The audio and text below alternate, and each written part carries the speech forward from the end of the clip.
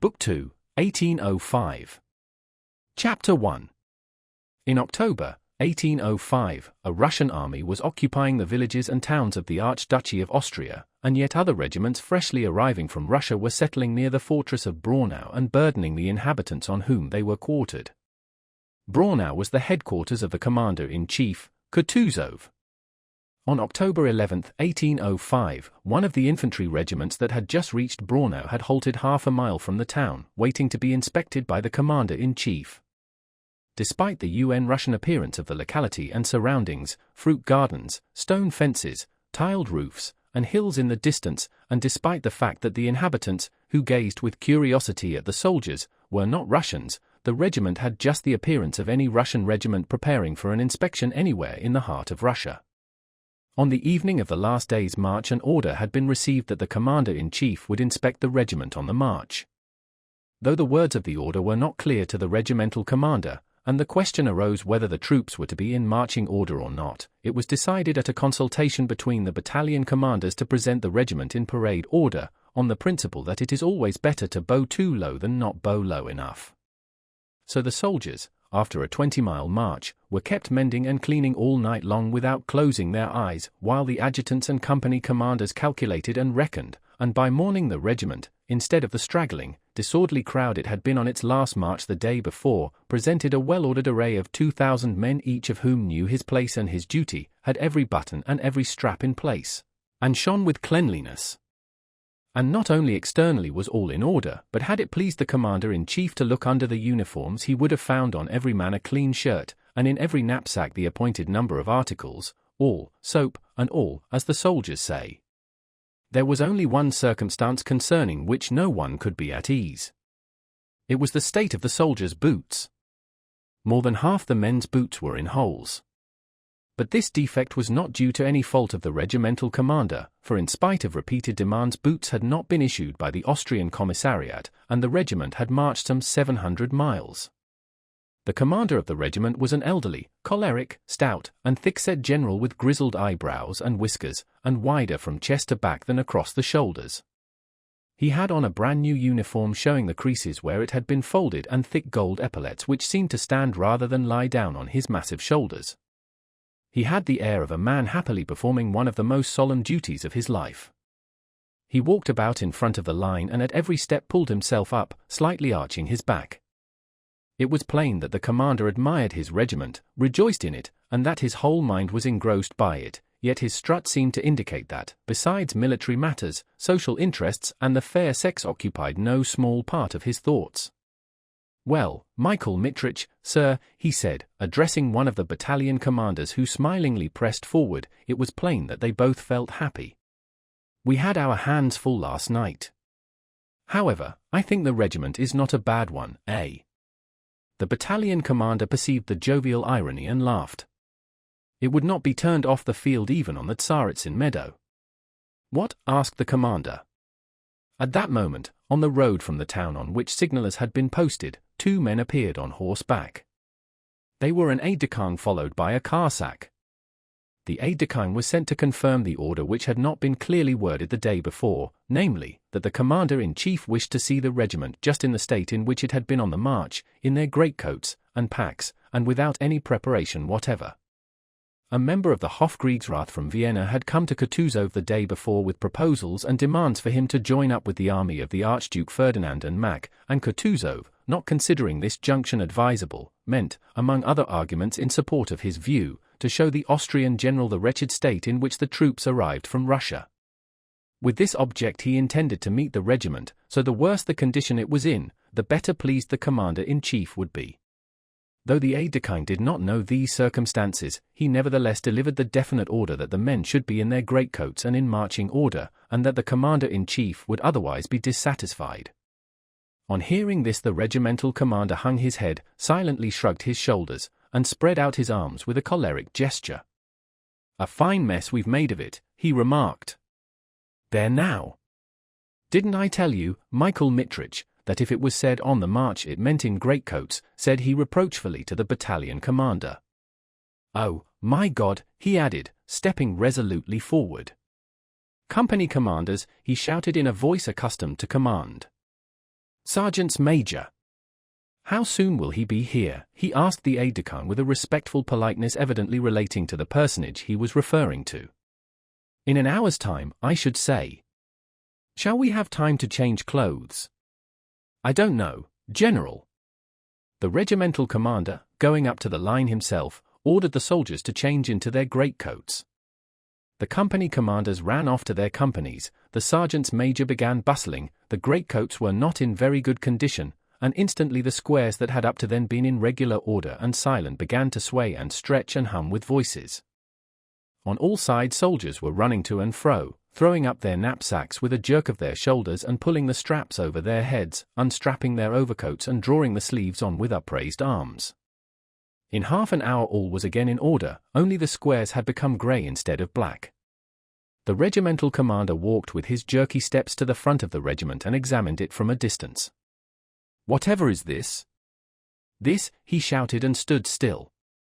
"Commander of the 3rd Company." "Commander of the 3rd Company wanted by the General." "Commander to the General, 3rd Company to the Commander." The words passed along the lines and an adjutant ran to look for the missing officer. When the eager but misrepeated words had reached their destination in a cry of, "The General to the 3rd Company," the missing officer appeared from behind his company and, though he was a middle-aged man and not in the habit of running, trotted awkwardly stumbling on his toes toward the General. The captain's face showed the uneasiness of a schoolboy who is told to repeat a lesson he has not learned. Spots appeared on his nose, the redness of which was evidently due to intemperance, and his mouth twitched nervously. The General looked the captain up and down as he came up panting, slackening his pace as he approached. "You will soon be dressing your men in petticoats." "What is this?" shouted the regimental commander, thrusting forward his jaw and pointing at a soldier in the ranks of the 3rd Company in a greatcoat of bluish cloth, which contrasted with the others. "What have you been after? The commander-in-chief is expected and you leave your place? Eh? I'll teach you to dress the men in fancy coats for a parade. Eh?" The commander of the company, with his eyes fixed on his superior, pressed 2 fingers more and more rigidly to his cap, as if in this pressure lay his only hope of salvation. "Well, why don't you speak? Whom have you got there dressed up as a Hungarian?" said the commander with an austere jibe.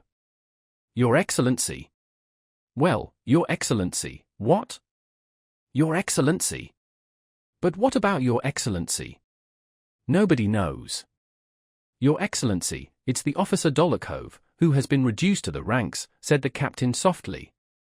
"Well? Has he been degraded into a field marshal, or into a soldier?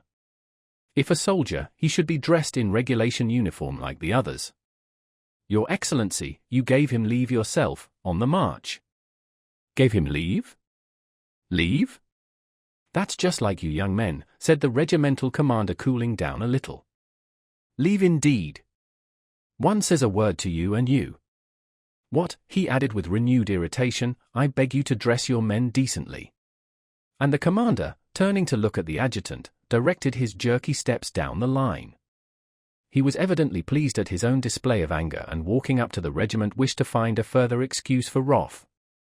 Having snapped at an officer for an unpolished badge, at another because his line was not straight, he reached the 3rd Company. "HOOW, are you standing? Where's your leg?" "Your leg," shouted the commander with a tone of suffering in his voice, while there were still 5 men between him and Dolokhov with his bluish-grey uniform. Dolokhov slowly straightened his bent knee, looking straight with his clear, insolent eyes in the general's face. "Why a blue coat? Off with it! Sergeant Major!" "Change his coat, the raz," he did not finish. "General, I must obey orders, but I am not bound to endure," Dolokhov hurriedly interrupted. "No talking in the ranks. No talking, no talking. Not bound to endure insults," Dolokhov concluded in loud, ringing tones. The eyes of the general and the soldier met. The general became silent, angrily pulling down his tight scarf. "I request you to have the goodness to change your coat," he said as he turned away. Chapter 2. "He's coming," shouted the signaller at that moment. The regimental commander, flushing, ran to his horse, seized the stirrup with trembling hands, threw his body across the saddle, righted himself, drew his saber, and with a happy and resolute countenance, opening his mouth awry, prepared to shout.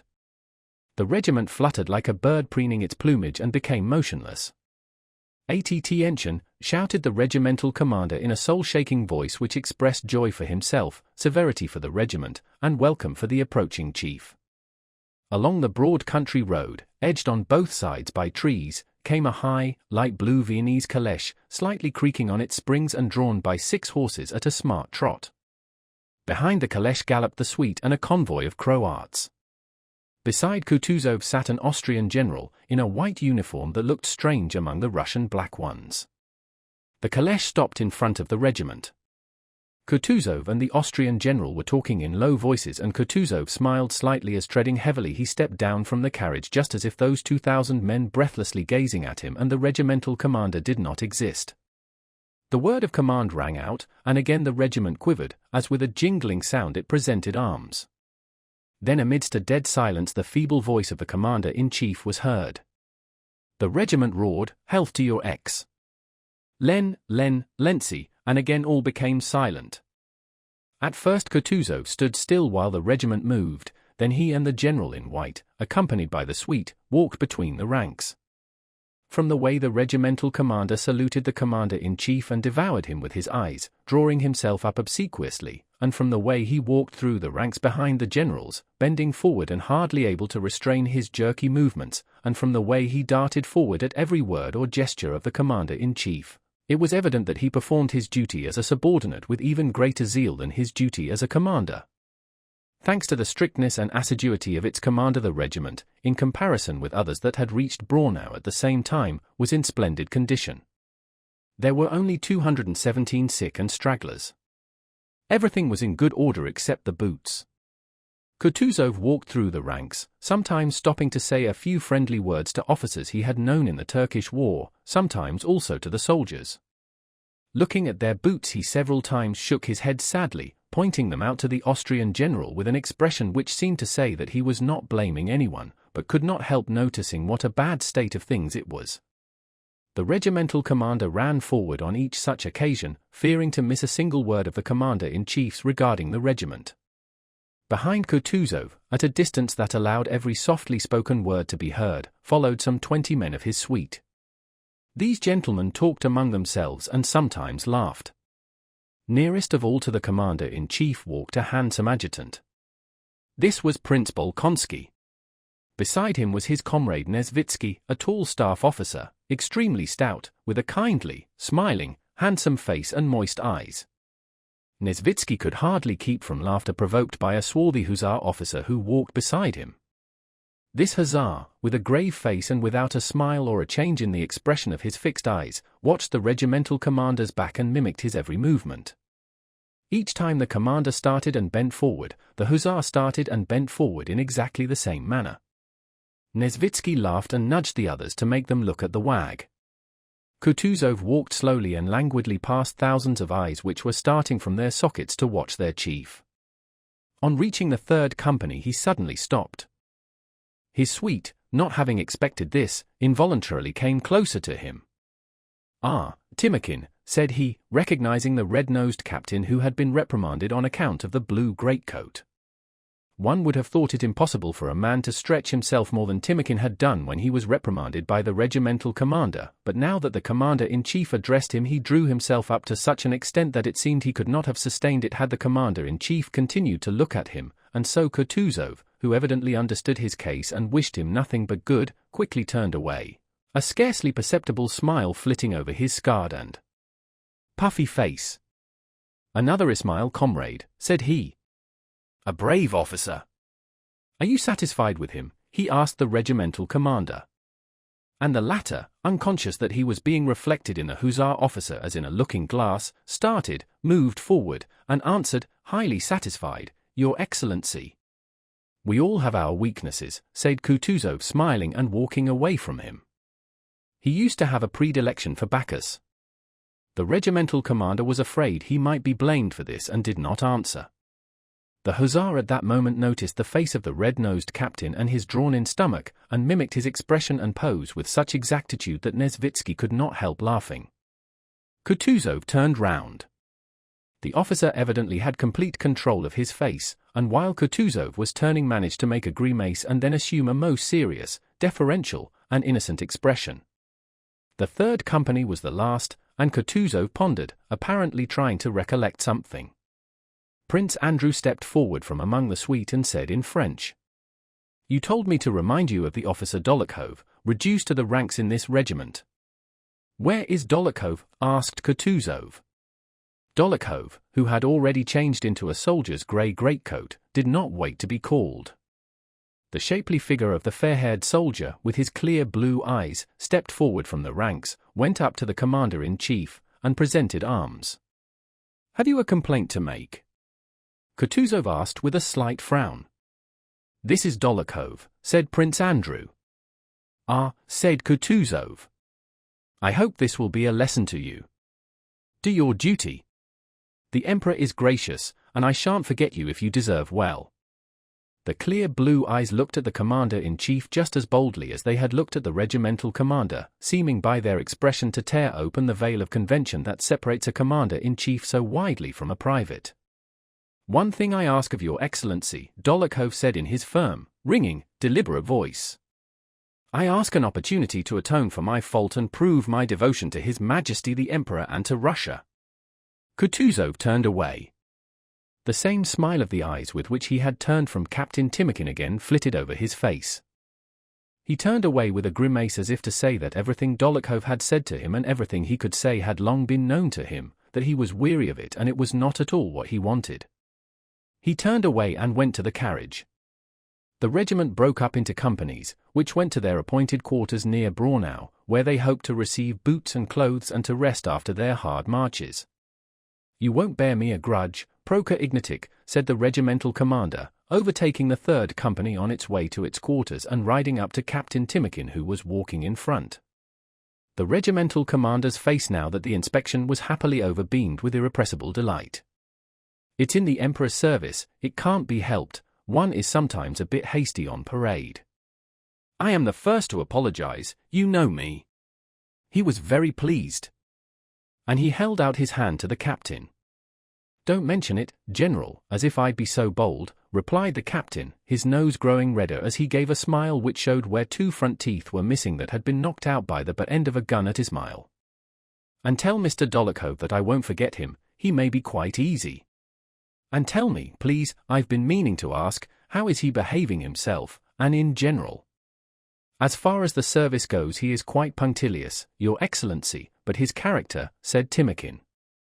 "And what about his character?" asked the regimental commander. "It's different on different days," answered the captain. "One day he is sensible, well-educated, and good-natured, and the next is a wild beast. In Poland, if you please, he nearly killed a Jew." "Oh, well, well," remarked the regimental commander. "Still, one must have pity on a young man in misfortune. You know he has important connections. Well, then, you just—" "I will, Your Excellency," said Timokhin, showing by his smile that he understood his commander's wish. "Well, of course, of course." The regimental commander sought out Dolokhov in the ranks and, reining in his horse, said to him, "After the next affair, epaulettes." Dolokhov looked round but did not say anything, nor did the mocking smile on his lips change. "Well, that's all right," continued the regimental commander. "A cup of vodka for the men from me," he added so that the soldiers could hear. "I thank you all. God be praised," and he rode past that company and overtook the next one. "Well, he's really a good fellow, one can serve under him," said Timokhin to the subaltern beside him. "In a word, a hearty one," said the subaltern, laughing. The regimental commander was nicknamed King of Hearts. The cheerful mood of their officers after the inspection infected the soldiers. The company marched on gaily. The soldiers' voices could be heard on every side. "And they said Kutuzov was blind of one eye." "And so he is." "Quite blind." "No, friend, he is sharper-eyed than you are." Boots and leg bands, he noticed everything. "When he looked at my feet, friend, well, thinks I. And that other one with him, the Austrian, looked as if he were smeared with chalk, as white as flour. I suppose they polish him up as they do the guns. I say, Federchen. Did he say when the battles are to begin? You were near him. Everybody said that Bonaparte himself was at Braunau. Bonaparte himself? Just listen to the fool, what he doesn't know. The Prussians are up in arms now. The Austrians, you see, are putting them down. When they've been put down, the war with Bonaparte will begin. And he says Bonaparte is in Braunau. Shows you're a fool. You'd better listen more carefully. What devils these quartermasters are. See, the 5th Company is turning into the village already. They will have their buckwheat cooked before we reach our quarters. Give me a biscuit, you devil. And did you give me tobacco yesterday? That's just it, friend. Ah, well, never mind, here you are. They might call a halt here or we'll have to do another 4 miles without eating. Wasn't it fine when those Germans gave us lifts? You just sit still and are drawn along. And here, friend, the people are quite beggarly. There they all seem to be Poles, all under the Russian crown, but here they're all regular Germans. Singers to the front came the captain's order.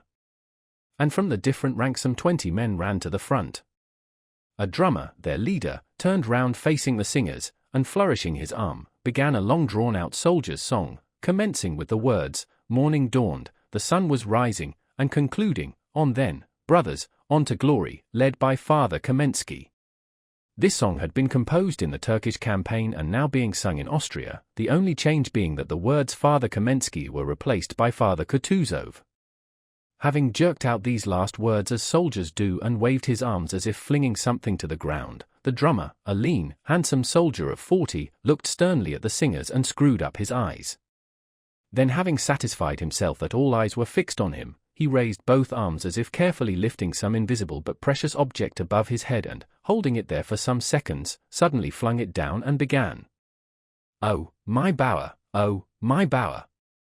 Oh, my bower new," chimed in 20 voices, and the castanet player, in spite of the burden of his equipment, rushed out to the front and, walking backwards before the company, jerked his shoulders and flourished his castanets as if threatening someone. The soldiers, swinging their arms and keeping time spontaneously, marched with long steps. Behind the company the sound of wheels, the creaking of springs, and the tramp of horses' hoofs were heard. Kutuzov and his suite were returning to the town. The commander-in-chief made a sign that the men should continue to march at ease, and he and all his suite showed pleasure at the sound of the singing and the sight of the dancing soldier and the gay and smartly marching men.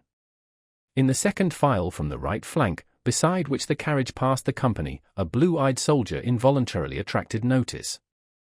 It was Dolokhov marching with particular grace and boldness in time to the song and looking at those driving past as if he pitied all who were not at that moment marching with the company.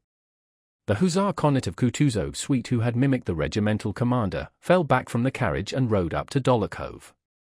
Hussar cornet Zherkov had at one time, in Petersburg, belonged to the wild set led by Dolokhov. Zherkov had met Dolokhov abroad as a private and had not seen fit to recognize him. But now that Kutuzov had spoken to the gentleman ranker, he addressed him with the cordiality of an old friend. "My dear fellow, how are you?" said he through the singing, making his horse keep pace with the company. "How am I?" Dolokhov answered coldly. "I am as you see." The lively song gave a special flavor to the tone of free and easy gaiety with which Zherkov spoke, and to the intentional coldness of Dolokhov's reply. "And how do you get on with the officers?" inquired Zherkov. "All right. They are good fellows." "And how have you wriggled onto the staff?" "I was attached, I'm on duty."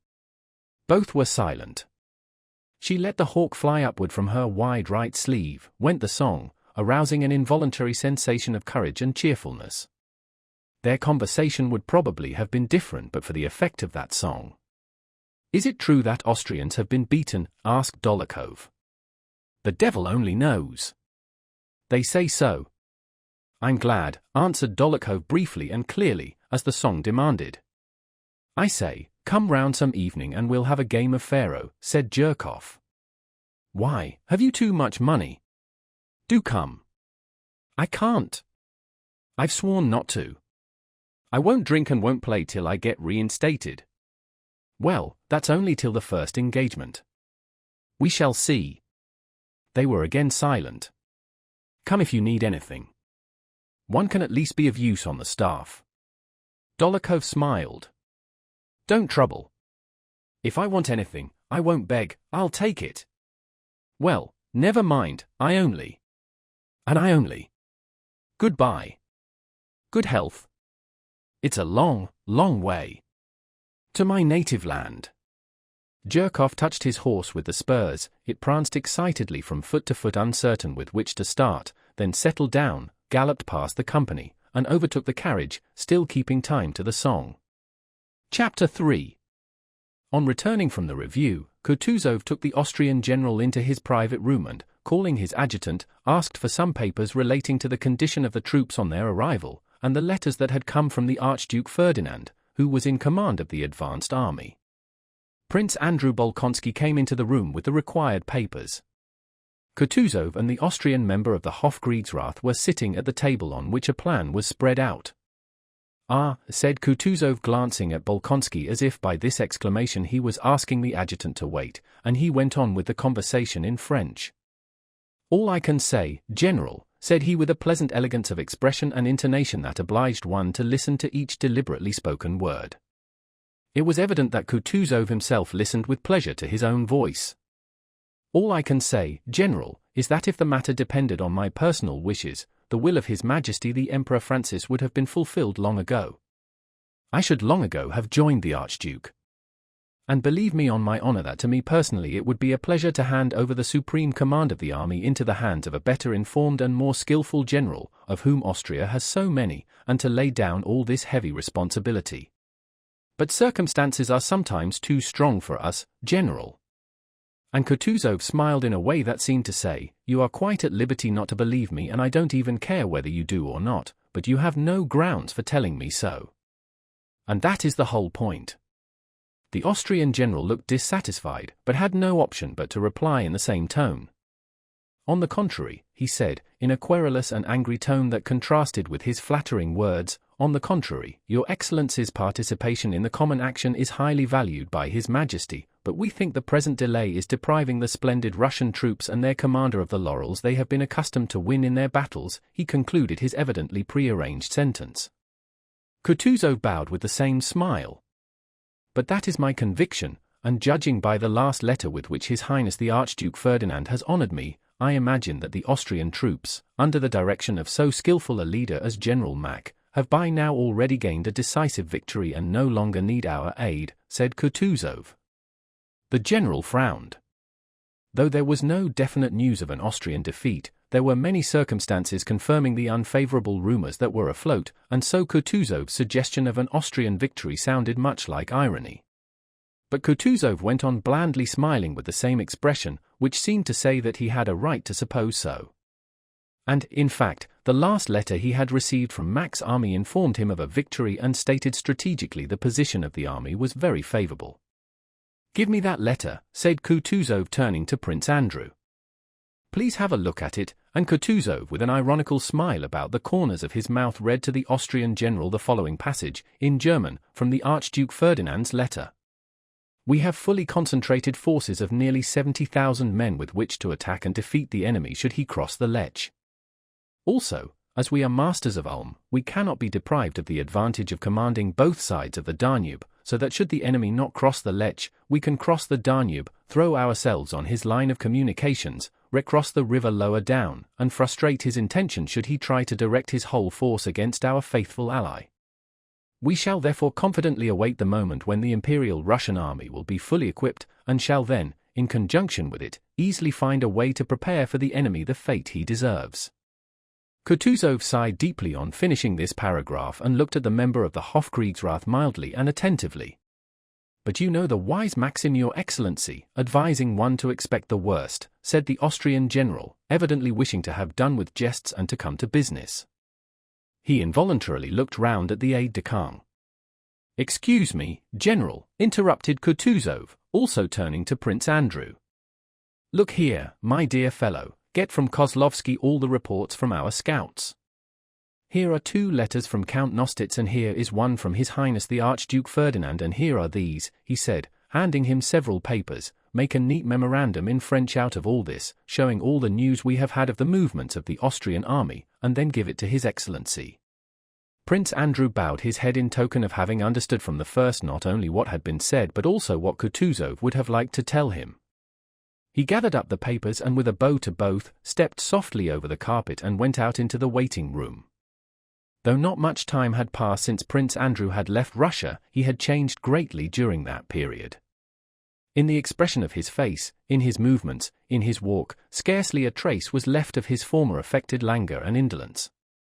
He now looked like a man who has time to think of the impression he makes on others, but is occupied with agreeable and interesting work. His face expressed more satisfaction with himself and those around him, his smile and glance were brighter and more attractive. Kutuzov, whom he had overtaken in Poland, had received him very kindly, promised not to forget him, distinguished him above the other adjutants, and had taken him to Vienna and given him the more serious commissions. From Vienna Kutuzov wrote to his old comrade, Prince Andrew's father. "Your son bids fair to become an officer distinguished by his industry, firmness, and expedition. I consider myself fortunate to have such a subordinate by me." On Kutuzov's staff, among his fellow officers and in the army generally, Prince Andrew had, as he had had in Petersburg society, 2 quite opposite reputations. Some, a minority, acknowledged him to be different from themselves and from everyone else, expected great things of him, listened to him, admired, and imitated him, and with them Prince Andrew was natural and pleasant. Others, the majority, disliked him and considered him conceited, cold, and disagreeable. But among these people Prince Andrew knew how to take his stand so that they respected and even feared him.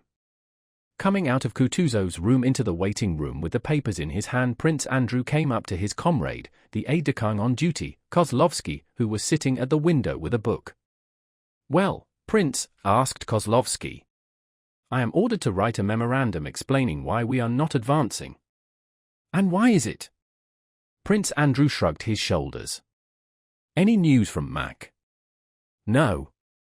If it were true that he has been beaten, news would have come." "Probably," said Prince Andrew, moving toward the outer door. But at that instant a tall Austrian general in a greatcoat, with the Order of Maria Theresa on his neck and a black bandage round his head, who had evidently just arrived, entered quickly, slamming the door. Prince Andrew stopped short. "Commander-in-Chief Kutuzov," said the newly arrived general, speaking quickly with a harsh German accent, looking to both sides and advancing straight toward the inner door.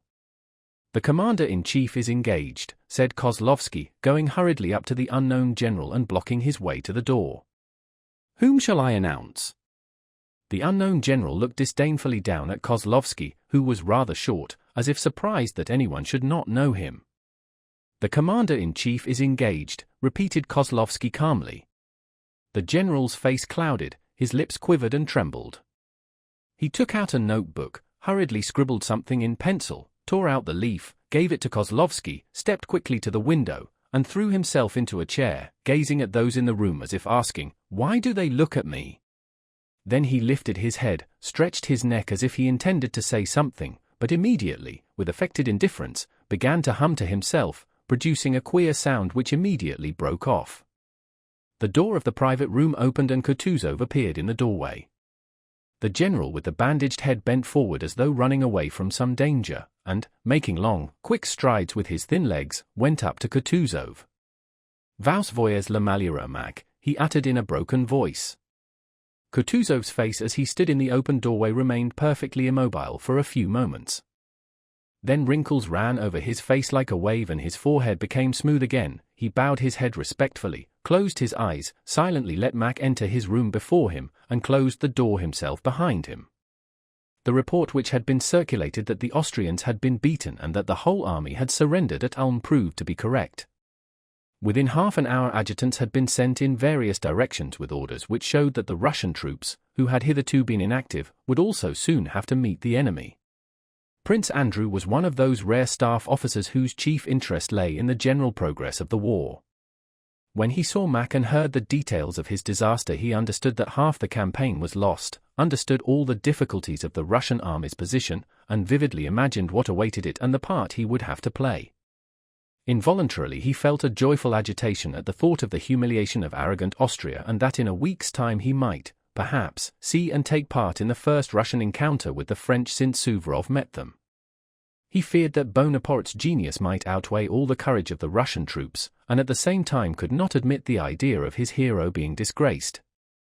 Excited and irritated by these thoughts, Prince Andrew went toward his room to write to his father, to whom he wrote every day. In the corridor he met Nesvitsky, with whom he shared a room, and the wag Jerkov. They were as usual laughing.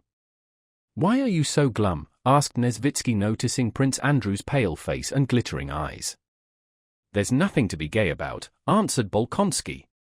Just as Prince Andrew met Nesvitsky and Jerkov, there came toward them from the other end of the corridor, Strauch, an Austrian general who was on Kutuzov's staff in charge of the provisioning of the Russian army, and the member of the Hofkriegsrath who had arrived the previous evening. There was room enough in the wide corridor for the generals to pass the three officers quite easily, but Jerkov, pushing Nesvitsky aside with his arm, said in a breathless voice, "They're coming! They're coming! Stand aside, make way, please make way." The generals were passing by, looking as if they wished to avoid embarrassing attentions. On the face of the wag Jerkov there suddenly appeared a stupid smile of glee which he seemed unable to suppress. "Your Excellency," said he in German, stepping forward and addressing the Austrian general, "I have the honor to congratulate you." He bowed his head and scraped first with one foot and then with the other, awkwardly, like a child at a dancing lesson. The member of the Hofkriegsrath looked at him severely, but, seeing the seriousness of his stupid smile, could not but give him a moment's attention. He screwed up his eyes, showing that he was listening. "I have the honor to congratulate you. General Mack has arrived, quite well, only a little bruised just here," he added, pointing with a beaming smile to his head. The general frowned, turned away, and went on. "Gott, why naive?"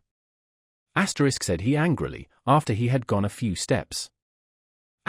Good God, what simplicity!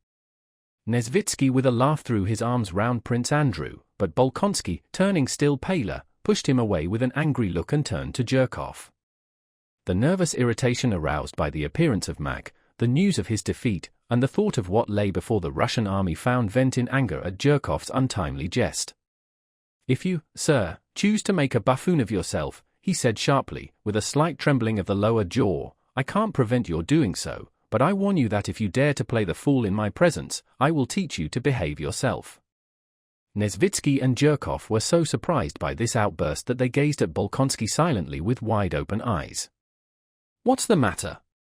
"I only congratulated them," said Jerkov. "I am not jesting with you, please be silent," cried Bolkonsky, and taking Nesvitsky's arm he left Jerkov, who did not know what to say.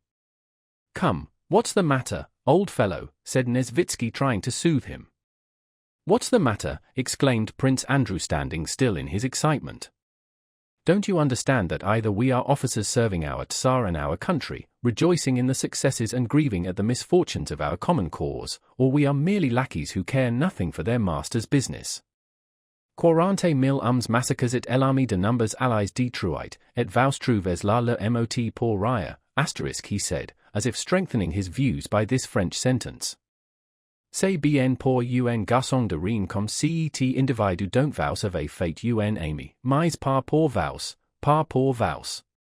*2. Only a hobbledehoy could amuse himself in this way, he added in Russian, but pronouncing the word with a French accent, having noticed that Jerkov could still hear him. 40,000 men massacred and the army of our allies destroyed, and you find that a cause for jesting. 2. It is all very well for that good-for-nothing fellow of whom you have made a friend, but not for you, not for you. He waited a moment to see whether the cornet would answer, but he turned and went out of the corridor. Chapter 4. The Pavlograd Hussars were stationed 2 miles from Braunau. The squadron in which Nicholas Rostov served as a cadet was quartered in the German village of Salzeneck. The best quarters in the village were assigned to Cavalry Captain Denisov, the squadron commander, known throughout the whole cavalry division as Vaska Denisov. Cadet Rostov, ever since he had overtaken the regiment in Poland, had lived with the squadron commander. On October 11th, the day when all was astir at headquarters over the news of Mack's defeat, the camp life of the officers of this squadron was proceeding as usual. Denisov, who had been losing at cards all night, had not yet come home when Rostov rode back early in the morning from a foraging expedition. Rostov, in his cadet uniform, with a jerk to his horse, rode up to the porch, swung his leg over the saddle with a supple youthful movement, stood for a moment in the stirrup as if loath to part from his horse, and at last sprang down and called to his orderly. "Ah, Bondarenko, dear friend," said he to the hussar who rushed up headlong to the horse. "Walk him up and down, my dear fellow," he continued, with that gay brotherly cordiality which good-hearted young people show to everyone when they are happy. "Yes, your excellency," answered the Ukrainian gaily, tossing his head. "Mind, walk him up and down well." Another hussar also rushed toward the horse, but Bondarenko had already thrown the reins of the snaffle bridle over the horse's head. It was evident that the cadet was liberal with his tips and that it paid to serve him. Rostov patted the horse's neck and then his flank, and lingered for a moment. "Splendid! What a horse he will be," he thought with a smile, and holding up his saber, his spurs jingling, he ran up the steps of the porch. His landlord, who in a waistcoat and a pointed cap, pitchfork in hand, was clearing manure from the cowhouse, looked out, and his face immediately brightened on seeing Rostov. "Schön gut Morgen. Schön gut Morgen. Asterisk," he said, winking with a merry smile, evidently pleased to greet the young man. Asterisk, "a very good morning. A very good morning. Schön fleißig." Asterisk, said Rostov with the same gay brotherly smile which did not leave his eager face. "Hoch Ostrich. Hoch Russen. Kaiser Alexander Hoch." Asterisk, "too," said he, quoting words often repeated by the German landlord. Asterisk, "busy already." Asterisk, "too, hurrah for the Austrians. Hurrah for the Russians. Hurrah for Emperor Alexander." The German laughed, came out of the cowshed, pulled off his cap, and waving it above his head cried, "Und die ganz Welt hoch." Asterisk. Asterisk, "and hurrah for the whole world." Rostov waved his cap above his head like the German and cried laughing, "Und vivat die ganz Welt." Though neither the German cleaning his cowshed nor Rostov back with his platoon from foraging for hay had any reason for rejoicing, they looked at each other with joyful delight and brotherly love, wagged their heads in token of their mutual affection, and parted smiling, the German returning to his cowshed and Rostov going to the cottage he occupied with Denisov. "What about your master?" he asked Lavrushka, Denisov's orderly, whom all the regiment knew for a rogue. "Hasn't been in since the evening." "Must have been losing," answered Lavrushka. "I know by now, if he wins he comes back early to brag about it, but if he stays out till morning it means he's lost and will come back in a rage. Will you have coffee?" "Yes, bring some." 10 minutes later Lavrushka brought the coffee. "He's coming," said he. "Now for trouble." Rostov looked out of the window and saw Denisov coming home. Denisov was a small man with a red face, sparkling black eyes, and black tousled mustache and hair. He wore an unfastened cloak, wide breeches hanging down in creases, and a crumpled shawl on the back of his head. He came up to the porch gloomily, hanging his head. "Lavrushka," he shouted loudly and angrily, "take it off, blockhead." "Well, I am taking it off," replied Lavrushka's voice. "Ah, you're up already," said Denisov, entering the room. "Long ago," answered Rostov, "I have already been for the hay, and have seen Fraulein Mathilde." "Really? And I've been losing, bother." "I lost yesterday like a damned fool," cried Denisov, not pronouncing his Rs. "Such ill luck! Such ill luck! As soon as you left, it began and went on. Hello there. Tea."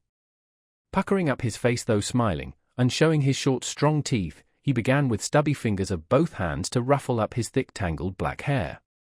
"And what devil made me go to that what?" "An officer nicknamed the Rat," he said, rubbing his forehead and whole face with both hands. "Just fancy, he didn't let me win a single card, not one card. He took the lighted pipe that was offered to him, gripped it in his fist, and tapped it on the floor, making the sparks fly, while he continued to shout. He lets one win the singles and collars it as soon as one doubles it, gives the singles and snatches the doubles. He scattered the burning tobacco, smashed the pipe, and threw it away. Then he remained silent for a while, and all at once looked cheerfully with his glittering, black eyes at Rostov. If at least we had some women here, but there's nothing for one to do but drink. If we could only get to fighting soon. Hello, who's there? He said, turning to the door as he heard a tread of heavy boots and the clinking of spurs that came to a stop, and a respectful cough. The squadron quartermaster, said Lavrushka. Denisov's face puckered still more. Wetched, he muttered, throwing down a purse with some gold in it. Wostov, D fellow, just see how much there is left and shove the purse under the pillow, he said, and went out to the quartermaster. Rostov took the money and, mechanically arranging the old and new coins in separate piles, began counting them. Ah! Telyanin! How do ye do? They plucked me last night, came Denisov's voice from the next room. Where? At Bekov's, at the Rats. I knew it, replied a piping voice, and Lieutenant Telyanin, a small officer of the same squadron, entered the room. Rostov thrust the purse under the pillow and shook the damp little hand which was offered him. Telyanin for some reason had been transferred from the Guards just before this campaign. He behaved very well in the regiment but was not liked. Rostov especially detested him and was unable to overcome or conceal his groundless antipathy to the man. Well, young cavalryman, how is my Rook behaving? He asked. Rook was a young horse Telyanin had sold to Rostov. The lieutenant never looked the man he was speaking to straight in the face, his eyes continually wandered from one object to another. I saw you riding this morning, he added. Oh, he's all right, a good horse, answered Rostov, though the horse for which he had paid 700 rubles was not worth half that sum. He's begun to go a little lame on the left foreleg, he added. The hoof's cracked. That's nothing. I'll teach you what to do and show you what kind of rivet to use. Yes, please do, said Rostov. I'll show you. It's not a secret. And it's a horse you'll thank me for. Then I'll have it brought round, said Rostov, wishing to avoid Telyanin, and he went out to give the order. In the passage Denisov, with a pipe, was squatting on the threshold facing the quartermaster who was reporting to him. On seeing Rostov, Denisov screwed up his face and pointing over his shoulder with his thumb to the room where Telyanin was sitting, he frowned and gave a shudder of disgust. Ooh!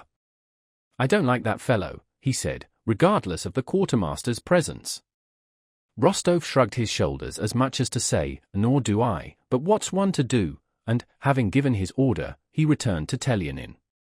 Telyanin was sitting in the same indolent pose in which Rostov had left him, rubbing his small white hands. Well, they're certainly a disgusting people, thought Rostov as he entered. Have you told them to bring the horse? Asked Telyanin, getting up and looking carelessly about him. I have. Let us go ourselves.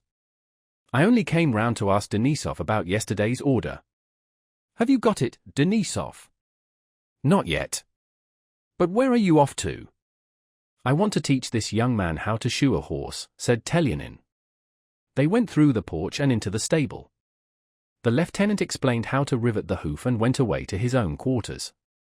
When Rostov went back, there was a bottle of vodka and a sausage on the table. Denisov was sitting there scratching with his pen on a sheet of paper. He looked gloomily in Rostov's face and said, I am writing to her. He leaned his elbows on the table with his pen in his hand and, evidently glad of a chance to say quicker in words what he wanted to write, told Rostov the contents of his letter. You see, my friend, he said, we sleep when we don't love. We are children of the dust, but one falls in love and one is a god, one is poor as on the feast day of creation. Who's that now? Send him to the devil, I'm busy, he shouted to Lavrushka, who went up to him not in the least abashed. Who should it be? You yourself told him to come. It's the quartermaster for the money. Denisov frowned and was about to shout some reply but stopped. Wetched business, he muttered to himself. How much is left in the puce? He asked, turning to Rostov. 7 new and 3 old imperials. Oh, it's wetched. Well, what are you standing there for, you skarkwow? Call the quartermaster, he shouted to Lavrushka. Please, Denisov, let me lend you some, I have some, you know, said Rostov, blushing. Don't like bowwowing from my own fellows, I don't, growled Denisov. But if you won't accept money from me like a comrade, you will offend me. Really, I have some, Rostov repeated. No, I tell you. And Denisov went to the bed to get the purse from under the pillow. Where have you put it, Wostov? Under the lower pillow. It's not there. Denisov threw both pillows on the floor. The purse was not there. That's a miracle. Wait, haven't you dropped it, said Rostov, picking up the pillows one at a time and shaking them. He pulled off the quilt and shook it. The purse was not there. Dear me, can I have forgotten? No, I remember thinking that you kept it under your head like a treasure, said Rostov. I put it just here. Where is it? He asked, turning to Lavrushka. I haven't been in the room. It must be where you put it. But it isn't. You're always like that, you throw a thing down anywhere and forget it. Feel in your pockets. No, if I hadn't thought of it being a treasure, said Rostov, but I remember putting it there. Lavrushka turned all the bedding over, looked under the bed and under the table, searched everywhere, and stood still in the middle of the room. Denisov silently watched Lavrushka's movements, and when the latter threw up his arms in surprise saying it was nowhere to be found, Denisov glanced at Rostov. Wostov, you've not been playing schoolboy Twix.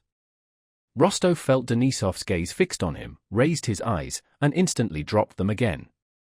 All the blood which had seemed congested somewhere below his throat rushed to his face and eyes. He could not draw breath. And there hasn't been anyone in the room except the lieutenant and yourselves. It must be here somewhere, said Lavrushka. Now then, you devil's puppet, look alive and hunt for it, shouted Denisov, suddenly, turning purple and rushing at the man with a threatening gesture. If the purse isn't found, I'll flog you all. Rostov, his eyes avoiding Denisov, began buttoning his coat, buckled on his saber, and put on his cap. I must have that purse, I tell you, shouted Denisov, shaking his orderly by the shoulders and knocking him against the wall. Denisov, let him alone, I know who has taken it, said Rostov, going toward the door without raising his eyes. Denisov paused, thought a moment, and, evidently understanding what Rostov hinted at, seized his arm. Nonsense, he cried, and the veins on his forehead and neck stood out like cords. You are mad, I tell you. I won't allow it. The purse is here. I'll flay this scoundrel alive, and it will be found. I know who has taken it, repeated Rostov in an unsteady voice, and went to the door. And I tell you, don't you dare to do it, shouted Denisov, rushing at the cadet to restrain him. But Rostov pulled away his arm and, with as much anger as though Denisov were his worst enemy, firmly fixed his eyes directly on his face. Do you understand what you're saying? He said in a trembling voice. There was no one else in the room except myself. So that if it is not so, then... He could not finish, and ran out of the room. Ah, may the devil take you and everybody, were the last words Rostov heard. Rostov went to Telyanin's quarters. The master is not in, he's gone to headquarters, said Telyanin's orderly. Has something happened? He added, surprised at the cadet's troubled face. No, nothing. You've only just missed him, said the orderly. The headquarters were situated 2 miles away from Salzenek, and Rostov, without returning home, took a horse and rode there. There was an inn in the village which the officers frequented. Rostov rode up to it and saw Telyanin's horse at the porch. In the second room of the inn the lieutenant was sitting over a dish of sausages and a bottle of wine. Ah, you've come here too, young man, he said, smiling and raising his eyebrows. Yes, said Rostov as if it cost him a great deal to utter the word, and he sat down at the nearest table. Both were silent. There were 2 Germans and a Russian officer in the room. No one spoke and the only sounds heard were the clatter of knives and the munching of the lieutenant. When Telyanin had finished his lunch he took out of his pocket a double purse and, drawing its rings aside with his small, white, turned-up fingers, drew out a gold imperial, and lifting his eyebrows gave it to the waiter. "Please be quick," he said. The coin was a new one. Rostov rose and went up to Telyanin. "Allow me to look at your purse," he said in a low, almost inaudible, voice. With shifting eyes but eyebrows still raised, Telyanin handed him the purse. "Yes, it's a nice purse." "Yes, yes," he said, growing suddenly pale, and added, "Look at it, young man." Rostov took the purse in his hand, examined it and the money in it, and looked at Telyanin. The lieutenant was looking about in his usual way and suddenly seemed to grow very merry. "If we get to Vienna I'll get rid of it there, but in these wretched little towns there's nowhere to spend it," said he. "Well, let me have it, young man, I'm going." Rostov did not speak. "And you? Are you going to have lunch too?" "They feed you quite decently here," continued Telyanin. "Now then, let me have it." He stretched out his hand to take hold of the purse. Rostov let go of it. Telyanin took the purse and began carelessly slipping it into the pocket of his riding breeches, with his eyebrows lifted and his mouth slightly open, as if to say, "Yes, yes, I am putting my purse in my pocket and that's quite simple and is no one else's business." "Well, young man," he said with a sigh, and from under his lifted brows he glanced into Rostov's eyes.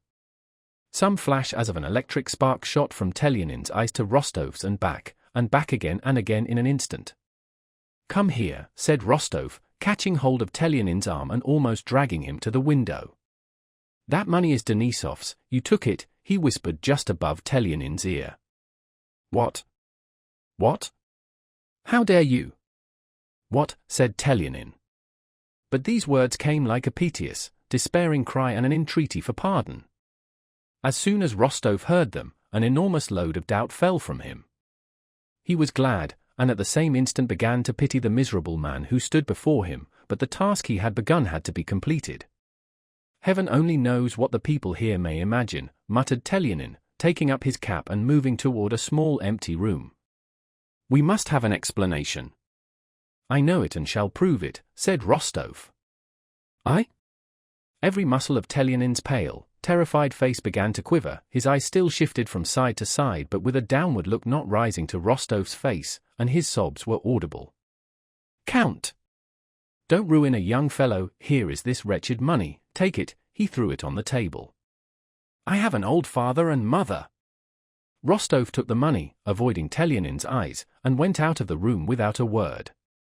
But at the door he stopped and then retraced his steps. "Oh God," he said with tears in his eyes, "how could you do it?" "Count," said Telyanin drawing nearer to him. "Don't touch me," said Rostov, drawing back. "If you need it, take the money," and he threw the purse to him and ran out of the inn. Chapter 5. That same evening there was an animated discussion among the squadron's officers in Denisov's quarters.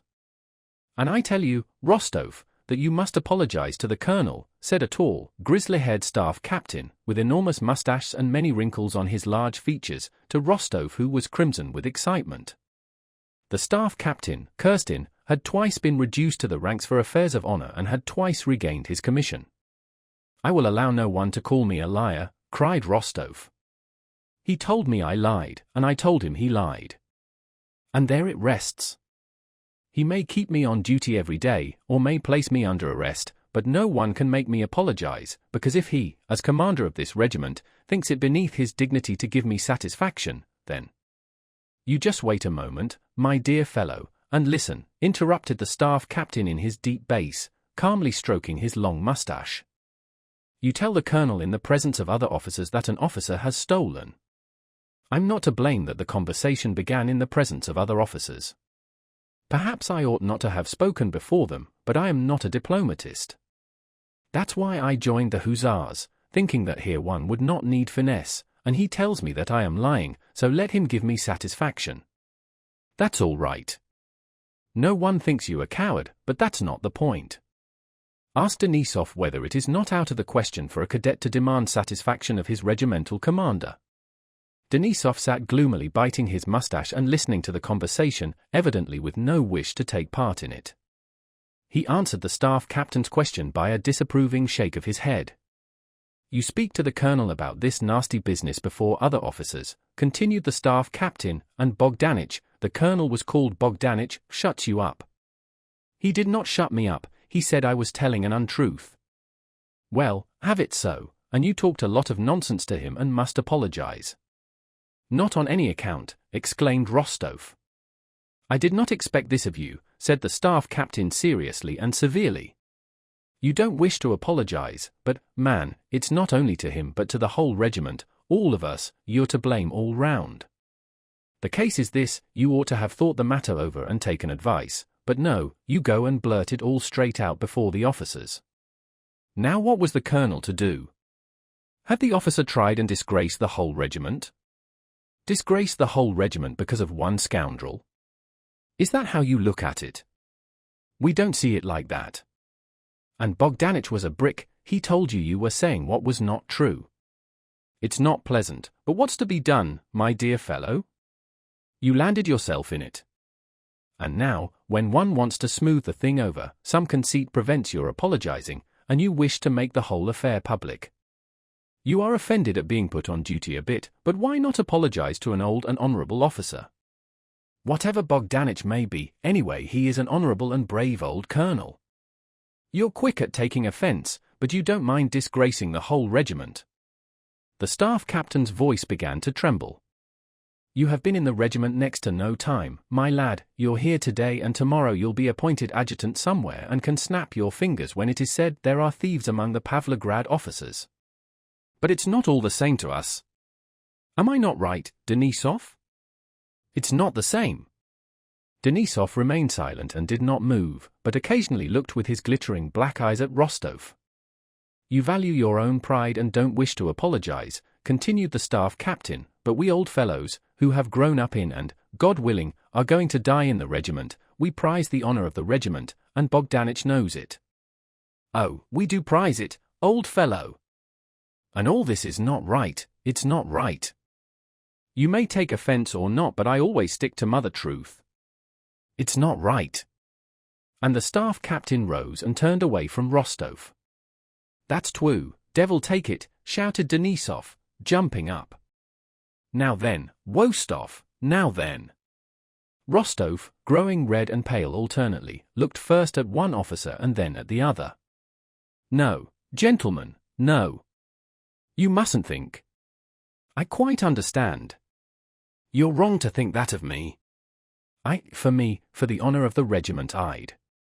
Ah well, I'll show that in action, and for me the honor of the flag. Well, never mind, it's true I'm to blame all round. Well, what else do you want? Come, that's right, Count, cried the staff captain, turning round and clapping Rostov on the shoulder with his big hand. I tell you, shouted Denisov, he's a fine fellow. That's better, Count, said the staff captain, beginning to address Rostov by his title, as if in recognition of his confession. Go and apologize, Your Excellency. Yes, go. Gentlemen, I'll do anything. No one shall hear a word from me, said Rostov in an imploring voice, but I can't apologize, by God I can't, do what you will. How can I go and apologize like a little boy asking forgiveness? Denisov began to laugh. It'll be worse for you. Bogdanich is vindictive and you'll pay for your obstinacy, said Kirstin. No, on my word it's not obstinacy. I can't describe the feeling. I can't. Well, it's as you like, said the staff captain. And what has become of that scoundrel? He asked Denisov. He has reported himself sick, he's to be struck off the list tomorrow, muttered Denisov. It is an illness, there's no other way of explaining it, said the staff captain. Illness or not, he'd better not cross my path. I'd kill him, shouted Denisov in a bloodthirsty tone. Just then Jerkov entered the room. What brings you here? Cried the officers turning to the newcomer. We're to go into action, gentlemen. Mack has surrendered with his whole army.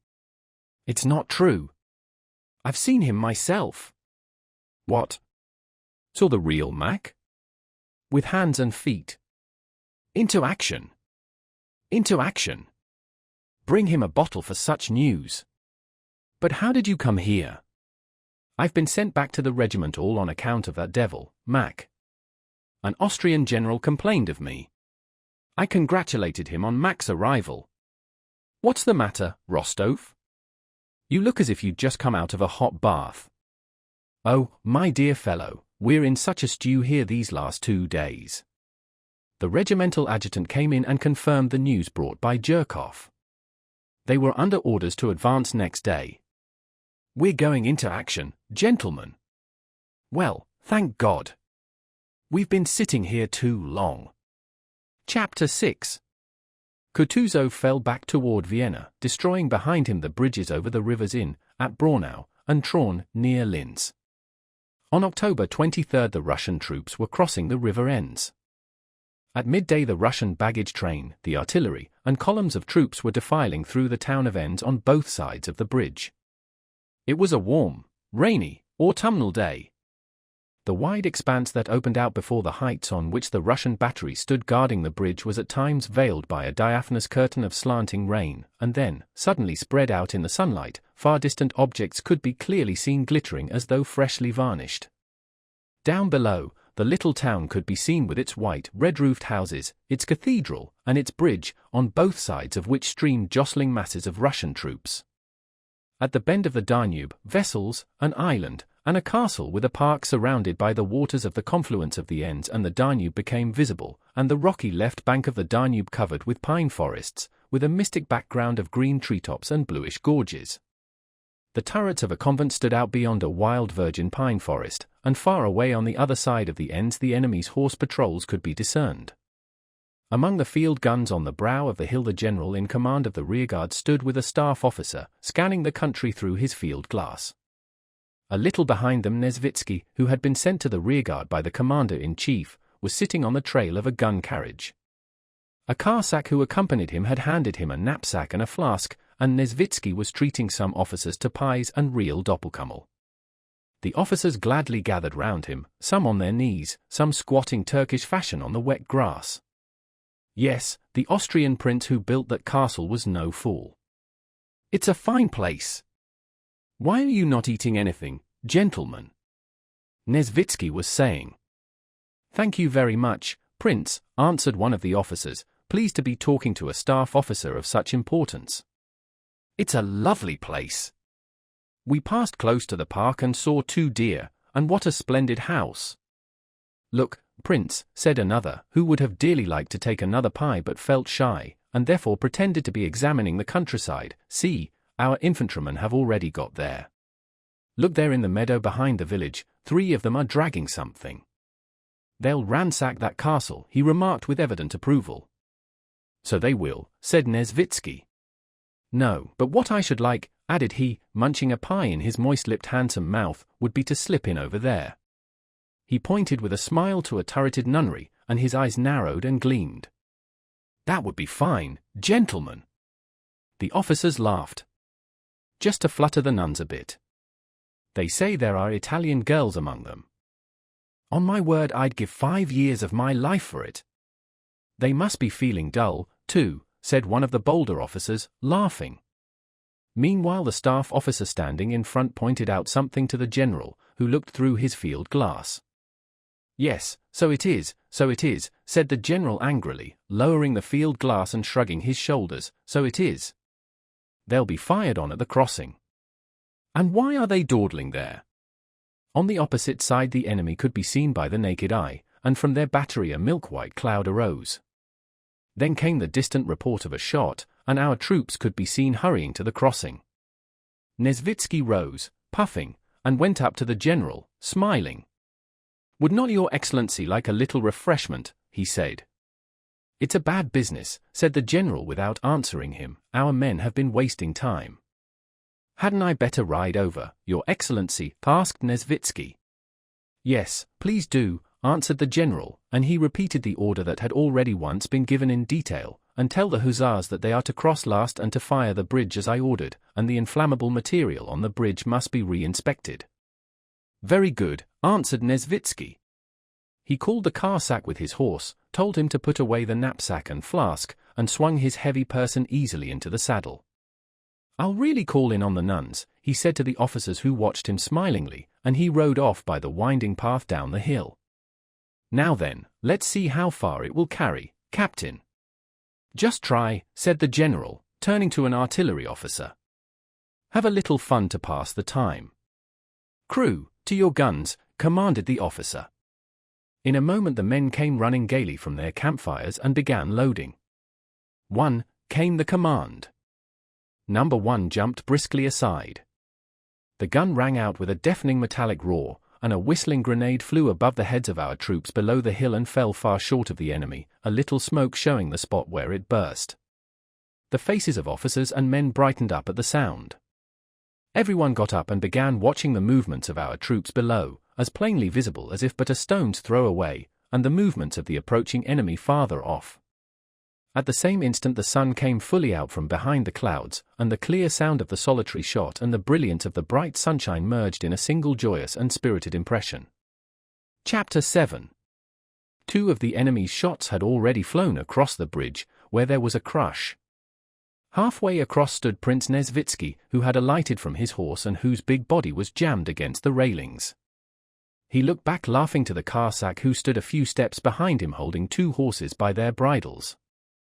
Each time Prince Nesvitsky tried to move on, soldiers and carts pushed him back again and pressed him against the railings, and all he could do was to smile.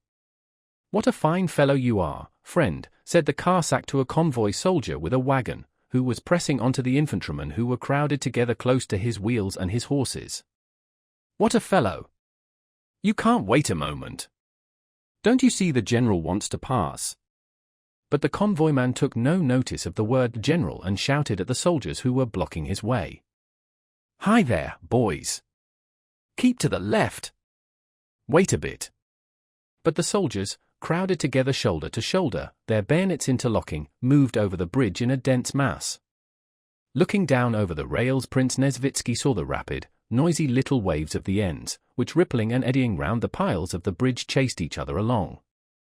Looking on the bridge he saw equally uniform living waves of soldiers, shoulder straps, covered charros, knapsacks, bayonets, long muskets, and, under the charros, faces with broad cheekbones, sunken cheeks, and listless tired expressions, and feet that moved through the sticky mud that covered the planks of the bridge. Sometimes through the monotonous waves of men, like a fleck of white foam on the waves of the ends, an officer, in a cloak and with a type of face different from that of the men, squeezed his way along, sometimes like a chip of wood whirling in the river, an hussar on foot, an orderly, or a townsman was carried through the waves of infantry, and sometimes like a log floating down the river, an officer's or company's baggage wagon, piled high, leather-covered, and hemmed in on all sides, moved across the bridge. "It's as if a dam had burst," said the Cossack hopelessly. "Are there many more of you to come?" "A million all but one," replied a waggish soldier in a torn coat, with a wink, and passed on followed by another, an old man. "If he meant the enemy, begins popping at the bridge now," said the old soldier dismally to a comrade, "you'll forget to scratch yourself." That soldier passed on, and after him came another sitting on a cart. "Where the devil have the leg bands been shoved to?" said an orderly, running behind the cart and fumbling in the back of it. And he also passed on with the wagon. Then came some merry soldiers who had evidently been drinking. "And then, old fellow," he gives him one in the teeth with the butt end of his gun, a soldier whose greatcoat was well tucked up said gaily, with a wide swing of his arm. "Yes, the ham was just delicious," answered another with a loud laugh. And they, too, passed on, so that Nesvitsky did not learn who had been struck on the teeth, or what the ham had to do with it. Bah! How they scurry! "He just sends a ball and they think they'll all be killed," a sergeant was saying angrily and reproachfully. "As it flies past me, Daddy, the ball I mean," said a young soldier with an enormous mouth, hardly refraining from laughing. "I felt like dying of fright. I did, 'pon my word, I got that frightened," said he, as if bragging of having been frightened. That one also passed. Then followed a cart unlike any that had gone before. It was a German cart with a pair of horses led by a German, and seemed loaded with a whole houseful of effects. A fine brindled cow with a large udder was attached to the cart behind. A woman with an unweaned baby, an old woman, and a healthy German girl with bright red cheeks were sitting on some feather beds. Evidently these fugitives were allowed to pass by special permission. The eyes of all the soldiers turned toward the women, and while the vehicle was passing at foot pace, all the soldiers' remarks related to the two young ones. Every face bore almost the same smile, expressing unseemly thoughts about the women. "Just see, the German sausage is making tracks, too." "Sell me the missus," said another soldier, addressing the German, who, angry and frightened, strode energetically along with downcast eyes. "See how smart she's made herself. Oh, the devils! There, Fedotov, you should be quartered on them. I have seen as much before now, mate."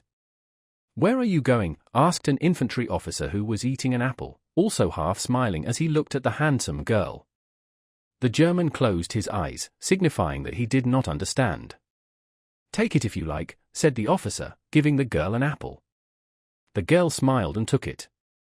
Nesvitsky, like the rest of the men on the bridge, did not take his eyes off the women till they had passed. When they had gone by, the same stream of soldiers followed, with the same kind of talk, and at last all stopped. As often happens, the horses of a convoy wagon became restive at the end of the bridge, and the whole crowd had to wait. "And why are they stopping?" "There's no proper order," said the soldiers. "Where are you shoving to?" "Devil take you! Can't you wait? It'll be worse if he fires the bridge." "See, here's an officer jammed in too," different voices were saying in the crowd, as the men looked at one another, and all pressed toward the exit from the bridge. Looking down at the waters of the ends under the bridge, Nesvitsky suddenly heard a sound new to him, of something swiftly approaching, something big, that splashed into the water. "Just see where it carries to," a soldier nearby said sternly, looking round at the sound. "Encouraging us to get along quicker," said another uneasily. The crowd moved on again. Nesvitsky realized that it was a cannonball. "Hey, Karsak, my horse," he said. "Now, then, you there. Get out of the way. Make way." With great difficulty he managed to get to his horse, and shouting continually he moved on. The soldiers squeezed themselves to make way for him, but again pressed on him so that they jammed his leg, and those nearest him were not to blame, for they were themselves pressed still harder from behind. "Nesvitsky, Nesvitsky! You numbskull!" came a hoarse voice from behind him. Nesvitsky looked round and saw, some 15 paces away but separated by the living mass of moving infantry, Vaska Denisov, red and shaggy, with his cap on the back of his black head and a cloak hanging jauntily over his shoulder. "Tell these devils, these fiends, to let me pass," shouted Denisov, evidently in a fit of rage, his coal-black eyes with their bloodshot whites glittering and rolling as he waved his sheathed saber in a small bare hand as red as his face. "Ah, Vaska," joyfully replied Nesvitsky. "What's up with you?" "The squad one can't pass," shouted Vaska Denisov, showing his white teeth fiercely and spurring his black thoroughbred Arab, which twitched its ears as the bayonets touched it, and snorted, spurting white foam from his bit, tramping the planks of the bridge with his hoofs, and apparently ready to jump over the railings had his rider let him. "What is this?" "They're like sheep. Just like sheep. Out of the way. Let us pass. Stop there, you devil with the cart. I'll hack you with my saber," he shouted, actually drawing his saber from its scabbard and flourishing it. The soldiers crowded against one another with terrified faces, and Denisov joined Nesvitsky. "How's it you're not drunk today?" said Nesvitsky when the other had ridden up to him. "They don't even give one time to drink," answered Vaska Denisov. "They keep dwagging the regiment to and fro all day. If they mean to fight, let's fight. But the devil knows what this is." "What a dandy you are today," said Nesvitsky, looking at Denisov's new cloak and steel-cloth. Denisov smiled, took out of his sabretache a handkerchief that diffused a smell of perfume, and put it to Nesvitsky's nose. "Of course. I'm going into action. I've shaved, brushed my teeth, and scented myself." The imposing figure of Nesvitsky, followed by his Karsak, and the determination of Denisov, who flourished his sword and shouted frantically, had such an effect that they managed to squeeze through to the farther side of the bridge and stopped the infantry. Beside the bridge Nesvitsky found the colonel to whom he had to deliver the order, and having done this he rode back. Having cleared the way, Denisov stopped at the end of the bridge. Carelessly holding in his stallion that was neighing and pawing the ground, eager to rejoin its fellows, he watched his squadron draw nearer. Then the clang of hoofs, as of several horses galloping, resounded on the planks of the bridge, and the squadron, officers in front and men four abreast, spread across the bridge and began to emerge on his side of it. The infantry who had been stopped crowded near the bridge in the trampled mud and gazed with that particular feeling of ill will, estrangement, and ridicule with which troops of different arms usually encounter one another at the clean, smart hussars who moved past them in regular order. "Smart lads! Only fit for a fair," said one. "What good are they?" "They're led about just for show," remarked another. "Don't kick up the dust, you infantry," jested an hussar whose prancing horse had splashed mud over some foot soldiers. "I'd like to put you on a 2 days' march with a knapsack." "Your fine cords would soon get a bit rubbed," said an infantryman, wiping the mud off his face with his sleeve. "Perched up there, you're more like a bird than a man." "There now, Zicking, they ought to put you on a horse." "You'd look fine," said a corporal, chaffing a thin little soldier who bent under the weight of his knapsack. "Take a stick between your legs, that'll suit you for a horse," the hussar shouted back. Chapter 8. The last of the infantry hurriedly crossed the bridge, squeezing together as they approached it as if passing through a funnel. At last the baggage wagons had all crossed, the crush was less, and the last battalion came onto the bridge.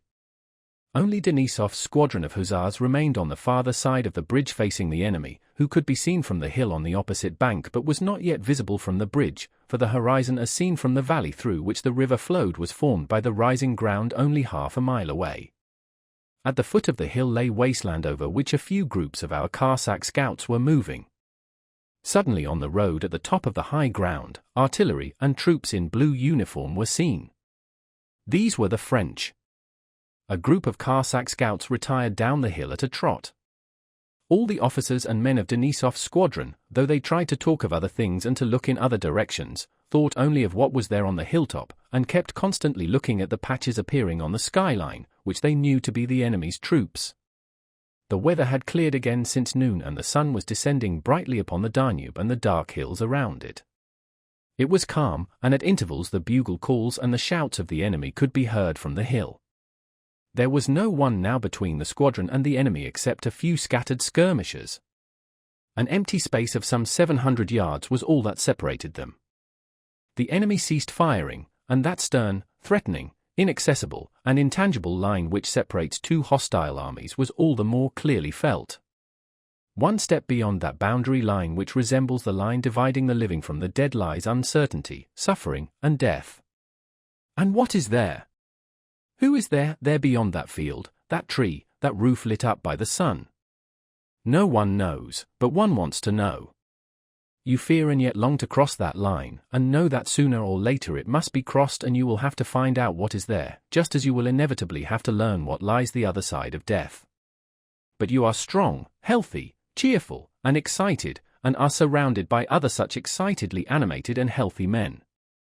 So thinks, or at any rate feels, anyone who comes in sight of the enemy, and that feeling gives a particular glamour and glad keenness of impression to everything that takes place at such moments. On the high ground where the enemy was, the smoke of a cannon rose, and a ball flew whistling over the heads of the hussar squadron. The officers who had been standing together rode off to their places. The hussars began carefully aligning their horses. Silence fell on the whole squadron. All were looking at the enemy in front and at the squadron commander, awaiting the word of command. A second and a third cannon ball flew past. Evidently they were firing at the hussars, but the balls with rapid rhythmic whistle flew over the heads of the horsemen and fell somewhere beyond them. The hussars did not look round, but at the sound of each shot, as at the word of command, the whole squadron with its rows of faces so alike yet so different, holding its breath while the ball flew past, rose in the stirrups and sank back again. The soldiers without turning their heads glanced at one another, curious to see their comrade's impression. Every face, from Denisov's to that of the bugler, showed one common expression of conflict, irritation, and excitement, around chin and mouth. The quartermaster frowned, looking at the soldiers as if threatening to punish them. Cadet Mironov ducked every time a ball flew past. Rostov on the left flank, mounted on his rook, the handsome horse despite its game leg, had the happy air of a schoolboy called up before a large audience for an examination in which he feels sure he will distinguish himself. He was glancing at everyone with a clear, bright expression, as if asking them to notice how calmly he sat under fire. But despite himself, on his face too that same indication of something new and stern showed round the mouth. "Who's that curtsying there?" "Cadet Miwanoff." "That's not white." "Look at me," cried Denisov, who, unable to keep still on one spot, kept turning his horse in front of the squadron. The black, hairy, snub-nosed face of Vaska Denisov, and his whole short sturdy figure with the sinewy hairy hand and stumpy fingers in which he held the hilt of his naked saber, looked just as it usually did, especially toward evening when he had emptied his second bottle. He was only redder than usual. With his shaggy head thrown back like birds when they drink, pressing his spurs mercilessly into the sides of his good horse, Bedouin, and sitting as though falling backwards in the saddle, he galloped to the other flank of the squadron and shouted in a hoarse voice to the men to look to their pistols. He rode up to Kirstin. The staff captain on his broad-backed, steady mare came at a walk to meet him. His face with its long mustache was serious as always, only his eyes were brighter than usual. "Well, what about it?" said he to Denisov. "It won't come to a fight. You'll see, we shall retire." "The devil only knows what they're about," muttered Denisov. "Ah, Wostov," he cried, noticing the cadet's bright face, "you've got it at last." And he smiled approvingly, evidently pleased with the cadet. Rostov felt perfectly happy. Just then the commander appeared on the bridge. Denisov galloped up to him.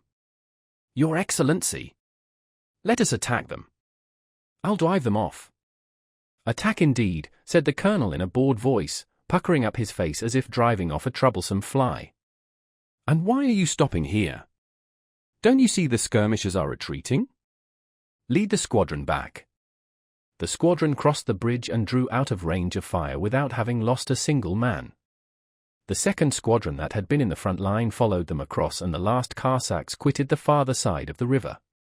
The two Pavlograd squadrons, having crossed the bridge, retired up the hill one after the other.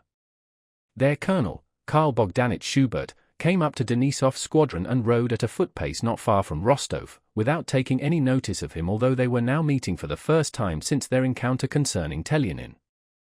Rostov, feeling that he was at the front and in the power of a man toward whom he now admitted that he had been to blame, did not lift his eyes from the colonel's athletic back, his nape covered with light hair, and his red neck.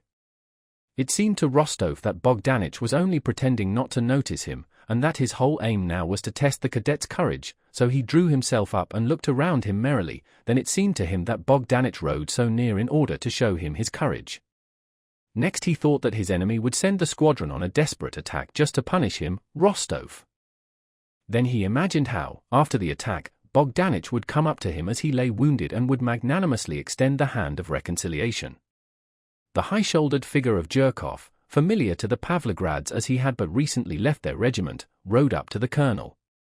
After his dismissal from headquarters, Zhirkov had not remained in the regiment, saying he was not such a fool as to slave at the front when he could get more rewards by doing nothing on the staff, and had succeeded in attaching himself as an orderly officer to Prince Bagration. He now came to his former chief with an order from the commander of the rear guard. "Colonel," he said, addressing Rostov's enemy with an air of gloomy gravity and glancing round at his comrades, "there is an order to stop and fire the bridge." "An order to who?" he asked the colonel morosely. "I don't myself know to who," replied the cornet in a serious tone, "but the prince told me to go and tell the colonel that the hussars must return quickly and fire the bridge." Zhirkov was followed by an officer of the suite who rode up to the colonel of hussars with the same order. After him the stout Nesvitsky came galloping up on a Cossack horse that could scarcely carry his weight. "How's this, colonel?" he shouted as he approached. "I told you to fire the bridge, and now someone has gone and blundered. They are all beside themselves over there and one can't make anything out." The colonel deliberately stopped the regiment and turned to Nesvitsky.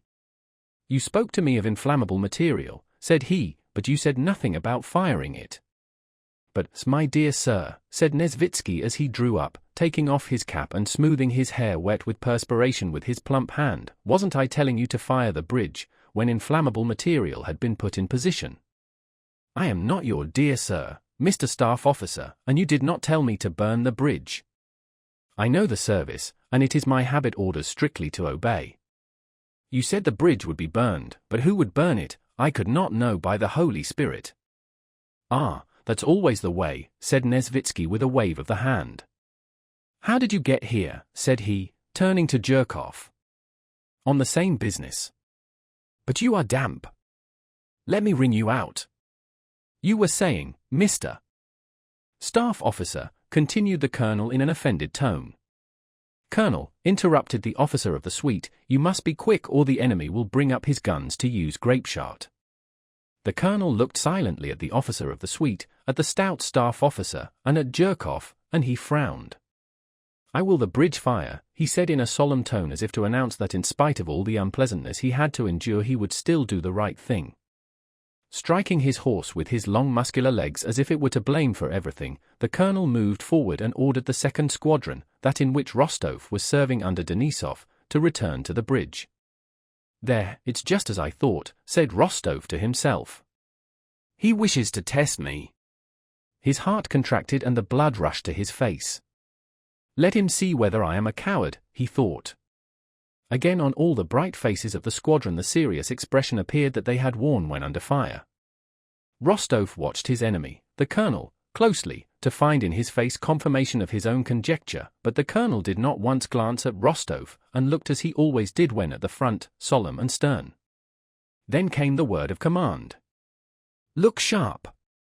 "Look sharp," several voices repeated around him. Their sabres catching in the bridles and their spurs jingling, the hussars hastily dismounted, not knowing what they were to do. The men were crossing themselves. Rostov no longer looked at the colonel, he had no time. He was afraid of falling behind the hussars, so much afraid that his heart stood still. His hand trembled as he gave his horse into an orderly's charge, and he felt the blood rush to his heart with a thud. Denisov rode past him, leaning back and shouting something. Rostov saw nothing but the hussars running all around him, their spurs catching and their sabres clattering. "Stretchers!" shouted someone behind him. Rostov did not think what this call for stretchers meant. He ran on, trying only to be ahead of the others, but just at the bridge, not looking at the ground, he came on some sticky, trodden mud, stumbled, and fell on his hands. The others outstripped him. At both sides, "Captain," he heard the voice of the colonel, who, having ridden ahead, had pulled up his horse near the bridge, with a triumphant, cheerful face. Rostov, wiping his muddy hands on his breeches, looked at his enemy and was about to run on, thinking that the farther he went to the front the better. But Bogdanich, without looking at all recognizing Rostov, shouted to him. "Who's that running on the middle of the bridge?" "To the right." "Come back, cadet," he cried angrily, and turning to Denisov, who, showing off his courage, had ridden on to the planks of the bridge. "Why run risks, Captain? You should dismount," he said. "Oh, every bullet has its billet," answered Vaska Denisov, turning in his saddle. Meanwhile Nesvitsky, Jerkov, and the officer of the suite were standing together out of range of the shots, watching, now the small group of men with yellow sharos, dark green jackets braided with cord, and blue riding breeches, who were swarming near the bridge, and then at what was approaching in the distance from the opposite side, the blue uniforms and groups with horses, easily recognizable as artillery. Will they burn the bridge or not? Who'll get there first? Will they get there and fire the bridge, or will the French get within grapeshot range and wipe them out? These were the questions each man of the troops on the high ground above the bridge involuntarily asked himself with a sinking heart, watching the bridge and the hussars in the bright evening light and the blue tunics advancing from the other side with their bayonets and guns. "Ooh! The hussars will get it hot," said Nesvitsky. "They are within grapeshot range now." "He shouldn't have taken so many men," said the officer of the suite. "True enough," answered Nesvitsky. "Two smart fellows could have done the job just as well." "Ah, Your Excellency," put in Jerkov, his eyes fixed on the hussars, but still with that naive air that made it impossible to know whether he was speaking in jest or in earnest. "Ah, Your Excellency! How you look at things! Send 2 men? And who then would give us the Vladimir medal and ribbon? But now, even if they do get peppered, the squadron may be recommended for honors and he may get a ribbon. Our Bogdanich knows how things are done." "There now," said the officer of the suite, "that's grapeshot." He pointed to the French guns, the limbers of which were being detached and hurriedly removed. On the French side, amid the groups with cannon, a cloud of smoke appeared, then a second and a third almost simultaneously, and at the moment when the first report was heard a fourth was seen. Then two reports one after another, and a third. "Oh! Oh!" groaned Nesvitsky as if in fierce pain, seizing the officer of the suite by the arm. "Look! A man has fallen. Fallen. 2, I think."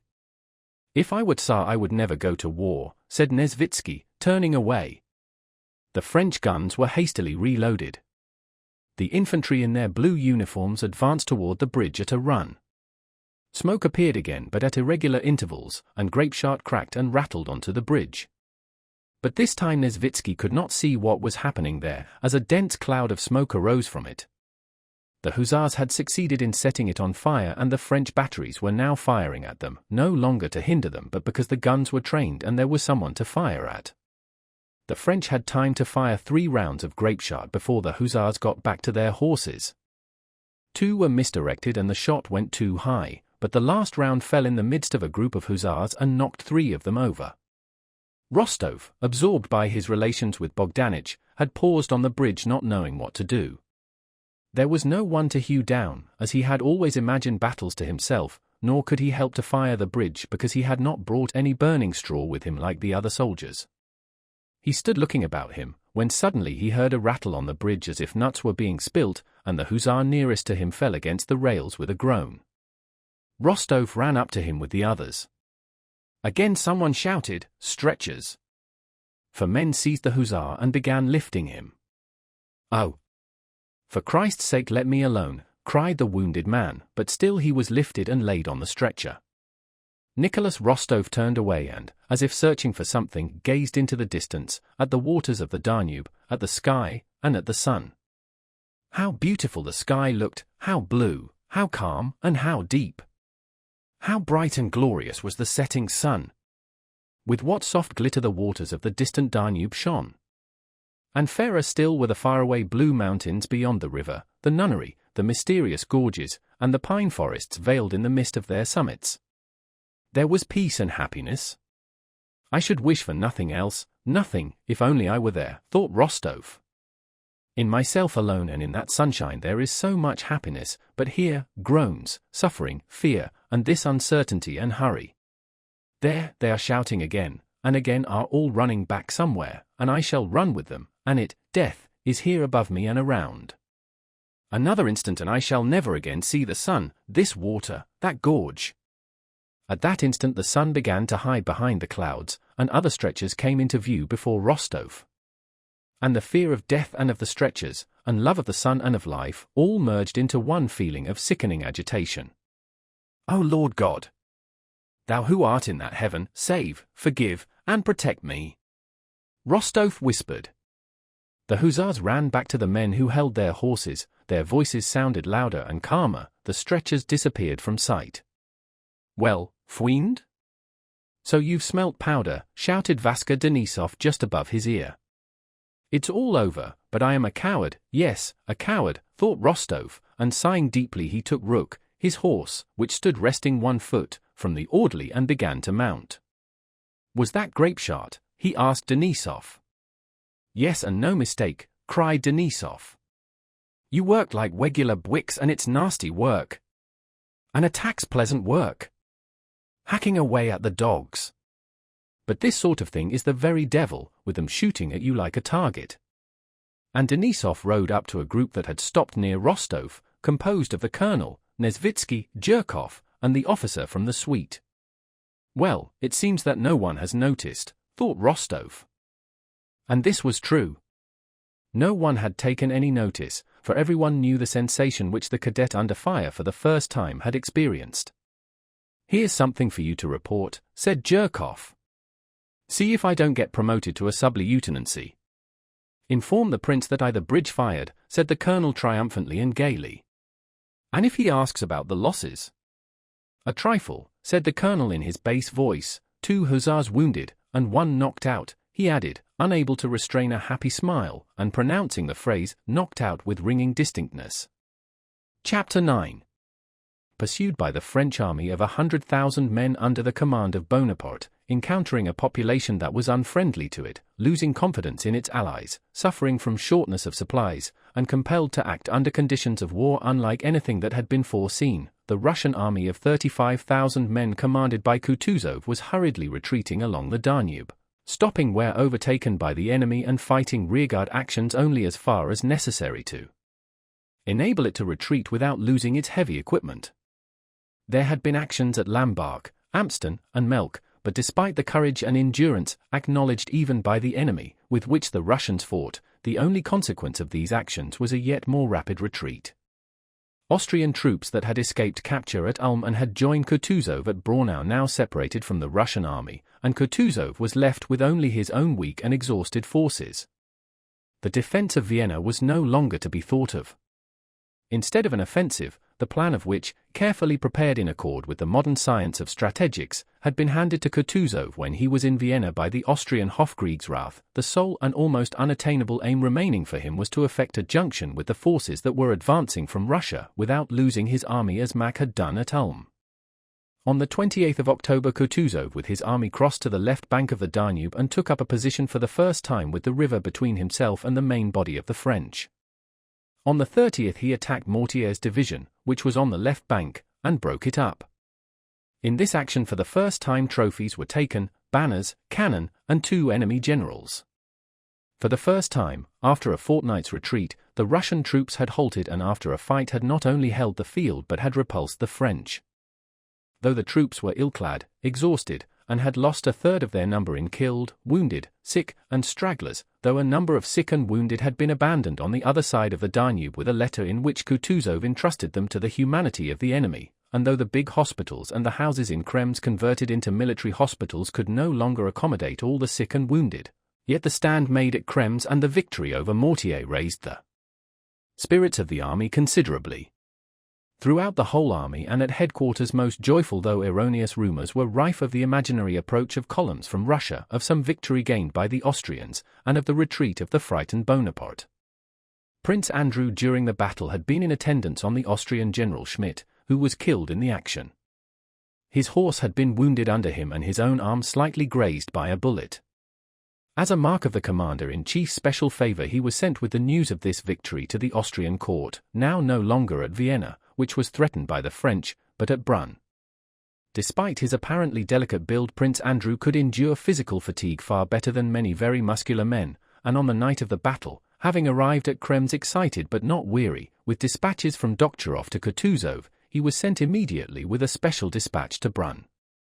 To be so sent meant not only a reward but an important step toward promotion. The night was dark but starry, the road showed black in the snow that had fallen the previous day, the day of the battle. Reviewing his impressions of the recent battle, picturing pleasantly to himself the impression his news of a victory would create, or recalling the send-off given him by the commander-in-chief and his fellow officers, Prince Andrew was galloping along in a post-chaise enjoying the feelings of a man who has at length begun to attain a long-desired happiness. As soon as he closed his eyes his ears seemed filled with the rattle of the wheels and the sensation of victory.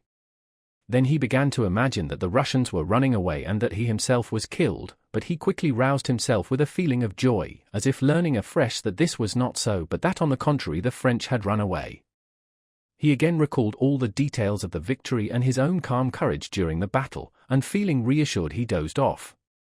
The dark starry night was followed by a bright cheerful morning. The snow was thawing in the sunshine, the horses galloped quickly, and on both sides of the road were forests of different kinds, fields, and villages. At one of the post stations he overtook a convoy of Russian wounded. The Russian officer in charge of the transport lolled back in the front cart, shouting and scolding a soldier with coarse abuse. In each of the long German carts 6 or more pale, dirty, bandaged men were being jolted over the stony road. Some of them were talking, he heard Russian words, others were eating bread, the more severely wounded looked silently, with the languid interest of sick children, at the envoy hurrying past them. Prince Andrew told his driver to stop, and asked a soldier in what action they had been wounded. "Day before yesterday, on the Danube," answered the soldier. Prince Andrew took out his purse and gave the soldier 3 gold pieces. "That's for them all," he said to the officer who came up. Get well soon, lads, he continued, turning to the soldiers. There's plenty to do still. What news, sir? Asked the officer, evidently anxious to start a conversation. Good news. Go on, he shouted to the driver, and they galloped on. It was already quite dark when Prince Andrew rattled over the paved streets of Brunn and found himself surrounded by high buildings, the lights of shops, houses, and street lamps, fine carriages, and all that atmosphere of a large and active town which is always so attractive to a soldier after camp life. Despite his rapid journey and sleepless night, Prince Andrew, when he drove up to the palace, felt even more vigorous and alert than he had done the day before. Only his eyes gleamed feverishly and his thoughts followed one another with extraordinary clearness and rapidity. He again vividly recalled the details of the battle, no longer dim, but definite and in the concise form in which he imagined himself stating them to the Emperor Francis. He vividly imagined the casual questions that might be put to him and the answers he would give. He expected to be at once presented to the Emperor. At the chief entrance to the palace, however, an official came running out to meet him, and learning that he was a special messenger led him to another entrance. To the right from the corridor, "Eu Hochgeboren. There you will find the adjutant on duty," said the official. "He will conduct you to the Minister of War." The adjutant on duty, meeting Prince Andrew, asked him to wait, and went into the Minister of War. 5 minutes later he returned and bowing with particular courtesy ushered Prince Andrew before him along a corridor to the cabinet where the Minister of War was at work. The adjutant by his elaborate courtesy appeared to wish to ward off any attempt at familiarity on the part of the Russian messenger. Prince Andrew's joyous feeling was considerably weakened as he approached the door of the minister's room. He felt offended, and without his noticing it the feeling of offense immediately turned into one of disdain which was quite uncalled for. His fertile mind instantly suggested to him a point of view which gave him a right to despise the adjutant and the minister. Away from the smell of powder, they probably think it easy to gain victories, he thought. His eyes narrowed disdainfully, he entered the room of the Minister of War with peculiarly deliberate steps. This feeling of disdain was heightened when he saw the minister seated at a large table reading some papers and making pencil notes on them, and for the first 2 or 3 minutes taking no notice of his arrival. A wax candle stood at each side of the minister's bent bald head with its grey temples. He went on reading to the end, without raising his eyes at the opening of the door and the sound of footsteps. "Take this and deliver it," said he to his adjutant, handing him the papers and still taking no notice of the special messenger. Prince Andrew felt that either the actions of Kutuzov's army interested the Minister of War less than any of the other matters he was concerned with, or he wanted to give the Russian special messenger that impression. "But that is a matter of perfect indifference to me," he thought. The minister drew the remaining papers together, arranged them evenly, and then raised his head. He had an intellectual and distinctive head, but the instant he turned to Prince Andrew the firm, intelligent expression on his face changed in a way evidently deliberate and habitual to him. His face took on the stupid artificial smile, which does not even attempt to hide its artificiality, of a man who is continually receiving many petitioners one after another. From General Field Marshal Kutuzov, he asked, "I hope it is good news? There has been an encounter with Mortier? A victory? It was high time." He took the dispatch which was addressed to him and began to read it with a mournful expression. "Oh, my God! My God! Schmidt," he exclaimed in German. "What a calamity! What a calamity!" Having glanced through the dispatch he laid it on the table and looked at Prince Andrew, evidently considering something. What a calamity! You say the affair was decisive? But Mortier is not captured." Again he pondered. "I am very glad you have brought good news, though Schmidt's death is a heavy price to pay for the victory. His Majesty will no doubt wish to see you, but not today." "I thank you." "You must have a rest. Be at the levee tomorrow after the parade. However, I will let you know." The stupid smile, which had left his face while he was speaking, reappeared. "Au revoir." "Thank you very much. His Majesty will probably desire to see you," he added, bowing his head.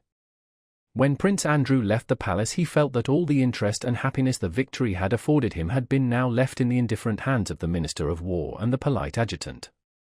The whole tenor of his thoughts instantaneously changed. The battle seemed the memory of a remote event long past. Chapter 10. Prince Andrew stayed at Brunn with Bilibin, a Russian acquaintance of his in the diplomatic service. "Ah, my dear Prince. I could not have a more welcome visitor," said Bilibin as he came out to meet Prince Andrew. "Franz, put the prince's things in my bedroom," said he to the servant who was ushering Bolkonsky in. "So you're a messenger of victory, eh? Splendid. And I am sitting here ill, as you see." After washing and dressing, Prince Andrew came into the diplomat's luxurious study and sat down to the dinner prepared for him. Bilibin settled down comfortably beside the fire. After his journey and the campaign during which he had been deprived of all the comforts of cleanliness and all the refinements of life, Prince Andrew felt a pleasant sense of repose among luxurious surroundings such as he had been accustomed to from childhood. Besides, it was pleasant, after his reception by the Austrians, to speak if not in Russian, for they were speaking French, at least with a Russian who would, he supposed, share the general Russian antipathy to the Austrians which was then particularly strong. Bilibin was a man of 35, a bachelor, and of the same circle as Prince Andrew. They had known each other previously in Petersburg, but had become more intimate when Prince Andrew was in Vienna with Kutuzov. Just as Prince Andrew was a young man who gave promise of rising high in the military profession, so to an even greater extent Bilibin gave promise of rising in his diplomatic career. He was still a young man but no longer a young diplomat, as he had entered the service at the age of 16, had been in Paris and Copenhagen, and now held a rather important post in Vienna. Both the foreign minister and our ambassador in Vienna knew him and valued him. He was not one of those many diplomats who are esteemed because they have certain negative qualities, avoid doing certain things, and speak French. He was one of those who, liking work, knew how to do it, and despite his indolence would sometimes spend a whole night at his writing table. He worked well whatever the import of his work. It was not the question what for, but the question how, that interested him.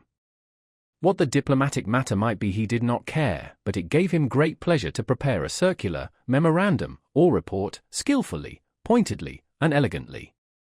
Bilibin's services were valued not only for what he wrote, but also for his skill in dealing and conversing with those in the highest spheres. Bilibin liked conversation as he liked work, only when it could be made elegantly witty. In society he always awaited an opportunity to say something striking and took part in a conversation only when that was possible. His conversation was always sprinkled with wittily original, finished phrases of general interest. These sayings were prepared in the inner laboratory of his mind in a portable form as if intentionally, so that insignificant society people might carry them from drawing room to drawing room. And, in fact, Bilibin's witticisms were hawked about in the Viennese drawing rooms and often had an influence on matters considered important. His thin, worn, sallow face was covered with deep wrinkles, which always looked as clean and well washed as the tips of one's fingers after a Russian bath. The movement of these wrinkles formed the principal play of expression on his face. Now his forehead would pucker into deep folds and his eyebrows were lifted, then his eyebrows would descend and deep wrinkles would crease his cheeks. His small, deep-set eyes always twinkled and looked out straight. "Well, now tell me about your exploits," said he. Bolkonsky, very modestly without once mentioning himself, described the engagement and his reception by the Minister of War. "They received me and my news as one receives a dog in a game of skittles," said he in conclusion. Bilibin smiled and the wrinkles on his face disappeared. "Cependant, mon cher," he remarked, examining his nails from a distance and puckering the skin above his left eye, "malgré la haute estime que j'ai professe pour the Orthodox Russian army, j'avoue que votre victoire n'est pas des plus victorieuses." But my dear fellow, with all my respect for the Orthodox Russian army, I must say that your victory was not particularly victorious. He went on talking in this way in French, uttering only those words in Russian on which he wished to put a contemptuous emphasis. "Come now. You with all your forces fall on the unfortunate Mortier and his one division, and even then Mortier slips through your fingers. Where's the victory?" "But seriously," said Prince Andrew, "we can at any rate say without boasting that it was a little better than at Ulm. Why didn't you capture just one, marshal for us?" "Because not everything happens as one expects or with the smoothness of a parade.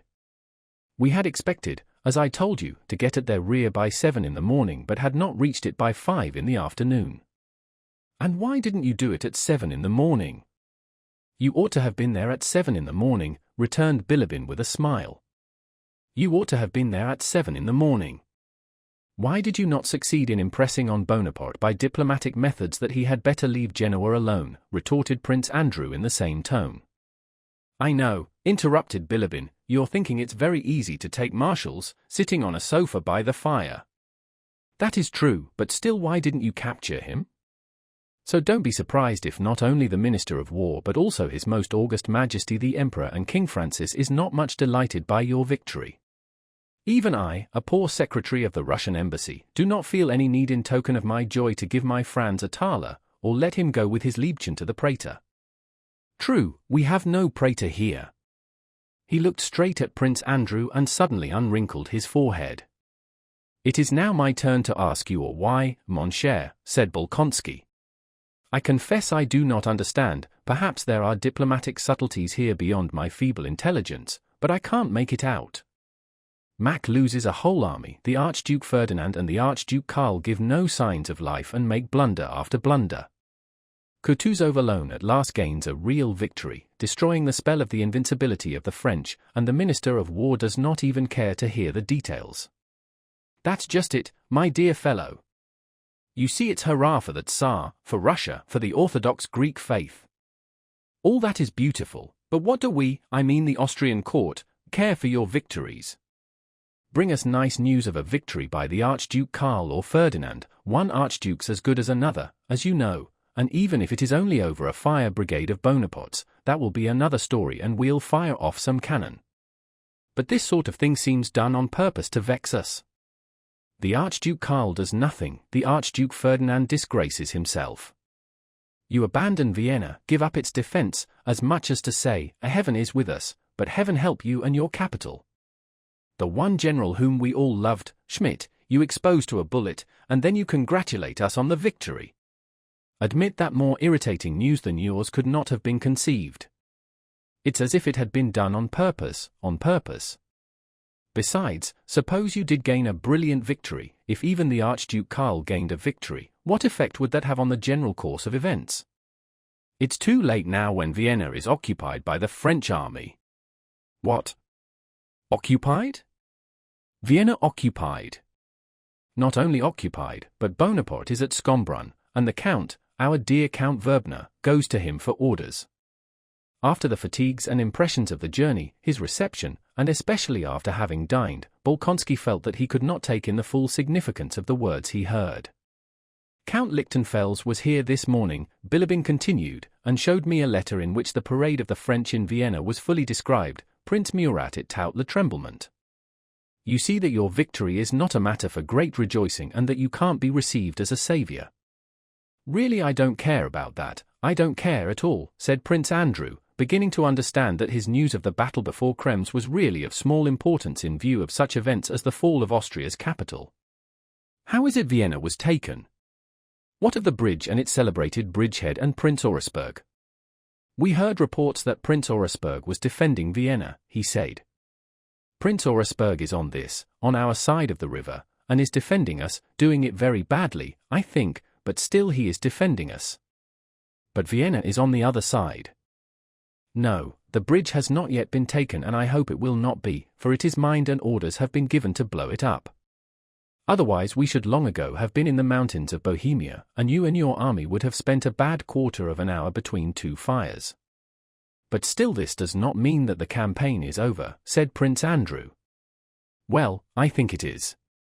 The bigwigs here think so too, but they daren't say so. It will be as I said at the beginning of the campaign, it won't be your skirmishing at Dürrenstein, or gunpowder at all, that will decide the matter, but those who devised it, said Bilibin quoting one of his own marts, releasing the wrinkles on his forehead, and pausing. The only question is what will come of the meeting between the Emperor Alexander and the King of Prussia in Berlin. If Prussia joins the Allies, Austria's hand will be forced and there will be war. If not, it is merely a question of settling where the preliminaries of the new Campo Formio are to be drawn up. What an extraordinary genius! Prince Andrew suddenly exclaimed, clenching his small hand and striking the table with it, and what luck the man has." "Bonaparte," said Bilibin inquiringly, puckering up his forehead to indicate that he was about to say something witty. "Bonaparte," he repeated, accentuating the U. "I think, however, now that he lays down laws for Austria at Schönbrunn, Illinois Fort Louis Faire grâce de Lu. I shall certainly adopt an innovation and call him simply Bonaparte. We must let him off the U." "But joking apart," said Prince Andrew, "do you really think the campaign is over?" "This is what I think. Austria has been made a fool of, and she is not used to it. She will retaliate. And she has been fooled in the first place because her provinces have been pillaged. They say the Holy Russian army loots terribly, her army is destroyed, her capital taken, and all this for the beau of his Sardinian Majesty. And therefore, this is between ourselves, I instinctively feel that we are being deceived. My instinct tells me of negotiations with France and projects for peace, a secret peace concluded separately." Fine eyes. "Impossible," cried Prince Andrew. "That would be too base." "If we live we shall see," replied Bilibin, his face again becoming smooth as a sign that the conversation was at an end. When Prince Andrew reached the room prepared for him and lay down in a clean shirt on the feather bed with its warmed and fragrant pillows, he felt that the battle of which he had brought tidings was far, far away from him. The alliance with Prussia, Austria's treachery, Bonaparte's new triumph, tomorrow's levee and parade, and the audience with the Emperor Francis occupied his thoughts. He closed his eyes, and immediately a sound of cannonading, of musketry and the rattling of carriage wheels seemed to fill his ears, and now again drawn out in a thin line the musketeers were descending the hill, the French were firing, and he felt his heart palpitating as he rode forward beside Schmidt with the bullets merrily whistling all around, and he experienced tenfold the joy of living, as he had not done since childhood. He woke up. "Yes, that all happened," he said, and, smiling happily to himself like a child, he fell into a deep, youthful slumber. Chapter 11. Next day he woke late. Recalling his recent impressions, the first thought that came into his mind was that today he had to be presented to the Emperor Francis. He remembered the Minister of War, the polite Austrian adjutant, Bilibin, and last night's conversation. Having dressed for his attendance at court in full parade uniform, which he had not worn for a long time, he went into Bilibin's study fresh, animated, and handsome, with his hand bandaged. In the study were 4 gentlemen of the diplomatic corps. With Prince Hippolyte Kuragin, who was a secretary to the embassy, Bolkonsky was already acquainted. Bilibin introduced him to the others. The gentlemen assembled at Bilibin's were young, wealthy, gay society men, who here, as in Vienna, formed a special set which Bilibin, their leader, called les Notres. This set, consisting almost exclusively of diplomats, evidently had its own interests which had nothing to do with war or politics but related to high society, to certain women, and to the official side of the service. These gentlemen received Prince Andrew as one of themselves, an honor they did not extend to many. From politeness and to start conversation, they asked him a few questions about the army and the battle, and then the talk went off into merry jests and gossip. Hours. But the best of it was, said one, telling of the misfortune of a fellow diplomat, that the Chancellor told him flatly that his appointment to London was a promotion and that he was so to regard it. Can you fancy the figure he cut? But the worst of it, gentlemen, I am giving Kuragin away to you, is that man suffers, and this Don Juan, wicked fellow, is taking advantage of it. Prince Hippolyte was lolling in a lounge chair with his legs over its arm. He began to laugh. Tell me about that, he said. Oh, you Don Juan. You serpent, cried several voices. You, Bolkonsky, don't know, said Bilibin turning to Prince Andrew, that all the atrocities of the French army, I nearly said of the Russian army, are nothing compared to what this man has been doing among the women. La femme est la compagne de l'homme, announced Prince Hippolyte, and began looking through a lorgnette at his elevated legs. Woman is man's companion. Bilibin and the rest of ours burst out laughing in Hippolyte's face, and Prince Andrew saw that Hippolyte, of whom, he had to admit, he had almost been jealous on his wife's account, was the butt of this set. Oh, I must give you a treat, Bilibin whispered to Bolkonsky. Kuragin is exquisite when he discusses politics, you should see his gravity. He sat down beside Hippolyte and, wrinkling his forehead, began talking to him about politics. Prince Andrew and the others gathered round these two. The Berlin cabinet cannot express a feeling of alliance, began Hippolyte, gazing round with importance at the others, without expressing, as in its last note, you understand. Besides, unless His Majesty the Emperor derogates from the principle of our alliance. Wait, I have not finished, he said to Prince Andrew, seizing him by the arm. I believe that intervention will be stronger than non-intervention. And, he paused. Finally, one cannot impute the non-receipt of our dispatch of November 18th. That is how it will end. And he released Bolkonsky's arm to indicate that he had now quite finished. Demosthenes, I know thee by the pebble thou secretest in thy golden mouth, said Bilibin, and the mop of hair on his head moved with satisfaction. Everybody laughed, and Hippolyte louder than anyone. He was evidently distressed, and breathed painfully, but could not restrain the wild laughter that convulsed his usually impassive features. Well now, gentlemen, said Bilibin, Bolkonsky is my guest in this house and in Brunn itself. I want to entertain him as far as I can, with all the pleasures of life here. If we were in Vienna it would be easy, but here, in this wretched Moravian hole, it is more difficult, and I beg you all to help me. Brunn's attractions must be shown him. You can undertake the theatre, I society, and you, Hippolyte, of course the women. We must let him see Amélie, she's exquisite, said one of ours, kissing his finger-tips. In general we must turn this bloodthirsty soldier to more humane interests, said Bilibin. I shall scarcely be able to avail myself of your hospitality, gentlemen, it is already time for me to go, replied Prince Andrew, looking at his watch. Where to? To the Emperor. Oh. Well, au revoir, Bolkonsky. Au revoir, Prince. Come back early to dinner, cried several voices. We'll take you in hand. When speaking to the Emperor, try as far as you can to praise the way that provisions are supplied and the routes indicated, said Bilibin, accompanying him to the hall. I should like to speak well of them, but as far as I know the facts, I can't, replied Bolkonsky, smiling. Well, talk as much as you can, anyway. He has a passion for giving audiences, but he does not like talking himself and can't do it, as you will see. Chapter 12. At the levee Prince Andrew stood among the Austrian officers as he had been told to, and the Emperor Francis merely looked fixedly into his face and just nodded to him with his long head. But after it was over, the adjutant he had seen the previous day ceremoniously informed Bolkonsky that the Emperor desired to give him an audience. The Emperor Francis received him standing in the middle of the room. Before the conversation began, Prince Andrew was struck by the fact that the Emperor seemed confused and blushed as if not knowing what to say.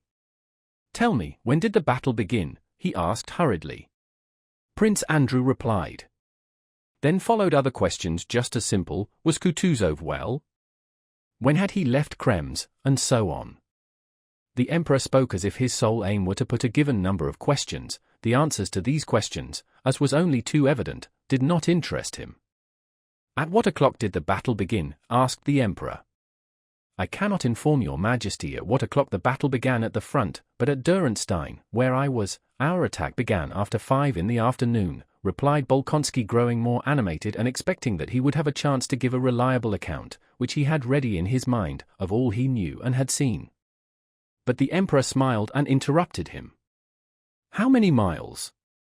From where to where, your Majesty? From Dürrenstein to Krems. 3.5 miles, your Majesty. The French have abandoned the left bank. According to the scouts, the last of them crossed on rafts during the night. Is there sufficient forage in Krems? Forage has not been supplied to the extent. The Emperor interrupted him. At what o'clock was General Schmidt killed? At 7 o'clock, I believe. At 7 o'clock? It's very sad, very sad. The Emperor thanked Prince Andrew and bowed. Prince Andrew withdrew and was immediately surrounded by courtiers on all sides. Everywhere he saw friendly looks and heard friendly words. Yesterday's adjutant reproached him for not having stayed at the palace, and offered him his own house.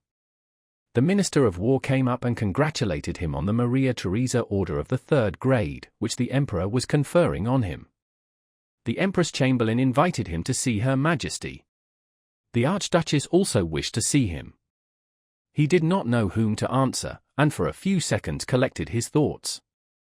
Then the Russian ambassador took him by the shoulder, led him to the window, and began to talk to him.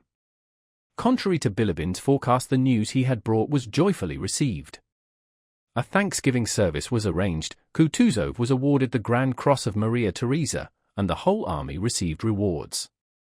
Bolkonsky was invited everywhere, and had to spend the whole morning calling on the principal Austrian dignitaries. Between 4 and 5 in the afternoon, having made all his calls, he was returning to Bilibin's house thinking out a letter to his father about the battle and his visit to Brunn. At the door he found a vehicle half full of luggage.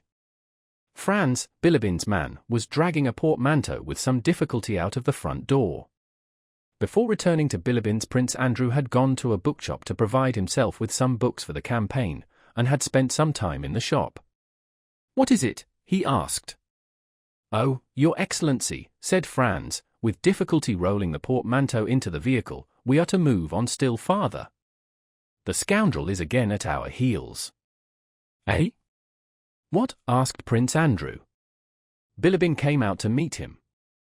His usually calm face showed excitement. "There now. Confess that this is delightful," said he. "This affair of the Thabor Bridge, at Vienna. They have crossed without striking a blow." Prince Andrew could not understand. "But where do you come from not to know what every coachman in the town knows?" "I come from the Archduchess." "I heard nothing there." "And you didn't see that everybody is packing up?" "I did not." "What is it all about?" inquired Prince Andrew impatiently. "What's it all about?" "Why, the French have crossed the bridge that Auersperg was defending, and the bridge was not blown up, so Murat is now rushing along the road to Brunn and will be here in a day or two." "What? Here? But why did they not blow up the bridge, if it was mined? That is what I ask you. No one, not even Bonaparte, knows why." Bolkonsky shrugged his shoulders.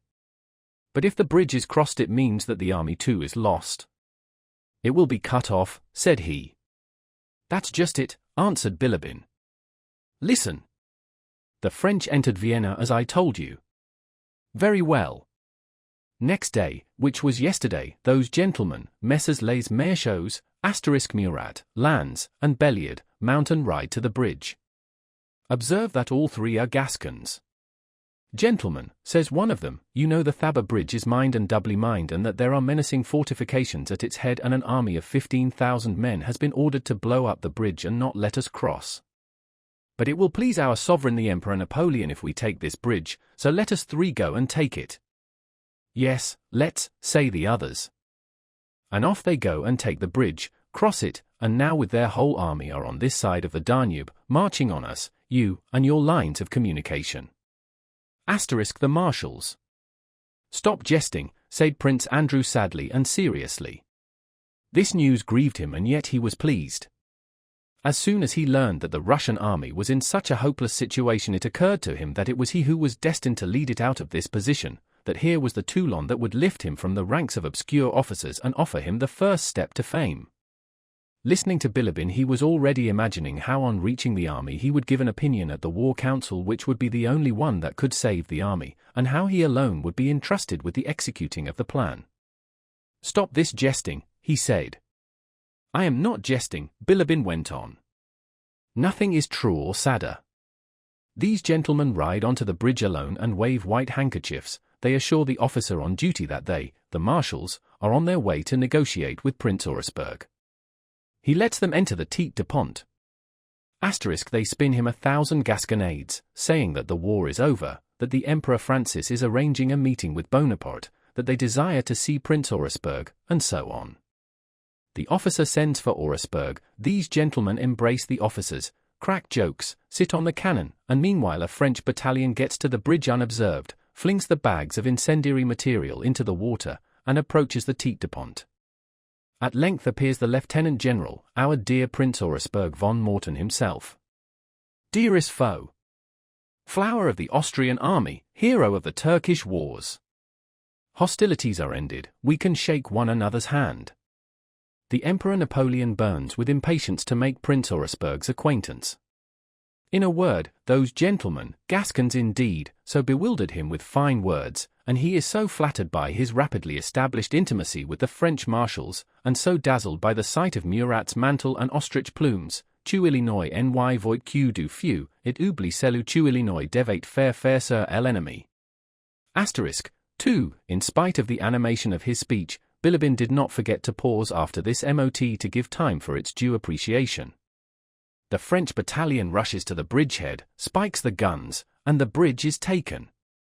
But what is best of all, he went on, his excitement subsiding under the delightful interest of his own story, is that the sergeant in charge of the cannon which was to give the signal to fire the mines and blow up the bridge, this sergeant, seeing that the French troops were running onto the bridge, was about to fire, but Lannes stayed his hand. The sergeant, who was evidently wiser than his general, goes up to Auersperg and says, "Prince, you are being deceived, here are the French."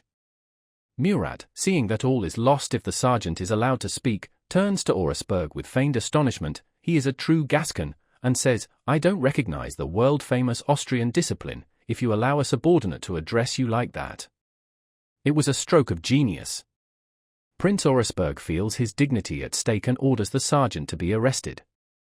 "Come, you must own that this affair of the Thabba Bridge is delightful. It is not exactly stupidity, nor rascality. Asterisk bridgehead.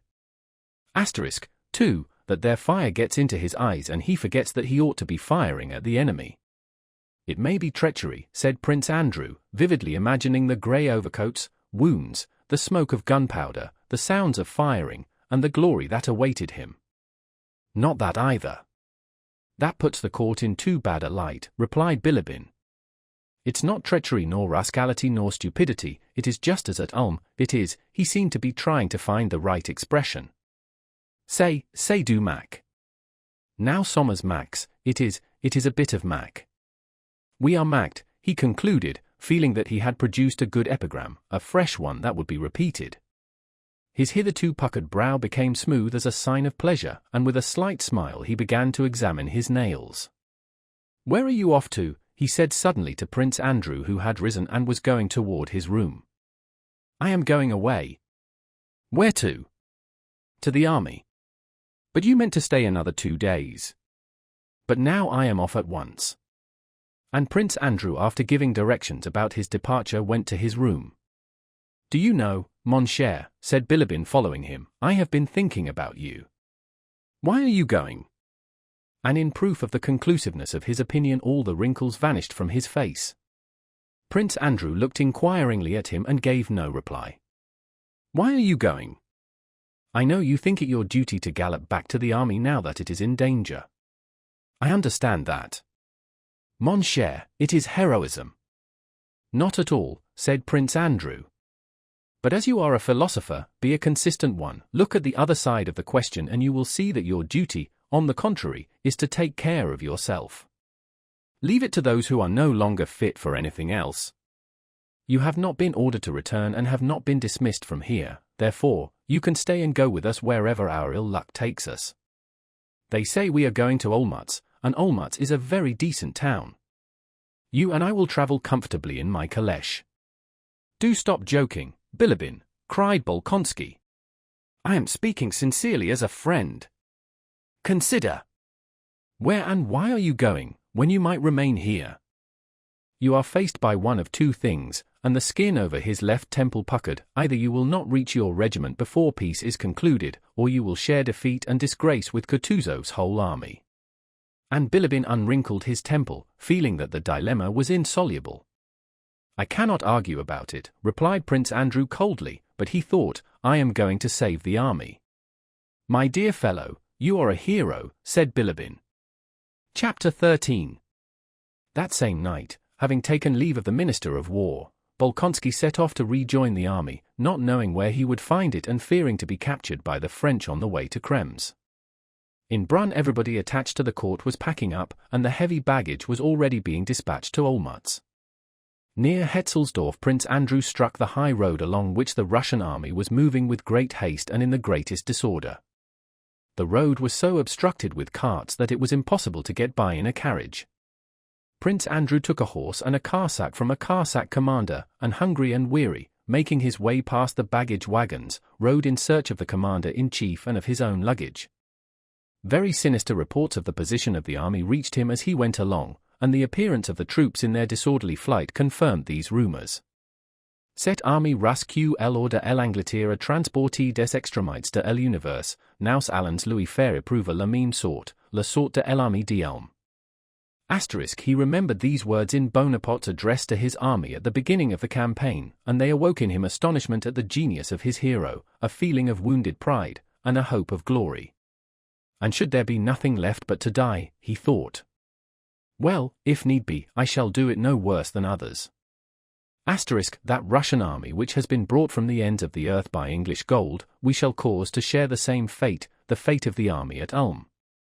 He looked with disdain at the endless, confused mass of detachments, carts, guns, artillery, and again baggage wagons and vehicles of all kinds overtaking one another and blocking the muddy road, 3 and sometimes 4 abreast. From all sides, behind and before, as far as ear could reach, there were the rattle of wheels, the creaking of carts and gun carriages, the tramp of horses, the crack of whips, shouts, the urging of horses, and the swearing of soldiers, orderlies, and officers.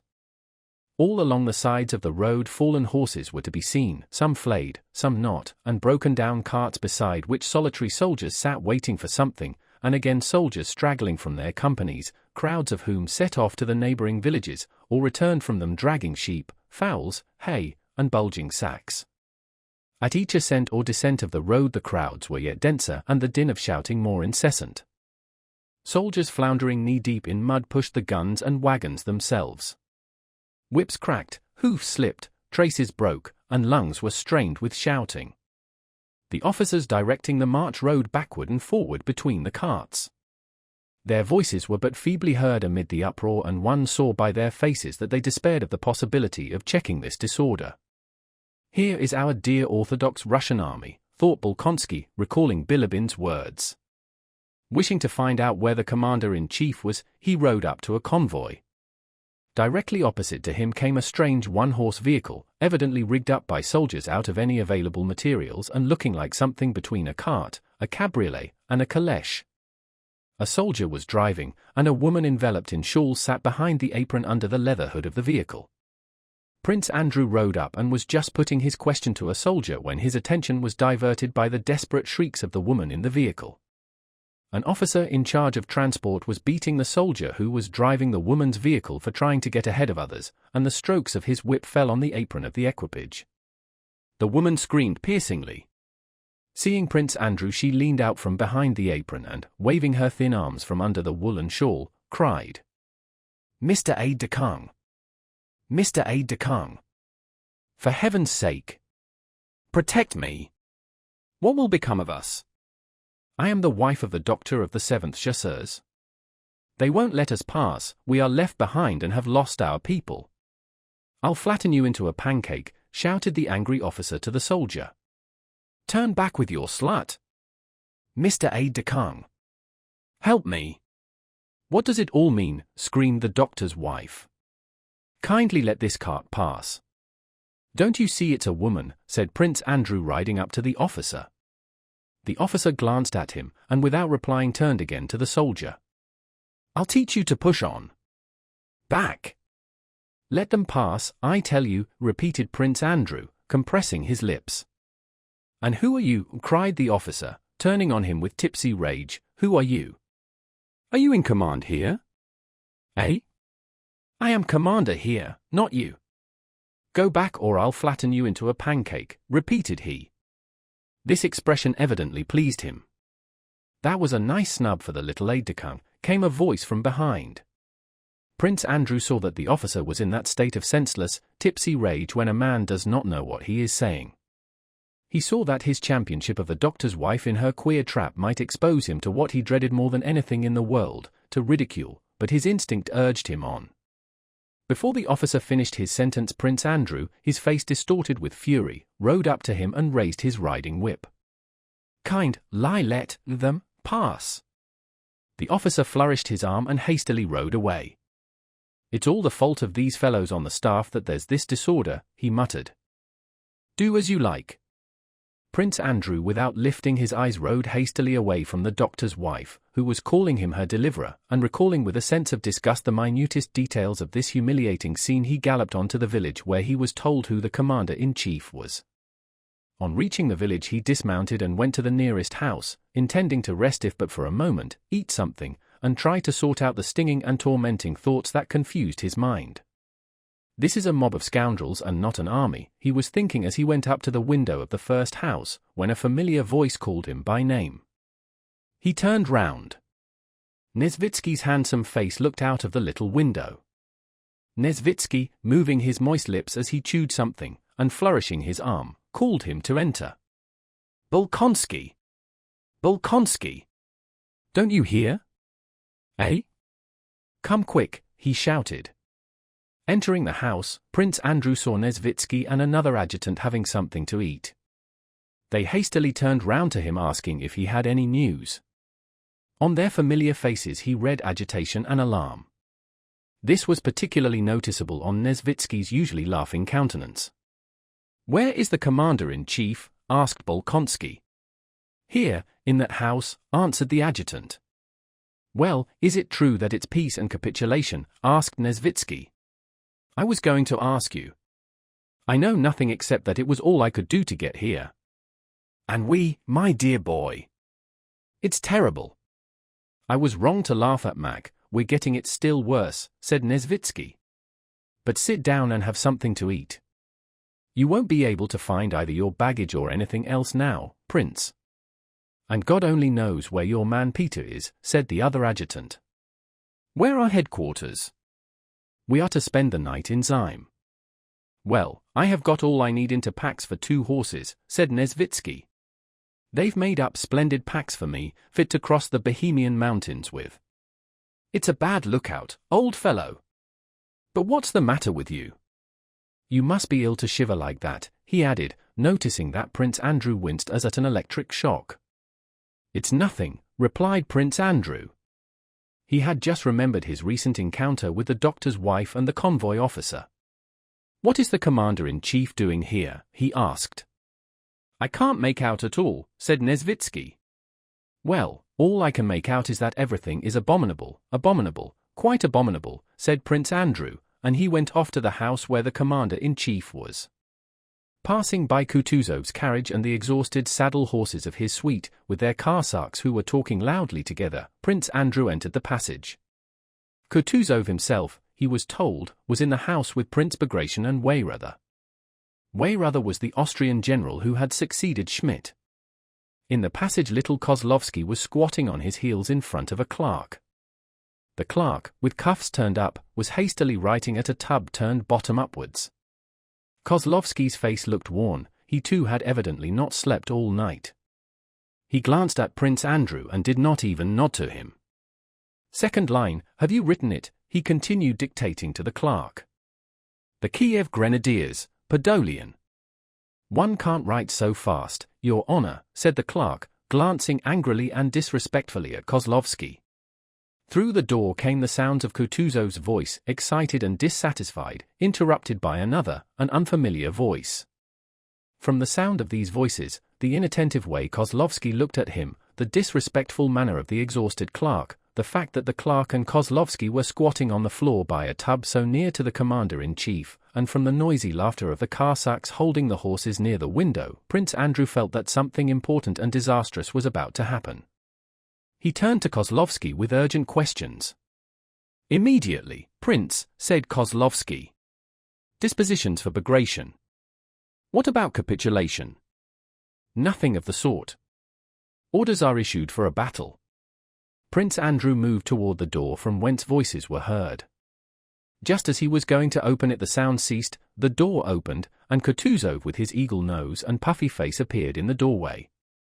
Prince Andrew stood right in front of Kutuzov, but the expression of the commander-in-chief's one sound eye showed him to be so preoccupied with thoughts and anxieties as to be oblivious of his presence. He looked straight at his adjutant's face without recognizing him. "Well, have you finished?" said he to Kozlovsky. "One moment, Your Excellency." Bagration, a gaunt middle-aged man of medium height with a firm, impassive face of Oriental type, came out after the commander-in-chief. "I have the honor to present myself," repeated Prince Andrew rather loudly, handing Kutuzov an envelope. "Ah, from Vienna? Very good. Later. Kutuzov went out into the porch with Bagration. "Well, goodbye, Prince," said he to Bagration. "My blessing, and may Christ be with you in your great endeavor." His face suddenly softened and tears came into his eyes.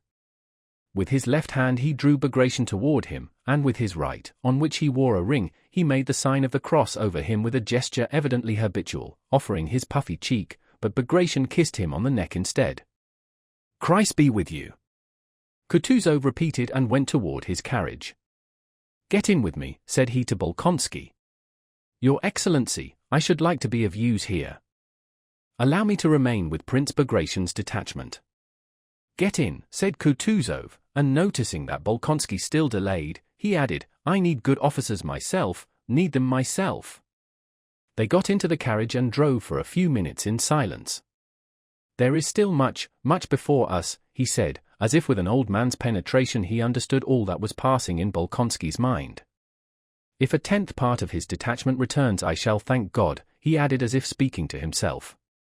Prince Andrew glanced at Kutuzov's face only a foot distant from him and involuntarily noticed the carefully washed seams of the scar near his temple, where an Ismail bullet had pierced his skull, and the empty eye socket.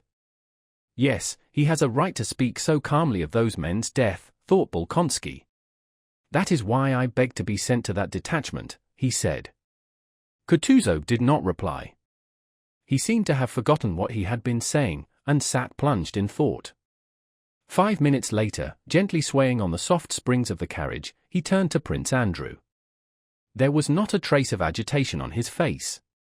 With delicate irony he questioned Prince Andrew about the details of his interview with the Emperor, about the remarks he had heard at court concerning the Krem's affair, and about some ladies they both knew.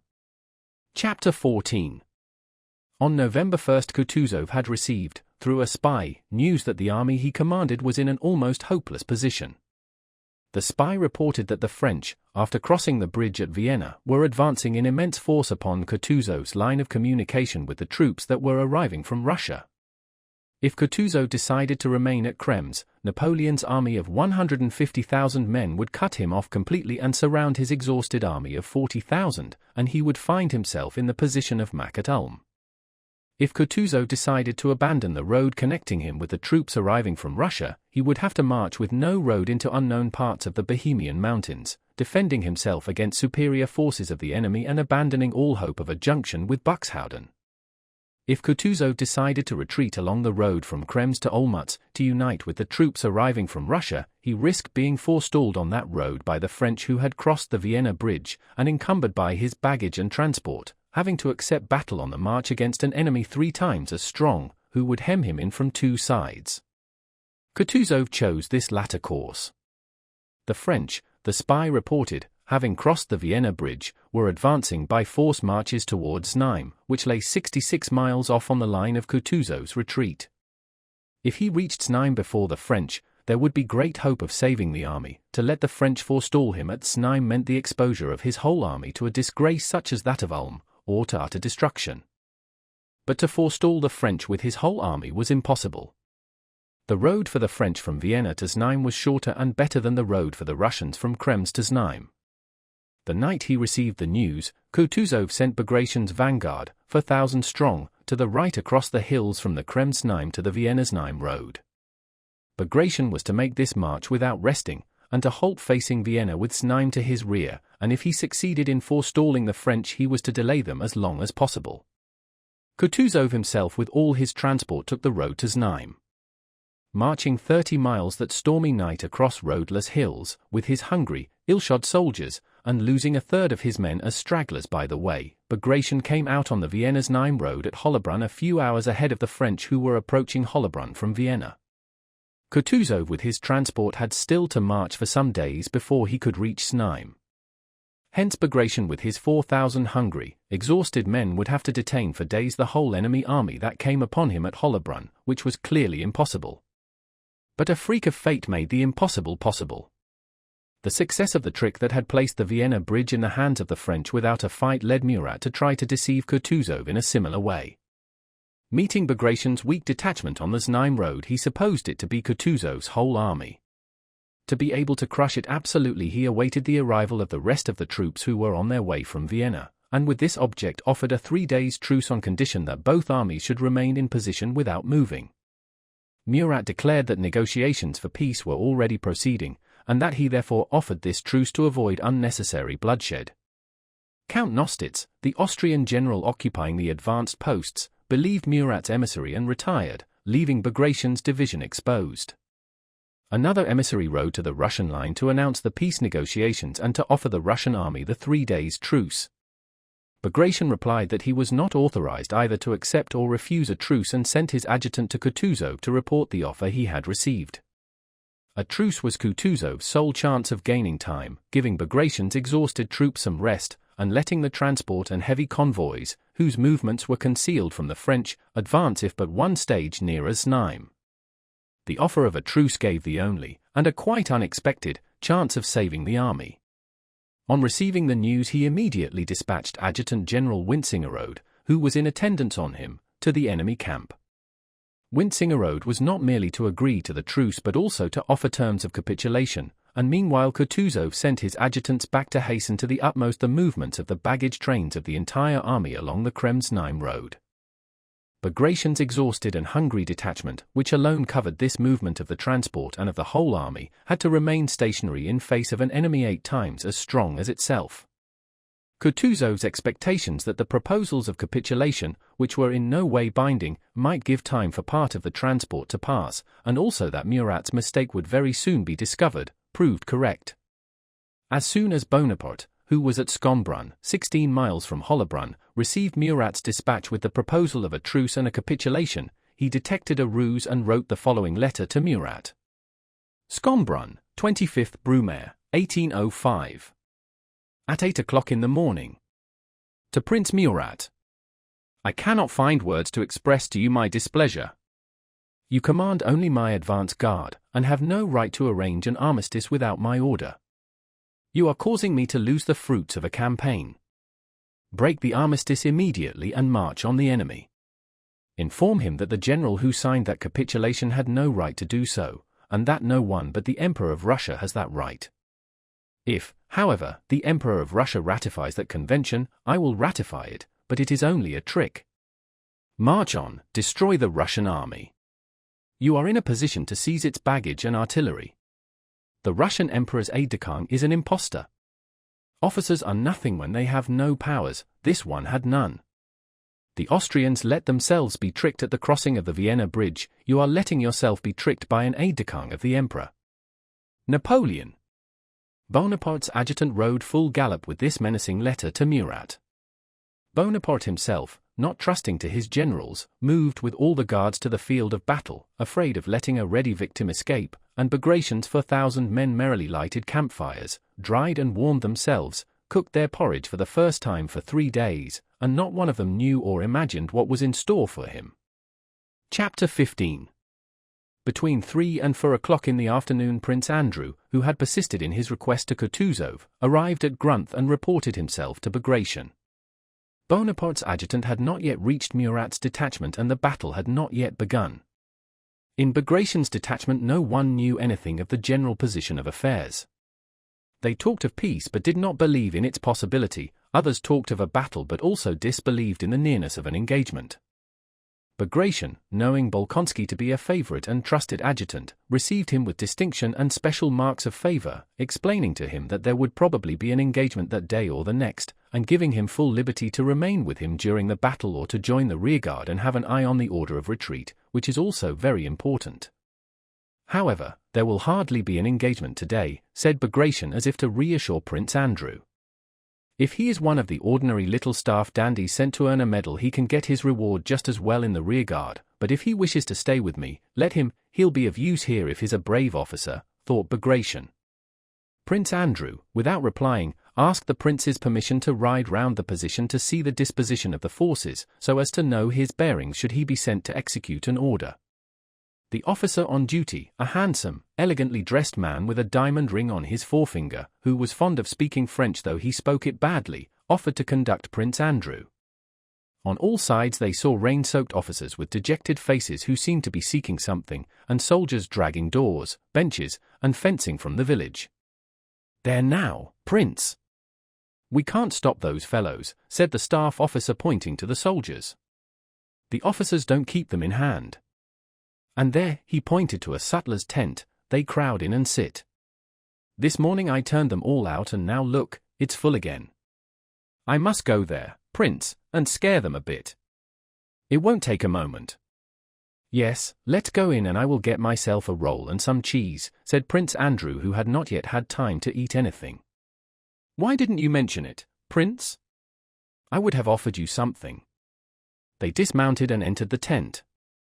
Several officers, with flushed and weary faces, were sitting at the table eating and drinking.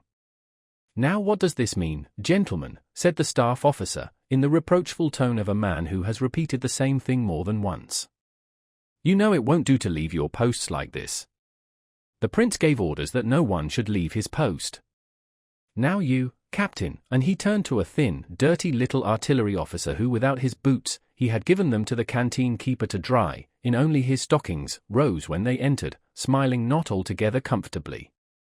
"Well, aren't you ashamed of yourself, Captain Tushing?" he continued. "One would think that as an artillery officer you would set a good example, yet here you are without your boots. The alarm will be sounded and you'll be in a pretty position without your boots." The staff officer smiled. "Kindly return to your posts, gentlemen, all of you, all," he added in a tone of command. Prince Andrew smiled involuntarily as he looked at the artillery officer Tushing, who, silent and smiling, shifting from one stockinged foot to the other, glanced inquiringly with his large, intelligent, kindly eyes from Prince Andrew to the staff officer. "The soldiers say it feels easier without boots," said Captain Tushing, smiling shyly in his uncomfortable position, evidently wishing to adopt a jocular tone. But before he had finished he felt that his jest was unacceptable and had not come off. He grew confused. "Kindly return to your posts," said the staff officer, trying to preserve his gravity. Prince Andrew glanced again at the artillery officer's small figure. There was something peculiar about it, quite unsoldierly, rather comic, but extremely attractive. The staff officer and Prince Andrew mounted their horses and rode on. Having ridden beyond the village, continually meeting and overtaking soldiers and officers of various regiments, they saw on their left some entrenchments being thrown up, the freshly dug clay of which showed up red. Several battalions of soldiers, in their shirt sleeves despite the cold wind, swarmed in these earthworks like a host of white ants. Spadefuls of red clay were continually being thrown up from behind the bank by unseen hands. Prince Andrew and the officer rode up, looked at the entrenchment, and went on again. Just behind it they came upon some dozens of soldiers, continually replaced by others, who ran from the entrenchment. They had to hold their noses and put their horses to a trot to escape from the poisoned atmosphere of these latrines. "Voilà l'agrément des camps, Monsieur le Prince," said the staff officer. "This is a pleasure one gets in camp, Prince." They rode up the opposite hill. From there the French could already be seen. Prince Andrew stopped and began examining the position. "That's our battery," said the staff officer, indicating the highest point. "It's in charge of the queer fellow we saw without his boots. You can see everything from there. Let's go there, Prince." "Thank you very much, I will go on alone," said Prince Andrew, wishing to rid himself of this staff officer's company. "Please don't trouble yourself further." The staff officer remained behind and Prince Andrew rode on alone. The farther forward and nearer the enemy he went, the more orderly and cheerful were the troops. The greatest disorder and depression had been in the baggage train he had passed that morning on the Znaim road 7 miles away from the French. At Grunth also some apprehension and alarm could be felt, but the nearer Prince Andrew came to the French lines the more confident was the appearance of our troops. The soldiers in their greatcoats were ranged in lines, the sergeants major and company officers were counting the men, poking the last man in each section in the ribs and telling him to hold his hand up.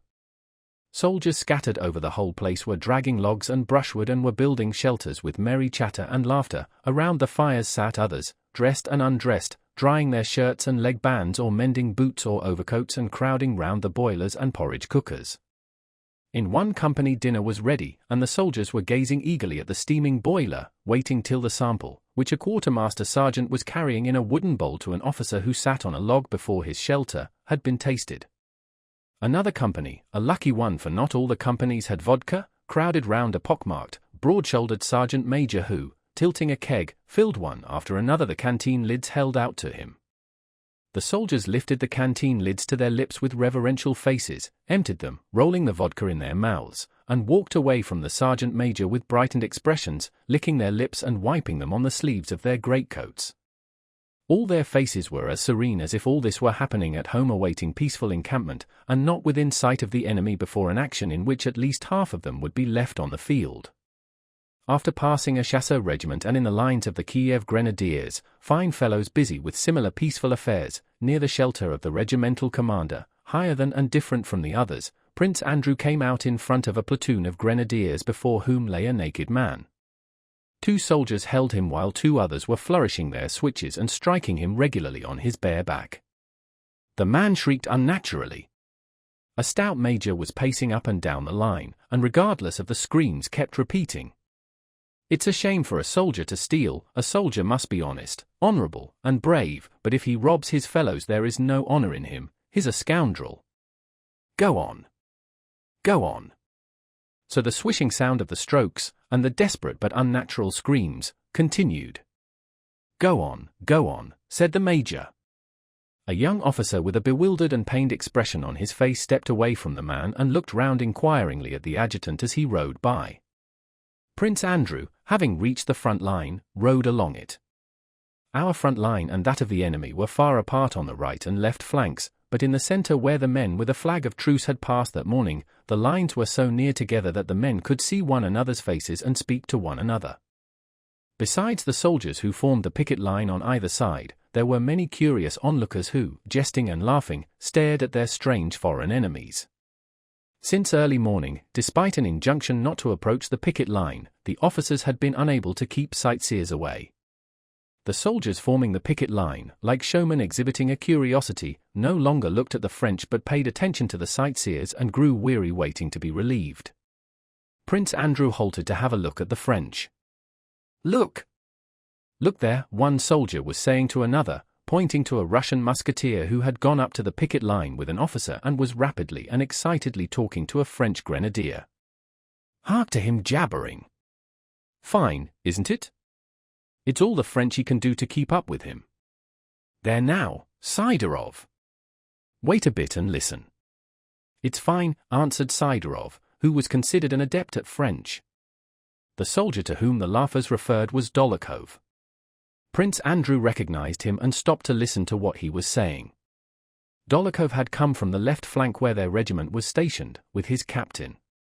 "Now then, go on, incited the officer, bending forward and trying not to lose a word of the speech which was incomprehensible to him. "More, please, more. What's he saying?" Dolokhov did not answer the captain. He had been drawn into a hot dispute with the French grenadier. They were naturally talking about the campaign. The Frenchman, confusing the Austrians with the Russians, was trying to prove that the Russians had surrendered and had fled all the way from Ulm, while Dolokhov maintained that the Russians had not surrendered but had beaten the French. "We have orders to drive you off here, and we shall drive you off," said Dolokhov. "Only take care you and your Cossacks are not all captured," said the French grenadier. The French onlookers and listeners laughed. "We'll make you dance as we did under Suvorov," said Dolokhov. On vous faire danser. Tu istsi tu Illinois chante? Asked a Frenchman.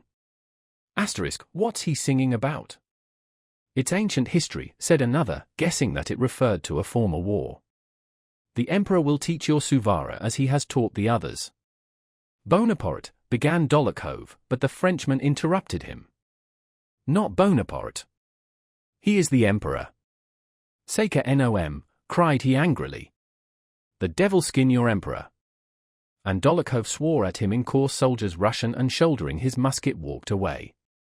"Let us go, Ivan Lukish," he said to the captain.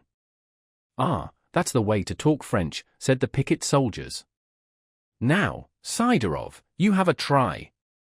Sidorov, turning to the French, winked, and began to jabber meaningless sounds very fast. Kari, Mala, Tafa, Sophie, Muta, Casca, he said, trying to give an expressive intonation to his voice. Ho! Ho! Ho! Ha! Ha! Ha! Ha! Ow! Ow! Came peals of such healthy and good-humored laughter from the soldiers that it infected the French involuntarily, so much so that the only thing left to do seemed to be to unload the muskets, explode the ammunition, and all return home as quickly as possible. But the guns remained loaded, the loopholes in blockhouses and entrenchments looked out just as menacingly, and the unlimbered cannon confronted one another as before. Chapter 16. Having ridden round the whole line from right flank to left, Prince Andrew made his way up to the battery from which the staff officer had told him the whole field could be seen. Here he dismounted, and stopped beside the farthest of the 4 unlimbered cannon. Before the guns and artillery sentry was pacing up and down, he stood at attention when the officer arrived, but at a sign resumed his measured, monotonous pacing.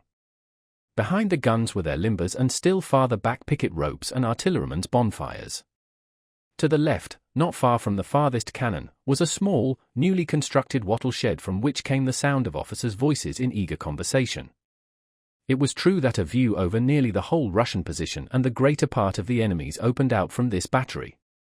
Just facing it, on the crest of the opposite hill, the village of Schongraben could be seen, and in 3 places to left and right the French troops amid the smoke of their campfires, the greater part of whom were evidently in the village itself and behind the hill.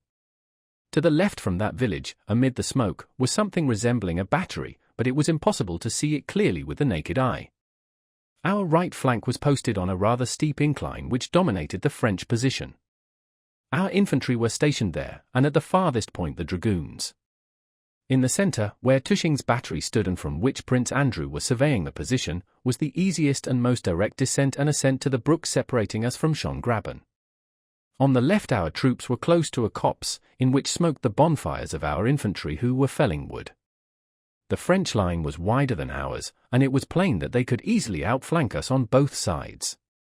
Behind our position was a steep and deep dip, making it difficult for artillery and cavalry to retire. Prince Andrew took out his notebook and, leaning on the cannon, sketched a plan of the position. He made some notes on 2 points, intending to mention them to Bagration.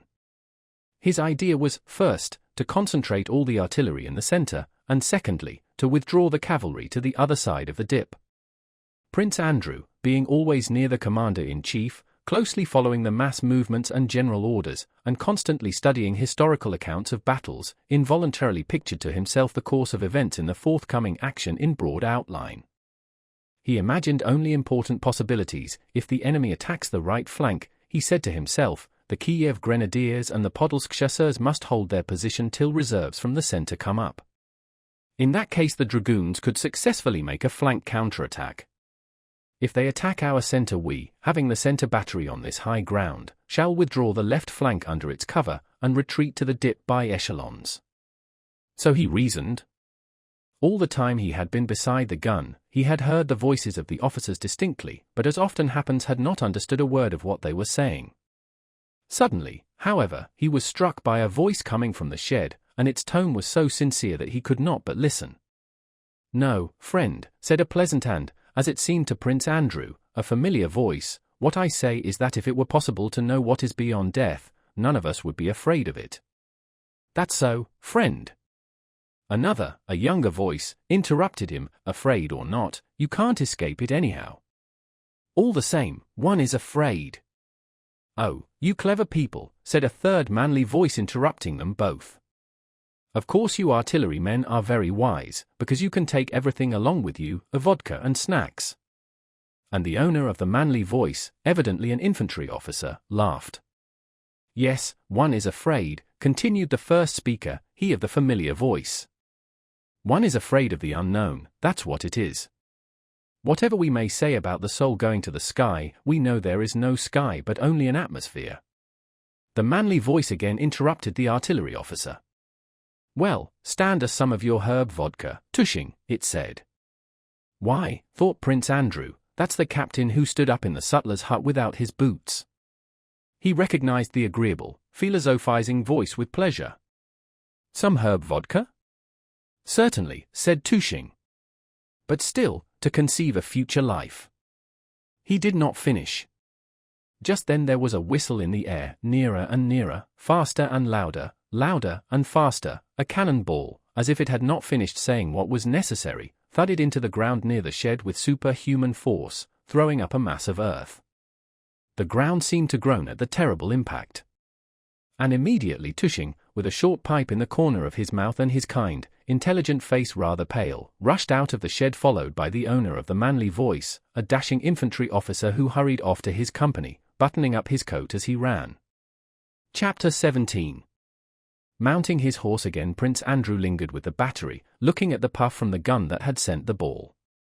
His eyes ran rapidly over the wide space, but he only saw that the hitherto motionless masses of the French now swayed and that there really was a battery to their left.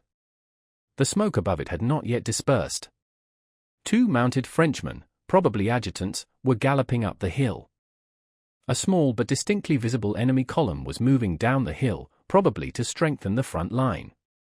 The smoke of the first shot had not yet dispersed before another puff appeared, followed by a report. The battle had begun. Prince Andrew turned his horse and galloped back to Grunth to find Prince Bagration. He heard the cannonade behind him growing louder and more frequent. Evidently our guns had begun to reply. From the bottom of the slope, where the parleys had taken place, came the report of musketry. Lemerrois had just arrived at a gallop with Bonaparte's stern letter, and Murat, humiliated and anxious to expiate his fault, had at once moved his forces to attack the center and outflank both the Russian wings, hoping before evening and before the arrival of the Emperor to crush the contemptible detachment that stood before him. It has begun. Here it is, thought Prince Andrew, feeling the blood rush to his heart. But where and how will my Toulon present itself? Passing between the companies that had been eating porridge and drinking vodka a quarter of an hour before, he saw everywhere the same rapid movement of soldiers forming ranks and getting their muskets ready, and on all their faces he recognized the same eagerness that filled his heart. It has begun. Here it is, dreadful but enjoyable, was what the face of each soldier and each officer seemed to say. Before he had reached the embankments that were being thrown up, he saw, in the light of the dull autumn evening, mounted men coming toward him. The foremost, wearing a Cossack cloak and lambskin cap and riding a white horse, was Prince Bagration. Prince Andrew stopped, waiting for him to come up. Prince Bagration reined in his horse and recognizing Prince Andrew nodded to him. He still looked ahead while Prince Andrew told him what he had seen. The feeling, it has begun. Here it is, was seen even on Prince Bagration's hard brown face with its half-closed, dull, sleepy eyes. Prince Andrew gazed with anxious curiosity at that impassive face and wished he could tell what, if anything, this man was thinking and feeling at that moment. Is there anything at all behind that impassive face? Prince Andrew asked himself as he looked. Prince Bagration bent his head in sign of agreement with what Prince Andrew told him, and said, "Very good," in a tone that seemed to imply that everything that took place and was reported to him was exactly what he had foreseen. Prince Andrew, out of breath with his rapid ride, spoke quickly. Prince Bagration, uttering his words with an Oriental accent, spoke particularly slowly, as if to impress the fact that there was no need to hurry. However, he put his horse to a trot in the direction of Tushing's battery. Prince Andrew followed with the suite.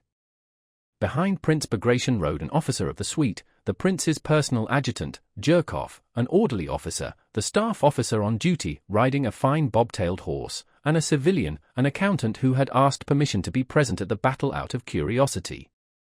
The accountant, a stout, full-faced man, looked around him with a naive smile of satisfaction and presented a strange appearance among the hussars, Cossacks, and adjutants, in his camlet coat, as he jolted on his horse with a convoy officer's saddle.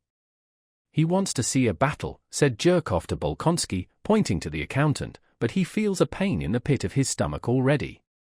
"Oh, leave off," said the accountant with a beaming but rather cunning smile, as if flattered at being made the subject of Jerkov's joke, and purposely trying to appear stupider than he really was. "It is very strange, Monsieur Prince," said the staff officer. He remembered that in French there is some peculiar way of addressing a prince, but could not get it quite right. By this time they were all approaching Tushing's battery, and a ball struck the ground in front of them. "What's that has fallen?" asked the accountant with a naive smile. "A French pancake," answered Jerkoff. "So that's what they hit with?" asked the accountant. "How awful!" He seemed to swell with satisfaction. He had hardly finished speaking when they again heard an unexpectedly violent whistling which suddenly ended with a thud into something soft, flop. And a car sack, riding a little to their right and behind the accountant, crashed to earth with his horse. Jerkoff and the staff officer bent over their saddles and turned their horses away. The accountant stopped, facing the car sack, and examined him with attentive curiosity.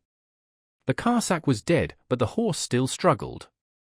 Prince Bagration screwed up his eyes, looked round, and, seeing the cause of the confusion, turned away with indifference, as if to say, "Is it worth while noticing trifles?" He reined in his horse with the care of a skillful rider and, slightly bending over, disengaged his saber which had caught in his cloak. It was an old-fashioned saber of a kind no longer in general use.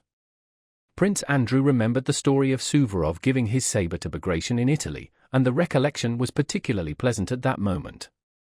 They had reached the battery at which Prince Andrew had been when he examined the battlefield. "Whose company?" asked Prince Bagration of an artilleryman standing by the ammunition wagon. He asked, "Whose company?" but he really meant, "Are you frightened here?" and the artilleryman understood him. "Captain Tushing's, Your Excellency," shouted the red-haired, freckled gunner in a merry voice, standing to attention. "Yes, yes," muttered Bagration as if considering something, and he rode past the limbers to the farthest cannon. As he approached, a ringing shot issued from it, deafening him and his suite, and in the smoke that suddenly surrounded the gun they could see the gunners who had seized it straining to roll it quickly back to its former position. A huge, broad-shouldered gunner, number 1, holding a mop, his legs far apart, sprang to the wheel, while number 2 with a trembling hand placed a charge in the cannon's mouth. The short, round-shouldered Captain Tushing, stumbling over the tail of the gun carriage, moved forward and, not noticing the general, looked out, shading his eyes with his small hand. "Lift it 2 lines more and it will be just right," cried he in a feeble voice to which he tried to impart a dashing note, ill-suited to his weak figure. "Number 2, he squeaked. "Fire, Medvedev!" Bagration called to him, and Tushing, raising 3 fingers to his cap with a bashful and awkward gesture not at all like a military salute but like a priest's benediction, approached the general. Though Tushing's guns had been intended to cannonade the valley, he was firing incendiary balls at the village of Schongraben, visible just opposite, in front of which large masses of French were advancing. No one had given Tushing orders where and at what to fire, but after consulting his sergeant major, Zakharchenko, for whom he had great respect, he had decided that it would be a good thing to set fire to the village. "Very good," said Bagration in reply to the officer's report, and began deliberately to examine the whole battlefield extended before him. The French had advanced nearest on our right.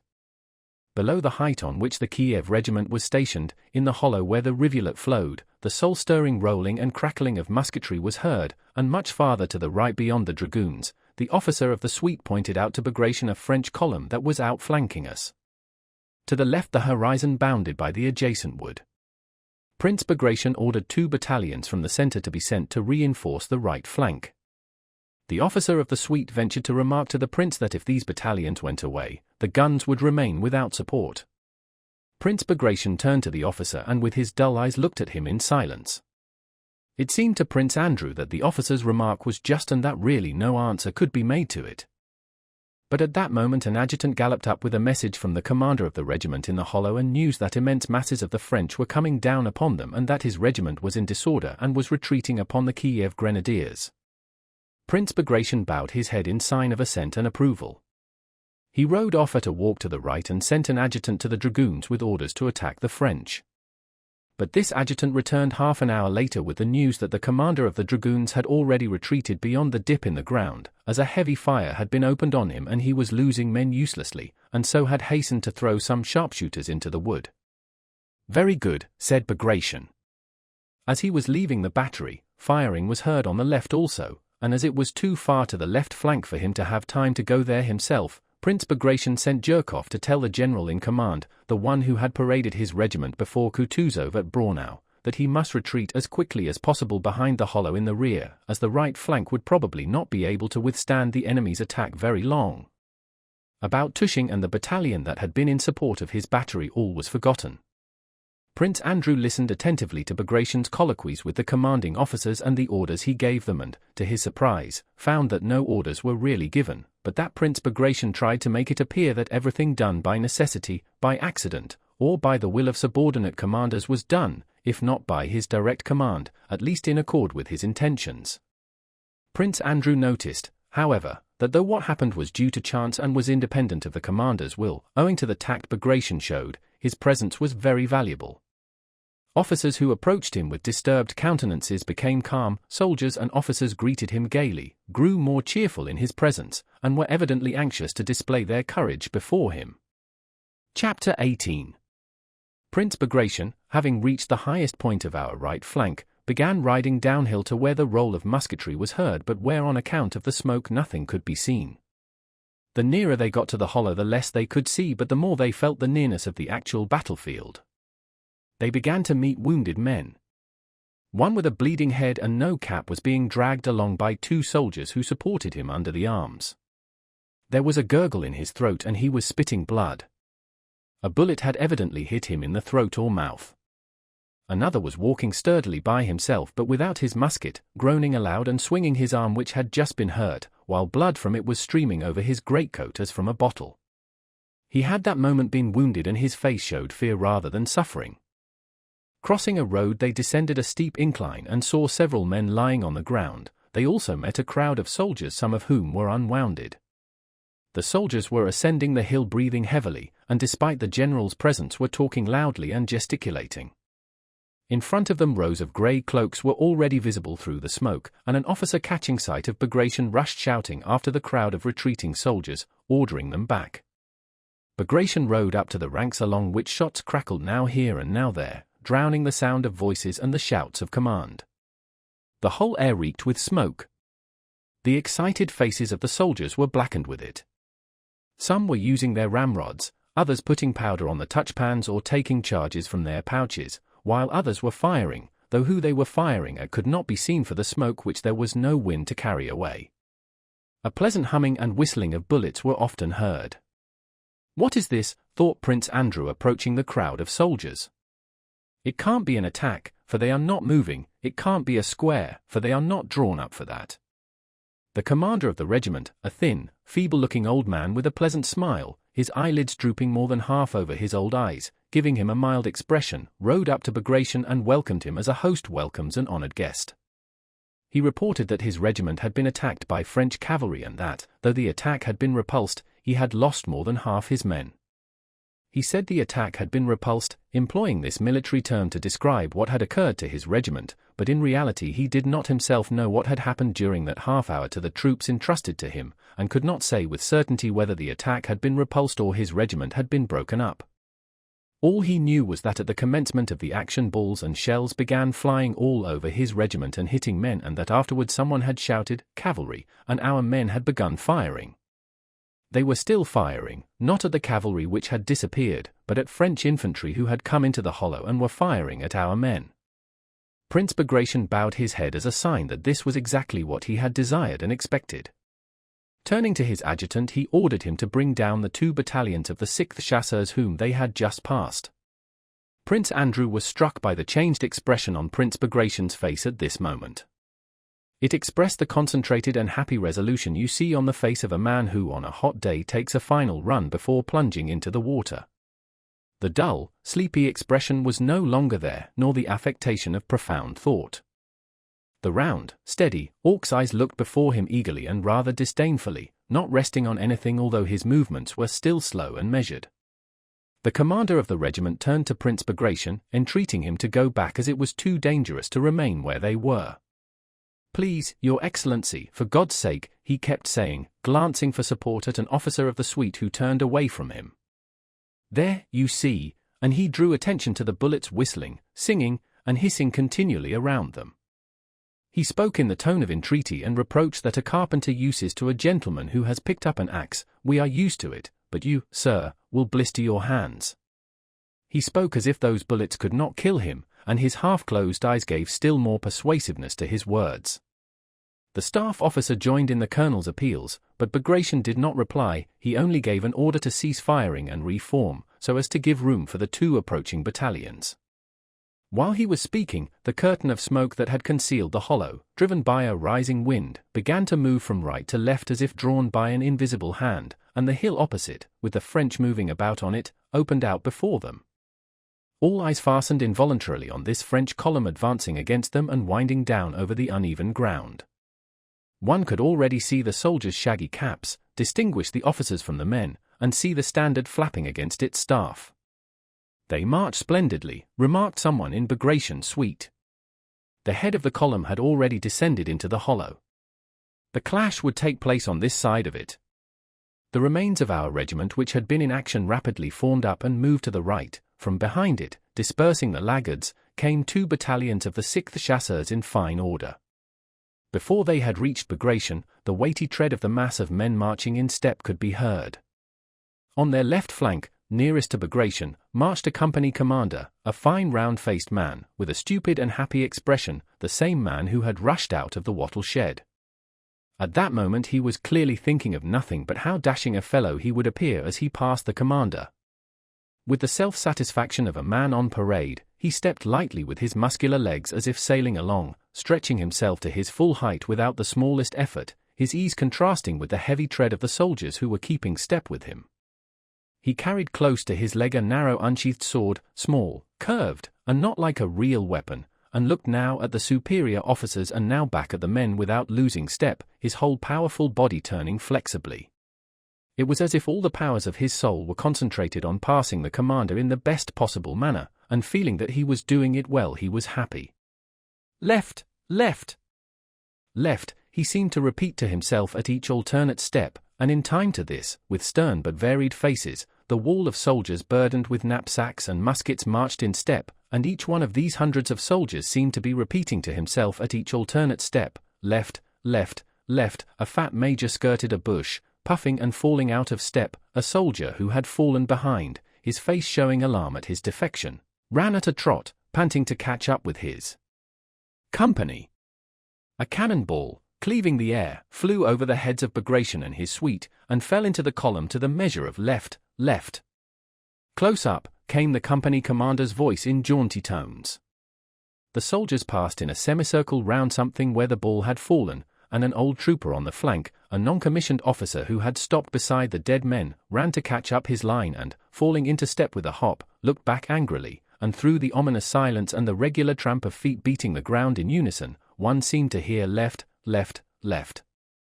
"Well done, lads," said Prince Bagration. "Glad to do our best, Your Excellency," came a confused shout from the ranks. A morose soldier marching on the left turned his eyes on Bagration as he shouted, with an expression that seemed to say, "We know that ourselves." Another, without looking round, as though fearing to relax, shouted with his mouth wide open and passed on. The order was given to halt and down knapsacks. Bagration rode round the ranks that had marched past him and dismounted. He gave the reins to a Cossack, took off and handed over his felt coat, stretched his legs, and set his cap straight. The head of the French column, with its officers leading, appeared from below the hill. "Forward, with God," said Bagration, in a resolute, sonorous voice, turning for a moment to the front line, and slightly swinging his arms, he went forward uneasily over the rough field with the awkward gait of a cavalryman. Prince Andrew felt that an invisible power was leading him forward, and experienced great happiness. The French were already near. Prince Andrew, walking beside Bagration, could clearly distinguish their bandoliers, red epaulets, and even their faces. He distinctly saw an old French officer who, with gaitered legs and turned-out toes, climbed the hill with difficulty. Prince Bagration gave no further orders and silently continued to walk on in front of the ranks. Suddenly one shot after another rang out from the French, smoke appeared all along their uneven ranks, and musket shots sounded. Several of our men fell, among them the round-faced officer who had marched so gaily and complacently. But at the moment the first report was heard, Bagration looked round and shouted, "Hurrah!" "Hurrah, rang a long-drawn shout from our ranks, and passing Bagration and racing one another they rushed in an irregular but joyous and eager crowd down the hill at their disordered foe. Chapter 19. The attack of the 6th Chasseurs secured the retreat of our right flank. In the center, Tushing's forgotten battery, which had managed to set fire to the Schongraben village, delayed the French advance. The French were putting out the fire which the wind was spreading, and thus gave us time to retreat. The retirement of the center to the other side of the dip in the ground at the rear was hurried and noisy, but the different companies did not get mixed. But our left, which consisted of the Azov and Podolsk infantry and the Pavlograd Hussars, was simultaneously attacked and outflanked by superior French forces under Lannes and was thrown into confusion. Bagration had sent Zhirkov to the general commanding that left flank with orders to retreat immediately. Zhirkov, not removing his hand from his cap, turned his horse about and galloped off. But no sooner had he left Bagration than his courage failed him. He was seized by panic and could not go where it was dangerous. Having reached the left flank, instead of going to the front where the firing was, he began to look for the general and his staff where they could not possibly be, and so did not deliver the order. The command of the left flank belonged by seniority to the commander of the regiment Kutuzov had reviewed at Braunau and in which Dolokhov was serving as a private. But the command of the extreme left flank had been assigned to the commander of the Pavlograd regiment in which Rostov was serving, and a misunderstanding arose. The two commanders were much exasperated with one another and, long after the action had begun on the right flank and the French were already advancing, were engaged in discussion with the sole object of offending one another. But the regiments, both cavalry and infantry, were by no means ready for the impending action. From privates to general they were not expecting a battle and were engaged in peaceful occupations, the cavalry feeding the horses and the infantry collecting wood. "He higher ISS down I in rank," said the German colonel of the Hussars, flushing and addressing an adjutant who had ridden up, "so let him do what he will, but I cannot sacrifice my Hussars. Bugler, sound Sie retreat." But haste was becoming imperative. Cannon and musketry, mingling together, thundered on the right and in the center, while the capotes of Lannes sharpshooters were already seen crossing the mill dam and forming up within twice the range of a musket shot. The general in command of the infantry went toward his horse with jerky steps, and having mounted drew himself up very straight and tall and rode to the Pavlograd commander. The commanders met with polite bows but with secret malevolence in their hearts. "Once again, Colonel," said the general, "I can't leave half my men in the wood. I beg of you," he repeated, "to occupy the position and prepare for an attack." "I beg of you yourself not to mix in what is not your business," suddenly replied the irate colonel. "If you veer in the cavalry." "I am not in the cavalry, Colonel, but I am a Russian general and if you are not aware of the fact." "Quite avare, your excellency," suddenly shouted the colonel, touching his horse and turning purple in the face. "Will you be so good to come to the front and see that Z's position is no good? I don't wish to destroy my men for your pleasure." "You forget yourself, Colonel." "I am not considering my own pleasure and I won't allow it to be said." Taking the colonel's outburst as a challenge to his courage, the general expanded his chest and rode, frowning, beside him to the front line, as if their differences would be settled there amongst the bullets. They reached the front, several bullets sped over them, and they halted in silence. There was nothing fresh to be seen from the line, for from where they had been before it had been evident that it was impossible for cavalry to act among the bushes and broken ground, as well as that the French were outflanking our left. The general and colonel looked sternly and significantly at one another like two fighting cocks preparing for battle, each vainly trying to detect signs of cowardice in the other. Both passed the examination successfully. As there was nothing to be said, and neither wished to give occasion for it to be alleged that he had been the first to leave the range of fire, they would have remained there for a long time testing each other's courage had it not been that just then they heard the rattle of musketry and a muffled shout almost behind them in the wood. The French had attacked the men collecting wood in the copse. It was no longer possible for the Hussars to retreat with the infantry. They were cut off from the line of retreat on the left by the French.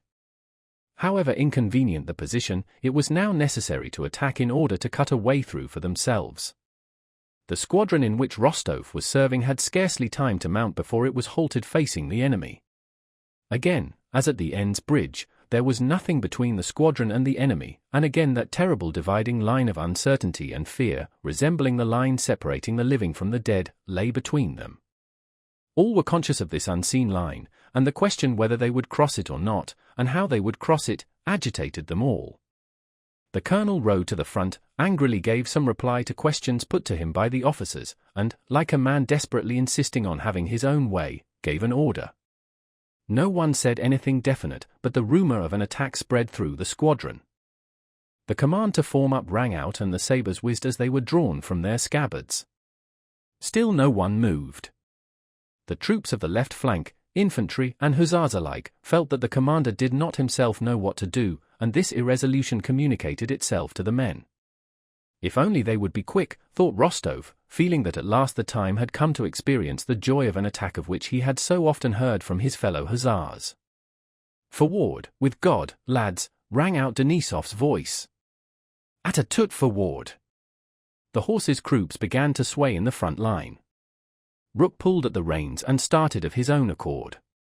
Before him, on the right, Rostov saw the front lines of his hussars and still farther ahead a dark line which he could not see distinctly but took to be the enemy. Shots could be heard, but some way off. Faster, came the word of command, and Rostov felt Rook's flanks drooping as he broke into a gallop. Rostov anticipated his horse's movements and became more and more elated. He had noticed a solitary tree ahead of him.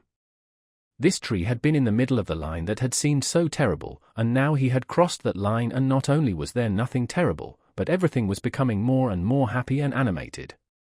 "Oh, how I will slash at him," thought Rostov, gripping the hilt of his saber. "Hi-ya!" came a roar of voices.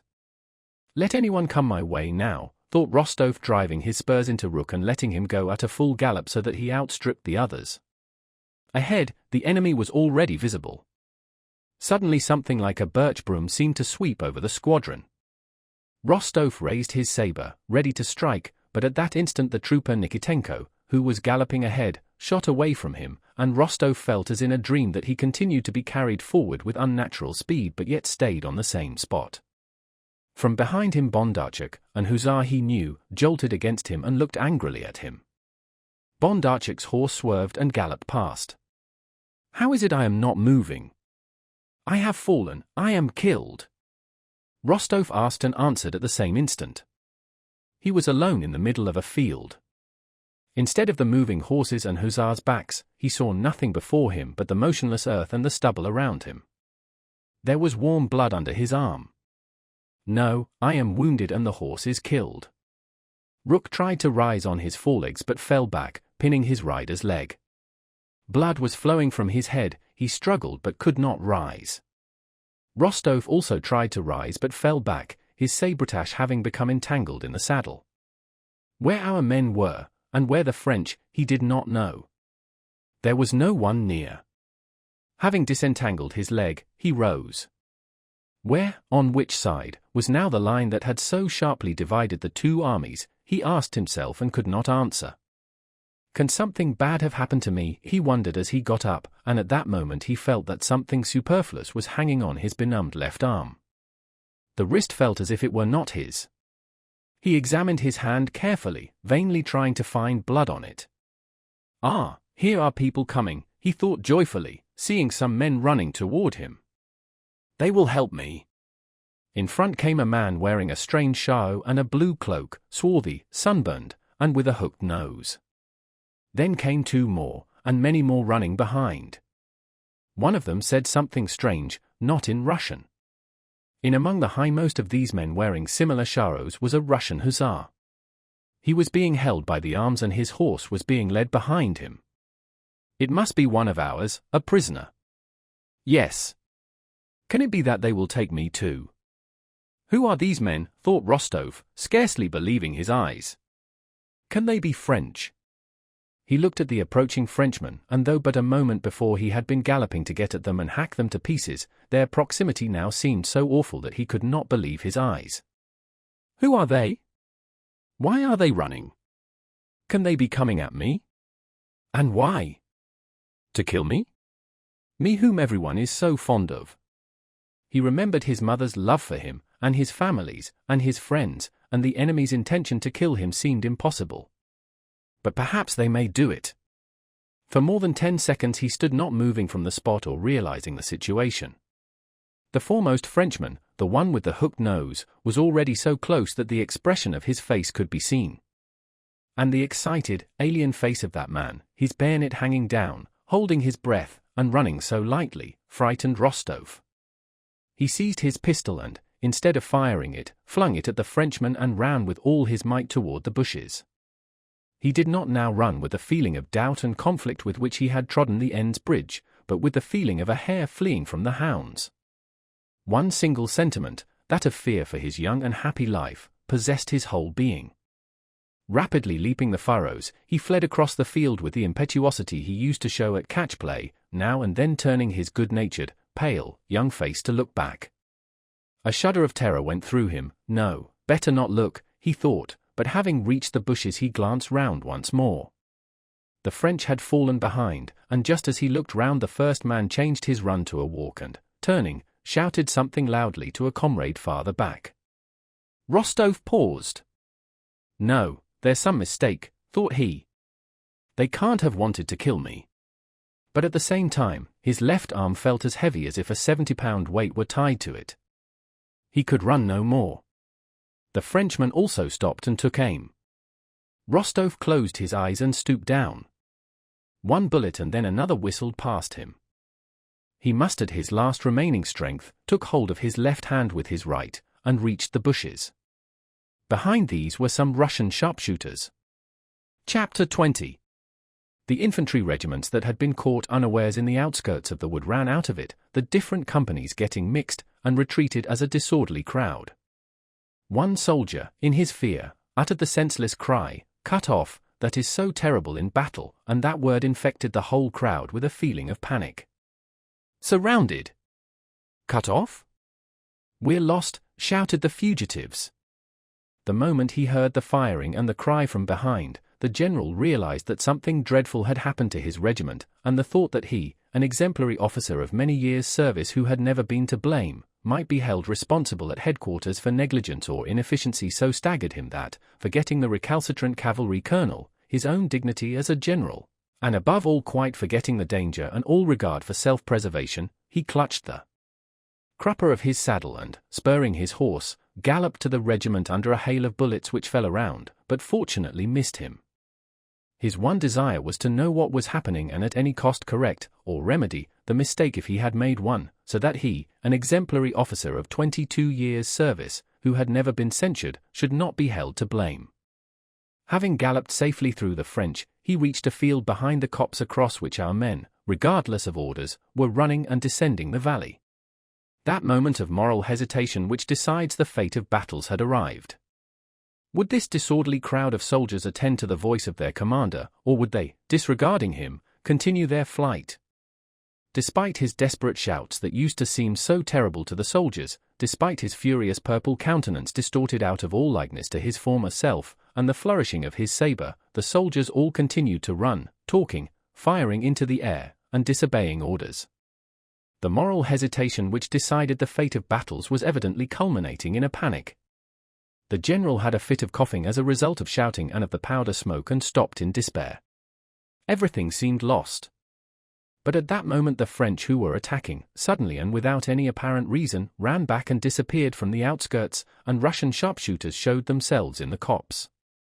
It was Timokhin's company, which alone had maintained its order in the wood and, having lain in ambush in a ditch, now attacked the French unexpectedly.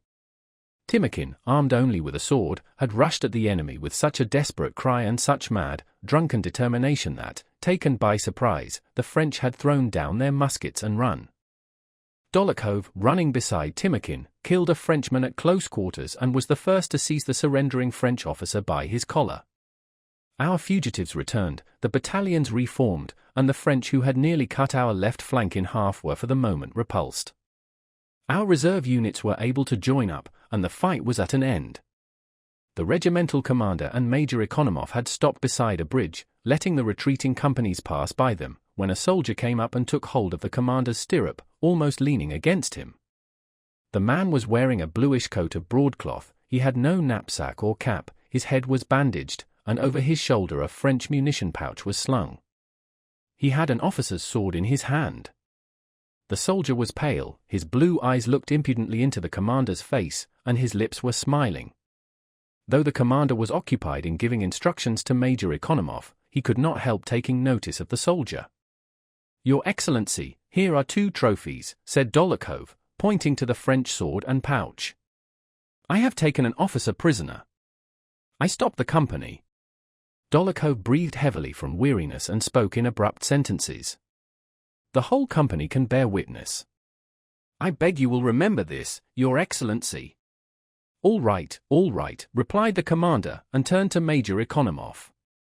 But Dólokhov did not go away. He untied the handkerchief around his head, pulled it off, and showed the blood congealed on his hair. "A bayonet wound. I remained at the front. Remember, Your Excellency."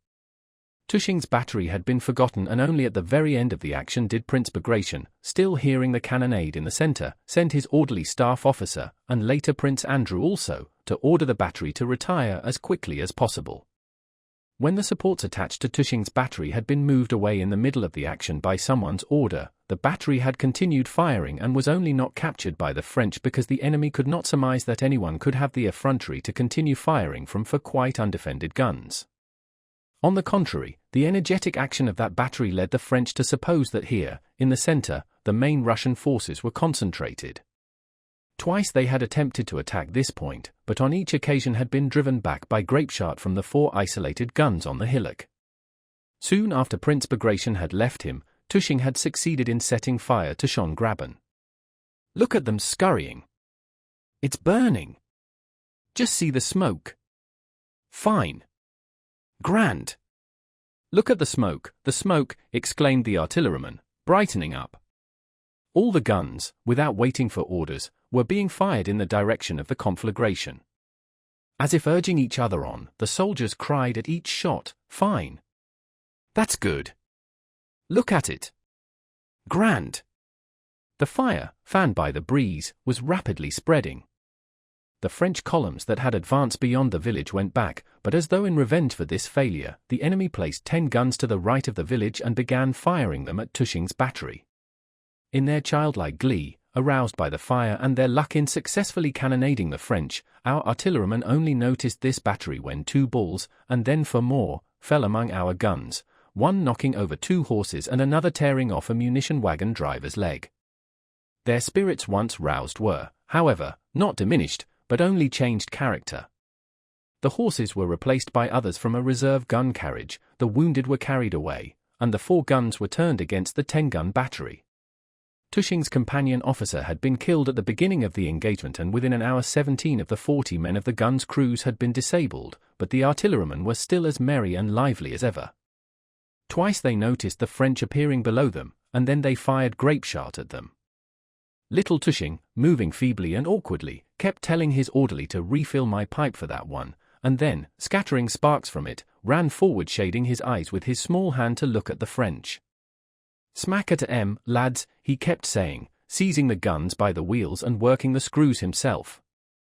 Amid the smoke, deafened by the incessant reports which always made him jump, Tushing, not taking his pipe from his mouth, ran from gun to gun, now aiming, now counting the charges, now giving orders about replacing dead or wounded horses and harnessing fresh ones, and shouting in his feeble voice, so high-pitched and irresolute.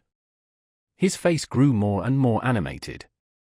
Only when a man was killed or wounded did he frown and turn away from the sight, shouting angrily at the men who, as is always the case, hesitated about lifting the injured or dead. The soldiers, for the most part handsome fellows and, as is always the case in an artillery company, a head and shoulders taller and twice as broad as their officer, all looked at their commander like children in an embarrassing situation, and the expression on his face was invariably reflected on theirs. Owing to the terrible uproar and the necessity for concentration and activity, Tushing did not experience the slightest unpleasant sense of fear, and the thought that he might be killed or badly wounded never occurred to him. On the contrary, he became more and more elated. It seemed to him that it was a very long time ago, almost a day, since he had first seen the enemy and fired the first shot, and that the corner of the field he stood on was well-known and familiar ground. Though he thought of everything, considered everything, and did everything the best of officers could do in his position, he was in a state akin to feverish delirium or drunkenness. From the deafening sounds of his own guns around him, the whistle and thud of the enemy's cannonballs, from the flushed and perspiring faces of the crew bustling round the guns, from the sight of the blood of men and horses, from the little puffs of smoke on the enemy's side, always followed by a ball flying past and striking the earth, a man, a gun, a horse. From the sight of all these things a fantastic world of his own had taken possession of his brain and at that moment afforded him pleasure. The enemy's guns were in his fancy not guns but pipes from which occasional puffs were blown by an invisible smoker. "There, he's puffing again," muttered Tushing to himself, as a small cloud rose from the hill and was borne in a streak to the left by the wind. "Now look out for the ball, we'll throw it back." "What do you want, your honor?" asked an artilleryman, standing close by, who heard him muttering. "Nothing, only a shell," he answered. "Come along, our Matvevna," he said to himself. Matvevna * was the name his fancy gave to the farthest gun of the battery, which was large and of an old pattern. The French swarming round their gun seemed to him like ants. In that world, the handsome drunkard number 1 of the second gun's crew was Kunkel. Tushing looked at him more often than at anyone else and took delight in his every movement. The sound of musketry at the foot of the hill, now diminishing, now increasing, seemed like someone's breathing. He listened intently to the ebb and flow of these sounds. Daughter of Matthew. "Ah! Breathing again, breathing," he muttered to himself. He imagined himself as an enormously tall, powerful man who was throwing cannon balls at the French with both hands. "Now then, Matvevna, dear old lady, don't let me down," he was saying as he moved from the gun, when a strange, unfamiliar voice called above his head, "Captain Tushing." "Captain!" Tushing turned round in dismay. It was the staff officer who had turned him out of the booth at Grunth. He was shouting in a gasping voice. "Are you mad? You have twice been ordered to retreat, and you—" "Why are they down on me?" thought Tushing, looking in alarm at his superior. "I don't," he muttered, holding up 2 fingers to his cap. "I—" But the staff officer did not finish what he wanted to say. A cannonball, flying close to him, caused him to duck and bend over his horse. He paused, and just as he was about to say something more, another ball stopped him. He turned his horse and galloped off. "Retire! All to retire!" he shouted from a distance. The soldiers laughed. A moment later, an adjutant arrived with the same order. It was Prince Andrew. The first thing he saw on riding up to the space where Tushing's guns were stationed was an unharnessed horse with a broken leg, that lay screaming piteously beside the harnessed horses. Blood was gushing from its leg as from a spring. Among the limbers lay several dead men. One ball after another passed over as he approached and he felt a nervous shudder run down his spine. But the mere thought of being afraid roused him again. "I cannot be afraid," thought he, and dismounted slowly among the guns. He delivered the order and did not leave the battery. He decided to have the guns removed from their positions and withdrawn in his presence. Together with Tushing, stepping across the bodies and under a terrible fire from the French, he attended to the removal of the guns. "A staff officer was here a minute ago, but skipped off," said an artilleryman to Prince Andrew. "Not like your honor." Prince Andrew said nothing to Tushing. They were both so busy as to seem not to notice one another. When having limbered up the only 2 cannon that remained uninjured out of the 4, they began moving down the hill. 1 shattered gun and 1 unicorn were left behind. Prince Andrew rode up to Tushing. "Well, till we meet again," he said, holding out his hand to Tushing. "Goodbye, my dear fellow," said Tushing. "Dear soul." "Goodbye, my dear fellow," and for some unknown reason tears suddenly filled his eyes. Chapter 21. The wind had fallen and black clouds, merging with the powder smoke, hung low over the field of battle on the horizon. It was growing dark and the glow of 2 conflagrations was the more conspicuous. The cannonade was dying down, but the rattle of musketry behind and on the right sounded oftener and nearer. As soon as Tushing with his guns, continually driving round or coming upon wounded men, was out of range of fire and had descended into the dip, he was met by some of the staff, among them the staff officer and Jerkov, who had been twice sent to Tushing's battery but had never reached it. Interrupting one another, they all gave, and transmitted, orders as to how to proceed, reprimanding and reproaching him. Tushing gave no orders, and, silently, fearing to speak because at every word he felt ready to weep without knowing why, rode behind on his artillery nag. Though the orders were to abandon the wounded, many of them dragged themselves after troops and begged for seats on the gun carriages. The jaunty infantry officer who just before the battle had rushed out of Tushing's wattle shed was laid, with a bullet in his stomach, on Mat Vevna's carriage. At the foot of the hill, a pale hussar cadet, supporting one hand with the other, came up to Tushing and asked for a seat. "Captain, for God's sake!" "I've hurt my arm," he said timidly. "For God's sake!" "I can't walk." "For God's sake!" It was plain that this cadet had already repeatedly asked for a lift and been refused. He asked in a hesitating, piteous voice. "Tell them to give me a seat, for God's sake." "Give him a seat," said Tushing. "Lay a cloak for him to sit on, lad," he said, addressing his favorite soldier. "And where is the wounded officer?" "He has been set down." "He died," replied someone. "Help him up." "Sit down, dear fellow, sit down." "Spread out the cloak, Antonov." The cadet was Rostov. With one hand he supported the other, he was pale and his jaw trembled, shivering feverishly. He was placed on Mount Vevna, the gun from which they had removed the dead officer. The cloak they spread under him was wet with blood which stained his breeches and arm. "What, are you wounded, my lad?" said Tushing, approaching the gun on which Rostov sat. "No, it's a sprain." "Then what is this blood on the gun carriage?" inquired Tushing. "It was the officer, your honor, stained it," answered the artilleryman, wiping away the blood with his coat sleeve, as if apologizing for the state of his gun. It was all that they could do to get the guns up the rise aided by the infantry, and having reached the village of Gruntersdorf they halted. It had grown so dark that one could not distinguish the uniforms 10 paces off, and the firing had begun to subside. Suddenly, nearby on the right, shouting and firing were again heard. Flashes of shot gleamed in the darkness. This was the last French attack and was met by soldiers who had sheltered in the village houses. They all rushed out of the village again, but Tushing's guns could not move, and the artilleryman, Tushing, and the cadet exchanged silent glances as they awaited their fate. The firing died down and soldiers, talking eagerly, streamed out of a side street. "Not hurt, Petrov?" asked one. "We've given it hot, mate." "They won't make another push now," said another. "You couldn't see a thing." "How they shot at their own fellows." "Nothing could be seen." "Pitch dark, brother." "Isn't there something to drink?" The French had been repulsed for the last time. And again in the complete darkness Tushing's guns moved forward, surrounded by the humming infantry as by a frame. In the darkness, it seemed as though a gloomy unseen river was flowing always in one direction, humming with whispers and talk and the sound of hoofs and wheels. Amid the general rumble, the groans and voices of the wounded were more distinctly heard than any other sound in the darkness of the night.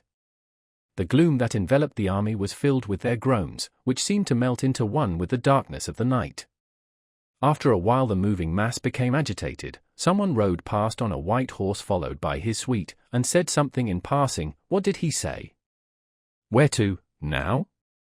"Halt, is it?" "Did he thank us?" came eager questions from all sides. The whole moving mass began pressing closer together and a report spread that they were ordered to halt. Evidently those in front had halted. All remained where they were in the middle of the muddy road. Fires were lighted and the talk became more audible. Captain Tushing, having given orders to his company, sent a soldier to find a dressing station or a doctor for the cadet, and sat down by a bonfire the soldiers had kindled on the road. Rostov, too, dragged himself to the fire. From pain, cold, and damp, a feverish shivering shook his whole body. Drowsiness was irresistibly mastering him, but he kept awake by an excruciating pain in his arm, for which he could find no satisfactory position. He kept closing his eyes and then again looking at the fire, which seemed to him dazzlingly red, and at the feeble, round-shouldered figure of Tushing who was sitting cross-legged like a Turk beside him. Tushing's large, kind, intelligent eyes were fixed with sympathy and commiseration on Rostov, who saw that Tushing with his whole heart wished to help him but could not. From all sides were heard the footsteps and talk of the infantry, who were walking, driving past, and settling down all around. The sound of voices, the tramping feet, the horses' hoofs moving in mud, the crackling of wood fires near and afar, merged into one tremulous rumble. It was no longer, as before, a dark, unseen river flowing through the gloom, but a dark sea swelling and gradually subsiding after a storm. Rostov looked at and listened listlessly to what passed before and around him. An infantryman came to the fire, squatted on his heels, held his hands to the blaze, and turned away his face. "You don't mind, Your Honor?" he asked Tushing. "I've lost my company, Your Honor." "I don't know where, such bad luck." With the soldier, an infantry officer with a bandaged cheek came up to the bonfire, and addressing Tushing asked him to have the guns moved a trifle to let a wagon go past. After he had gone, two soldiers rushed to the campfire. They were quarreling and fighting desperately, each trying to snatch from the other a boot they were both holding on to. "You picked it up." "I dare say." "You're very smart," one of them shouted hoarsely. Then a thin, pale soldier, his neck bandaged with a blood-stained leg band, came up and in angry tones asked the artilleryman for water. "Must one die like a dog?" said he. Tushing told them to give the man some water. Then a cheerful soldier ran up, begging a little fire for the infantry. "A nice little hot torch for the infantry." "Good luck to you, fellow countrymen." "Thanks for the fire, we'll return it with interest," said he, carrying away into the darkness a glowing stick. Next came 4 soldiers, carrying something heavy on a cloak, and passed by the fire. One of them stumbled. "Who the devil has put the logs on the road?" snarled he. "He's dead, why carry him?" said another. "Shut up!" And they disappeared into the darkness with their load. "Still aching?" Tushing asked Rostov in a whisper. "Yes." "Your Honor, you're wanted by the general." "He is in the hut here," said a gunner, coming up to Tushing. "Coming, friend." Tushing rose and, buttoning his greatcoat and pulling it straight, walked away from the fire. Not far from the artillery campfire, in a hut that had been prepared for him, Prince Bagration sat at dinner, talking with some commanding officers who had gathered at his quarters. The little old man with the half-closed eyes was there greedily gnawing a mutton bone, and the general who had served blamelessly for 22 years, flushed by a glass of vodka and the dinner, and the staff officer with the signet ring, and Jerkov, uneasily glancing at them all, and Prince Andrew, pale, with compressed lips and feverishly glittering eyes. In a corner of the hut stood a standard captured from the French, and the accountant with the naive face was feeling its texture, shaking his head in perplexity, perhaps because the banner really interested him, perhaps because it was hard for him, hungry as he was, to look on at a dinner where there was no place for him. In the next hut there was a French colonel who had been taken prisoner by our dragoons. Our officers were flocking in to look at him. Prince Bagration was thanking the individual commanders and inquiring into details of the action and our losses. The general whose regiment had been inspected at Braunau was informing the prince that as soon as the action began he had withdrawn from the wood, mustered the men who were wood-cutting, and, allowing the French to pass him, had made a bayonet charge with 2 battalions and had broken up the French troops. When I saw, Your Excellency, that their 1st battalion was disorganized, I stopped in the road and thought, I'll let them come on and we'll meet them with the fire of the whole battalion, and that's what I did. The general had so wished to do this and was so sorry he had not managed to do it that it seemed to him as if it had really happened. Perhaps it might really have been so? Could one possibly make out amid all that confusion what did or did not happen? By the way, Your Excellency, I should inform you, he continued, remembering Dólokhov's conversation with Kutuzov and his last interview with the gentleman ranker, that Private Dólokhov, who was reduced to the ranks, took a French officer prisoner in my presence and particularly distinguished himself. I saw the Pavlograd Hussars attack there, Your Excellency, chimed in Jerkov, looking uneasily around. He had not seen the Hussars all that day, but had heard about them from an infantry officer. They broke up 2 squares, Your Excellency.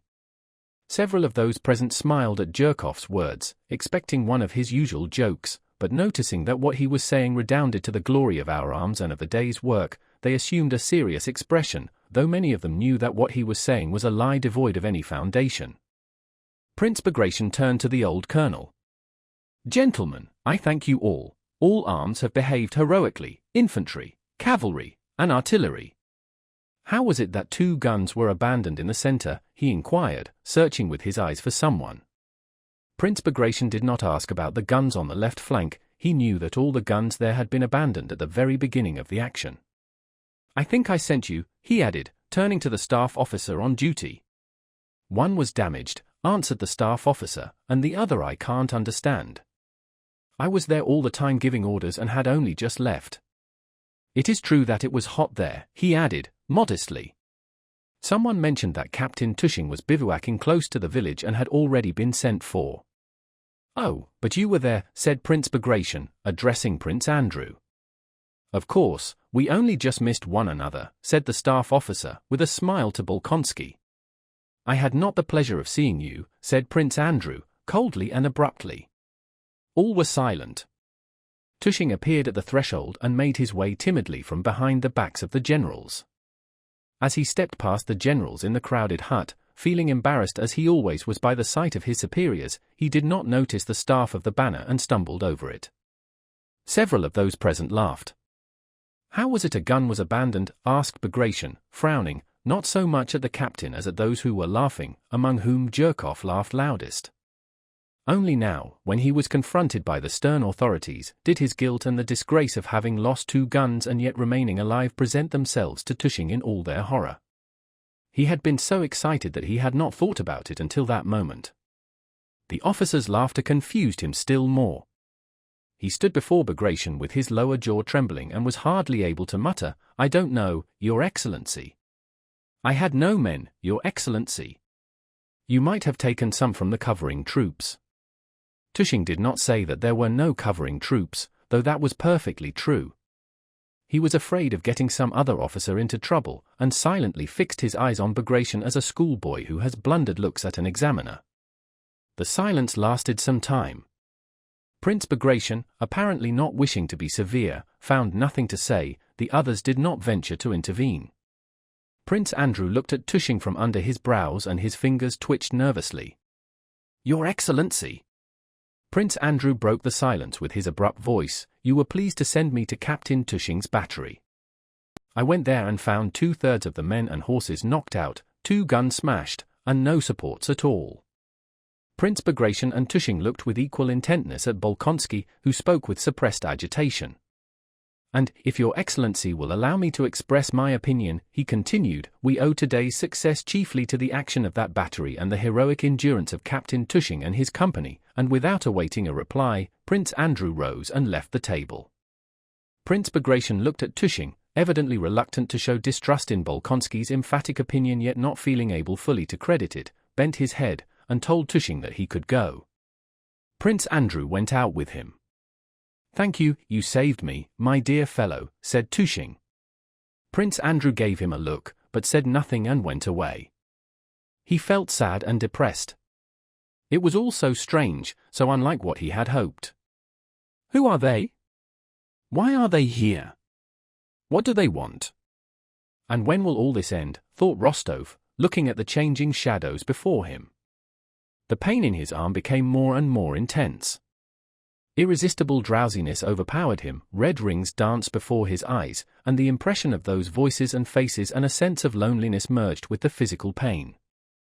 It was they, these soldiers, wounded and unwounded, it was they who were crushing, weighing down, and twisting the sinews and scorching the flesh of his sprained arm and shoulder. To rid himself of them he closed his eyes. For a moment he dozed, but in that short interval innumerable things appeared to him in a dream, his mother and her large white hand, Sonia's thin little shoulders, Natasha's eyes, and laughter, Denisov with his voice and mustache, and Telyanin, and all that affair with Telyanin and Bogdanich. That affair was the same thing as this soldier with the harsh voice, and it was that affair and this soldier that were so agonizingly, incessantly pulling and pressing his arm and always dragging it in one direction. He tried to get away from them, but they would not for an instant let his shoulder move a hair's breadth. It would not ache, it would be well, if only they did not pull it, but it was impossible to get rid of them. He opened his eyes and looked up. The black canopy of night hung less than a yard above the glow of the charcoal. Flakes of falling snow were fluttering in that light. Tushing had not returned, the doctor had not come. He was alone now, except for a soldier who was sitting naked at the other side of the fire, warming his thin yellow body.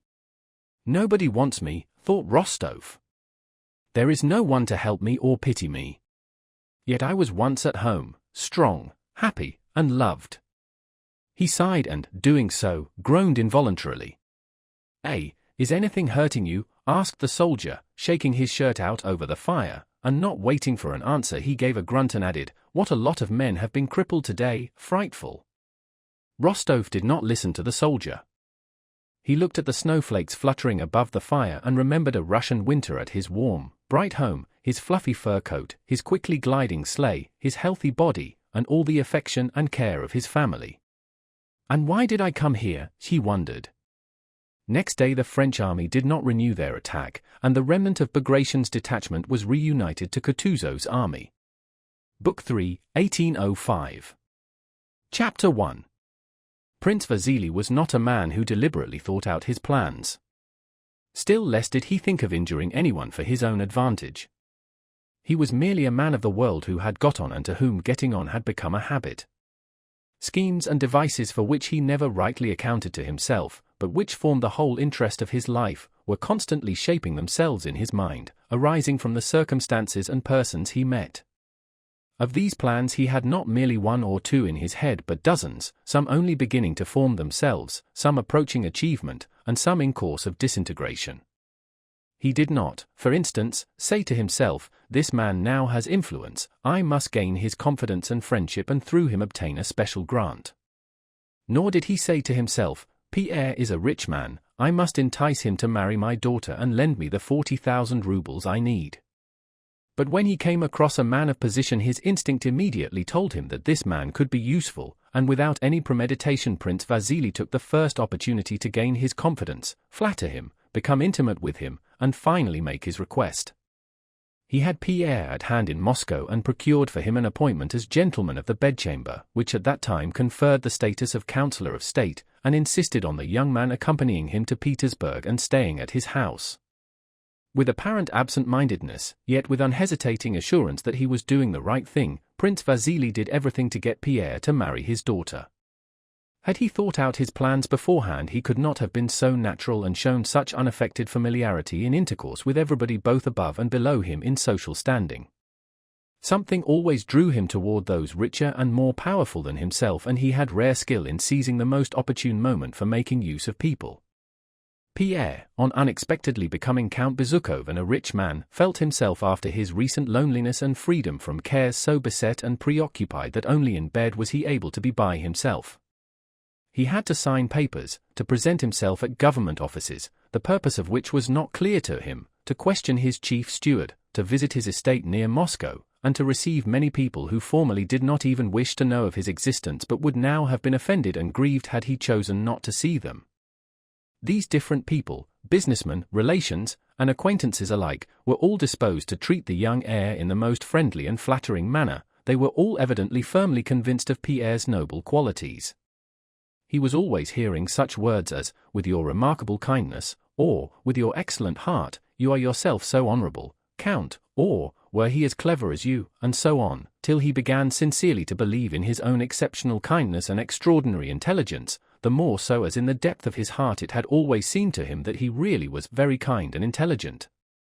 Even people who had formerly been spiteful toward him and evidently unfriendly now became gentle and affectionate. The angry eldest princess, with the long waist and hair plastered down like a doll's, had come into Pierre's room after the funeral. With drooping eyes and frequent blushes she told him she was very sorry about their past misunderstandings and did not now feel she had a right to ask him for anything, except only for permission, after the blow she had received, to remain for a few weeks longer in the house she so loved and where she had sacrificed so much. She could not refrain from weeping at these words. Touched that this statuesque princess could so change, Pierre took her hand and begged her forgiveness, without knowing what for. From that day the eldest princess quite changed toward Pierre and began knitting a striped scarf for him. "Do this for my sake, mon cher." After all, she had to put up with a great deal from the deceased, said Prince Vasily to him, handing him a deed to sign for the princess's benefit.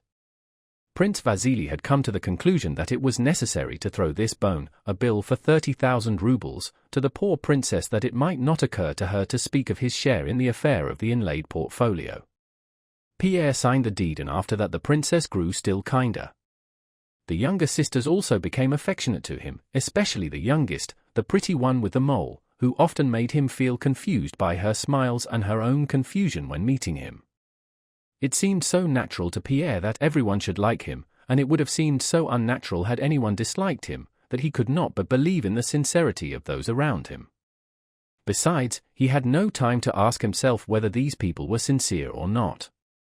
He was always busy and always felt in a state of mild and cheerful intoxication.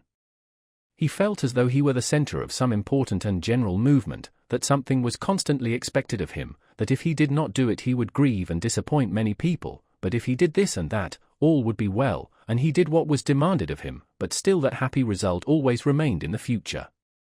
More than anyone else, Prince Vasily took possession of Pierre's affairs and of Pierre himself in those early days. From the death of Count Bezukhov he did not let go his hold of the lad. He had the air of a man oppressed by business, weary and suffering, who yet would not, for pity's sake, leave this helpless youth who, after all, was the son of his old friend and the possessor of such enormous wealth, to the caprice of fate and the designs of rogues. During the few days he spent in Moscow after the death of Count Bezukhov, he would call Pierre, or go to him himself, and tell him what ought to be done in a tone of weariness and assurance, as if he were adding every time, "You know I am overwhelmed with business and it is purely out of charity that I trouble myself about you, and you also know quite well that what I propose is the only thing possible."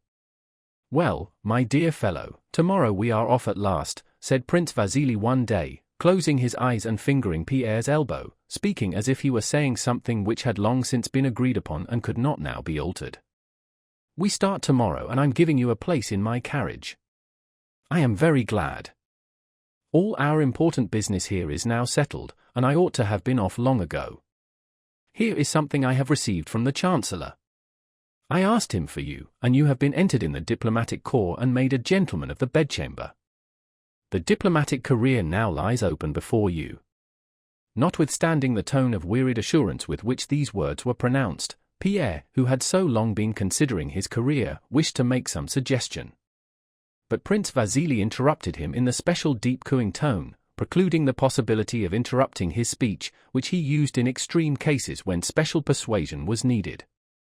"Mais, mon cher, I did this for my own sake, to satisfy my conscience, and there is nothing to thank me for. No one has ever complained yet of being too much loved, and besides, you are free, you could throw it up tomorrow. But you will see everything for yourself when you get to Petersburg. It is high time for you to get away from these terrible recollections." Prince Vasily sighed. "Yes, yes, my boy. And my valet can go in your carriage. Ah, I was nearly forgetting," he added. "You know, mon cher, your father and I had some accounts to settle, so I have received what was due from the Ryazan estate and will keep it. You won't require it. We'll go into the accounts later." By what was due from the Ryazan estate Prince Vasily meant several thousand rubles quitrent received from Pierre's peasants, which the prince had retained for himself. In Petersburg, as in Moscow, Pierre found the same atmosphere of gentleness and affection. He could not refuse the post, or rather the rank, for he did nothing, that Prince Vasily had procured for him, and acquaintances, invitations, and social occupations were so numerous that, even more than in Moscow, he felt a sense of bewilderment, bustle, and continual expectation of some good, always in front of him but never attained. Of his former bachelor acquaintances many were no longer in Petersburg. The guards had gone to the front, Dolokhov had been reduced to the ranks, Anatole was in the army somewhere in the provinces, Prince Andrew was abroad, so Pierre had not the opportunity to spend his nights as he used to like to spend them, or to open his mind by intimate talks with a friend older than himself and whom he respected. His whole time was taken up with dinners and balls and was spent chiefly at Prince Vasily's house in the company of the stout princess, his wife, and his beautiful daughter Helene. Like the others, Anna Pavlovna Shura showed Pierre the change of attitude toward him that had taken place in society. Formerly in Anna Pavlovna's presence, Pierre had always felt that what he was saying was out of place, tactless and unsuitable, that remarks which seemed to him clever while they formed in his mind became foolish as soon as he uttered them, while on the contrary Hippolyte's stupidest remarks came out clever and apartment. Now everything Pierre said was charmant. Even if Anna Pavlovna did not say so, he could see that she wished to and only refrained out of regard for his modesty. In the beginning of the winter of 1805-6, Pierre received one of Anna Pavlovna's usual pink notes with an invitation to which was added, "You will find the beautiful Helene here, whom it is always delightful to see." When he read that sentence, Pierre felt for the first time that some link which other people recognized had grown up between himself and Helene, and that thought both alarmed him, as if some obligation were being imposed on him which he could not fulfill, and pleased him as an entertaining supposition. Anna Pavlovna's at home was like the former one, only the novelty she offered her guests this time was not Mortemart, but a diplomatist fresh from Berlin with the very latest details of the Emperor Alexander's visit to Potsdam, and of how the two august friends had pledged themselves in an indissoluble alliance to uphold the cause of justice against the enemy of the human race. Anna Pavlovna received Pierre with a shade of melancholy, evidently relating to the young man's recent loss by the death of Count Bezukhov. Everyone constantly considered it a duty to assure Pierre that he was greatly afflicted by the death of the father he had hardly known, and her melancholy was just like the august melancholy she showed at the mention of her most august Majesty the Empress Maria Fedorovna. Pierre felt flattered by this. Anna Pavlovna arranged the different groups in her drawing-room with her habitual skill. The large group, in which were Prince Vasily and the generals, had the benefit of the diplomat. Another group was at the tea table. Pierre wished to join the former, but Anna Pavlovna, who was in the excited condition of a commander on a battlefield to whom thousands of new and brilliant ideas occur which there is hardly time to put in action, seeing Pierre, touched his sleeve with her finger, saying, "Wait a bit, I have something in view for you this evening." She glanced at Helene and smiled at her. "My dear Helene, be charitable to my poor aunt who adores you. Go and keep her company for 10 minutes. And that it will not be too dull, here is the dear Count who will not refuse to accompany you." The beauty went to the aunt, but Anna Pavlovna detained Pierre, looking as if she had to give some final necessary instructions. "Isn't she exquisite?" she said to Pierre, pointing to the stately beauty as she glided away. "And how she carries herself! For so young a girl, such tact, such masterly perfection of manner. It comes from her heart. Happy the man who wins her. With her the least worldly of men would occupy a most brilliant position in society. Don't you think so? I only wanted to know your opinion," and Anna Pavlovna let Pierre go. Pierre, in reply, sincerely agreed with her as to Helene's perfection of manner. If he ever thought of Helene, it was just of her beauty and her remarkable skill in appearing silently dignified in society. The old aunt received the two young people in her corner, but seemed desirous of hiding her adoration for Helene and inclined rather to show her fear of Anna Pavlovna. She looked at her niece, as if inquiring what she was to do with these people. On leaving them, Anna Pavlovna again touched Pierre's sleeve, saying, "I hope you won't say that it is dull in my house again," and she glanced at Helene. Helene smiled, with a look implying that she did not admit the possibility of anyone seeing her without being enchanted. The aunt coughed, swallowed, and said in French that she was very pleased to see Helene, then she turned to Pierre with the same words of welcome and the same look. In the middle of a dull and halting conversation, Helene turned to Pierre with the beautiful bright smile that she gave to everyone. Pierre was so used to that smile, and it had so little meaning for him, that he paid no attention to it. The aunt was just speaking of a collection of snuff-boxes that had belonged to Pierre's father, Count Bezukhov, and showed them her own box. Princess Helene asked to see the portrait of the aunt's husband on the box lid. "That is probably the work of Venus," said Pierre, mentioning a celebrated miniaturist, and he leaned over the table to take the snuff-box while trying to hear what was being said at the other table. He half rose, meaning to go round, but the aunt handed him the snuff-box, passing it across Helene's back. Helene stooped forward to make room, and looked round with a smile. She was, as always at evening parties, wearing a dress such as was then fashionable, cut very low at front and back. Her bust, which had always seemed like marble to Pierre, was so close to him that his short-sighted eyes could not but perceive the living charm of her neck and shoulders, so near to his lips that he need only have bent his head a little to have touched them. He was conscious of the warmth of her body, the scent of perfume, and the creaking of her corset as she moved. He did not see her marble beauty forming a complete whole with her dress, but all the charm of her body only covered by her garments. and having once seen this he could not help being aware of it, just as we cannot renew an illusion we have once seen through. So you have never noticed before how beautiful I am? Helene seemed to say. You had not noticed that I am a woman? Yes, I am a woman who may belong to anyone, to you too, said her glance. And at that moment Pierre felt that Helene not only could, but must, be his wife, and that it could not be otherwise. He knew this at that moment as surely as if he had been standing at the altar with her. How and when this would be he did not know, he did not even know if it would be a good thing, he even felt, he knew not why, that it would be a bad thing, but he knew it would happen.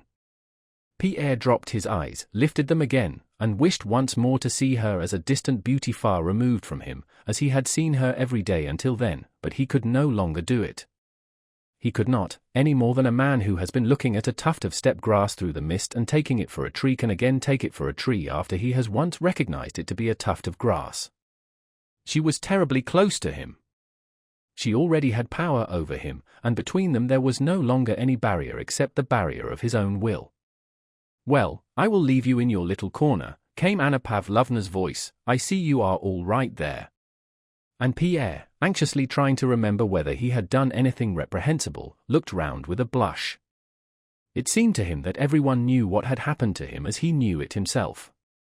A little later when he went up to the large circle, Anna Pavlovna said to him, I hear you are refitting your Petersburg house. This was true.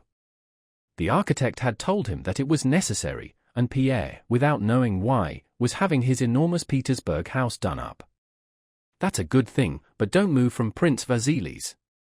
It is good to have a friend like the prince, she said, smiling at Prince Vasily. I know something about that. Don't I? And you are still so young. You need advice. Don't be angry with me for exercising an old woman's privilege. She paused, as women always do, expecting something after they have mentioned their age. If you marry it will be a different thing, she continued, uniting them both in one glance. Pierre did not look at Helene nor she at him. But she was just as terribly close to him. He muttered something and colored. When he got home he could not sleep for a long time for thinking of what had happened. What had happened? Nothing. He had merely understood that the woman he had known as a child, of whom when her beauty was mentioned he had said absent-mindedly, yes, she's good-looking, he had understood that this woman might belong to him. But she's stupid. I have myself said she is stupid, he thought. There is something nasty, something wrong, in the feeling she excites in me. I have been told that her brother Anatole was in love with her and she with him, that there was quite a scandal and that's why he was sent away. Hippolyte is her brother. Prince Vasily is her father. It's bad, he reflected, but while he was thinking this, the reflection was still incomplete, he caught himself smiling and was conscious that another line of thought had sprung up, and while thinking of her worthlessness he was also dreaming of how she would be his wife, how she would love him become quite different, and how all he had thought and heard of her might be false. And he again saw her not as the daughter of Prince Vasily, but visualized her whole body only veiled by its grey dress. But no. Why did this thought never occur to me before? And again he told himself that it was impossible, that there would be something unnatural, and as it seemed to him dishonorable, in this marriage. He recalled her former words and the words and looks of those who had seen them together. He recalled Anna Pavlovna's words and looks when she spoke to him about his house, recalled thousands of such hints from Prince Vasily and others, and was seized by terror lest he had already, in some way, bound himself to do something that was evidently wrong and that he ought not to do.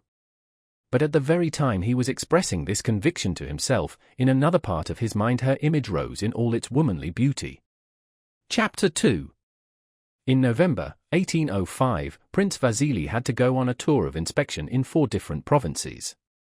He had arranged this for himself so as to visit his neglected estates at the same time and pick up his son Anatole where his regiment was stationed, and take him to visit Prince Nicholas Bolkonsky in order to arrange a match for him with the daughter of that rich old man. But before leaving home and undertaking these new affairs, Prince Vasily had to settle matters with Pierre, who, it is true, had latterly spent whole days at home, that is, in Prince Vasily's house where he was staying, and had been absurd, excited, and foolish in Helene's presence, as a lover should be, but had not yet proposed to her. "This is all very fine, but things must be settled," said Prince Vasily to himself, with a sorrowful sigh, one morning, feeling that Pierre, who was under such obligations to him, but never mind that, was not behaving very well in this matter. Youth, frivolity. Well, God be with him, thought he, relishing his own goodness of heart, but it must be brought to a head. The day after tomorrow will be Lelia's name day. I will invite 2 or 3 people, and if he does not understand what he ought to do, then it will be my affair, yes, my affair. I am her father. 6 weeks after Anna Pavlovna's at home, and after the sleepless night when he had decided that to marry Helene would be a calamity and that he ought to avoid her and go away, Pierre, despite that decision, had not left Prince Vasily's and felt with terror that in people's eyes he was every day more and more connected with her, that it was impossible for him to return to his former conception of her, that he could not break away from her, and that though it would be a terrible thing he would have to unite his fate with hers. He might perhaps have been able to free himself, but that Prince Vasily, who had rarely before given receptions, now hardly let a day go by without having an evening party at which Pierre had to be present unless he wished to spoil the general pleasure and disappoint everyone's expectation. Prince Vasily, in the rare moments when he was at home, would take Pierre's hand in passing and draw it downwards, or absent-mindedly hold out his wrinkled, clean-shaven cheek for Pierre to kiss and would say, "Till tomorrow," or "Be in to dinner," or "I shall not see you," or "I am staying in for your sake," and so on. And though Prince Vasily, when he stayed in, as he said, for Pierre's sake, hardly exchanged a couple of words with him, Pierre felt unable to disappoint him. Every day he said to himself one and the same thing: "It is time I understood her and made up my mind what she really is. Was I mistaken before, or am I mistaken now? No, she is not stupid, she is an excellent girl," he sometimes said to himself. "She never makes a mistake, never says anything stupid. She says little, but what she does say is always clear and simple, so she is not stupid. She never was abashed and is not abashed now, so she cannot be a bad woman." He had often begun to make reflections or think aloud in her company, and she had always answered him either by a brief but appropriate remark, showing that it did not interest her, or by a silent look and smile which more palpably than anything else showed Pierre her superiority. She was right in regarding all arguments as nonsense in comparison with that smile. She always addressed him with a radiantly confiding smile meant for him alone, in which there was something more significant than in the general smile that usually brightened her face. Pierre knew that everyone was waiting for him to say a word and cross a certain line, and he knew that sooner or later he would step across it, but an incomprehensible terror seized him at the thought of that dreadful step. 1,000 times during that month and a half, while he felt himself drawn nearer and nearer to that dreadful abyss, Pierre said to himself, "What am I doing? I need resolution. Can it be that I have none?" He wished to take a decision, but felt with dismay that in this matter he lacked that strength of will which he had known in himself and really possessed.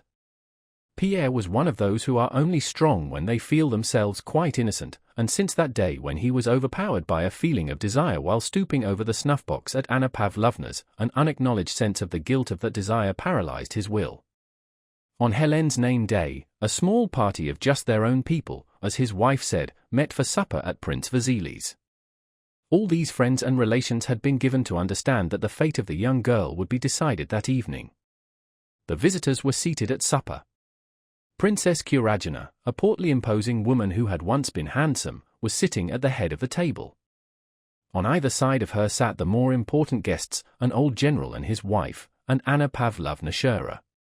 At the other end sat the younger and less important guests, and there too sat the members of the family, and Pierre and Helene, side by side. Prince Vasily was not having any supper. He went round the table in a merry mood, sitting down now by one, now by another, of the guests. To each of them he made some careless and agreeable remark, except to Pierre and Helene, whose presence he seemed not to notice. He enlivened the whole party. The wax candles burned brightly, the silver and crystal gleamed, so did the ladies' toilets, and the gold and silver of the men's epaulettes. Servants in scarlet liveries moved round the table. The clatter of plates, knives, and glasses mingled with the animated hum of several conversations. At one end of the table, the old chamberlain was heard assuring an old baroness that he loved her passionately, at which she laughed. At the other could be heard the story of the misfortunes of some Mary Viktorovna or other. At the center of the table, Prince Vasily attracted everybody's attention. With a facetious smile on his face, he was telling the ladies about last Wednesday's meeting of the Imperial Council, at which Sergei Kuzmich-Vyazmitynov, the new military governor-general of Petersburg, had received and read the then-famous rescript of the Emperor Alexander from the army to Sergei Kuzmich, in which the emperor said that he was receiving from all sides declarations of the people's loyalty, that the declaration from Petersburg gave him particular pleasure, and that he was proud to be at the head of such a nation and would endeavor to be worthy of it. This rescript began with the words, "Sergei Kuzmich, from all sides reports reach me," etc. "Well, and so he never got farther than, Sergei Kuzmich?" asked one of the ladies. "Exactly, not a hair's breadth farther," answered Prince Vasily, laughing, "Sergei Kuzmich. From all sides. From all sides. Sergei Kuzmich, poor Vyazmitynov could not get any farther." He began the rescript again and again, but as soon as he uttered "O Sergei," he sobbed, "Kuzmich," tears, and from all sides was smothered in sobs and he could get no farther. And again his handkerchief, and again, "Sergei Kuzmich, from all sides," and tears, till at last somebody else was asked to read it. "Kuzmich. From all sides," and then tears, someone repeated laughing. "Don't be unkind," cried Anna Pavlovna from her end of the table holding up a threatening finger. "He is such a worthy and excellent man, our dear Vyazmitynov." Everybody laughed a great deal. At the head of the table, where the honored guests sat, everyone seemed to be in high spirits and under the influence of a variety of exciting sensations. Only Pierre and Helene sat silently side by side almost at the bottom of the table, a suppressed smile brightening both their faces, a smile that had nothing to do with Sergei Kuzmich, a smile of bashfulness at their own feelings. But much as all the rest laughed, talked, and joked, much as they enjoyed their Rhine wine, sauté, and ices, and however they avoided looking at the young couple, and heedless and unobservant as they seemed of them, one could feel by the occasional glances they gave that the story about Sergei Kuzmich, the laughter, and the food were all a pretense, and that the whole attention of that company was directed to Pierre and Helene. Prince Vasily mimicked the sobbing of Sergei Kuzmich and at the same time his eyes glanced toward his daughter, and while he laughed the expression on his face clearly said, "Yes, it's getting on, it will all be settled today." Anna Pavlovna threatened him on behalf of our dear Vyazmitynov, and in her eyes, which, for an instant, glanced at Pierre, Prince Vasily read a congratulation on his future son-in-law and on his daughter's happiness. The old princess sighed sadly as she offered some wine to the old lady next to her and glanced angrily at her daughter, and her sigh seemed to say, "Yes, there's nothing left for you and me but to sip sweet wine, my dear, now that the time has come for these young ones to be thus boldly, provocatively happy." "And what nonsense all this is that I am saying," thought a diplomatist, glancing at the happy faces of the lovers. "That's happiness. Into the insignificant, trifling, and artificial interests uniting that society had entered the simple feeling of the attraction of a healthy and handsome young man and woman for one another. And this human feeling dominated everything else and soared above all their affected chatter. Jests fell flat, news was not interesting, and the animation was evidently forced. Not only the guests but even the footmen waiting at table seemed to feel this, and they forgot their duties as they looked at the beautiful Helene with her radiant face and at the red, broad, and happy though uneasy face of Pierre. It seemed as if the very light of the candles was focused on those two happy faces alone. Pierre felt that he was the center of it all, and this both pleased and embarrassed him. He was like a man entirely absorbed in some occupation. He did not see, hear, or understand anything clearly. Only now and then detached ideas and impressions from the world of reality shot unexpectedly through his mind. "So it is all finished," he thought. "And how has it all happened? How quickly? Now I know that not because of her alone, nor of myself alone, but because of everyone, it must inevitably come about. They are all expecting it, they are so sure that it will happen that I cannot disappoint them. But how will it be? I do not know, but it will certainly happen," thought Pierre, glancing at those dazzling shoulders close to his eyes. Or he would suddenly feel ashamed of he knew not what. He felt it awkward to attract everyone's attention and to be considered a lucky man and, with his plain face, to be looked on as a sort of Paris possessed of a Helen. But no doubt it always is and must be so, he consoled himself. And besides, What have I done to bring it about? How did it begin? I traveled from Moscow with Prince Vasily. Then there was nothing. So why should I not stay at his house? Then I played cards with her and picked up her reticule and drove out with her. How did it begin? When did it all come about? And here he was sitting by her side as her betrothed, seeing, hearing, feeling her nearness, her breathing, her movements, her beauty. Then it would suddenly seem to him that it was not she but he was so unusually beautiful, and that was why they all looked so at him, and flattered by this general admiration he would expand his chest, raise his head, and rejoice at his good fortune. Suddenly he heard a familiar voice repeating something to him a second time. But Pierre was so absorbed that he did not understand what was said. I am asking you when you last heard from Bolkonsky, repeated Prince Vasily a third time. How absent-minded you are, my dear fellow. Prince Vasily smiled, and Pierre noticed that everyone was smiling at him and Helene. Well, what of it, if you all know it, thought Pierre. What of it? It's the truth, and he himself smiled his gentle childlike smile, and Helene smiled too. When did you get the letter? Was it from Olmutz? Repeated Prince Vasily, who pretended to want to know this in order to settle a dispute. How can one talk or think of such trifles, thought Pierre. Yes, from Olmutz, he answered, with a sigh. After supper Pierre with his partner followed the others into the drawing room. The guests began to disperse, some without taking leave of Helene. Some, as if unwilling to distract her from an important occupation, came up to her for a moment and made haste to go away, refusing to let her see them off. The diplomatist preserved a mournful silence as he left the drawing room. He pictured the vanity of his diplomatic career in comparison with Pierre's happiness. The old general grumbled at his wife when she asked how his leg was. Oh, the old fool, he thought.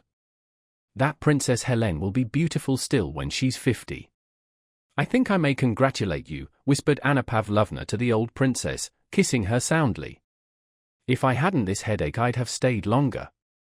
The old princess did not reply, she was tormented by jealousy of her daughter's happiness.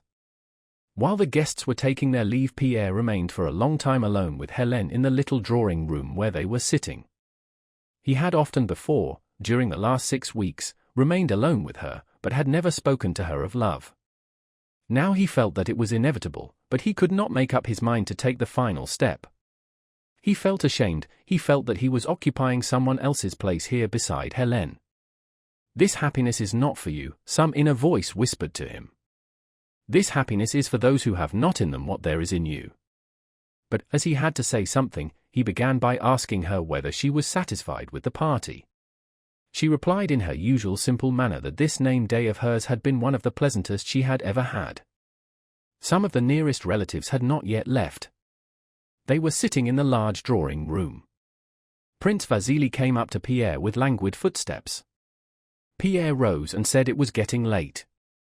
Prince Vasily gave him a look of stern inquiry, as though what Pierre had just said was so strange that one could not take it in. But then the expression of severity changed, and he drew Pierre's hand downwards, made him sit down, and smiled affectionately. Well, Lelia, he asked, turning instantly to his daughter and addressing her with the careless tone of habitual tenderness natural to parents who have petted their children from babyhood, but which Prince Vasily had only acquired by imitating other parents. And he again turned to Pierre. Sergei Kuzmich, from all sides, he said, unbuttoning the top button of his waistcoat. Pierre smiled, but his smile showed that he knew it was not the story about Sergei Kuzmich that interested Prince Vasily just then, and Prince Vasily saw that Pierre knew this. He suddenly muttered something and went away. It seemed to Pierre that even the prince was disconcerted. The sight of the discomposure of that old man of the world touched Pierre. He looked at Helene and she too seemed disconcerted, and her look seemed to say, well, it is your own fault.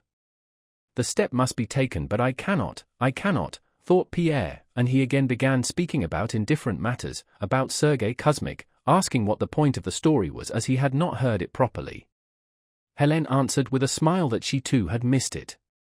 When Prince Vasily returned to the drawing room, the princess, his wife, was talking in low tones to the elderly lady about Pierre. Of course, it is a very brilliant match, but happiness, my dear. "Marriages are made in heaven," replied the elderly lady. Prince Vasily passed by, seeming not to hear the ladies, and sat down on a sofa in a far corner of the room. He closed his eyes and seemed to be dozing. His head sank forward and then he roused himself. "Aline," he said to his wife, "go and see what they are about." The princess went up to the door, passed by it with a dignified and indifferent air, and glanced into the little drawing room. Pierre and Hélène still sat talking just as before. "Still the same," she said to her husband. Prince Vasily frowned, twisting his mouth, his cheeks quivered and his face assumed the coarse, unpleasant expression peculiar to him. Shaking himself, he rose, threw back his head, and with resolute steps went past the ladies into the little drawing room.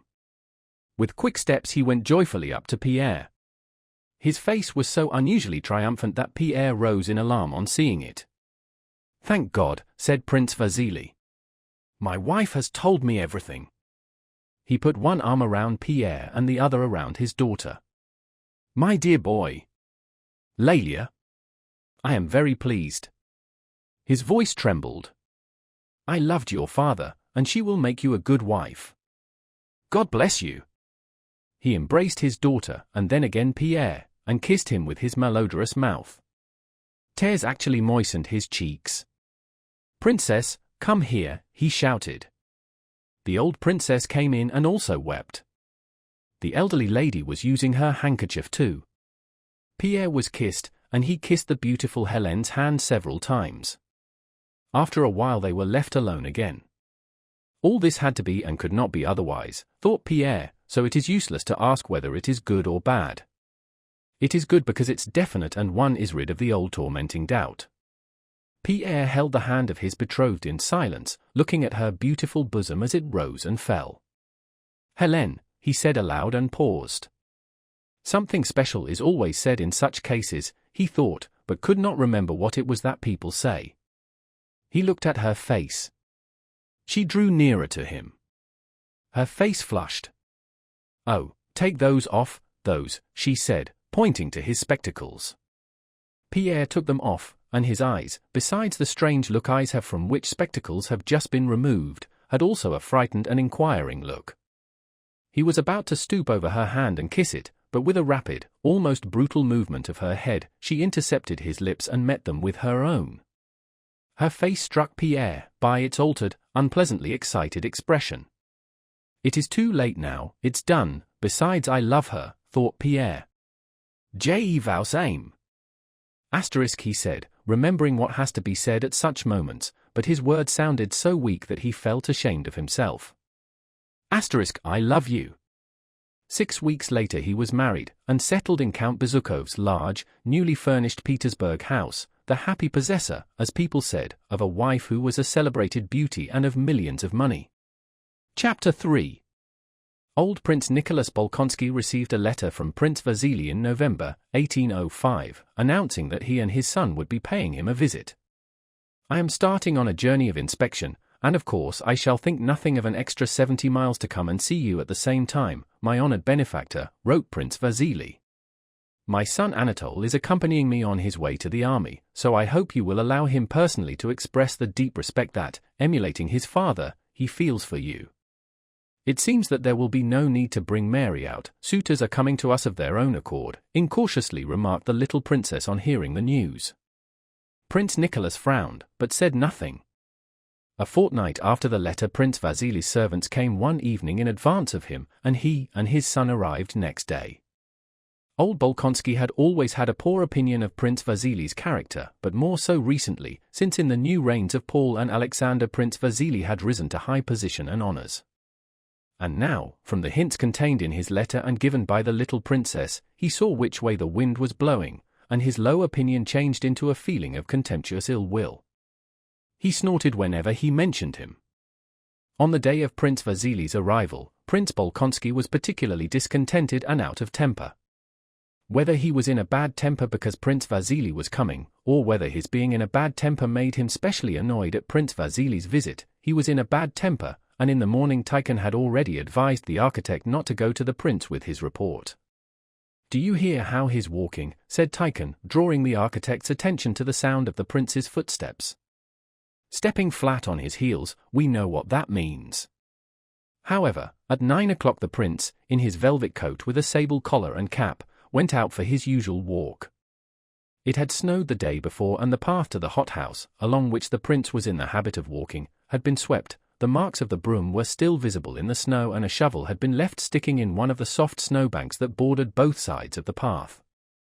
The prince went through the conservatories, the serfs' quarters, and the outbuildings, frowning and silent.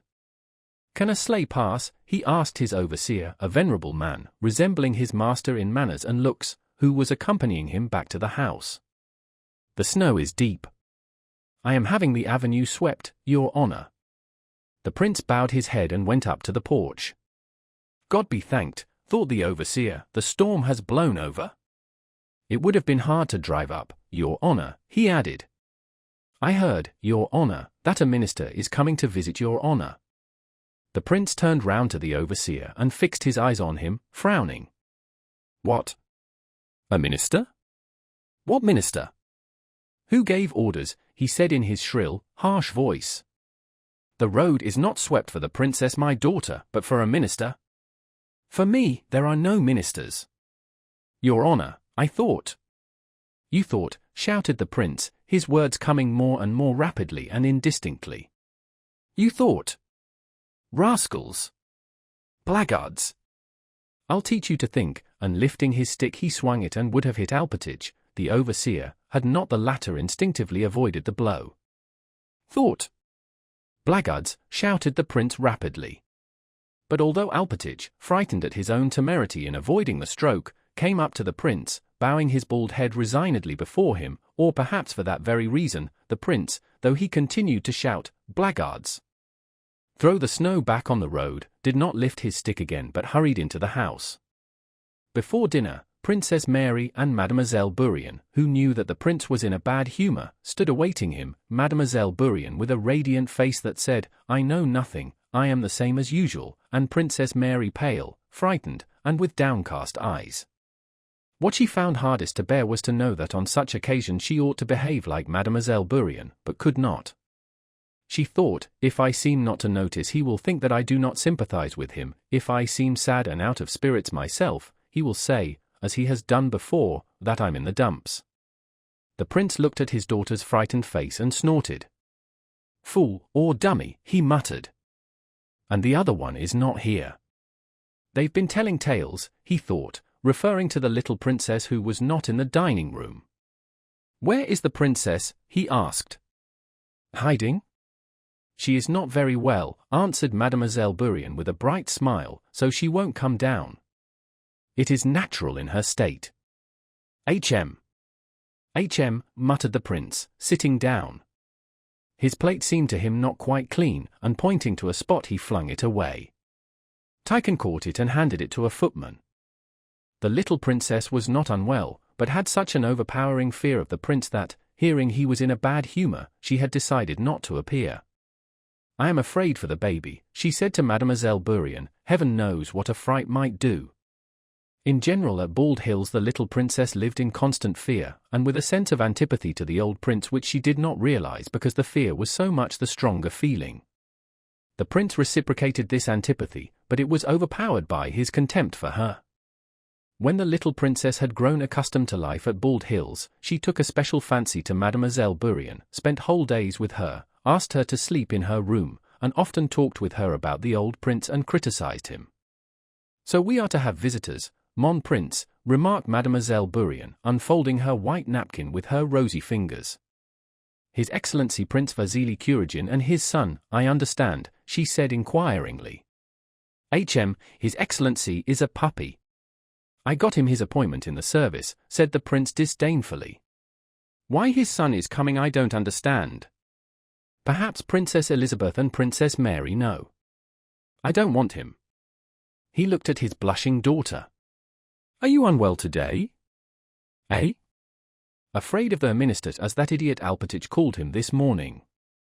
"No, mon père." Though Mademoiselle Bourrienne had been so unsuccessful in her choice of a subject, she did not stop talking, but chattered about the conservatories and the beauty of a flower that had just opened, and after the soup the prince became more genial. After dinner, he went to see his daughter-in-law. The little princess was sitting at a small table, chattering with Moshe, her maid. She grew pale on seeing her father-in-law. She was much altered. She was now plain rather than pretty. Her cheeks had sunk, her lip was drawn up, and her eyes drawn down. "Yes, I feel a kind of oppression," she said in reply to the prince's question as to how she felt. "Do you want anything?" "No, merci, mon père." "Well, all right, all right." He left the room and went to the waiting room where Alpatich stood with bowed head. "Has the snow been shoveled back?" "Yes, Your Excellency." "Forgive me for heaven's sake. It was only my stupidity." All right," interrupted the prince, and laughing his unnatural way, he stretched out his hand for Alpatich to kiss, and then proceeded to his study. Prince Vasily arrived that evening. He was met in the avenue by coachmen and footmen, who, with loud shouts, dragged his sleighs up to one of the lodges over the road purposely laden with snow. Prince Vasily and Anatole had separate rooms assigned to them. Anatole, having taken off his overcoat, sat with arms akimbo before a table on a corner of which he smilingly and absent-mindedly fixed his large and handsome eyes. He regarded his whole life as a continual round of amusement which someone for some reason had to provide for him. And he looked on this visit to a churlish old man and a rich and ugly heiress in the same way. All this might, he thought, turn out very well and amusingly. And why not marry her if she really has so much money? That never does any harm, thought Anatole. He shaved and scented himself with the care and elegance which had become habitual to him and, his handsome head held high, entered his father's room with the good-humoured and victorious air natural to him. Prince Vasily's two valets were busy dressing him, and he looked round with much animation and cheerfully nodded to his son as the latter entered, as if to say, "Yes, that's how I want you to look." "I say, father, joking apart, is she very hideous?" Anatole asked, as if continuing a conversation the subject of which had often been mentioned during the journey. "Enough! What nonsense! Above all, try to be respectful and cautious with the old prince."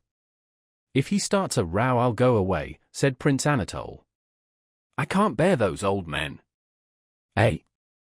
Remember, for you everything depends on this." In the meantime, not only was it known in the maidservants' rooms that the minister and his son had arrived, but the appearance of both had been minutely described. Princess Mary was sitting alone in her room, vainly trying to master her agitation. "Why did they write? Why did Lise tell me about it? It can never happen," she said, looking at herself in the glass. "How shall I enter the drawing-room?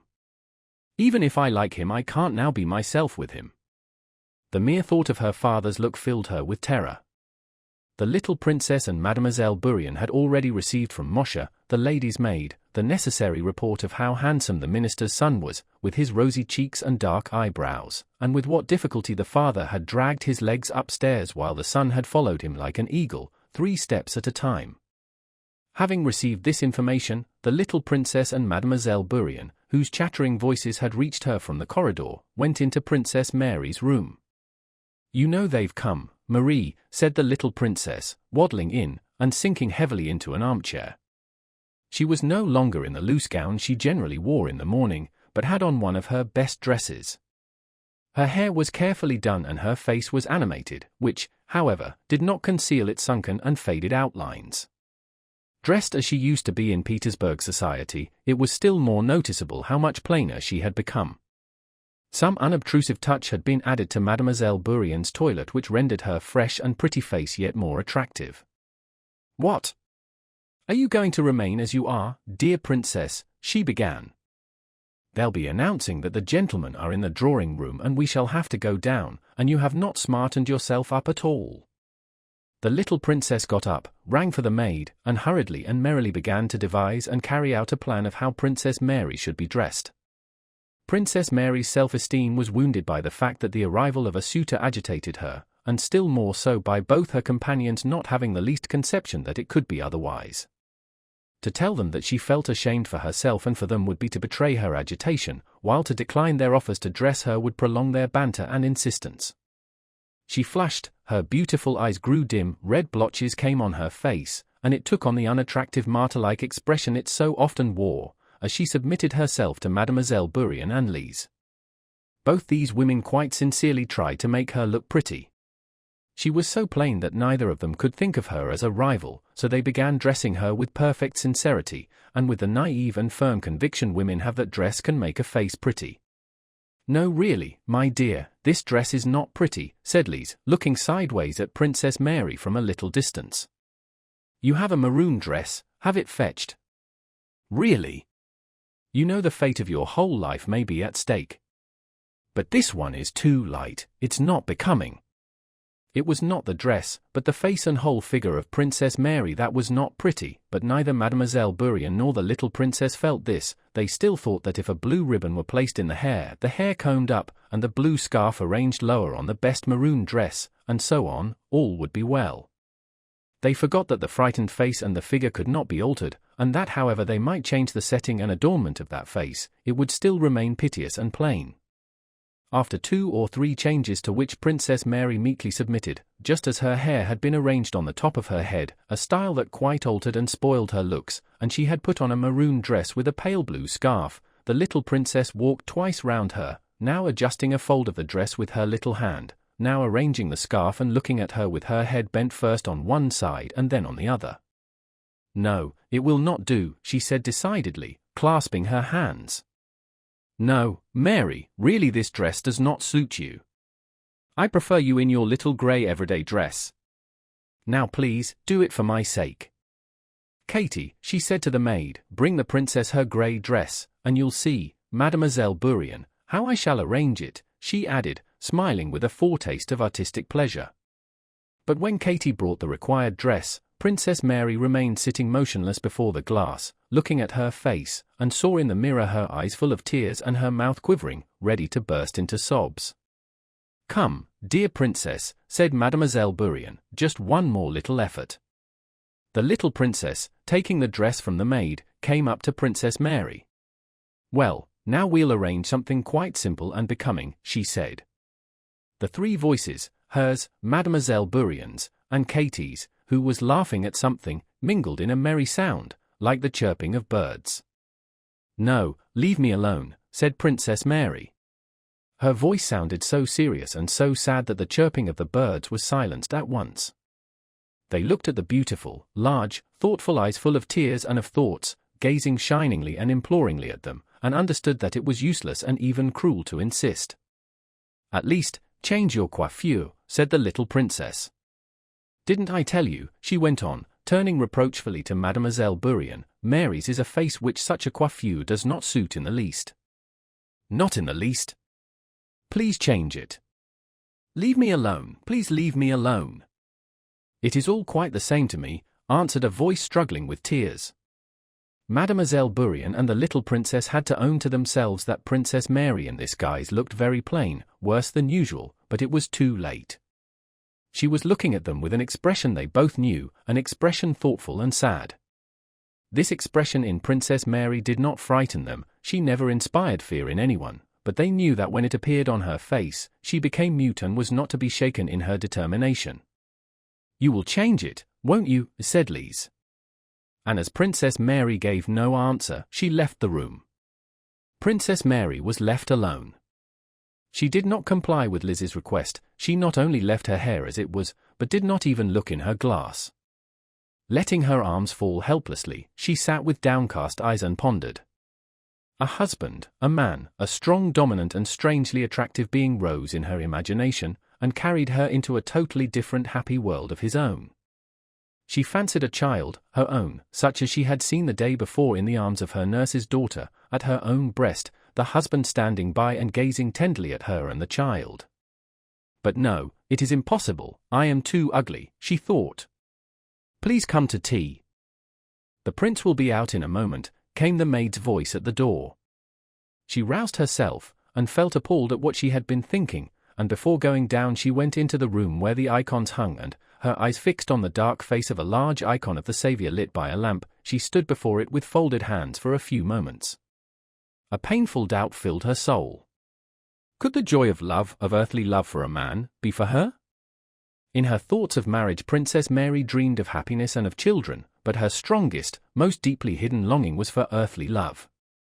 The more she tried to hide this feeling from others and even from herself, the stronger it grew. "Oh God," she said, "how am I to stifle in my heart these temptations of the devil? How am I to renounce forever these vile fancies, so as peacefully to fulfill thy will?" And scarcely had she put that question than God gave her the answer in her own heart. "Desire nothing for thyself, seek nothing, be not anxious or envious. Man's future and thy own fate must remain hidden from thee, but live so that thou mayest be ready for anything. If it be God's will to prove thee in the duties of marriage, be ready to fulfill his will." With this consoling thought, but yet with a hope for the fulfillment of her forbidden earthly longing, Princess Mary sighed, and having crossed herself went down, thinking neither of her gown and coiffure nor of how she would go in nor of what she would say. What could all that matter in comparison with the will of God, without whose care not a hair of man's head can fall? Chapter 4. When Princess Mary came down, Prince Vasily and his son were already in the drawing-room, talking to the little princess and Mademoiselle Bourienne. When she entered with her heavy step, treading on her heels, the gentleman and Mademoiselle Bourienne rose, and the little princess, indicating her to the gentleman, said, "Voilà Marie." Princess Mary saw them all and saw them in detail. She saw Prince Vasily's face, serious for an instant at the sight of her, but immediately smiling again, and the little princess curiously noting the impression Marie produced on the visitors. And she saw Mademoiselle Bourienne, with her ribbon and pretty face, and her unusually animated look which was fixed on him, but him she could not see, she only saw something large, brilliant, and handsome moving toward her as she entered the room. Prince Vasily approached first, and she kissed the bold forehead that bent over her hand and answered his question by saying that, on the contrary, she remembered him quite well. Then Anatole came up to her. She still could not see him. She only felt a soft hand taking hers firmly, and she touched with her lips a white forehead, over which was beautiful light brown hair smelling of pomade. When she looked up at him she was struck by his beauty. Anatole stood with his right thumb under a button of his uniform, his chest expanded and his back drawn in, slightly swinging one foot, and, with his head a little bent, looked with beaming face at the princess without speaking and evidently not thinking about her at all. Anatole was not quick-witted, nor ready or eloquent in conversation, but he had the faculty, so invaluable in society, of composure and imperturbable self-possession. If a man lacking in self-confidence remains dumb on a first introduction and betrays a consciousness of the impropriety of such silence and an anxiety to find something to say, the effect is bad. But Anatole was dumb, swung his foot, and smilingly examined the princess's hair. It was evident that he could be silent in this way for a very long time. "If anyone finds this silence inconvenient, let him talk, but I don't want to," he seemed to say. Besides this, in his behavior to women Anatole had a manner which particularly inspires in them curiosity, awe, and even love, a supercilious consciousness of his own superiority. It was as if he said to them, I know you, but why should I bother about you? You'd be only too glad, of course. Perhaps he did not really think this when he met women, even probably he did not, for in general he thought very little, but his looks and manner gave that impression. The princess felt this, and as if wishing to show him that she did not even dare expect to interest him, she turned to his father. The conversation was general and animated, thanks to Princess Liz's voice and little downy lip that lifted over her white teeth. She met Prince Vasily with that playful manner often employed by lively chatty people, and consisting in the assumption that between the person they so address and themselves there are some semi-private, long-established jokes and amusing reminiscences, though no such reminiscences really exist, just as none existed in this case. Prince Vasily readily adopted her tone, and the little princess also drew Anatole, whom she hardly knew, into these amusing recollections of things that had never occurred. Mademoiselle Bourienne also shared them, and even Princess Mary felt herself pleasantly made to share in these merry reminiscences. Here at least we shall have the benefit of your company all to ourselves, dear prince, said the little princess, of course, in French, to Prince Vasily. It's not as at Annette's * receptions where you always ran away, you remember cette chère Annette. * Anna Pavlovna. Ah, but you won't talk politics to me like Annette. And our little tea table. Oh, yes. "Why is it you were never at Annette's?" the little princess asked Anatole. "Ah, I know," she said with a sly glance. "Your brother Hippolyte told me about your goings-on." "Oh," and she shook her finger at him, "I have even heard of your doings in Paris." "And didn't Hippolyte tell you?" asked Prince Vasily, turning to his son and seizing the little princess's arm as if she would have run away and he had just managed to catch her. "Didn't he tell you how he himself was pining for the dear princess, and how she showed him the door? Oh, she is a pearl among women, princess," he added, turning to Princess Mary. When Paris was mentioned, Mademoiselle Bourrienne for her part seized the opportunity of joining in the general current of recollections. She took the liberty of inquiring whether it was long since Anatole had left Paris and how he had liked that city. Anatole answered the Frenchwoman very readily and, looking at her with a smile, talked to her about her native land. When he saw the pretty little Bourrienne, Anatole came to the conclusion that he would not find Bald Hills dull either. "Not at all bad," he thought, examining her, "not at all bad, that little companion. I hope she will bring her along with her when we're married. La petite is gentle. Asterisk. Asterisk, the little one is charming." The old prince dressed leisurely in his study, frowning and considering what he was to do. The coming of these visitors annoyed him. What are Prince Vasily and that son of his to me? Prince Vasily is a shallow braggart and his son, no doubt, is a fine specimen, he grumbled to himself. What angered him was that the coming of these visitors revived in his mind an unsettled question he always tried to stifle, one about which he always deceived himself. The question was whether he could ever bring himself to part from his daughter and give her to a husband.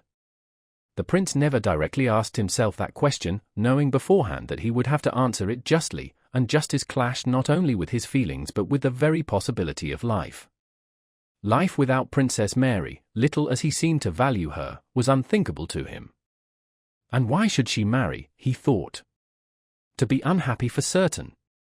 Leslie's married to Andrew, or a better husband one would think could hardly be found nowadays, but is she contented with her lot? And who would marry Marie for love? Plain and awkward. They'll take her for her connections and wealth.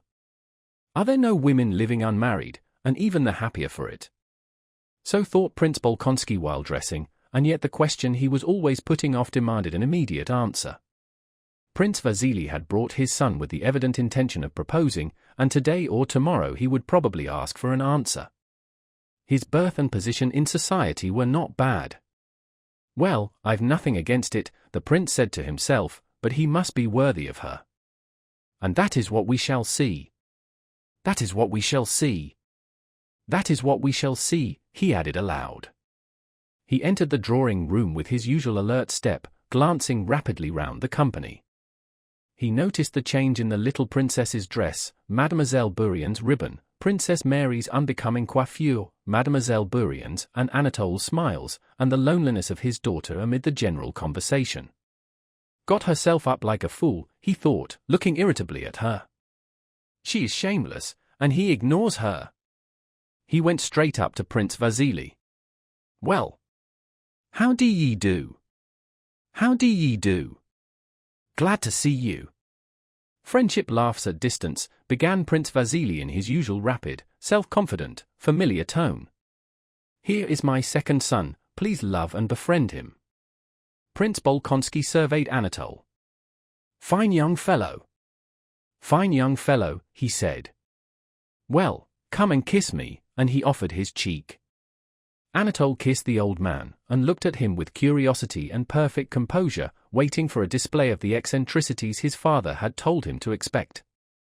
Prince Bolkonsky sat down in his usual place in the corner of the sofa and, drawing up an armchair for Prince Vasily, pointed to it and began questioning him about political affairs and news. He seemed to listen attentively to what Prince Vasily said, but kept glancing at Princess Mary. "And so they are writing from Potsdam already," he said, repeating Prince Vasily's last words. Then rising, he suddenly went up to his daughter. "Is it for visitors you've got yourself up like that, eh?" said he. "Fine, very fine. You have done up your hair in this new way for the visitors, and before the visitors I tell you that in future you are never to dare to change your way of dress without my consent." "It was my fault, mon père," interceded the little princess, with a blush. you must do as you please, said Prince Bolkonsky, bowing to his daughter-in-law, but she need not make a fool of herself, she's plain enough as it is. And he sat down again, paying no more attention to his daughter, who was reduced to tears. On the contrary, that coiffure suits the princess very well, said Prince Vasily. Now you, young prince, what's your name? Said Prince Bolkonsky, turning to Anatole. Come here, let us talk and get acquainted. Now the fun begins, thought Anatole, sitting down with a smile beside the old prince. Well, my dear boy, I hear you've been educated abroad, not taught to read and write by the deacon, like your father and me. Now tell me, my dear boy, are you serving in the horse guards? Asked the old man, scrutinizing Anatole closely and intently. No, I have been transferred to the line, said Anatole, hardly able to restrain his laughter. Ah, that's a good thing. So, my dear boy, you wish to serve the Tsar and the country? It is wartime. Such a fine fellow must serve. Well, are you off to the front? No, Prince, our regiment has gone to the front, but I am attached. What is it I am attached to, Papa? Said Anatole, turning to his father with a laugh. A splendid soldier, splendid. What am I attached to? Ha, ha, ha, laughed Prince Bolkonsky, and Anatole laughed still louder. Suddenly Prince Bolkonsky frowned. You may go, he said to Anatole. Anatole returned smiling to the ladies. And so you've had him educated abroad, Prince Vasily, haven't you? Said the old prince to Prince Vasily. I have done my best for him, and I can assure you the education there is much better than ours. Yes, everything is different nowadays, everything is changed. The lad's a fine fellow, a fine fellow. Well, come with me now. He took Prince Vasily's arm and led him to his study. As soon as they were alone together, Prince Vasily announced his hopes and wishes to the old prince. Well, do you think I shall prevent her, that I can't part from her? Said the old prince angrily. What an idea! I'm ready for it tomorrow. Only let me tell you, I want to know my son-in-law better. You know my principles, everything above board. I will ask her tomorrow in your presence. If she is willing, then he can stay on. He can stay and I'll see. The old prince snorted. Let her marry, it's all the same to me, he screamed in the same piercing tone as when parting from his son. I will tell you frankly, said Prince Vasily in the tone of a crafty man convinced of the futility of being cunning with so keen-sighted a companion. You know, you see right through people. Anatole is no genius, but he is an honest, good-hearted lad, an excellent son or kinsman. All right, we'll see. As always happens when women lead lonely lives for any length of time without male society, on Anatole's appearance all the three women of Prince Bolkonsky's household felt that their life had not been real till then. Their powers of reasoning, feeling, and observing immediately increased tenfold, and their life, which seemed to have been passed in darkness, was suddenly lit up by a new brightness, full of significance. Princess Mary grew quite unconscious of her face and coiffure. The handsome open face of the man who might perhaps be her husband absorbed all her attention. He seemed to her kind, brave, determined, manly, and magnanimous. She felt convinced of that. Thousands of dreams of a future family life continually rose in her imagination. She drove them away and tried to conceal them. But am I not too cold with him, thought the princess. I try to be reserved because in the depth of my soul I feel too near to him already, but then he cannot know what I think of him and may imagine that I do not like him. And Princess Mary tried, but could not manage, to be cordial to her new guest. Poor girl, she's devilish ugly, thought Anatole. Mademoiselle Bourrienne, also roused to great excitement by Anatole's arrival, thought in another way. Of course, she, a handsome young woman without any definite position, without relations or even a country, did not intend to devote her life to serving Prince Bolkonsky, to reading aloud to him and being friends with Princess Mary. Mademoiselle Bourrienne had long been waiting for a Russian prince who, able to appreciate at a glance her superiority to the plain, badly dressed, ungainly Russian princesses, would fall in love with her and carry her off, and here at last was a Russian prince. Mademoiselle Bourrienne knew a story, heard from her aunt but finished in her own way, which she liked to repeat to herself. It was the story of a girl who had been seduced, and to whom her poor mother, sap over a mere, appeared, and reproached her for yielding to a man without being married. Mademoiselle Bourrienne was often touched to tears as in imagination she told this story to him, her seducer. And now he, a real Russian prince, had appeared. He would carry her away, and then sap over a mere would appear, and he would marry her. So her future shaped itself in Mademoiselle Bourrienne's head at the very time she was talking to Anatole about Paris. It was not calculation that guided her, she did not even for a moment consider what she should do, but all this had long been familiar to her, and now that Anatole had appeared it just grouped itself around him, and she wished and tried to please him as much as possible. The little princess, like an old war horse that hears the trumpet, unconsciously and quite forgetting her condition, prepared for the familiar gallop of coquetry, without any ulterior motive or any struggle, but with naive and light-hearted gaiety. Although in female society Anatole usually assumed the role of a man tired of being run after by women, his vanity was flattered by the spectacle of his power over these three women. Besides that, he was beginning to feel for the pretty and provocative Mademoiselle Bourrienne that passionate animal feeling which was apt to master him with great suddenness and prompt him to the coarsest and most reckless actions. After tea, the company went into the sitting-room and Princess Mary was asked to play on the clavichord. Anatole, laughing and in high spirits, came and leaned on his elbows, facing her and beside Mademoiselle Bourrienne. Princess Mary felt his look with a painfully joyous emotion. Her favorite sonata bore her into a most intimately poetic world, and the look she felt upon her made that world still more poetic. But Anatole's expression, though his eyes were fixed on her, referred not to her but to the movements of Mademoiselle Bourrienne's little foot, which he was then touching with his own under the clavichord. Mademoiselle Bourrienne was also looking at Princess Mary, and in her lovely eyes there was a look of fearful joy and hope that was also new to the princess. "How she loves me," thought Princess Mary. "How happy I am now, and how happy I may be with such a friend and such a husband." Husband? Can it be possible, she thought, not daring to look at his face, but still feeling his eyes gazing at her. In the evening, after supper, when all were about to retire, Anatole kissed Princess Mary's hand. She did not know how she found the courage, but she looked straight into his handsome face as it came near to her short-sighted eyes. Turning from Princess Mary he went up and kissed Mademoiselle Bourrienne's hand. This was not etiquette, but then he did everything so simply and with such assurance. Mademoiselle Bourrienne flushed, and gave the princess a frightened look. "What delicacy," thought the princess. "Is it possible that Amélie, Mademoiselle Bourrienne, thinks I could be jealous of her, and not value her pure affection and devotion to me?" She went up to her and kissed her warmly. Anatole went up to kiss the little princess's hand. "No.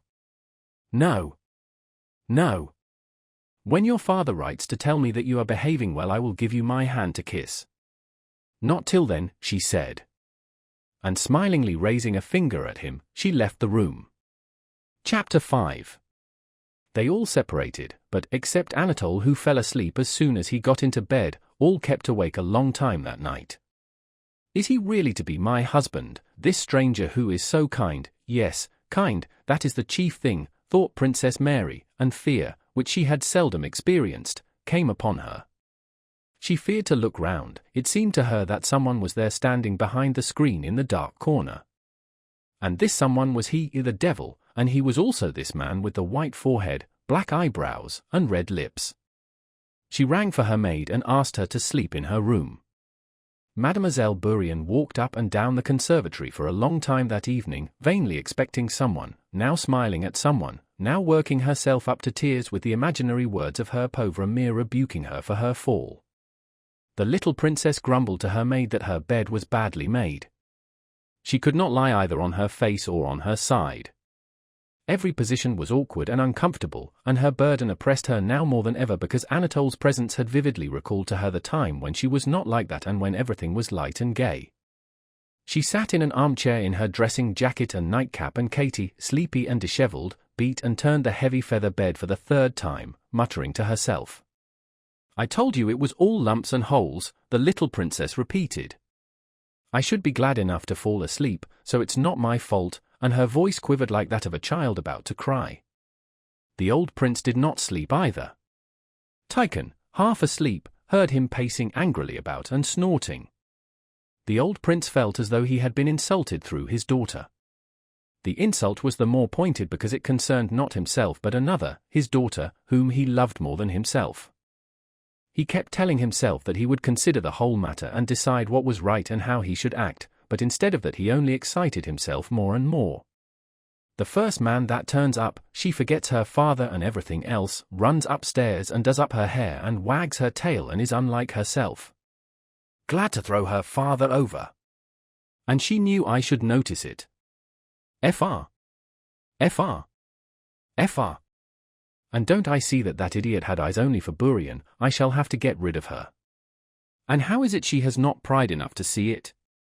If she has no pride for herself she might at least have some for my sake. She must be shown that the blockhead thinks nothing of her and looks only at Burian. No, she has no pride, but I'll let her see. The old prince knew that if he told his daughter she was making a mistake and that Anatole meant to flirt with Mademoiselle Burian, Princess Mary's self-esteem would be wounded and his point, not to be parted from her, would be gained, so pacifying himself with this thought, he called Tychon and began to undress. What devil brought them here, thought he, while Tychon was putting the nightshirt over his dried-up old body and grey-haired chest. I never invited them. They came to disturb my life, and there is not much of it left. Devil take 'em, he muttered, while his head was still covered by the shirt. Tychon knew his master's habit of sometimes thinking aloud, and therefore met with unaltered looks the angrily inquisitive expression of the face that emerged from the shirt. Gone to bed? Asked the prince. Tychon, like all good valets, instinctively knew the direction of his master's thoughts. He guessed that the question referred to Prince Vasily and his son. They have gone to bed and put out their lights, Your Excellency.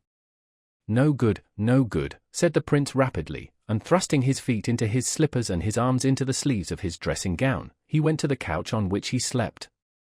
Though no words had passed between Anatole and Mademoiselle Burian, they quite understood one another as to the first part of their romance. Up to the appearance of the pauvre Mère, they understood that they had much to say to one another in private, and so they had been seeking an opportunity since morning to meet one another alone.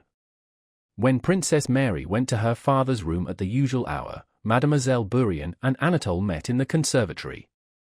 Princess Mary went to the door of the study with special trepidation.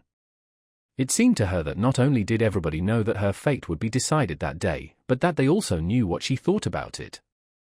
She read this in Tychon's face and in that of Prince Vasily's valet, who made her a low bow when she met him in the corridor carrying hot water. The old prince was very affectionate and careful in his treatment of his daughter that morning. Princess Mary well knew this painstaking expression of her father's. His face wore that expression when his dry hand clenched with vexation at her not understanding a sum in arithmetic, when rising from his chair he would walk away from her, repeating in a low voice the same words several times over. He came to the point at once, treating her ceremoniously. I have had a proposition made me concerning you, he said with an unnatural smile. I expect you have guessed that Prince Vasily has not come and brought his pupil with him. For some reason Prince Bolkonsky referred to Anatole as a pupil, for the sake of my beautiful eyes. Last night a proposition was made me on your account and, as you know my principles, I refer it to you. How am I to understand you, mon père, said the princess, growing pale and then blushing. How understand me, cried her father angrily. Prince Vasily finds you to his taste as a daughter-in-law and makes a proposal to you on his pupil's behalf. That's how it's to be understood. How understand it? And I ask you. I do not know what you think, father, whispered the princess. I? What of me? Leave me out of the question. I'm not going to get married. What about you? That's what I want to know. The princess saw that her father regarded the matter with disapproval, but at that moment the thought occurred to her that her fate would be decided now or never. She lowered her eyes so as not to see the gaze under which she felt that she could not think, but would only be able to submit from habit, and she said, I wish only to do your will, but if I had to express my own desire. She had no time to finish. The old prince interrupted her. That's admirable, he shouted. He will take you with your dowry and take Mademoiselle Burian into the bargain. She'll be the wife, while you... The prince stopped. He saw the effect these words had produced on his daughter. She lowered her head and was ready to burst into tears. Now then, I'm only joking," he said. "Remember this, Princess, I hold to the principle that a maiden has a full right to choose. I give you freedom. Only remember that your life's happiness depends on your decision." "Never mind me." "But I do not know, father." "There's no need to talk. He receives his orders and will marry you or anybody, but you are free to choose. Go to your room, think it over, and come back in an hour and tell me in his presence, yes or no. I know you will pray over it. Well, pray if you like, but you had better think it over. Go. Yes or no, yes or no, yes or no," he still shouted when the princess, as if lost in a fog, had already staggered out of the study. Her fate was decided and happily decided. But what her father had said about Mademoiselle Bourrienne was dreadful. It was untrue to be sure, but still it was terrible, and she could not help thinking of it. She was going straight on through the conservatory, neither seeing nor hearing anything, when suddenly the well-known whispering of Mademoiselle Bourrienne aroused her. She raised her eyes, and 2 steps away saw Anatole embracing the Frenchwoman and whispering something to her. With a horrified expression on his handsome face, Anatole looked at Princess Mary, but did not at once take his arm from the waist of Mademoiselle Bourrienne, who had not yet seen her. "Who's that? Why? Wait a moment." Anatole's face seemed to say. Princess Mary looked at them in silence. She could not understand it. At last Mademoiselle Bourrienne gave a scream and ran away. Anatole bowed to Princess Mary with a gay smile, as if inviting her to join in a laugh at this strange incident, and then shrugging his shoulders went to the door that led to his own apartments. An hour later, Tikhon came to call Princess Mary to the old prince. He added that Prince Vasily was also there. When Tikhon came to her, Princess Mary was sitting on the sofa in her room, holding the weeping Mademoiselle Bourrienne in her arms and gently stroking her hair. The princess's beautiful eyes, with all their former calm radiance, were looking with tender affection and pity at Mademoiselle Bourrienne's pretty face. "No, Princess, I have lost your affection forever," said Mademoiselle Bourrienne. "Why?" "I love you more than ever," said Princess Mary, "and I will try to do all I can for your happiness." "But you despise me. You who are so pure can never understand being so carried away by passion." "Oh, only my poor mother." "I quite understand," answered Princess Mary, with a sad smile. "Calm yourself, my dear. I will go to my father," she said, and went out. Prince Vasily, with one leg thrown high over the other and a snuff-box in his hand, was sitting there with a smile of deep emotion on his face, as if stirred to his heart's core and himself regretting and laughing at his own sensibility, when Princess Mary entered. He hurriedly took a pinch of snuff. "Ah, my dear," he began, rising and taking her by both hands. Then, sighing, he added, "My son's fate is in your hands. Decide, my dear, good, gentle Marie, whom I have always loved as a daughter."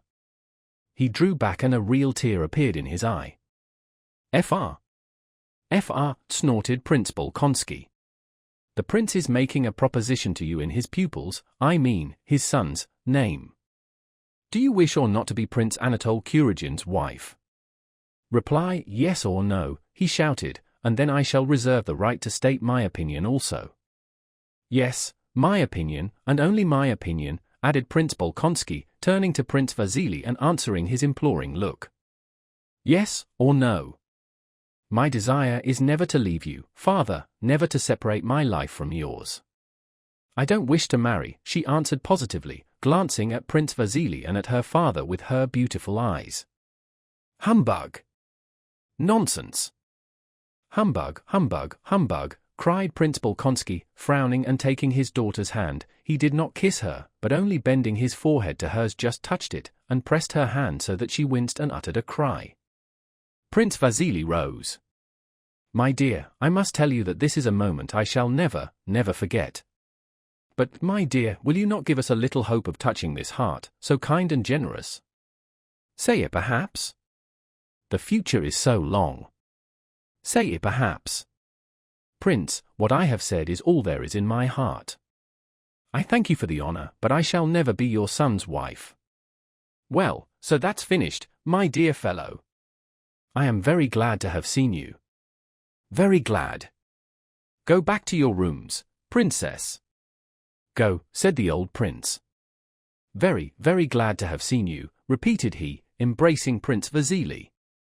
My vocation is a different one, thought Princess Mary. My vocation is to be happy with another kind of happiness, the happiness of love and self-sacrifice.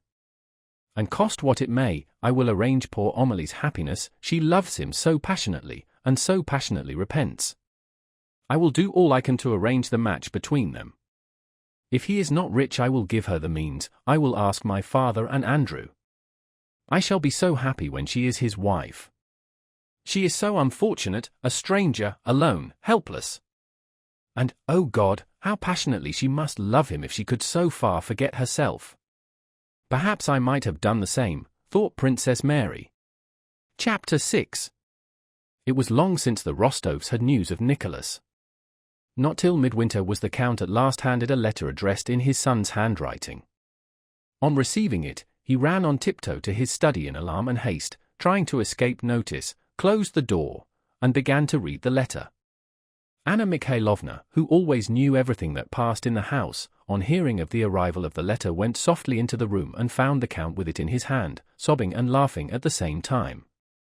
Anna Mikhailovna, though her circumstances had improved, was still living with the Rostovs. "My dear friend," said she, in a tone of pathetic inquiry, prepared to sympathize in any way. The Count sobbed yet more. "Nikolenka, a letter, W.A.S., wounded, my darling boy, the Countess, promoted to be an officer, thank God." "How tell the little Countess?" Anna Mikhailovna sat down beside him, with her own handkerchief wiped the tears from his eyes and from the letter, then having dried her own eye she comforted the Count, and decided that at dinner until tea-time she would prepare the Countess, and after tea, with God's help, would inform her. At dinner Anna Mikhailovna talked the whole time about the war news and about Nikolenka, twice asked when the last letter had been received from him, though she knew that already, and remarked that they might very likely be getting a letter from him that day. Each time that these hints began to make the Countess anxious and she glanced uneasily at the Count and at Anna Mikhailovna, the latter very adroitly turned the conversation to insignificant matters. Natasha, who, of the whole family, was the most gifted with a capacity to feel any shades of intonation, look, and expression, pricked up her ears from the beginning of the meal and was certain that there was some secret between her father and Anna Mikhailovna, that it had something to do with her brother, and that Anna Mikhailovna was preparing them for it. Bold as she was, Natasha, who knew how sensitive her mother was to anything relating to Nikolenka, did not venture to ask any questions at dinner, but she was too excited to eat anything and kept wriggling about on her chair regardless of her governess' remarks. After dinner, she rushed headlong after Anna Mikhailovna and, dashing at her, flung herself on her neck as soon as she overtook her in the sitting-room. "Auntie, darling, do tell me what it is." "Nothing, my dear." "No, dearest, sweet one, honey, I won't give up, I know you know something." Anna Mikhailovna shook her head. "You are a little slyboots," she said. "A letter from Nikolenka." "I'm sure of it," exclaimed Natasha, reading confirmation in Anna Mikhailovna's face. "But for God's sake, be careful, you know how it may affect your mamma." I will, only tell me." "You won't?" "Then I will go and tell at once." Anna Mikhailovna, in a few words, told her the contents of the letter, on condition that she should tell no one. "No, on my true word of honor," said Natasha, crossing herself, "I won't tell anyone," and she ran off at once to Sonia. "Nikolenka, wounded, a letter," she announced in gleeful triumph. "Nicholas," was all Sonia said, instantly turning white. Natasha, seeing the impression the news of her brother's wound produced on Sonia, felt for the first time the sorrowful side of the news. She rushed to Sonia, hugged her, and began to cry. "A little wound, but he has been made an officer, he is well now, he wrote himself," said she through her tears. "There now." "It's true that all you women are cry-babies," remarked Petya, pacing the room with large, resolute strides. "Now I'm very glad indeed, that my brother has distinguished himself so. You are all blubberers and understand nothing." Natasha smiled through her tears. You haven't read the letter? Asked Sonia. No, but she said that it was all over and that he's now an officer. Thank God, said Sonia, crossing herself. But perhaps she deceived you. Let us go to Mama. Petya paced the room in silence for a time. If I'd been in Nikolenka's place I would have killed even more of those Frenchmen, he said. What nasty brutes they are. I'd have killed so many that there'd have been a heap of them. Hold your tongue, Petya, what a goose you are. I'm not a goose, but they are who cry about trifles, said Petya. Do you remember him? Natasha suddenly asked, after a moment's silence. Sonia smiled. Do I remember Nicholas? No, Sonia, but do you remember so that you remember him perfectly, remember everything, said Natasha with an expressive gesture, evidently wishing to give her words a very definite meaning. I remember Nikolenka too, I remember him well, she said. But I don't remember Boris. I don't remember him a bit. What? You don't remember Boris? Asked Sonia in surprise. It's not that I don't remember, I know what he is like, but not as I remember Nikolenka. Him, I just shut my eyes and remember, but Boris. No. She shut her eyes. No. There's nothing at all. Oh, Natasha, said Sonia, looking ecstatically and earnestly at her friend as if she did not consider her worthy to hear what she meant to say and as if she were saying it to someone else, with whom joking was out of the question. I am in love with your brother once for all and, whatever may happen to him or to me, shall never cease to love him as long as I live. Natasha looked at Sonia with wondering and inquisitive eyes and said nothing. She felt that Sonia was speaking the truth, that there was such love as Sonia was speaking of. But Natasha had not yet felt anything like it. She believed it could be, but did not understand it. Shall you write to him? She asked. Sonia became thoughtful. The question of how to write to Nicholas, and whether she ought to write, tormented her. Now that he was already an officer and a wounded hero, would it be right to remind him of herself and, as it might seem, of the obligations to her he had taken on himself? I don't know. I think if he writes, I will write too, she said, blushing. And you won't feel ashamed to write to him? Sonia smiled. No. And I should be ashamed to write to Boris. I'm not going to. Why should you be ashamed? Well, I don't know. It's awkward and would make me ashamed. And I know why she'd be ashamed, said Petya, offended by Natasha's previous remark. It's because she was in love with that fat one in spectacles, that was how Petya described his namesake, the new Count Bezukhov, and now she's in love with that singer, he meant Natasha's Italian singing master, that's why she's ashamed. Petya, you're stupid, said Natasha. Not more stupid than you, madam, said the 9-year-old Petya, with the air of an old brigadier. The Countess had been prepared by Anna Mikhailovna's hints at dinner. On retiring to her own room, she sat in an armchair, her eyes fixed on a miniature portrait of her son on the lid of a snuff-box, while the tears kept coming into her eyes. Anna Mikhailovna, with the letter, came on tiptoe to the Countess' door and paused. Don't come in, she said to the old Count who was following her. Come later. And she went in, closing the door behind her. The Count put his ear to the keyhole and listened. At first he heard the sound of indifferent voices, then Anna Mikhailovna's voice alone in a long speech, then a cry, then silence, then both voices together with glad intonations, and then footsteps. Anna Mikhailovna opened the door. Her face wore the proud expression of a surgeon who has just performed a difficult operation and admits the public to appreciate his skill. It is done, she said to the Count, pointing triumphantly to the Countess, who sat holding in one hand the snuff-box with its portrait and in the other the letter, and pressing them alternately to her lips.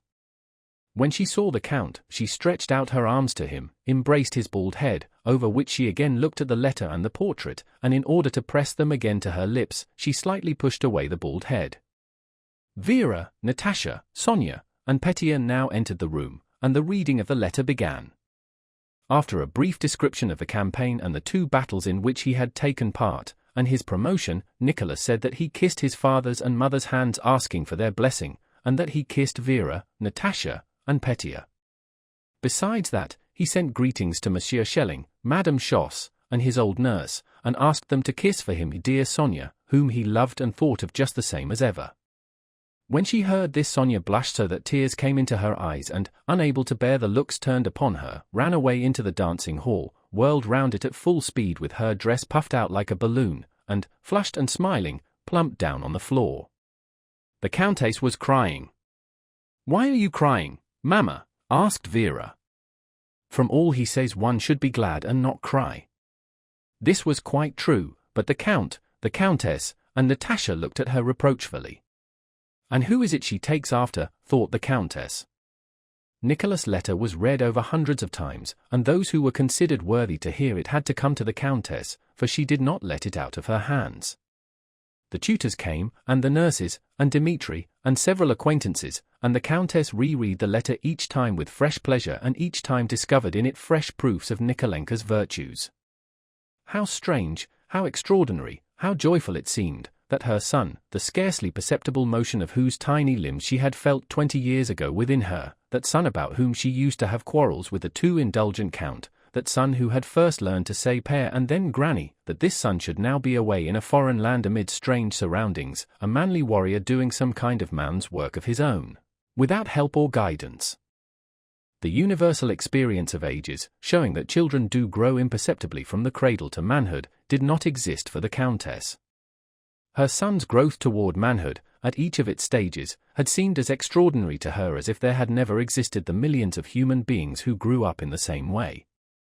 As 20 years before, it seemed impossible that the little creature who lived somewhere under her heart would ever cry, suck her breast, and begin to speak, so now she could not believe that that little creature could be this strong, brave man, this model son and officer that, judging by this letter, he now was. "What a style! How charmingly he describes," said she, reading the descriptive part of the letter. "And what a soul! Not a word about himself.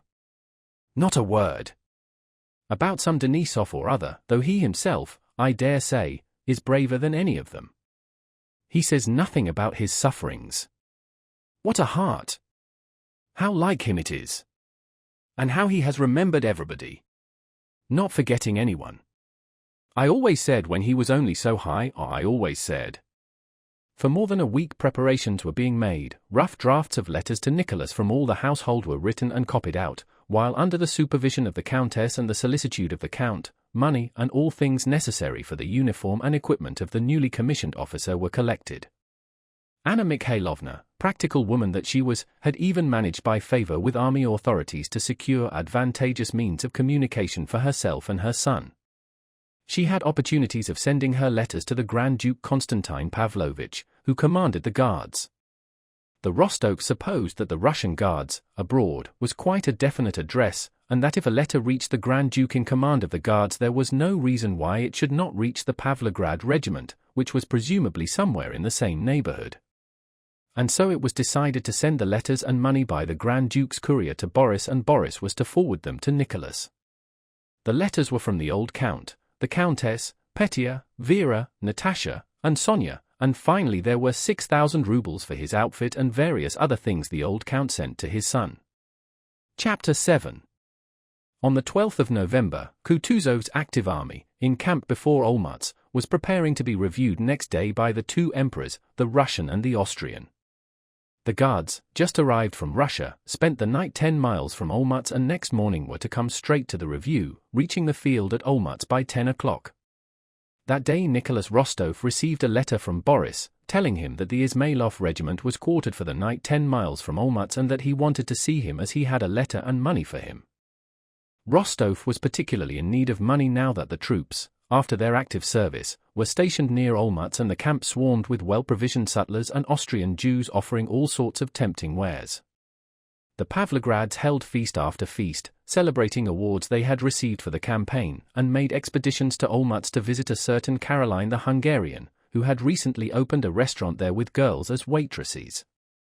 Rostov, who had just celebrated his promotion to a cornetcy and bought Denisov's horse, Bedouin, was in debt all round, to his comrades and the sutlers.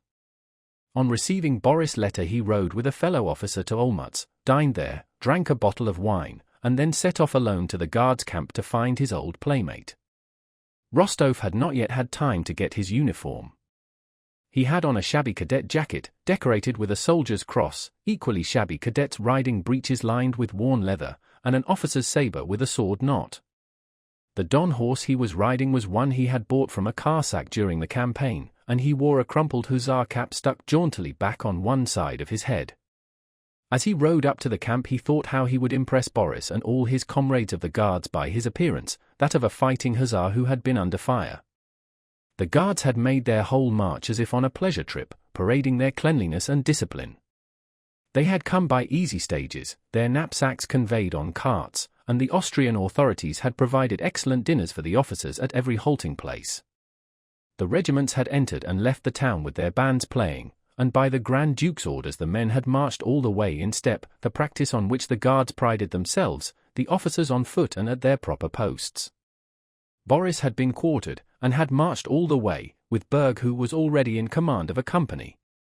Berg, who had obtained his captaincy during the campaign, had gained the confidence of his superiors by his promptitude and accuracy and had arranged his money matters very satisfactorily.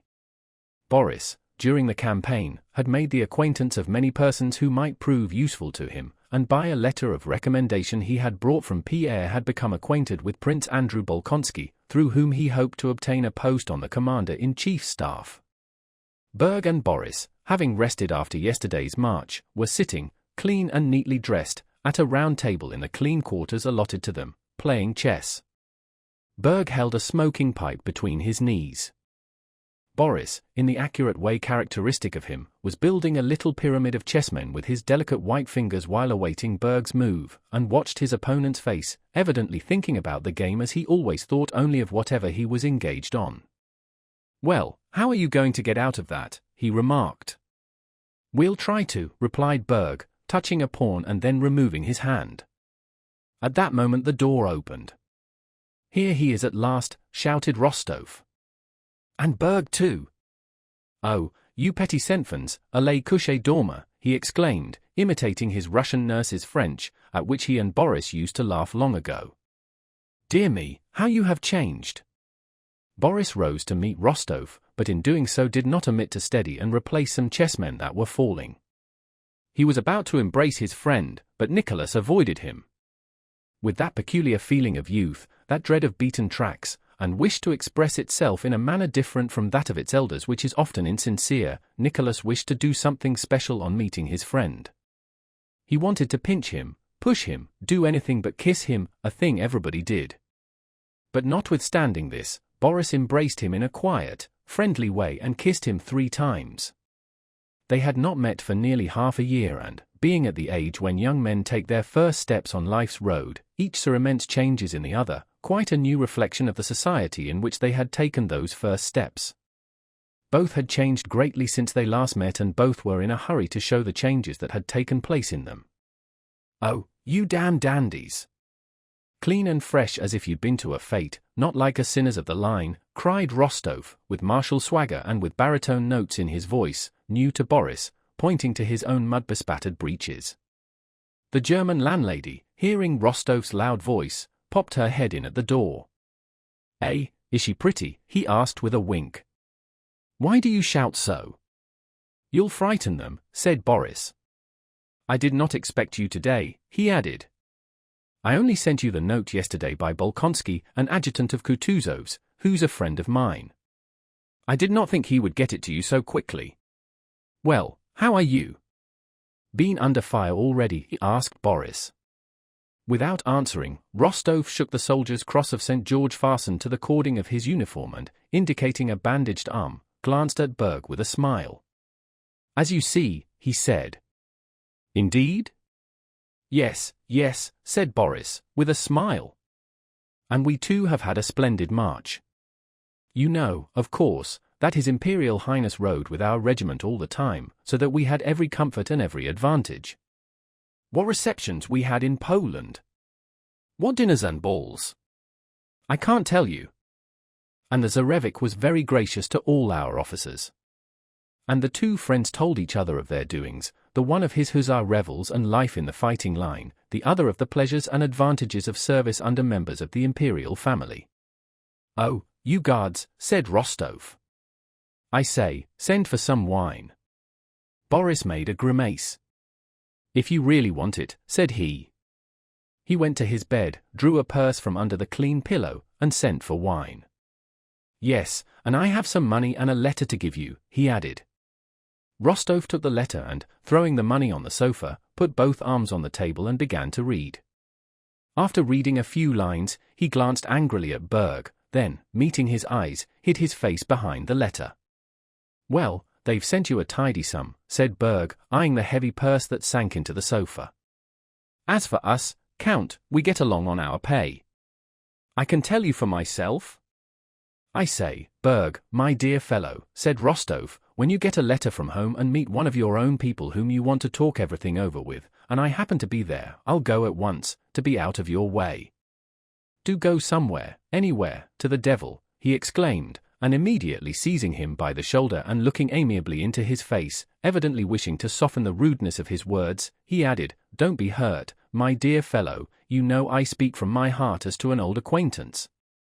"Oh, don't mention it, Count." "I quite understand," said Berg, getting up and speaking in a muffled and guttural voice. "Go across to our hosts, they invited you," added Boris. Berg put on the cleanest of coats, without a spot or speck of dust, stood before a looking-glass and brushed the hair on his temples upwards, in the way affected by the Emperor Alexander, and, having assured himself from the way Rostov looked at it that his coat had been noticed, left the room with a pleasant smile. "Oh dear, what a beast I am," muttered Rostov, as he read the letter. "Why? Oh, what a pig I am, not to have written and to have given them such a fright. Oh, what a pig I am," he repeated, flushing suddenly. "Well, have you sent Gabriel for some wine?" "All right, let's have some." In the letter from his parents was enclosed a letter of recommendation to Bagration which the old countess at Anna Mikhailovna's advice had obtained through an acquaintance and sent to her son, asking him to take it to its destination and make use of it. "What nonsense!" "Much I need it," said Rostov, throwing the letter under the table. "Why have you thrown that away?" asked Boris. "It is some letter of recommendation. What the devil do I want it for?" "Why, what the devil?" said Boris, picking it up and reading the address. "This letter would be of great use to you." "I want nothing, and I won't be anyone's adjutant." "Why not?" inquired Boris. "It's a lackey's job." "You are still the same dreamer, I see," remarked Boris, shaking his head. "And you're still the same diplomatist." "But that's not the point." "Come, how are you?" asked Rostov. "Well, as you see. So far everything's all right, but I confess I should much like to be an adjutant and not remain at the front." "Why?" "Because when once a man starts on military service, he should try to make as successful a career of it as possible." "Oh, that's it," said Rostov, evidently thinking of something else. He looked intently and inquiringly into his friend's eyes, evidently trying in vain to find the answer to some question. Old Gabriel brought in the wine. "Shouldn't we now send for Berg?" asked Boris. "He would drink with you." "I can't." "Well, send for him, and how do you get on with that German?" asked Rostov, with a contemptuous smile. "He is a very, very nice, honest, and pleasant fellow," answered Boris. Again Rostov looked intently into Boris' eyes and sighed. Berg returned, and over the bottle of wine conversation between the three officers became animated. The guardsmen told Rostov of their march and how they had been made much of in Russia, Poland, and abroad. They spoke of the sayings and doings of their commander, the Grand Duke, and told stories of his kindness and irascibility. Berg, as usual, kept silent when the subject did not relate to himself, but in connection with the stories of the Grand Duke's quick temper he related with gusto how in Galicia he had managed to deal with the Grand Duke when the latter made a tour of the regiments and was annoyed at the irregularity of a movement. With a pleasant smile Berg related how the Grand Duke had ridden up to him in a violent passion, shouting, "Arnos!" Arnos was the Zarevica's favourite expression when he was in a rage, and called for the company commander. Would you believe it, Count, I was not at all alarmed, because I knew I was right. Without boasting, you know, I may say that I know the army orders by heart and know the regulations as well as I do the Lord's Prayer. So, Count, there never is any negligence in my company, and so my conscience was at ease. I came forward. Berg stood up and showed how he presented himself, with his hand to his cap, and really it would have been difficult for a face to express greater respect and self-complacency than his did. Well, he stormed at me, as the saying is, stormed and stormed and stormed. It was not a matter of life but rather of death, as the saying is. Albanians, and devils, and to Siberia, said Berg with a sagacious smile. I knew I was in the right, so I kept silent. Was not that best, Count? Hey, are you dumb? He shouted. Still I remained silent. And what do you think, Count? The next day it was not even mentioned in the orders of the day. That's what keeping one's head means. That's the way, Count, said Berg, lighting his pipe and emitting rings of smoke. Yes, that was fine, said Rostov, smiling. But Boris noticed that he was preparing to make fun of Berg, and skillfully changed the subject. He asked him to tell them how and where he got his wound. This pleased Rostov and he began talking about it, and as he went on became more and more animated. He told them of his Schöngraben affair, just as those who have taken part in a battle generally do describe it, that is, as they would like it to have been, as they have heard it described by others, and as sounds well, but not at all as it really was. Rostov was a truthful young man and would on no account have told a deliberate lie. He began his story meaning to tell everything just as it happened, but imperceptibly, involuntarily, and inevitably he lapsed into falsehood. If he had told the truth to his hearers, who like himself had often heard stories of attacks and had formed a definite idea of what an attack was and were expecting to hear just such a story, they would either not have believed him or, still worse, would have thought that Rostov was himself to blame, since what generally happens to the narrators of cavalry attacks had not happened to him. He could not tell them simply that everyone went at a trot and that he fell off his horse and sprained his arm and then ran as hard as he could from a Frenchman into the wood. Besides, to tell everything as it really happened, it would have been necessary to make an effort of will to tell only what happened. It is very difficult to tell the truth, and young people are rarely capable of it. His hearers expected a story of how, beside himself and all aflame with excitement, he had flown like a storm at the square, cut his way in, slashed right and left, how his saber had tasted flesh and he had fallen exhausted, and so on. And so he told them all that. In the middle of his story, just as he was saying, "You cannot imagine what a strange frenzy one experiences during an attack," Prince Andrew, whom Boris was expecting, entered the room. Prince Andrew, who liked to help young men, was flattered by being asked for his assistance, and being well disposed toward Boris, who had managed to please him the day before, he wished to do what the young man wanted. Having been sent with papers from Kutuzov to the Tsarevich, he looked in on Boris, hoping to find him alone. When he came in and saw an hussar of the line recounting his military exploits, Prince Andrew could not endure that sort of man. He gave Boris a pleasant smile, frowned as with half-closed eyes he looked at Rostov, bowed slightly and wearily, and sat down languidly on the sofa. He felt it unpleasant to have dropped in on bad company. Rostov flushed up on noticing this, but he did not care. This was a mere stranger. Glancing, however, at Boris, he saw that he too seemed ashamed of the hussar of the line. In spite of Prince Andrew's disagreeable, ironical tone, in spite of the contempt with which Rostov, from his fighting army point of view, regarded all these little adjutants on the staff of whom the newcomer was evidently one, Rostov felt confused, blushed, and became silent. Boris inquired what news there might be on the staff, and what, without indiscretion, one might ask about our plans. "We shall probably advance," replied Bolkonsky, evidently reluctant to say more in the presence of a stranger. Berg took the opportunity to ask, with great politeness, whether, as was rumored, the allowance of forage money to captains of companies would be doubled. To this Prince Andrew answered with a smile that he could give no opinion on such an important government order, and Berg laughed gaily. "As to your business," Prince Andrew continued, addressing Boris, "we will talk of it later," and he looked round at Rostov. "Come to me after the review and we will do what is possible." And, having glanced round the room, Prince Andrew turned to Rostov, whose state of unconquerable childish embarrassment now changing to anger he did not condescend to notice, and said, "I think you were talking of the Schöngraben affair. Were you there?" "I was there," said Rostov angrily, as if intending to insult the aide-de-camp. Bolkonsky noticed the hussar's state of mind, and it amused him.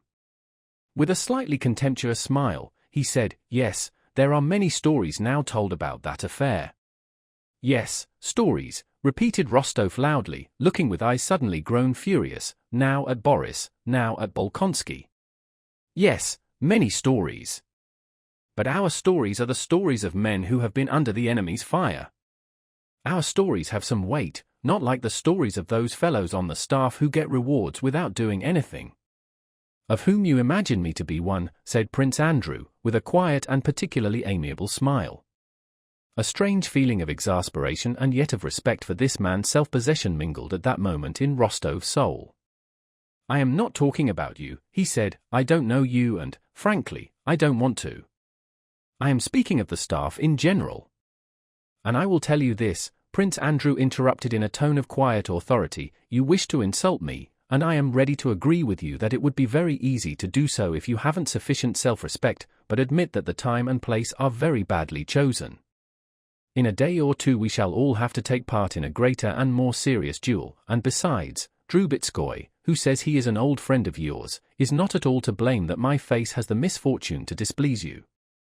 However, he added rising, you know my name and where to find me, but don't forget that I do not regard either myself or you as having been at all insulted, and as a man older than you, my advice is to let the matter drop.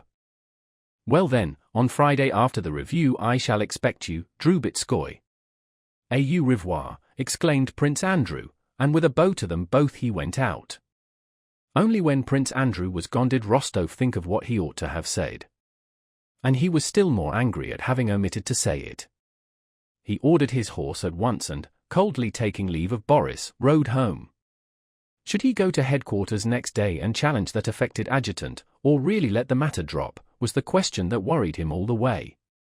He thought angrily of the pleasure he would have at seeing the fright of that small and frail but proud man when covered by his pistol, and then he felt with surprise that of all the men he knew there was none he would so much like to have for a friend as that very adjutant whom he so hated. Chapter 8. The day after Rostov had been to see Boris, a review was held of the Austrian and Russian troops, both those freshly arrived from Russia and those who had been campaigning under Kutuzov. The two emperors, the Russian with his heir the Tsarevich, and the Austrian with the Archduke, inspected the Allied army of 80,000 men. From early morning the smart clean troops were on the move, forming up on the field before the fortress. Now thousands of feet and bayonets moved and halted at the officer's command, turned with banners flying, formed up at intervals, and wheeled round other similar masses of infantry in different uniforms. Now was heard the rhythmic beat of hoofs and the jingling of showy cavalry in blue, red, and green braided uniforms, with smartly dressed bandsmen in front mounted on black, roan, or grey horses, then again, spreading out with the brazen clatter of the polished shining cannon that quivered on the gun carriages, and with the smell of linstocks, came the artillery which crawled between the infantry and cavalry and took up its appointed position. Not only the generals in full parade uniforms, with their thin or thick waists drawn into the utmost, their red necks squeezed into their stiff collars, and wearing scarves and all their decorations, not only the elegant, pomaded officers, but every soldier with his freshly washed and shaven face and his weapons clean and polished to the utmost, and every horse groomed till its coat shone like satin and every hair of its wetted mane lay smooth, felt that no small matter was happening, but an important and solemn affair. Every general and every soldier was conscious of his own insignificance, aware of being but a drop in that ocean of men, and yet at the same time was conscious of his strength as a part of that enormous whole. From early morning strenuous activities and efforts had begun, and by 10 o'clock all had been brought into due order. The ranks were drawn up on the vast field. The whole army was extended in 3 lines, the cavalry in front, behind it the artillery, and behind that again the infantry. A space like a street was left between each 2 lines of troops. The 3 parts of that army were sharply distinguished: Kutuzov's fighting army, with the Pavlograds on the right flank of the front, those recently arrived from Russia, both guards and regiments of the line, and the Austrian troops. But they all stood in the same lines, under one command, and in a like order. Like wind over leaves ran an excited whisper, "They're coming! They're coming!" Alarmed voices were heard, and a stir of final preparation swept over all the troops. From the direction of Olmutz in front of them, a group was seen approaching. And at that moment, though the day was still, a light gust of wind blowing over the army slightly stirred the streamers on the lances, and the unfolded standards fluttered against their staffs. It looked as if by that slight motion the army itself was expressing its joy at the approach of the emperors. One voice was heard shouting, "Eyes front!" Then, like the crowing of cocks at sunrise, this was repeated by others from various sides, and all became silent. In the death-like stillness only the tramp of horses was heard. This was the emperor's suites. The emperors rode up to the flank, and the trumpets of the 1st Cavalry Regiment played the general march. It seemed as though not the trumpeters were playing, but as if the army itself, rejoicing at the emperor's approach, had naturally burst into music. Amid these sounds, only the youthful kindly voice of the Emperor Alexander was clearly heard. He gave the words of greeting, and the 1st Regiment roared hurrah, so deafeningly, continuously, and joyfully that the men themselves were awed by their multitude and the immensity of the power they constituted. Rostov, standing in the front lines of Kutuzov's army which the Tsar approached first, experienced the same feeling as every other man in that army, a feeling of self-forgetfulness, a proud consciousness of might, and a passionate attraction to him who was the cause of this triumph. He felt that at a single word from that man all this vast mass, and he himself an insignificant atom in it, would go through fire and water, commit crime, die, or perform deeds of highest heroism, and so he could not but tremble and his heart stand still at the imminence of that word. Hurrah! Hurrah! Hurrah! Thundered from all sides, one regiment after another greeting the Tsar with the strains of the march, and then hurrah! Then the general march, and again hurrah! Hurrah, growing ever stronger and fuller and merging into a deafening roar. Till the Tsar reached it, each regiment in its silence and immobility seemed like a lifeless body, but as soon as he came up it became alive, its thunder joining the roar of the whole line along which he had already passed. Through the terrible and deafening roar of those voices, amid the square masses of troops standing motionless as if turned to stone, hundreds of riders composing the suites moved carelessly but symmetrically and above all freely, and in front of them 2 men, the emperors. Upon them the undivided, tensely passionate attention of that whole mass of men was concentrated. The handsome young Emperor Alexander, in the uniform of the Horse Guards, wearing a cocked hat with its peaks front and back, with his pleasant face and resonant though not loud voice, attracted everyone's attention. Rostov was not far from the trumpeters, and with his keen sight had recognized the Tsar and watched his approach. When he was within 20 paces, and Nicholas could clearly distinguish every detail of his handsome, happy young face, he experienced a feeling of tenderness and ecstasy such as he had never before known. Every trait and every movement of the Tsar seemed to him enchanting. Stopping in front of the Pavlograds, the Tsar said something in French to the Austrian emperor and smiled. Seeing that smile, Rostov involuntarily smiled himself and felt a still stronger flow of love for his sovereign. He longed to show that love in some way, and knowing that this was impossible was ready to cry. The Tsar called the colonel of the regiment and said a few words to him.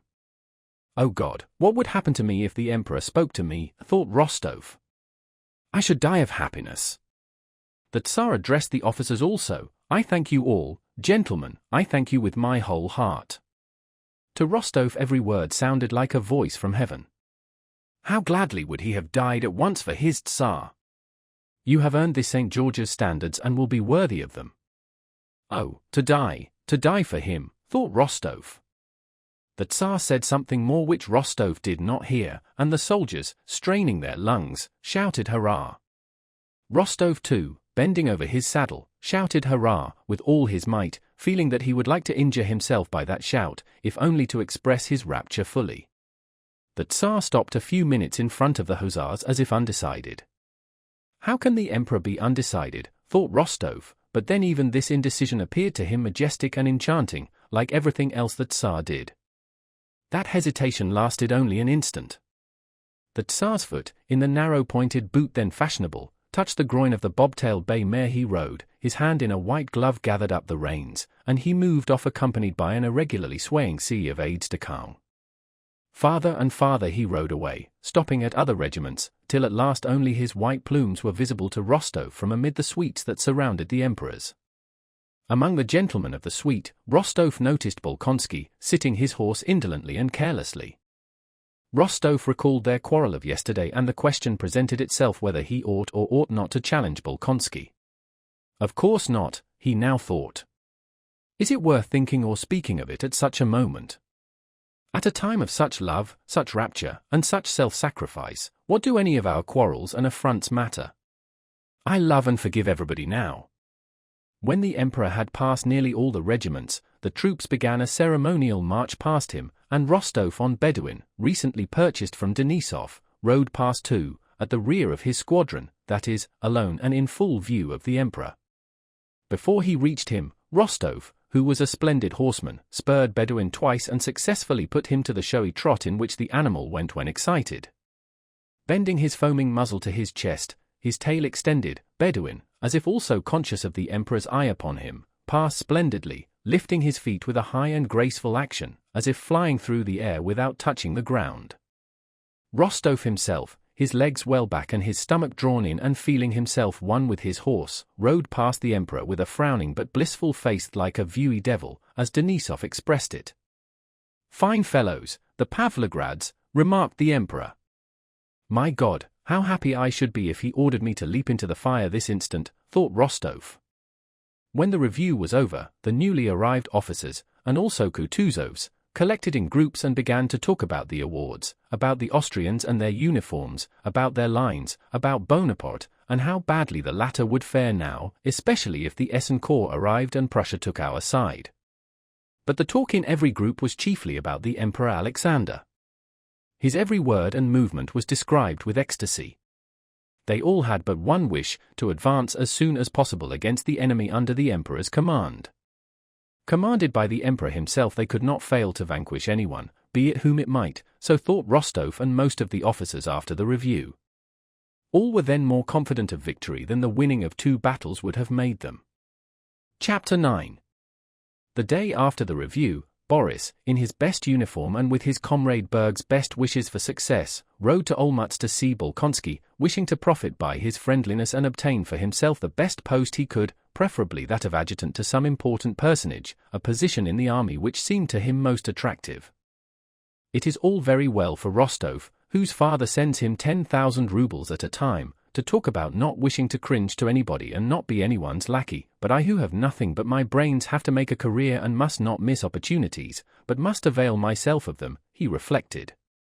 He did not find Prince Andrew in Olmutz that day, but the appearance of the town where the headquarters and the diplomatic corps were stationed and the 2 emperors were living with their suites, households, and courts only strengthened his desire to belong to that higher world. He knew no one, and despite his smart guardsman's uniform, all these exalted personages passing in the streets in their elegant carriages with their plumes, ribbons, and medals, both courtiers and military men, seemed so immeasurably above him, an insignificant officer of the guards, that they not only did not wish to, but simply could not, be aware of his existence. At the quarters of the commander-in-chief, Kutuzov, where he inquired for Bolkonsky, all the adjutants and even the orderlies looked at him as if they wished to impress on him that a great many officers like him were always coming there and that everybody was heartily sick of them. In spite of this, or rather because of it, next day, November 15th, after dinner he again went to Olmutz and, entering the house occupied by Kutuzov, asked for Bolkonsky. Prince Andrew was in and Boris was shown into a large hall probably formerly used for dancing, but in which 5 beds now stood, and furniture of various kinds, a table, chairs, and a clavichord. One adjutant, nearest the door, was sitting at the table in a Persian dressing gown, writing. Another, the red, stout Nesvitsky, lay on a bed with his arms under his head, laughing with an officer who had sat down beside him. A third was playing a Viennese waltz on the clavichord, while a fourth, lying on the clavichord, sang the tune. Bolkonsky was not there. None of these gentlemen changed his position on seeing Boris. The one who was writing and whom Boris addressed turned round crossly and told him Bolkonsky was on duty and that he should go through the door on the left into the reception room if he wished to see him. Boris thanked him and went to the reception room, where he found some 10 officers and generals. When he entered, Prince Andrew, his eyes drooping contemptuously, with that peculiar expression of polite weariness which plainly says, "If it were not my duty I would not talk to you for a moment," was listening to an old Russian general with decorations, who stood very erect, almost on tiptoe, with a soldier's obsequious expression on his purple face, reporting something. "Very well, then, be so good as to wait," said Prince Andrew to the general, in Russian, speaking with the French intonation he affected when he wished to speak contemptuously, and noticing Boris, Prince Andrew, paying no more heed to the general who ran after him imploring him to hear something more, nodded and turned to him with a cheerful smile. At that moment Boris clearly realized what he had before surmised, that in the army, besides the subordination and discipline prescribed in the military code, which he and the others knew in the regiment, there was another, more important, subordination, which made this tight-laced, purple-faced general wait respectfully while Captain Prince Andrew, for his own pleasure, chose to chat with Lieutenant Drubetskoy. More than ever was Boris resolved to serve in future not according to the written code, but under this unwritten law. He felt now that merely by having been recommended to Prince Andrew he had already risen above the general who at the front had the power to annihilate him, a lieutenant of the guards. Prince Andrew came up to him and took his hand. "I am very sorry you did not find me in yesterday. I was fussing about with Germans all day. We went with Weyrother to survey the dispositions. When Germans start being accurate, there's no end to it." Boris smiled, as if he understood what Prince Andrew was alluding to as something generally known. But it was the first time he had heard Weyrother's name, or even the term dispositions. "Well, my dear fellow, so you still want to be an adjutant? I have been thinking about you." Yes, I was thinking, for some reason Boris could not help blushing, of asking the commander-in-chief. He has had a letter from Prince Kuragin about me. I only wanted to ask because I fear the guards won't be in action, he added as if in apology. All right. We'll talk it over, replied Prince Andrew. Only let me report this gentleman's business, and I shall be at your disposal.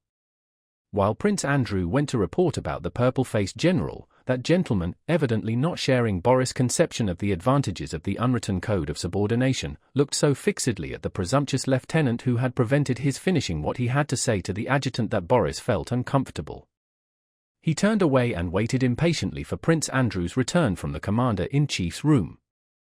"You see, my dear fellow, I have been thinking about you," said Prince Andrew when they had gone into the large room where the clavichord was.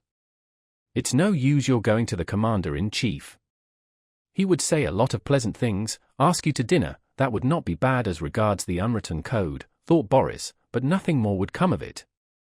There will soon be a battalion of us aides-de-camp and adjutants. But this is what we'll do. I have a good friend, an adjutant general and an excellent fellow, Prince Dolgorukov, and though you may not know it, the fact is that now Kutuzov with his staff and all of us count for nothing. Everything is now centered round the emperor. So we will go to Dolgorukov. I have to go there anyhow and I have already spoken to him about you. We shall see whether he cannot attach you to himself or find a place for you somewhere nearer the sun." Prince Andrew always became specially keen when he had to guide a young man and help him to worldly success. Under cover of obtaining help of this kind for another, which from pride he would never accept for himself, he kept in touch with the circle which confers success and which attracted him. He very readily took up Boris' cause and went with him to Dolgorukov. It was late in the evening when they entered the palace at Olmutz occupied by the emperors and their retinues. That same day a council of war had been held in which all the members of the Hofkriegsrath and both emperors took part. At that council, contrary to the views of the old generals Kutuzov and Prince Schwarzenberg, it had been decided to advance immediately and give battle to Bonaparte. The council of war was just over when Prince Andrew accompanied by Boris arrived at the palace to find Dolgorukov. Everyone at headquarters was still under the spell of the day's council, at which the party of the young had triumphed. The voices of those who counselled delay and advised waiting for something else before advancing had been so completely silenced and their arguments confuted by such conclusive evidence of the advantages of attacking that what had been discussed at the council, the coming battle and the victory that would certainly result from it, no longer seemed to be in the future but in the past. All the advantages were on our side. Our enormous forces, undoubtedly superior to Napoleon's, were concentrated in one place. The troops inspired by the emperor's presence were eager for action. The strategic position where the operations would take place was familiar in all its details to the Austrian General Weyrother. A lucky accident had ordained that the Austrian army should maneuver the previous year on the very fields where the French had now to be fought. The adjacent locality was known and shown in every detail on the maps, and Bonaparte, evidently weakened, was undertaking nothing. Dolgorukov, one of the warmest advocates of an attack, had just returned from the council, tired and exhausted but eager and proud of the victory that had been gained. Prince Andrew introduced his protégé, but Prince Dolgorukov, politely and firmly pressing his hand, said nothing to Boris and, evidently unable to suppress the thoughts which were uppermost in his mind at that moment, addressed Prince Andrew in French. "Ah, my dear fellow, what a battle we have gained! God grant that the one that will result from it will be as victorious. However, dear fellow," he said abruptly and eagerly, "I must confess to having been unjust to the Austrians and especially to Weyrother. What exactitude, what minuteness, what knowledge of the locality, what foresight for every eventuality, every possibility even to the smallest detail. No, my dear fellow, no conditions better than our present ones could have been devised. This combination of Austrian precision with Russian valor, what more could be wished for?" "So the attack is definitely resolved on?" asked Bolkonsky. "And do you know, my dear fellow, it seems to me that Bonaparte has decidedly lost bearings. You know that a letter was received from him today for the Emperor." Dolgorukov smiled significantly. "Is that so?" "And what did he say?" inquired Bolkonsky.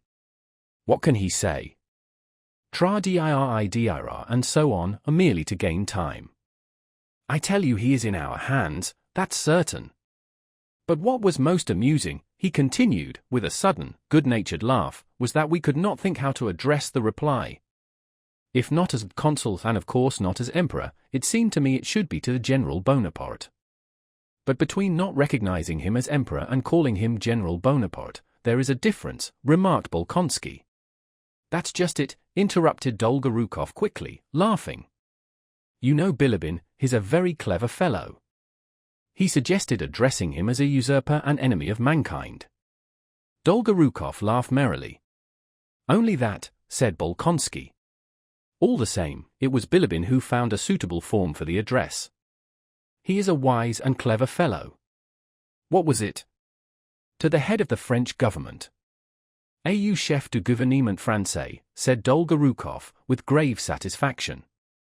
"Good, wasn't it?" "Yes, but he will dislike it extremely," said Bolkonsky. "Oh yes, very much. My brother knows him, he's dined with him, the present emperor, more than once in Paris, and tells me he never met a more cunning or subtle diplomatist, you know, a combination of French adroitness and Italian play-acting. Do you know the tale about him and Count Markov? Count Markov was the only man who knew how to handle him. You know the story of the handkerchief? It is delightful." And the talkative Dolgorukov, turning now to Boris, now to Prince Andrew, told how Bonaparte, wishing to test Markov, our ambassador, purposely dropped a handkerchief in front of him and stood looking at Markov, probably expecting Markov to pick it up for him, and how Markov immediately dropped his own beside it and picked it up without touching Bonaparte's. "Delightful," said Bolkonsky. "But I have come to you, Prince, as a petitioner on behalf of this young man. You see," but before Prince Andrew could finish, an aide-de-camp came in to summon Dolgorukov to the Emperor. "Oh, what a nuisance," said Dolgorukov, getting up hurriedly and pressing the hands of Prince Andrew and Boris.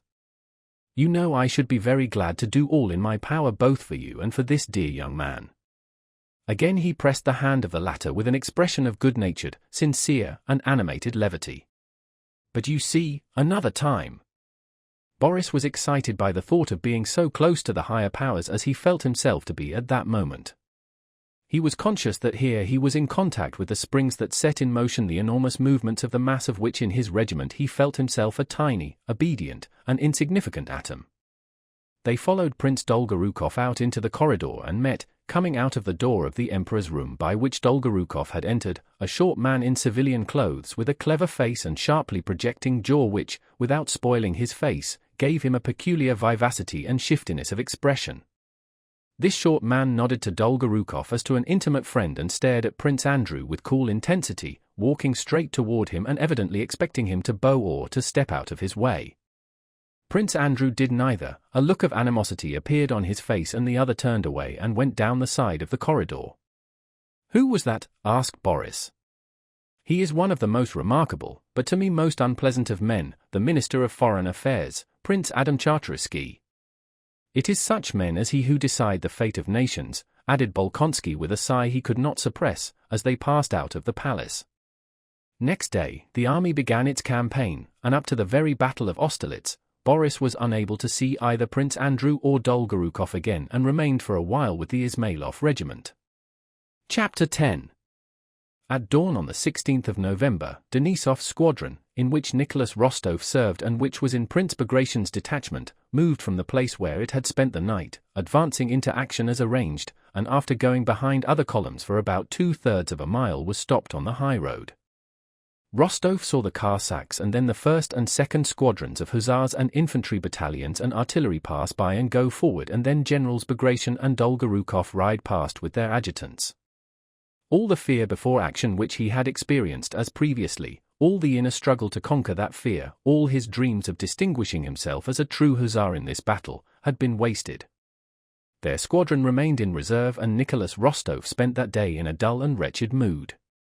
At 9 in the morning, he heard firing in front and shouts of hurrah, and saw wounded being brought back. There were not many of them, and at last he saw how a whole detachment of French cavalry was brought in, convoyed by a sotnia of Cossacks. Evidently the affair was over and, though not big, had been a successful engagement.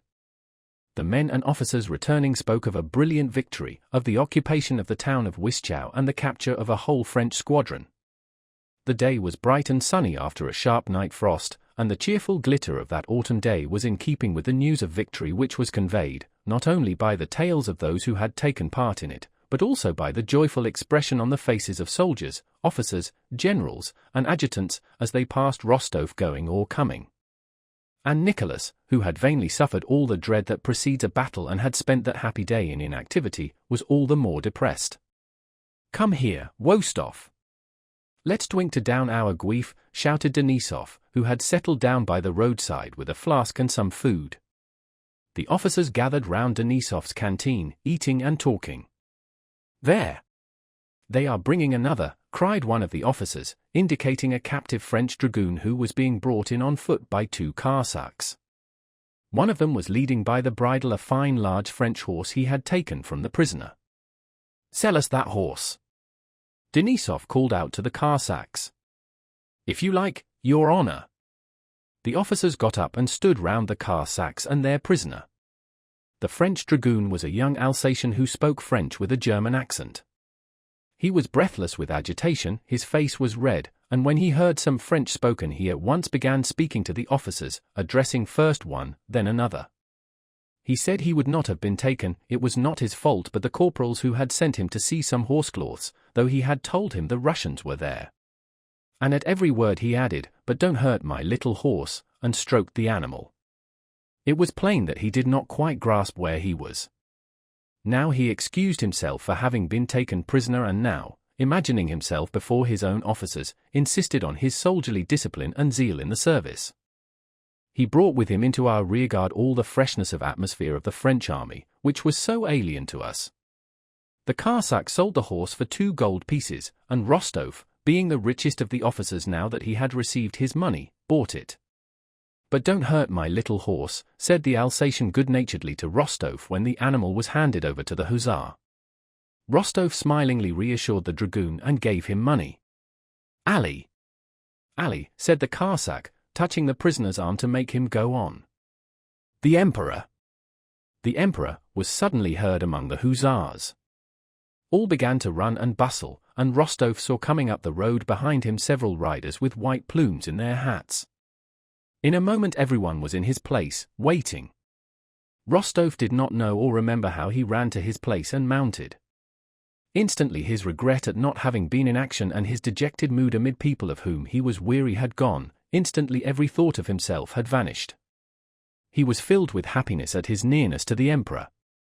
He felt that this nearness by itself made up to him for the day he had lost. He was happy as a lover when the longed-for moment of meeting arrives. Not daring to look round and without looking round, he was ecstatically conscious of his approach. He felt it not only from the sound of the hoofs of the approaching cavalcade, but because as he drew near everything grew brighter, more joyful, more significant, and more festive around him. Nearer and nearer to Rostov came that sun-shedding beams of mild and majestic light around, and already he felt himself enveloped in those beams. He heard his voice, that kindly, calm, and majestic voice that was yet so simple. And as if in accord with Rostov's feeling, there was a deathly stillness amid which was heard the Emperor's voice. "The Pavlograd Hussars?" he inquired. "The reserves, sire," replied a voice, a very human one compared to that which had said, "The Pavlograd Hussars." The emperor drew level with Rostov and halted. Alexander's face was even more beautiful than it had been 3 days before at the review. It shone with such gaiety and youth, such innocent youth, that it suggested the liveliness of a 14-year-old boy, and yet it was the face of the majestic emperor.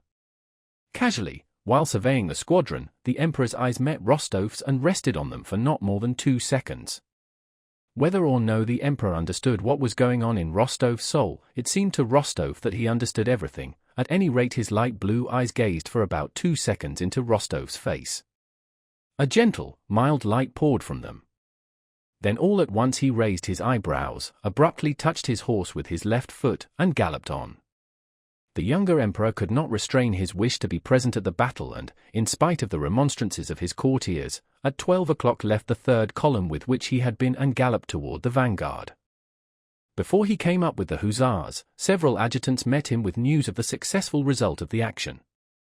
This battle, which consisted in the capture of a French squadron, was represented as a brilliant victory over the French, and so the emperor and the whole army, especially while the smoke hung over the battlefield, believed that the French had been defeated and were retreating against their will. A few minutes after the emperor had passed, the Pavlograd division was ordered to advance. In Wischau itself, a petty German town, Rostov saw the emperor again. In the marketplace, where there had been some rather heavy firing before the emperor's arrival, lay several killed and wounded soldiers whom there had not been time to move. The emperor, surrounded by his suite of officers and courtiers, was riding a bobtailed chestnut mare, a different one from that which he had ridden at the review, and bending to one side he gracefully held a gold lorgnette to his eyes and looked at a soldier who lay prone, with blood on his uncovered head. The wounded soldier was so dirty, coarse, and revolting that his proximity to the emperor shocked Rostov. Rostov saw how the emperor's rather round shoulders shuddered as if a cold shiver had run down them, how his left foot began convulsively tapping the horse's side with the spur, and how the well-trained horse looked round unconcerned and did not stir. An adjutant, dismounting, lifted the soldier under the arms to place him on a stretcher that had been brought. The soldier groaned. "Gently, gently." "Can't you do it more gently?" said the emperor, apparently suffering more than the dying soldier, and he rode away. Rostov saw tears filling the emperor's eyes and heard him, as he was riding away, say to Czartoryski, "What a terrible thing war is, what a terrible thing. Quelle terrible chose Kulaga." The troops of the vanguard were stationed before Wischau, within sight of the enemy's lines, which all day long had yielded ground to us at the least firing. The emperor's gratitude was announced to the vanguard, rewards were promised, and the men received a double ration of vodka. The campfires crackled and the soldiers' songs resounded even more merrily than on the previous night. Denisov celebrated his promotion to the rank of major, and Rostov, who had already drunk enough, at the end of the feast proposed the emperor's health. "Not for our sovereign, the emperor, as they say at official dinners," said he, "but the health of our sovereign, that good, enchanting, and great man. Let us drink to his health and to the certain defeat of the French.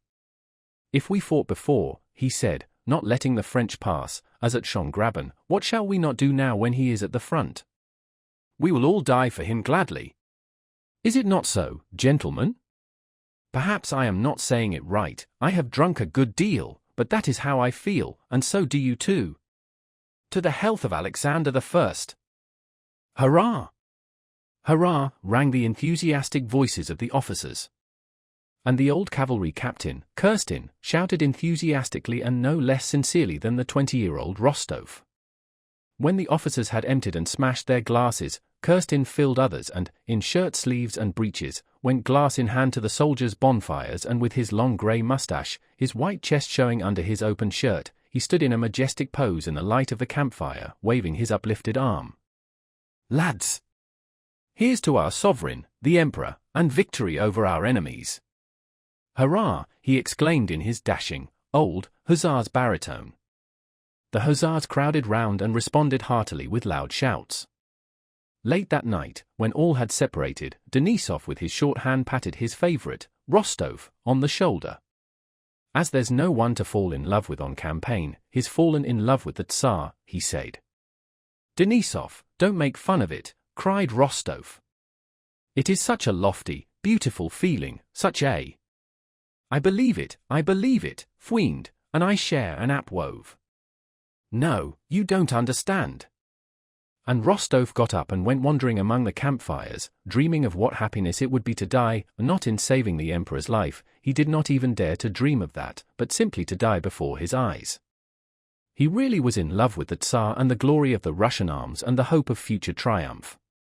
And he was not the only man to experience that feeling during those memorable days preceding the Battle of Austerlitz. 9/10 of the men in the Russian army were then in love, though less ecstatically, with their Tsar and the glory of the Russian arms. Chapter 11. The next day the emperor stopped at Wischau, and Vilaya, his physician, was repeatedly summoned to see him. At headquarters and among the troops nearby the news spread that the emperor was unwell.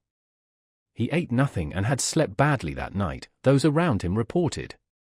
The cause of this indisposition was the strong impression made on his sensitive mind by the sight of the killed and wounded. At daybreak on the 17th, a French officer who had come with a flag of truce, demanding an audience with the Russian emperor, was brought into Wischau from our outposts. This officer was Savary. The emperor had only just fallen asleep and so Savary had to wait. At midday he was admitted to the emperor, and an hour later he rode off with Prince Dolgorukov to the advanced post of the French army. It was rumored that Savary had been sent to propose to Alexander a meeting with Napoleon.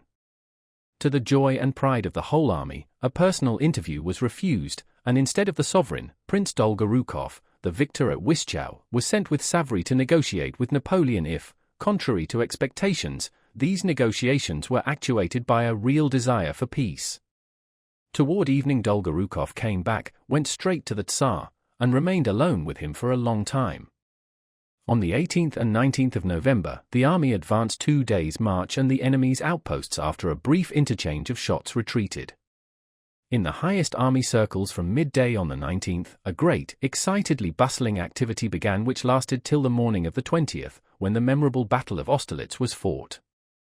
Till midday on the 19th, the activity, the eager talk, running to and fro, and dispatching of adjutants, was confined to the emperor's headquarters. But on the afternoon of that day, this activity reached Kutuzov's headquarters and the staffs of the commanders of columns. By evening, the adjutants had spread it to all ends and parts of the army, and in the night from the 19th to the 20th, the whole 80,000 Allied troops rose from their bivouacs to the hum of voices, and the army swayed and started in one enormous mass 6 miles long. The concentrated activity which had begun at the emperor's headquarters in the morning and had started the whole movement that followed was like the first movement of the main wheel of a large tower clock. One wheel slowly moved, another was set in motion, and a third, and wheels began to revolve faster and faster, levers and cogwheels to work, chimes to play, figures to pop out, and the hands to advance with regular motion as a result of all that activity. Just as in the mechanism of a clock, so in the mechanism of the military machine, an impulse once given leads to the final result, and just as indifferently quiescent till the moment when motion is transmitted to them are the parts of the mechanism which the impulse has not yet reached. Wheels creak on their axles as the cogs engage one another and the revolving pulleys were with the rapidity of their movement, but a neighboring wheel is as quiet and motionless as though it were prepared to remain so for 100 years, but the moment comes when the lever catches it and obeying the impulse that wheel begins to creak and joins in the common motion the result and aim of which are beyond its ken. Just as in a clock, the result of the complicated motion of innumerable wheels and pulleys is merely a slow and regular movement of the hands which show the time, so the result of all the complicated human activities of 160,000 Russians and French, all their passions, desires, remorse, humiliations, sufferings, outbursts of pride, fear, and enthusiasm, was only the loss of the Battle of Austerlitz, the so-called Battle of the Three Emperors, that is to say, a slow movement of the hand on the dial of human history. Prince Andrew was on duty that day and in constant attendance on the commander-in-chief. At 6 in the evening, Kutuzov went to the emperor's headquarters and after staying but a short time with the Tsar went to see the Grand Marshal of the court, Count Tolstoy. Bolkonsky took the opportunity to go in to get some details of the coming action from Dolgorukov. He felt that Kutuzov was upset and dissatisfied about something and that at headquarters they were dissatisfied with him, and also that at the emperor's headquarters everyone adopted toward him the tone of men who know something others do not know. He therefore wished to speak to Dolgorukov. "Well, how do you do, my dear fellow?" he said Dolgorukov, who was sitting at tea with Bilibin. "The fete is for tomorrow. How is your old fellow?" "Out of sorts." "I won't say he is out of sorts, but I fancy he would like to be heard."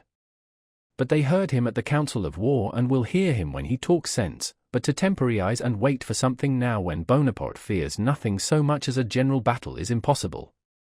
"Yes, you have seen him," said Prince Andrew. "Well, what is Bonaparte like? How did he impress you?" "Yes, I saw him, and am convinced that he fears nothing so much as a general engagement," repeated Dolgorukov, evidently prizing this general conclusion which he had arrived at from his interview with Napoleon. If he weren't afraid of a battle, why did he ask for that interview? Why negotiate, and above all why retreat, when to retreat is so contrary to his method of conducting war? Believe me, he is afraid of a general battle. His hour has come. Mark my words. "But tell me, what is he like, eh?" said Prince Andrew again. "He is a man in a grey overcoat, very anxious that I should call him Your Majesty, but who, to his chagrin, got no title from me." "That's the sort of man he is, and nothing more," replied Dolgorukov, looking round at Bilibin with a smile. "Despite my great respect for old Kutuzov," he continued, "we should be a nice set of fellows if we were to wait about and so give him a chance to escape, or to trick us, now that we certainly have him in our hands. No, we mustn't forget Suvorov and his rule, not to put yourself in a position to be attacked, but yourself to attack. Believe me, in war the energy of young men often shows the way better than all the experience of old cunctators." "But in what position are we going to attack him?" "I have been at the outposts today and it is impossible to say where his chief forces are situated," said Prince Andrew. He wished to explain to Dolgorukov a plan of attack he had himself formed. "Oh, that is all the same," Dolgorukov said quickly, and getting up he spread a map on the table. "All eventualities have been foreseen. If he is standing before Brunn." And Prince Dolgorukov rapidly but indistinctly explained Weyrother's plan of a flanking movement. Prince Andrew began to reply and to state his own plan, which might have been as good as Weyrother's, but for the disadvantage that Weyrother's had already been approved. As soon as Prince Andrew began to demonstrate the defects of the latter and the merits of his own plan, Prince Dolgorukov ceased to listen to him and gazed absent-mindedly not at the map, but at Prince Andrew's face. "There will be a council of war at Kutuzov's tonight, though you can say all this there," remarked Dolgorukov. "I will do so," said Prince Andrew, moving away from the map. "Whatever are you bothering about, gentlemen?" said Bilibin, who, till then, had listened with an amused smile to their conversation and now was evidently ready with a joke. "Whether tomorrow brings victory or defeat, the glory of our Russian arms is secure. Except your Kutuzov, there is not a single Russian in command of a column.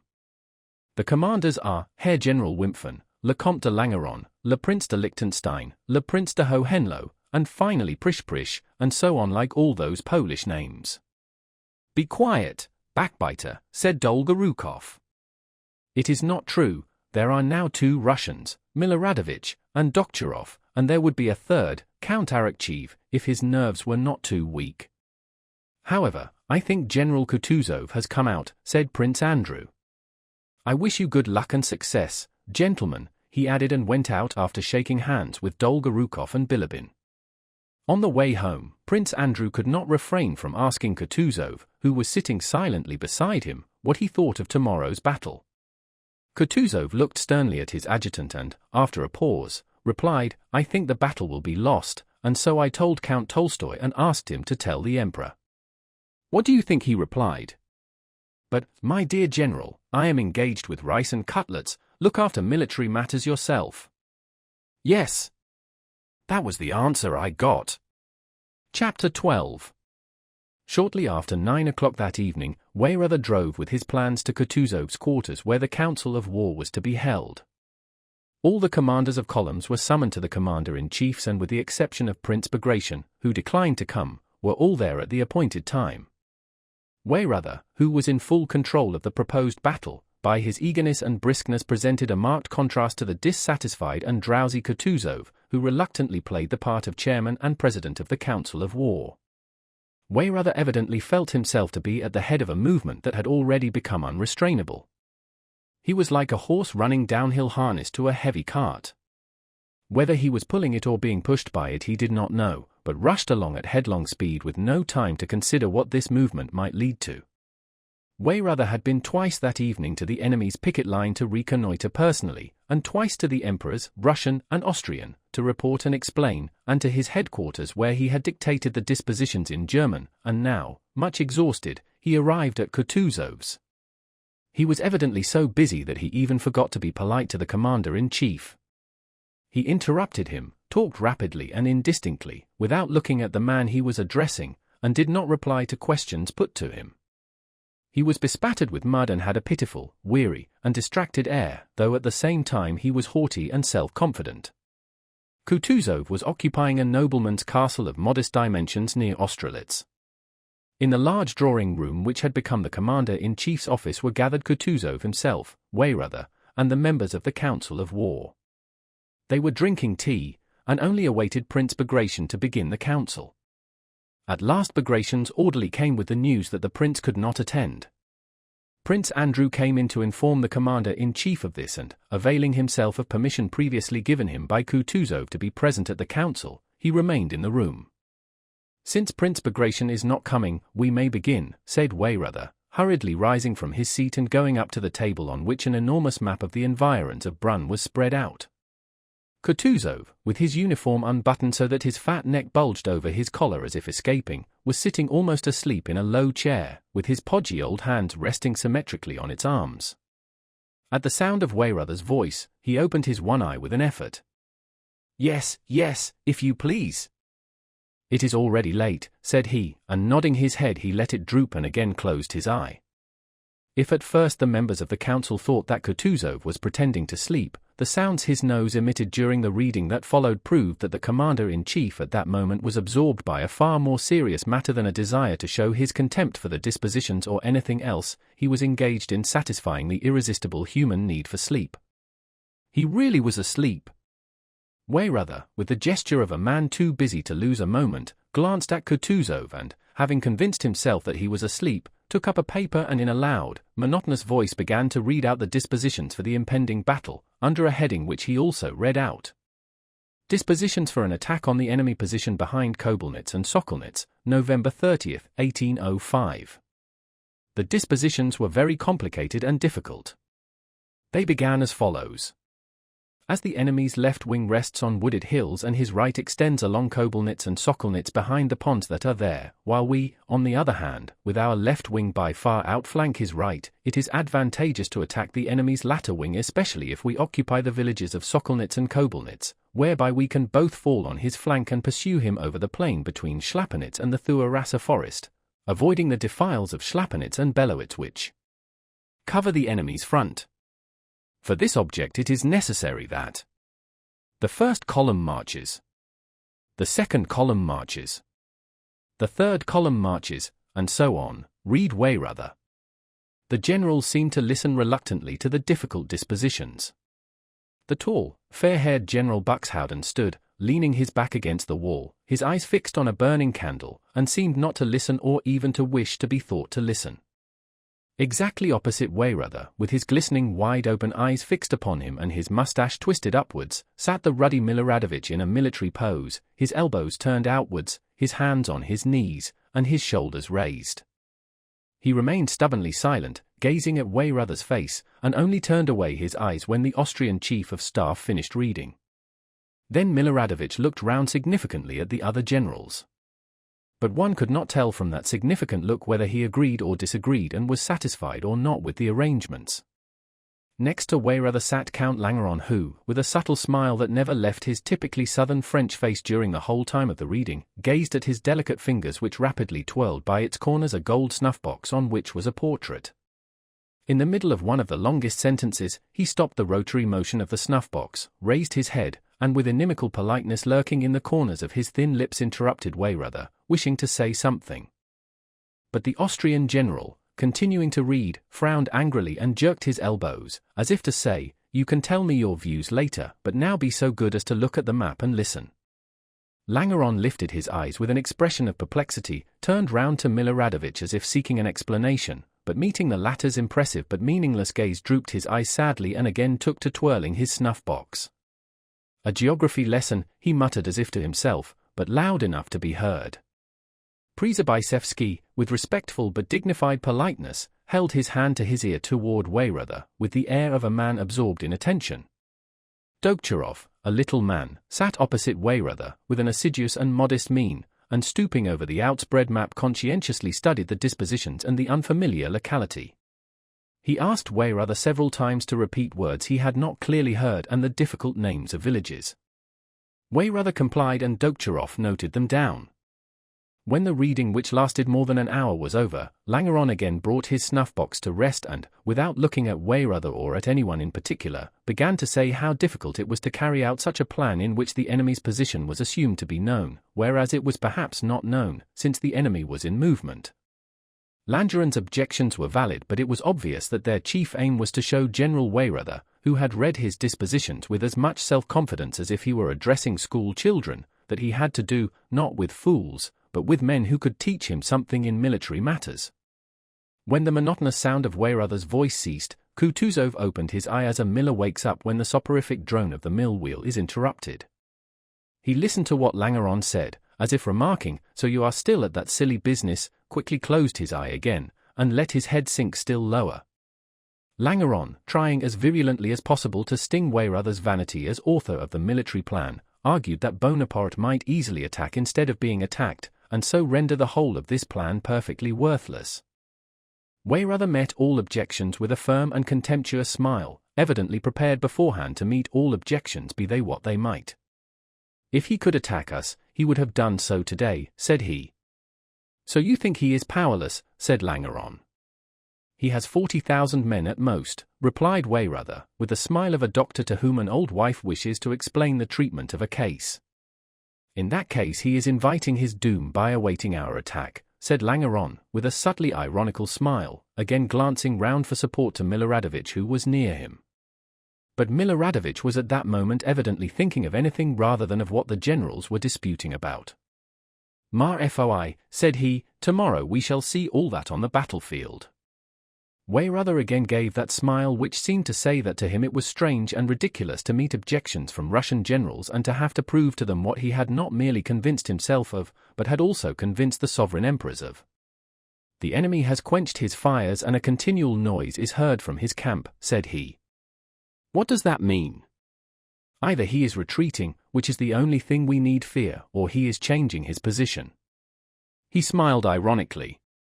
"But even if he also took up a position in the Thuarasa, he merely saves us a great deal of trouble and all our arrangements to the minutest detail remain the same." "How is that?" began Prince Andrew, who had for long been waiting an opportunity to express his doubts. Kutuzov here woke up, coughed heavily, and looked round at the generals. "Gentlemen, the dispositions for tomorrow, or rather for today, for it is past midnight, cannot now be altered," said he. "You have heard them, and we shall all do our duty. But before a battle, there is nothing more important," he paused, "than to have a good sleep." He moved as if to rise. The generals bowed and retired. It was past midnight. Prince Andrew went out. The council of war, at which Prince Andrew had not been able to express his opinion as he had hoped to, left on him a vague and uneasy impression. Whether Dolgorukov and Weyrother, or Kutuzov, Langeron, and the others who did not approve of the plan of attack, were right, he did not know. But was it really not possible for Kutuzov to state his views plainly to the emperor? Is it possible that on account of court and personal considerations tens of thousands of lives, and my life, he thought, must be risked? Yes, it is very likely that I shall be killed tomorrow, he thought. And suddenly, at this thought of death, a whole series of most distant, most intimate, memories rose in his imagination. He remembered his last parting from his father and his wife, he remembered the days when he first loved her. He thought of her pregnancy and felt sorry for her and for himself, and in a nervously emotional and softened mood he went out of the hut in which he was billeted with Nesvitsky and began to walk up and down before it. The night was foggy and through the fog the moonlight gleamed mysteriously. Yes, tomorrow, he thought. Tomorrow everything may be over for me. All these memories will be no more, none of them will have any meaning for me. Tomorrow perhaps, even certainly, I have a presentiment that for the first time I shall have to show all I can do. And his fancy pictured the battle, its loss, the concentration of fighting at one point, and the hesitation of all the commanders. And then that happy moment, that Toulon for which he had so long waited, presents itself to him at last. He firmly and clearly expresses his opinion to Kutuzov, to Weyrother, and to the emperors. All are struck by the justness of his views, but no one undertakes to carry them out, so he takes a regiment, a division, stipulates that no one is to interfere with his arrangements, leads his division to the decisive point, and gains the victory alone. But death and suffering suggested another voice. Prince Andrew, however, did not answer that voice and went on dreaming of his triumphs. The dispositions for the next battle are planned by him alone. Nominally he is only an adjutant on Kutuzov's staff, but he does everything alone. The next battle is won by him alone. Kutuzov is removed and he is appointed. Well, and then, asked the other voice. If before that you are not 10 times wounded, killed, or betrayed, well, what then? Well then, Prince Andrew answered himself, I don't know what will happen and don't want to know, and can't, but if I want this, want glory, want to be known to men, want to be loved by them, it is not my fault that I want it and want nothing but that and live only for that. Yes, for that alone. I shall never tell anyone, but, oh God! What am I to do if I love nothing but fame and men's esteem? Death, wounds, the loss of family, I fear nothing. And precious and dear as many persons are to me, a father, sister, wife, those dearest to me, yet dreadful and unnatural as it seems, I would give them all at once for a moment of glory, of triumph over men, of love from men I don't know and never shall know, for the love of these men here, he thought, as he listened to voices in Kutuzov's courtyard. The voices were those of the orderlies who were packing up. One voice, probably a coachman's, was teasing Kutuzov's old cook whom Prince Andrew knew, and who was called Tit. He was saying, Tit, I say, Tit. Well, returned the old man. Go, Tit, thresh a bit, said the wag. Oh, go to the devil, called out a voice, drowned by the laughter of the orderlies and servants. All the same, I love and value nothing but triumph over them all. I value this mystic power and glory that is floating here above me in this mist. Chapter 13. That same night, Rostov was with a platoon on skirmishing duty in front of Bagration's detachment. His hussars were placed along the line in couples and he himself rode along the line trying to master the sleepiness that kept coming over him. An enormous space, with our army's campfires dimly glowing in the fog, could be seen behind him. In front of him was misty darkness. Rostov could see nothing, peer as he would into that foggy distance. Now something gleamed grey, now there was something black, now little lights seemed to glimmer where the enemy ought to be, now he fancied it was only something in his own eyes. His eyes kept closing, and in his fancy appeared, now the Emperor, now Denisov, and now Moscow memories, and he again hurriedly opened his eyes and saw close before him the head and ears of the horse he was riding, and sometimes, when he came within 6 paces of them, the black figures of hussars, but in the distance was still the same misty darkness. Why not? It might easily happen, thought Rostov, that the Emperor will meet me and give me an order as he would to any other officer. He'll say, go and find out what's there. There are many stories of his getting to know an officer in just such a chance way and attaching him to himself. What if he gave me a place near him? Oh, how I would guard him, how I would tell him the truth, how I would unmask his deceivers. And in order to realize vividly his love-devotion to the sovereign, Rostov pictured to himself an enemy or a deceitful German, whom he would not only kill with pleasure but whom he would slap in the face before the Emperor. Suddenly a distant shout aroused him. He started and opened his eyes. Where am I? Oh yes, in the skirmishing line, pass and watchword, shaft, Olmutz. What a nuisance that our squadron will be in reserve tomorrow, he thought. I'll ask leave to go to the front, this may be my only chance of seeing the Emperor. It won't be long now before I am off duty. I'll take another turn and when I get back I'll go to the general and ask him. He readjusted himself in the saddle and touched up his horse to ride once more round his hussars. It seemed to him that it was getting lighter. To the left he saw a sloping descent lit up, and facing it a black knoll that seemed as steep as a wall. On this knoll there was a white patch that Rostov could not at all make out. Was it a glade in the wood lit up by the moon, or some unmelted snow, or some white houses? He even thought something moved on that white spot. I expect it's snow, that spot, a spot, one tash, he thought. There now. It's not a tash. Natasha, sister, black eyes. N.A. Itasha. Won't she be surprised when I tell her how I've seen the Emperor? Natasha, take my sabretash, keep to the right, your honor, there are bushes here, came the voice of an hussar, past whom Rostov was riding in the act of falling asleep. Rostov lifted his head that had sunk almost to his horse's manet and pulled up beside the hussar. He was succumbing to irresistible, youthful, childish drowsiness. But what was I thinking? I mustn't forget. How shall I speak to the Emperor? No, that's not it, that's tomorrow. Oh yes. Natasha, sabretash, sabre them. Whom? The hussars. Ah, the hussars with mustaches. Along the Tverskaya street rode the hussar with mustaches. I thought about him too, just opposite Gariv's house. Old Gariv. Oh, but Denisov's a fine fellow. But that's all nonsense. The chief thing is that the Emperor is here. How he looked at me and wished to say something, but dared not. No, it was I who dared not.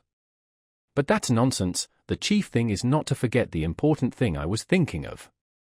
Yes, Natasha, sabretash, oh, yes, yes. That's right. And his head once more sank to his horse's neck. All at once it seemed to him that he was being fired at. What? What? What? Cut them down. What? Said Rostov, waking up. At the moment he opened his eyes he heard in front of him, where the enemy was, the long-drawn shouts of thousands of voices. His horse and the horse of the hussar near him pricked their ears at these shouts. Over there, where the shouting came from, a fire flared up and went out again, then another, and all along the French line on the hill fires flared up and the shouting grew louder and louder. Rostov could hear the sound of French words but could not distinguish them. The din of many voices was too great, all he could hear was, ah ha ha, and ah ah ah. What's that? What do you make of it? Said Rostov to the hussar beside him. That must be the enemy's camp. The hussar did not reply. Why, don't you hear it? Rostov asked again, after waiting for a reply. Who can tell, your honor, replied the hussar reluctantly. From the direction, it must be the enemy, repeated Rostov. It may be he or it may be nothing, muttered the hussar. It's dark. Steady, he cried to his fidgeting horse. Rostov's horse was also getting restive, it pawed the frozen ground, pricking its ears at the noise and looking at the lights. The shouting grew still louder and merged into a general roar that only an army of several thousand men could produce. The lights spread farther and farther, probably along the line of the French camp. Rostov no longer wanted to sleep. The gay triumphant shouting of the enemy army had a stimulating effect on him. Vive l'Empereur! L'Empereur, he now heard distinctly. They can't be far off, probably just beyond the stream, he said to the hussar beside him. The hussar only sighed without replying and coughed angrily. The sound of horses' hoofs approaching at a trot along the line of hussars was heard, and out of the foggy darkness the figure of a sergeant of hussars suddenly appeared, looming huge as an elephant. Your honor, the generals, said the sergeant, riding up to Rostov. Rostov, still looking round toward the fires and the shouts, rode with the sergeant to meet some mounted men who were riding along the line. One was on a white horse. Prince Bagration and Prince Dolgorukov with their adjutants had come to witness the curious phenomenon of the lights and shouts in the enemy's camp. Rostov rode up to Bagration, reported to him, and then joined the adjutants listening to what the generals were saying. Believe me, said Prince Dolgorukov, addressing Bagration, it is nothing but a trick. He has retreated and ordered the rearguard to kindle fires and make a noise to deceive us. Hardly, said Bagration. I saw them this evening on that knoll, if they had retreated they would have withdrawn from that too. "Officer," said Bagration to Rostov, "are the enemy's skirmishers still there?" "They were there this evening, but now I don't know, Your Excellency." "Shall I go with some of my hussars to see?" replied Rostov. Bagration stopped and, before replying, tried to see Rostov's face in the mist. "Well, go and see," he said, after a pause. "Yes, sir." Rostov spurred his horse, called to Sergeant Fedchenko and 2 other hussars, told them to follow him, and trotted downhill in the direction from which the shouting came. He felt both frightened and pleased to be riding alone with 3 hussars into that mysterious and dangerous misty distance where no one had been before him. Bagration called to him from the hill not to go beyond the stream, but Rostov pretended not to hear him and did not stop but rode on and on, continually mistaking bushes for trees and gullies for men and continually discovering his mistakes. Having descended the hill at a trot, he no longer saw either our own or the enemy's fires, but heard the shouting of the French more loudly and distinctly. In the valley he saw before him something like a river, but when he reached it he found it was a road. Having come out onto the road he reined in his horse, hesitating whether to ride along it or cross it and ride over the black field up the hillside. To keep to the road which gleamed white in the mist would have been safer because it would be easier to see people coming along it. "Follow me," said he, crossed the road, and began riding up the hill at a gallop toward the point where the French pickets had been standing that evening. "Your Honor, there he is," cried one of the hussars behind him. And before Rostov had time to make out what the black thing was that had suddenly appeared in the fog, there was a flash, followed by a report, and a bullet whizzing high up in the mist with a plaintive sound passed out of hearing. Another musket missed fire but flashed in the pan. Rostov turned his horse and galloped back. For more reports followed at intervals, and the bullets passed somewhere in the fog singing in different tones. Rostov reined in his horse, whose spirits had risen, like his own, at the firing, and went back at a foot pace. "Well, some more. Some more," a merry voice was saying in his soul. But no more shots came. Only when approaching Bagration did Rostov let his horse gallop again, and with his hand at the salute rode up to the general. Dolgorukov was still insisting that the French had retreated and had only lit fires to deceive us. "What does that prove?" he was saying as Rostov rode up. "They might retreat and leave the pickets." "It's plain that they have not all gone yet, Prince," said Bagration. "Wait till tomorrow morning, we'll find out everything tomorrow." "The picket is still on the hill, Your Excellency, just where it was in the evening," reported Rostov, stooping forward with his hand at the salute and unable to repress the smile of delight induced by his ride and especially by the sound of the bullets. very good," said Bagration. "Thank you, officer." "Your Excellency," said Rostov, "may I ask a favor?" "What is it?" "Tomorrow our squadron is to be in reserve. May I ask to be attached to the first squadron?" "What's your name?" "Count Rostov." "Oh, very well, you may stay in attendance on me." "Count Ilya Rostov's son?" asked Dolgorukov. But Rostov did not reply. "Then I may reckon on it, Your Excellency." "I will give the order." "Tomorrow very likely I may be sent with some message to the Emperor," thought Rostov. Thank God. The fires and shouting in the enemy's army were occasioned by the fact that while Napoleon's proclamation was being read to the troops, the Emperor himself rode round his bivouacs. The soldiers, on seeing him, lit wisps of straw and ran after him, shouting, "Vive l'Empereur!" Napoleon's proclamation was as follows. Soldiers. The Russian army is advancing against you to avenge the Austrian army of Ulm. They are the same battalions you broke at Hollabrunn and have pursued ever since to this place. The position we occupy is a strong one, and while they are marching to go round me on the right, they will expose a flank to me. Soldiers. I will myself direct your battalions. I will keep out of fire if you with your habitual valor carry disorder and confusion into the enemy's ranks, but should victory be in doubt, even for a moment, you will see your emperor exposing himself to the first blows of the enemy, for there must be no doubt of victory, especially on this day when what is at stake is the honor of the French infantry, so necessary to the honor of our nation. Do not break your ranks on the plea of removing the wounded. Let every man be fully imbued with the thought that we must defeat these hirelings of England, inspired by such hatred of our nation. This victory will conclude our campaign and we can return to winter quarters, where fresh French troops who are being raised in France will join us, and the peace I shall conclude will be worthy of my people, of you, and of myself. Napoleon. Chapter 14. At 5 in the morning it was still quite dark.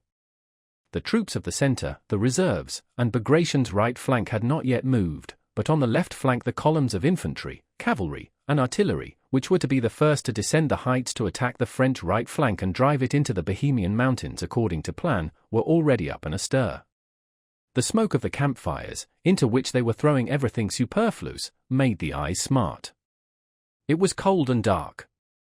The officers were hurriedly drinking tea and breakfasting, the soldiers, munching biscuit and beating a tattoo with their feet to warm themselves, gathering round the fires, throwing into the flames the remains of sheds, chairs, tables, wheels, tubs, and everything that they did not want or could not carry away with them. Austrian column guides were moving in and out among the Russian troops and served as heralds of the advance.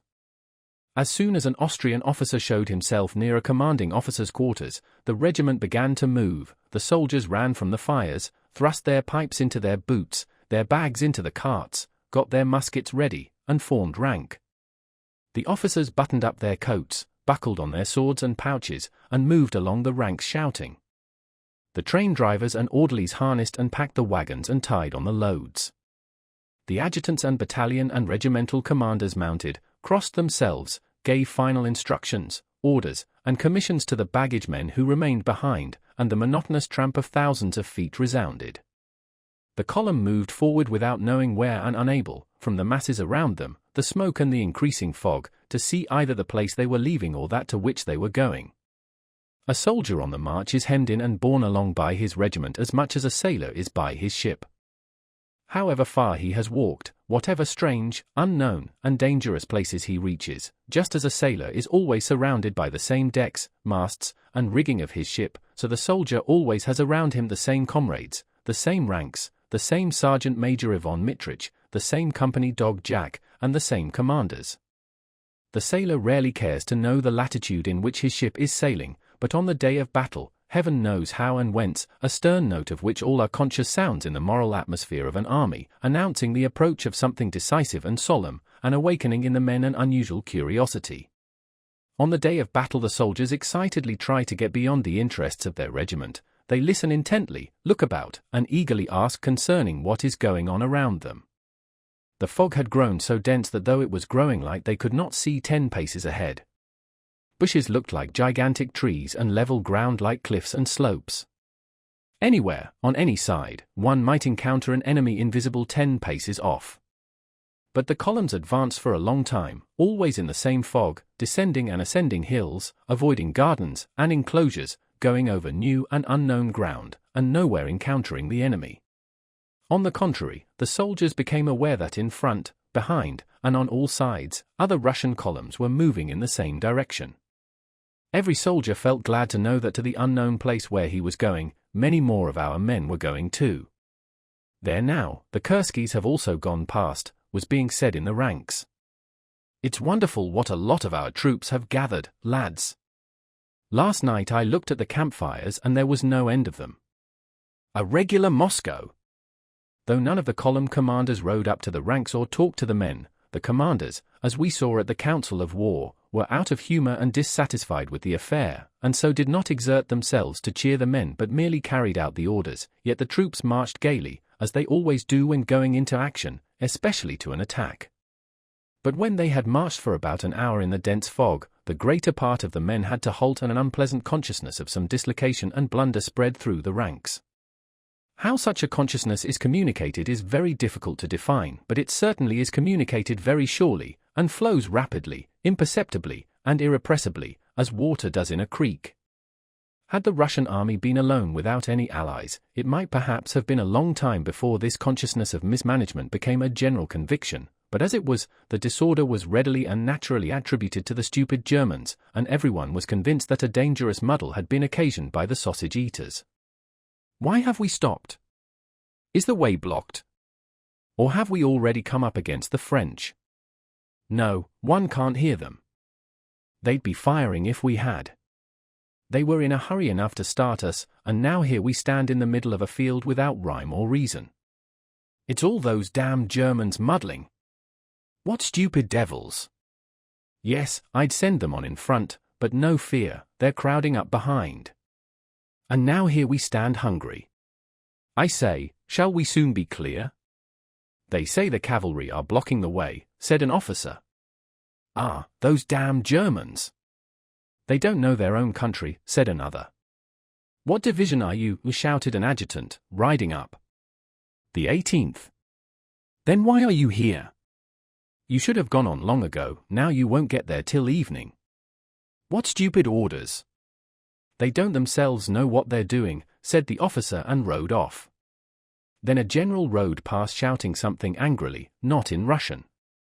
Tafalafa! But what he's jabbering no one can make out, said a soldier, mimicking the general who had ridden away. I'd shoot them, the scoundrels! We were ordered to be at the place before 9, but we haven't got halfway. Fine orders, was being repeated on different sides. And the feeling of energy with which the troops had started began to turn into vexation and anger at the stupid arrangements and at the Germans. The cause of the confusion was that while the Austrian cavalry was moving toward our left flank, the higher command found that our center was too far separated from our right flank and the cavalry were all ordered to turn back to the right. Several thousand cavalry crossed in front of the infantry, who had to wait. At the front an altercation occurred between an Austrian guide and a Russian general. The general shouted a demand that the cavalry should be halted. The Austrian argued that not he, but the higher command, was to blame. The troops meanwhile stood growing listless and dispirited. After an hour's delay they at last moved on, descending the hill. The fog that was dispersing on the hill lay still more densely below, where they were descending. In front in the fog a shot was heard and then another, at first irregularly at varying intervals, tratter, tat, and then more and more regularly and rapidly, and the action at the Goldbach stream began. Not expecting to come on the enemy down by the stream, and having stumbled on him in the fog, hearing no encouraging word from their commanders, and with a consciousness of being too late spreading through the ranks, and above all being unable to see anything in front or around them in the thick fog, the Russians exchanged shots with the enemy lazily and advanced and again halted, receiving no timely orders from the officers or adjutants who wandered about in the fog in those unknown surroundings, unable to find their own regiments. In this way the action began for the first, second, and third columns, which had gone down into the valley. The fourth column, with which Kutuzov was, stood on the Pratzen heights. Below, where the fight was beginning, there was still thick fog. On the higher ground it was clearing, but nothing could be seen of what was going on in front. Whether all the enemy forces were, as we supposed, 6 miles away, or whether they were nearby in that sea of mist, no one knew till after 8 o'clock. It was 9 o'clock in the morning. The fog lay unbroken like a sea down below, but higher up at the village of Schlapanitz where Napoleon stood with his marshals around him, it was quite light. Above him was a clear blue sky, and the sun's vast orb quivered like a huge hollow, crimson float on the surface of that milky sea of mist. The whole French army, and even Napoleon himself with his staff, were not on the far side of the streams and hollows of Sokolnitz and Schlapanitz beyond which we intended to take up our position and begin the action, but were on this side, so close to our own forces that Napoleon with the naked eye could distinguish a mounted man from one on foot. Napoleon, in the blue cloak which he had worn on his Italian campaign, sat on his small grey Arab horse a little in front of his marshals. He gazed silently at the hills which seemed to rise out of the sea of mist and on which the Russian troops were moving in the distance, and he listened to the sounds of firing in the valley. Not a single muscle of his face, which in those days was still thin, moved. His gleaming eyes were fixed intently on one spot. His predictions were being justified.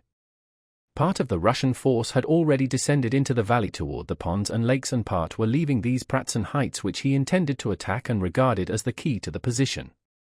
He saw over the mist that in a hollow between 2 hills near the village of Pratzen, the Russian columns, their bayonets glittering, were moving continuously in one direction toward the valley and disappearing one after another into the mist. From information he had received the evening before, from the sound of wheels and footsteps heard by the outposts during the night, by the disorderly movement of the Russian columns, and from all indications, he saw clearly that the Allies believed him to be far away in front of them, and that the columns moving near Pratzen constituted the center of the Russian army, and that that center was already sufficiently weakened to be successfully attacked. But still he did not begin the engagement. Today was a great day for him, the anniversary of his coronation. Before dawn he had slept for a few hours, and refreshed, vigorous, and in good spirits, he mounted his horse and rode out into the field in that happy mood in which everything seems possible and everything succeeds. He sat motionless, looking at the heights visible above the mist, and his cold face wore that special look of confident, self-complacent happiness that one sees on the face of a boy happily in love. The marshal stood behind him, not venturing to distract his attention. He looked now at the Pratzen heights, now at the sun floating up out of the mist. When the sun had entirely emerged from the fog, and fields and mist were aglow with dazzling light, as if he had only awaited this to begin the action, he drew the glove from his shapely white hand, made a sign with it to the marshals, and ordered the action to begin. The marshals, accompanied by adjutants, galloped off in different directions, and a few minutes later the chief forces of the French army moved rapidly toward those Pratzen heights which were being more and more denuded by Russian troops moving down the valley to their left. Chapter 15. At 8 o'clock Kutuzov rode to Pratzen at the head of the fourth column, Miloradovich's, the one that was to take the place of Przybysevsky's and Langeron's columns which had already gone down into the valley. He greeted the men of the foremost regiment and gave them the order to march, thereby indicating that he intended to lead that column himself.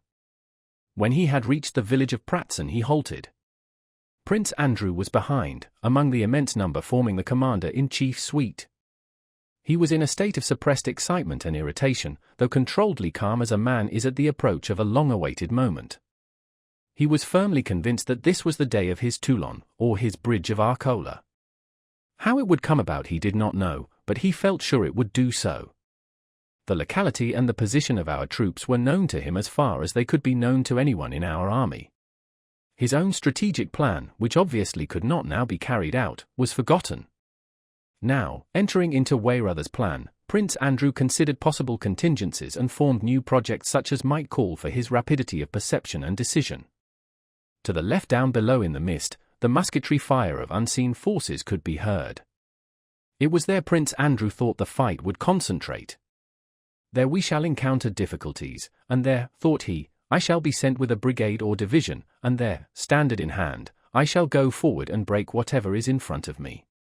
He could not look calmly at the standards of the passing battalions. Seeing them he kept thinking, that may be the very standard with which I shall lead the army. In the morning all that was left of the night mist on the heights was a hoar frost now turning to dew, but in the valleys it still lay like a milk-white sea. Nothing was visible in the valley to the left into which our troops had descended and from whence came the sounds of firing.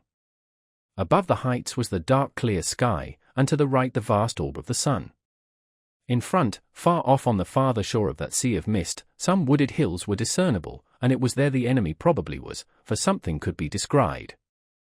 On the right the guards were entering the misty region with a sound of hoofs and wheels and now and then a gleam of bayonets. To the left beyond the village similar masses of cavalry came up and disappeared in the sea of mist.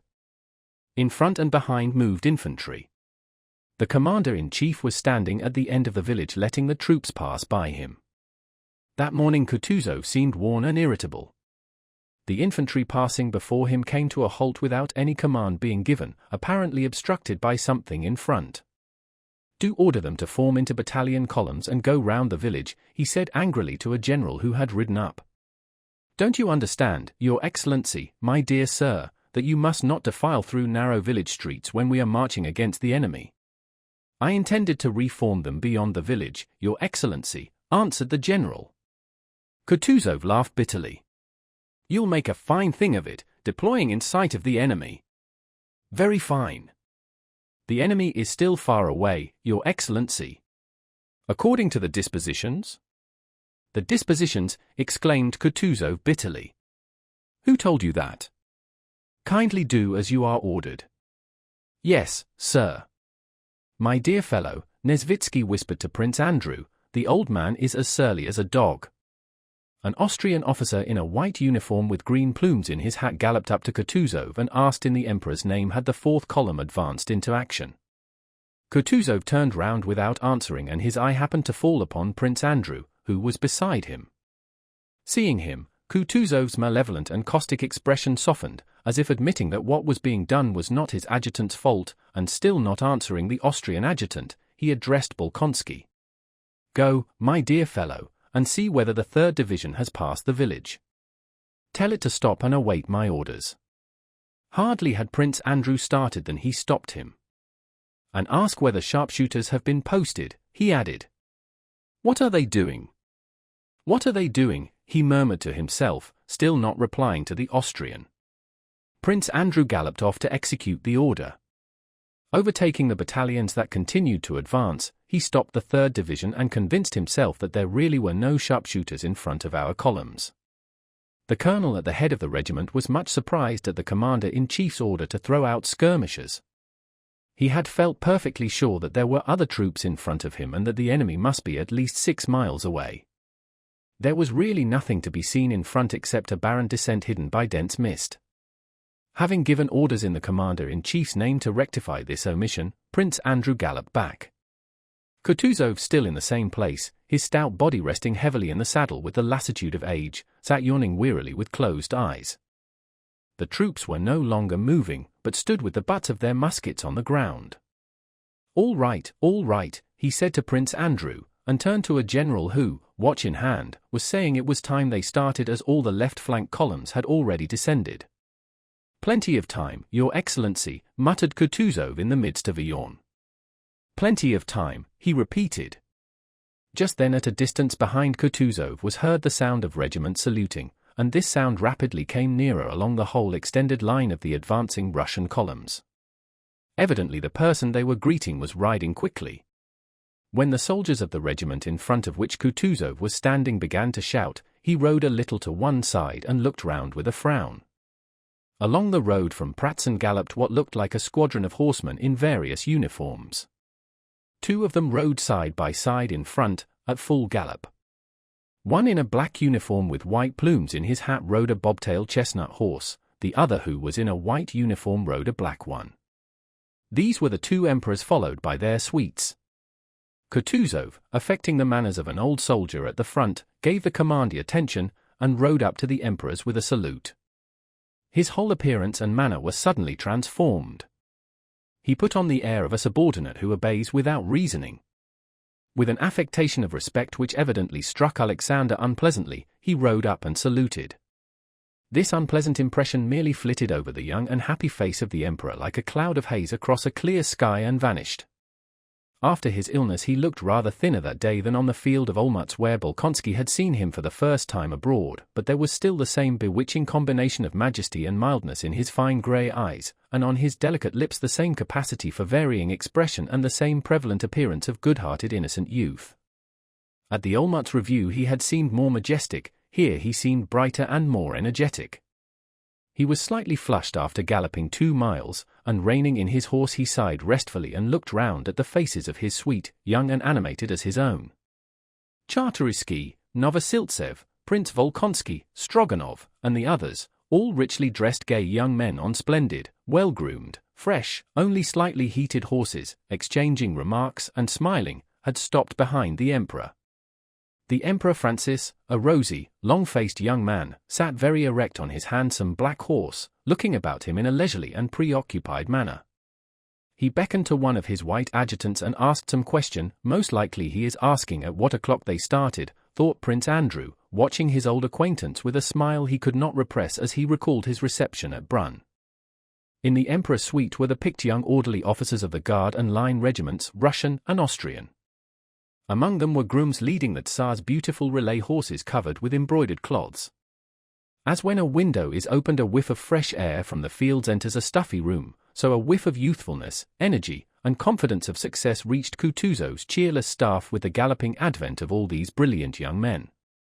"Why aren't you beginning, Michael Illarionovich?" said the Emperor Alexander hurriedly to Kutuzov, glancing courteously at the same time at the Emperor Francis. "I am waiting, Your Majesty," answered Kutuzov, bending forward respectfully. The Emperor, frowning slightly, bent his ear forward as if he had not quite heard. "Waiting, Your Majesty," repeated Kutuzov. Prince Andrew noted that Kutuzov's upper lip twitched unnaturally as he said the word waiting. Not all the columns have formed up yet, Your Majesty. The Tsar heard but obviously did not like the reply. He shrugged his rather round shoulders and glanced at Novosiltsev, who was near him, as if complaining of Kutuzov. You know, Michael Illarionovich, we are not on the Emperor's field where a parade does not begin till all the troops are assembled, said the Tsar with another glance at the Emperor Francis, as if inviting him if not to join in at least to listen to what he was saying. But the Emperor Francis continued to look about him and did not listen. That is just why I do not begin, sire, said Kutuzov in a resounding voice, apparently to preclude the possibility of not being heard, and again something in his face twitched. That is just why I do not begin, sire, because we are not on parade and not on the Emperor's field, said he clearly and distinctly. In the Emperor's suite all exchanged rapid looks that expressed dissatisfaction and reproach. Old though he may be, he should not, he certainly should not, speak like that, their glances seemed to say. The Tsar looked intently and observantly into Kutuzov's eye, waiting to hear whether he would say anything more. But Kutuzov, with respectfully bowed head, seemed also to be waiting. The silence lasted for about a minute. However, if you command it, Your Majesty, said Kutuzov, lifting his head and again assuming his former tone of a dull, unreasoning, but submissive general. He touched his horse and having called Miloradovich, the commander of the column, gave him the order to advance. The troops again began to move, and 2 battalions of the Novgorod and 1 of the Apsheron regiment went forward past the Emperor. As this Apsheron battalion marched by, the red-faced Miloradovich, without his greatcoat, with his orders on his breast and an enormous tuft of plumes in his cocked hat worn on one side with its corners front and back, galloped strenuously forward, and with a dashing salute reined in his horse before the Emperor. God be with you, General, said the Emperor. Ma foi, sire, nous feren ce qui sert dans notre possibilite, sire, he answered gaily, raising nevertheless ironic smiles among the gentlemen of the Tsar's suite by his poor French. Indeed, sire, we shall do everything it is possible to do, sire. Miloradovich wheeled his horse sharply and stationed himself a little behind the Emperor. The Apsheron men, excited by the Tsar's presence, passed in step before the Emperors and their suites at a bold, brisk pace. Lads, shouted Miloradovich in a loud, self-confident, and cheery voice, obviously so elated by the sound of firing, by the prospect of battle, and by the sight of the gallant Apsherons, his comrades in Suvorov's time, now passing so gallantly before the Emperors, that he forgot the sovereign's presence. Lads, it's not the first village you've had to take, cried he. Glad to do our best, he shouted the soldiers. The Emperor's horse started at the sudden cry. This horse that had carried the sovereign at reviews in Russia bore him also here on the field of Austerlitz, enduring the heedless blows of his left foot and pricking its ears at the sound of shots just as it had done on the Emperor's field, not understanding the significance of the firing, nor of the nearness of the Emperor Francis black cob, nor of all that was being said, thought, and felt that day by its rider. The Emperor turned with a smile to one of his followers and made a remark to him, pointing to the gallant Apsherons. Chapter 16. Kutuzov, accompanied by his adjutant, rode at a walking pace behind the carabineers. When he had gone less than half a mile in the rear of the column, he stopped at a solitary, deserted house that had probably once been an inn, where 2 roads parted. Both of them led downhill and troops were marching along both. The fog had begun to clear and enemy troops were already dimly visible about 1.5 miles off on the opposite heights. Down below, on the left, the firing became more distinct. Kutuzov had stopped and was speaking to an Austrian general. Prince Andrew, who was a little behind looking at them, turned to an adjutant to ask him for a field glass. Look, look, said this adjutant, looking not at the troops in the distance, but down the hill before him. It's the French. The 2 generals and the adjutant took hold of the field glass, trying to snatch it from one another. The expression on all their faces suddenly changed to one of horror. The French were supposed to be 1.5 miles away, but had suddenly and unexpectedly appeared just in front of us. It's the enemy. No. Yes, see it is. For certain. But how is that, said different voices. With the naked eye Prince Andrew saw below them to the right, not more than 500 paces from where Kutuzov was standing, a dense French column coming up to meet the Apsherons. Here it is. The decisive moment has arrived.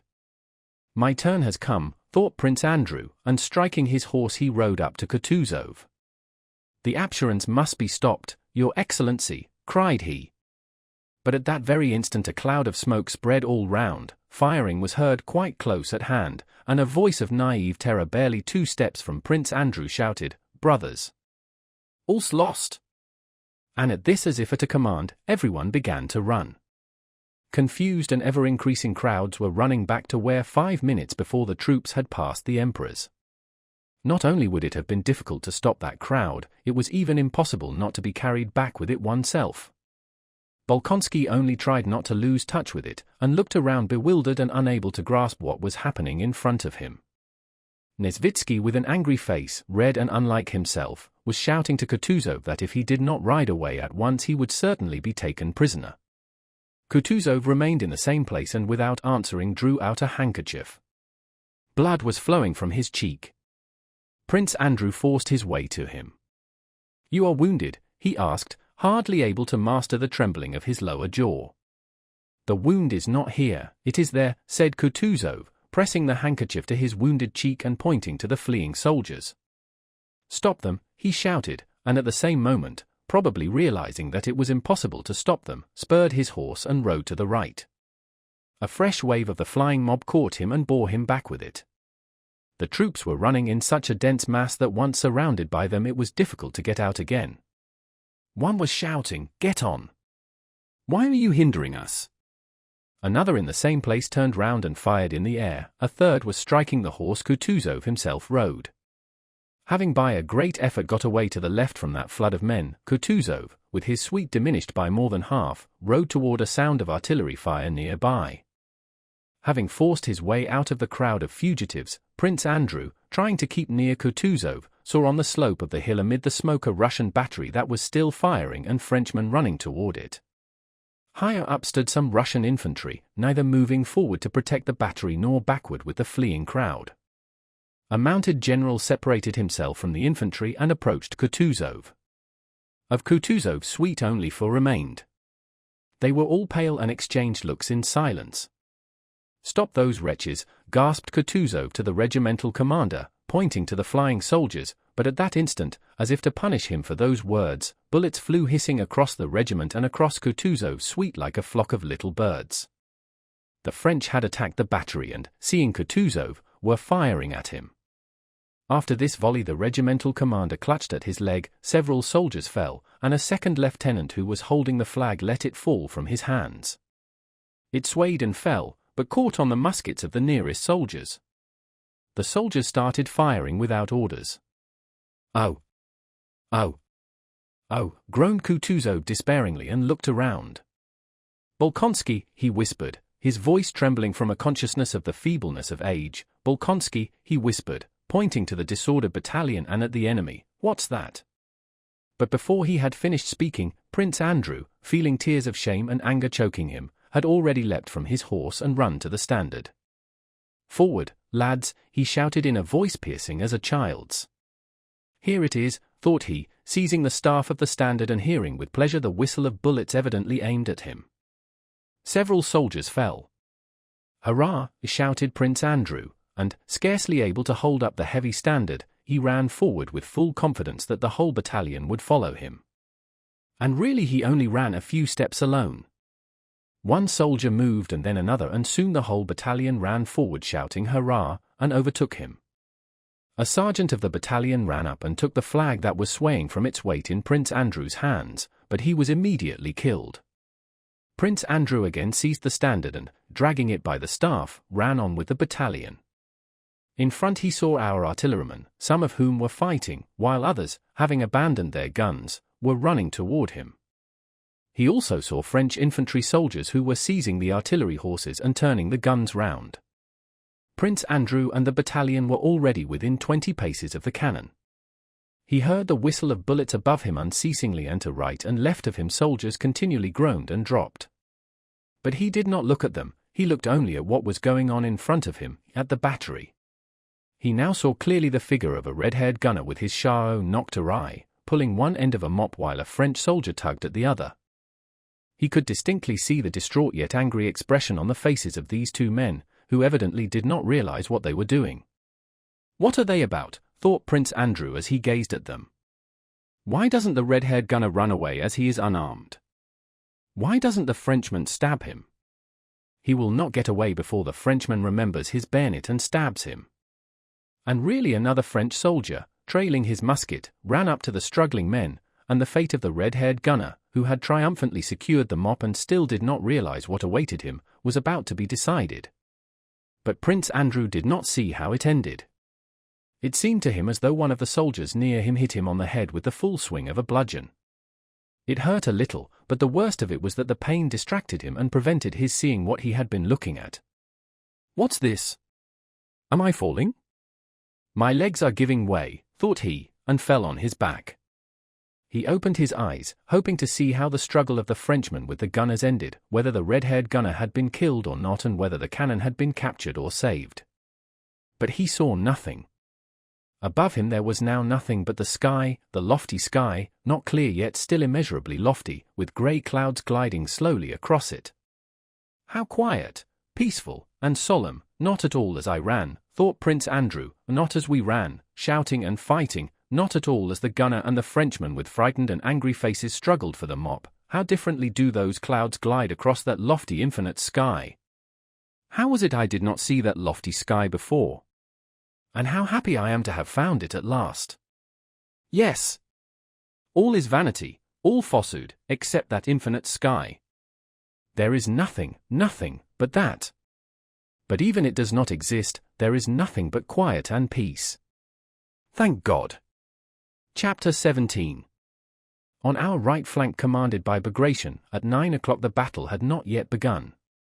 Not wishing to agree to Dolgorukov's demand to commence the action, and wishing to avert responsibility from himself, Prince Bagration proposed to Dolgorukov to send to inquire of the commander-in-chief. Bagration knew that as the distance between the two flanks was more than 6 miles, even if the messenger were not killed, which he very likely would be, and found the commander-in-chief, which would be very difficult, he would not be able to get back before evening. Bagration cast his large, expressionless, sleepy eyes round his suite, and the boyish face of Rostov, breathless with excitement and hope, was the first to catch his eye. He sent him. "And if I should meet His Majesty before I meet the Commander-in-Chief, Your Excellency," said Rostov, with his hand to his cap. "You can give the message to His Majesty," said Dolgorukov, hurriedly interrupting Bagration. On being relieved from picket duty, Rostov had managed to get a few hours' sleep before morning and felt cheerful, bold, and resolute, with elasticity of movement, faith in his good fortune, and generally in that state of mind which makes everything seem possible, pleasant, and easy. All his wishes were being fulfilled that morning. There was to be a general engagement in which he was taking part. More than that, he was orderly to the bravest general, and still more, he was going with a message to Kutuzov, perhaps even to the sovereign himself. The morning was bright, he had a good horse under him, and his heart was full of joy and happiness. On receiving the order he gave his horse the rein and galloped along the line.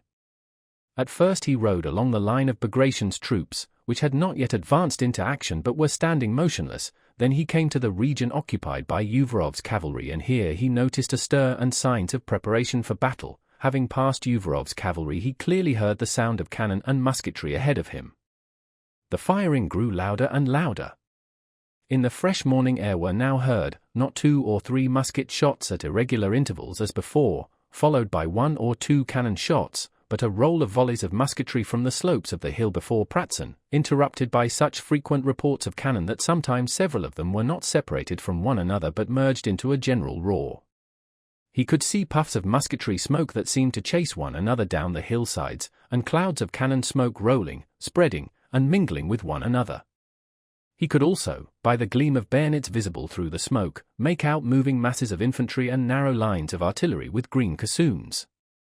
Rostov stopped his horse for a moment on a hillock to see what was going on, but strain his attention as he would, he could not understand or make out anything of what was happening. There in the smoke men of some sort were moving about. In front and behind moved lines of troops, but why, whither, and who they were, it was impossible to make out. These sights and sounds had no depressing or intimidating effect on him. On the contrary, they stimulated his energy and determination. Go on. Go on. Give it them, he mentally exclaimed at these sounds, and again proceeded to gallop along the line, penetrating farther and farther into the region where the army was already in action.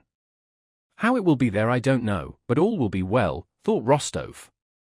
After passing some Austrian troops he noticed that the next part of the line, the Guards, was already in action. So much the better.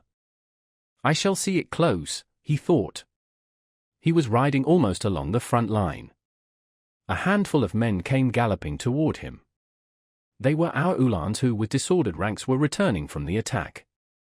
Rostov got out of their way, involuntarily noticed that one of them was bleeding, and galloped on. That is no business of mine, he thought. He had not ridden many hundred yards after that before he saw to his left, across the whole width of the field, an enormous mass of cavalry in brilliant white uniforms, mounted on black horses, trotting straight toward him and across his path. Rostov put his horse to full gallop to get out of the way of these men, and he would have got clear had they continued at the same speed, but they kept increasing their pace, so that some of the horses were already galloping. Rostov heard the thud of their hoofs and the jingle of their weapons and saw their horses, their figures, and even their faces, more and more distinctly. They were our horse guards, advancing to attack the French cavalry that was coming to meet them. The horse guards were galloping, but still holding in their horses. Rostov could already see their faces and heard the command, "Charge," shouted by an officer who was urging his thoroughbred to full speed.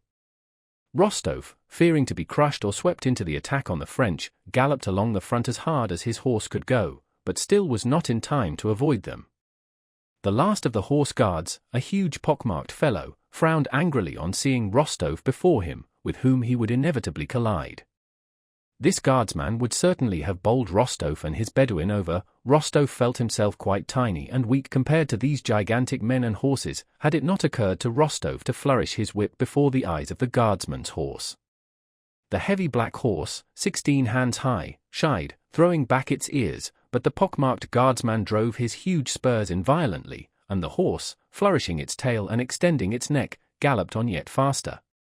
Hardly had the horse guards passed Rostov before he heard them shout, "Hurrah!" and looking back saw that their foremost ranks were mixed up with some foreign cavalry with red epaulets, probably French. He could see nothing more, for immediately afterwards cannon began firing from somewhere and smoke enveloped everything. At that moment, as the horse guards, having passed him, disappeared in the smoke, Rostov hesitated whether to gallop after them or to go where he was sent. This was the brilliant charge of the horse guards that amazed the French themselves. Rostov was horrified to hear later that of all that mass of huge and handsome men, of all those brilliant, rich youths, officers and cadets, who had galloped past him on their 1,000-ruble horses, only 18 were left after the charge. Why should I envy them? My chance is not lost, and maybe I shall see the Emperor immediately, thought Rostov and galloped on. When he came level with the foot guards he noticed that about them and around them cannonballs were flying, of which he was aware not so much because he heard their sound as because he saw uneasiness on the soldiers' faces and unnatural warlike solemnity on those of the officers. Passing behind one of the lines of a regiment of foot guards he heard a voice calling him by name. "Rostov!" "What?" he answered, not recognizing Boris. "I say, we've been in the front line." "Our regiment attacked," said Boris with the happy smile seen on the faces of young men who have been under fire for the first time. Rostov stopped. "Have you?" he said. "Well, how did it go?" "We drove them back," said Boris with animation, growing talkative. "Can you imagine it?" And he began describing how the guards, having taken up their position and seeing troops before them, thought they were Austrians, and all at once discovered from the cannon balls discharged by those troops that they were themselves in the front line and had unexpectedly to go into action. Rostov, without hearing Boris to the end, spurred his horse. "Where are you off to?" asked Boris.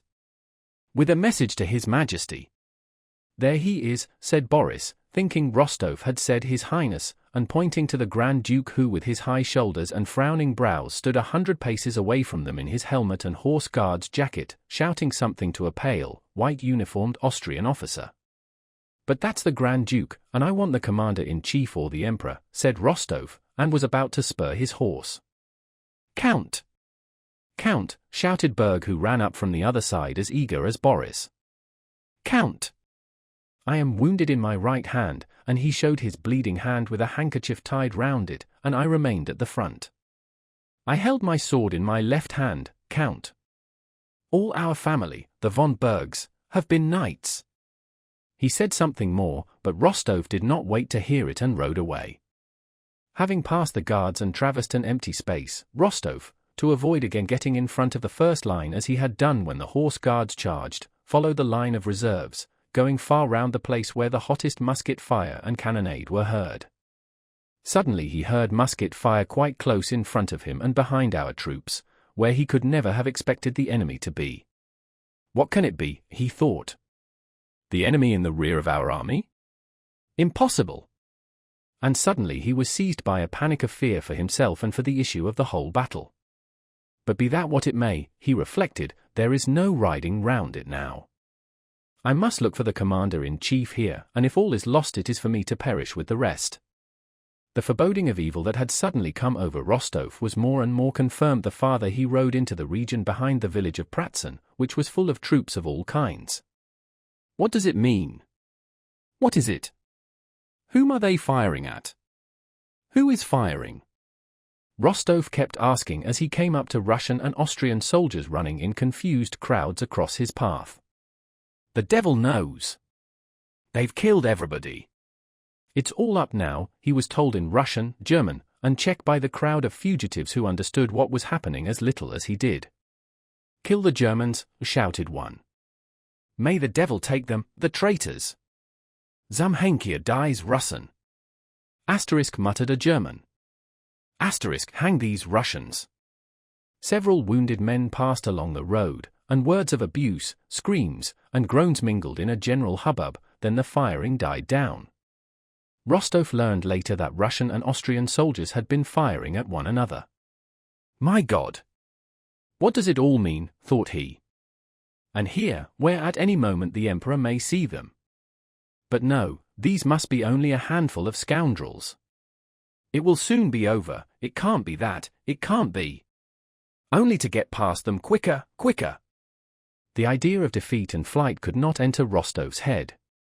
Though he saw French cannon and French troops on the Pratzen heights just where he had been ordered to look for the commander-in-chief, he could not, did not wish to, believe that. Chapter 18. Rostov had been ordered to look for Kutuzov and the Emperor near the village of Pratzen. But neither they nor a single commanding officer were there, only disorganized crowds of troops of various kinds. He urged on his already weary horse to get quickly past these crowds, but the farther he went the more disorganized they were. The high road on which he had come out was thronged with calèches, carriages of all sorts, and Russian and Austrian soldiers of all arms, some wounded and some not. This whole mass droned and jostled in confusion under the dismal influence of cannonballs flying from the French batteries stationed on the Pratzen heights. Where is the Emperor? Where is Kutuzov? Rostov kept asking everyone he could stop, but got no answer from anyone. At last, seizing a soldier by his collar, he forced him to answer. Brother! They've all bolted long ago, said the soldier, laughing for some reason and shaking himself free. Having left that soldier who was evidently drunk, Rostov stopped the horse of a batman or groom of some important personage and began to question him. The man announced that the Tsar had been driven in a carriage at full speed about an hour before along that very road and that he was dangerously wounded. It can't be, said Rostov. It must have been someone else. I saw him myself, replied the man with a self-confident smile of derision. I ought to know the Emperor by now, after the times I've seen him in Petersburg. I saw him just as I see you. There he sat in the carriage as pale as anything. How they made the 4 black horses fly! Gracious me, they did rattle past. It's time I knew the imperial horses and Ilya Ivanitch. I don't think Ilya drives anyone except the Tsar. Rostov let go of the horse and was about to ride on, when a wounded officer passing by addressed him. Who is it you want? He asked. The commander-in-chief?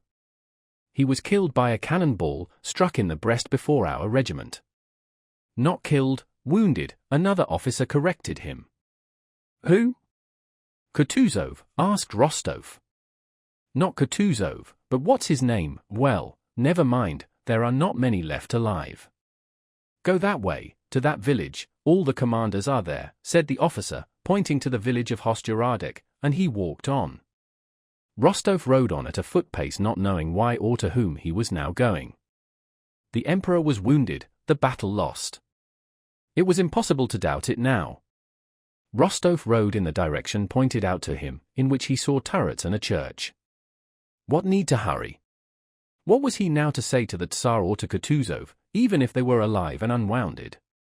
Take this road, your honor, that way you will be killed at once, a soldier shouted to him. They'd kill you there. Oh, what are you talking about, said another. Where is he to go? That way is nearer. Rostov considered, and then went in the direction where they said he would be killed. It's all the same now. If the emperor is wounded, am I to try to save myself, he thought. He rode on to the region where the greatest number of men had perished in fleeing from Pratzen.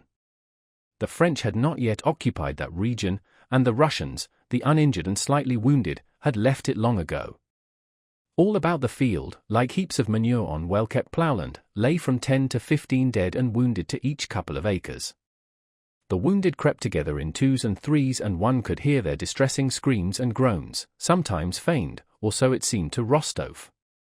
He put his horse to a trot to avoid seeing all these suffering men, and he felt afraid not for his life, but for the courage he needed and which he knew would not stand the sight of these unfortunates. The French, who had ceased firing at this field strewn with dead and wounded where there was no one left to fire at, on seeing an adjutant riding over it trained a gun on him and fired several shots. The sensation of those terrible whistling sounds and of the corpses around him merged in Rostov's mind into a single feeling of terror and pity for himself. He remembered his mother's last letter. What would she feel, thought he, if she saw me here now on this field with a cannon aimed at me? In the village of Hostiaradik there were Russian troops retiring from the field of battle, who though still in some confusion were less disordered. The French cannon did not reach there and the musketry fire sounded far away. Here everyone clearly saw and said that the battle was lost. No one whom Rostov asked could tell him where the emperor or Kutuzov was. Some said the report that the emperor was wounded was correct, others that it was not, and explained the false rumor that had spread by the fact that the emperor's carriage had really galloped from the field of battle with the pale and terrified Oberhofmarschall Count Tolstoy, who had ridden out to the battlefield with others in the emperor's suite. One officer told Rostov that he had seen someone from headquarters behind the village to the left, and thither Rostov rode, not hoping to find anyone but merely to ease his conscience. When he had ridden about 2 miles and had passed the last of the Russian troops, he saw, near a kitchen garden with a ditch round it, 2 men on horseback facing the ditch.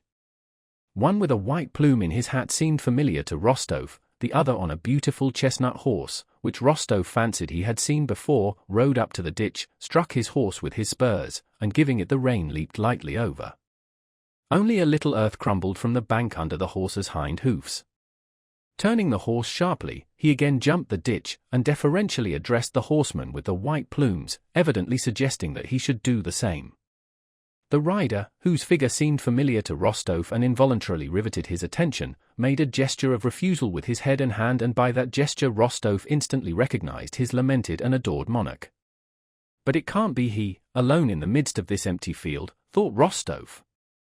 At that moment Alexander turned his head and Rostov saw the beloved features that were so deeply engraved on his memory. The emperor was pale, his cheek sunken and his eyes hollow, but the charm, the mildness of his features, was all the greater. Rostov was happy in the assurance that the rumors about the emperor being wounded were false. He was happy to be seeing him. He knew that he might and even ought to go straight to him and give the message Dolgorukov had ordered him to deliver.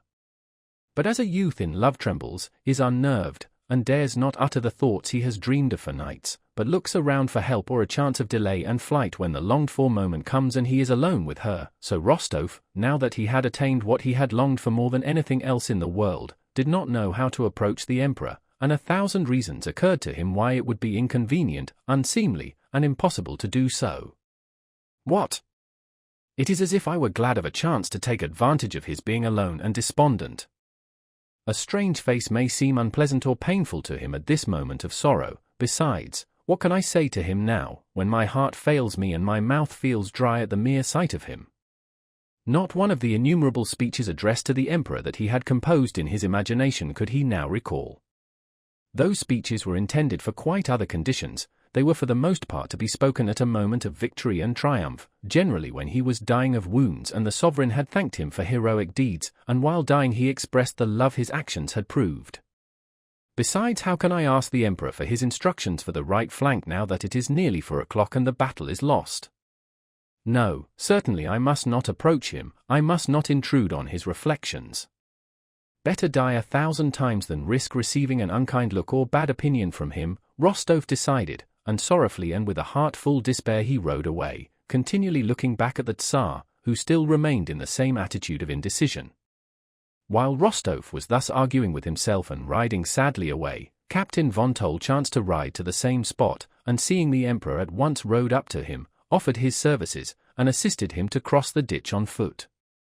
The emperor, wishing to rest and feeling unwell, sat down under an apple tree and von Toll remained beside him. Rostov from a distance saw with envy and remorse how von Toll spoke long and warmly to the emperor and how the emperor, evidently weeping, covered his eyes with his hand and pressed von Toll's hand. And I might have been in his place, thought Rostov, and hardly restraining his tears of pity for the emperor, he rode on in utter despair, not knowing where to or why he was now riding. His despair was all the greater from feeling that his own weakness was the cause of his grief. He might, not only might but should, have gone up to the sovereign. It was a unique chance to show his devotion to the emperor and he had not made use of it. What have I done, thought he. And he turned round and galloped back to the place where he had seen the emperor, but there was no one beyond the ditch now.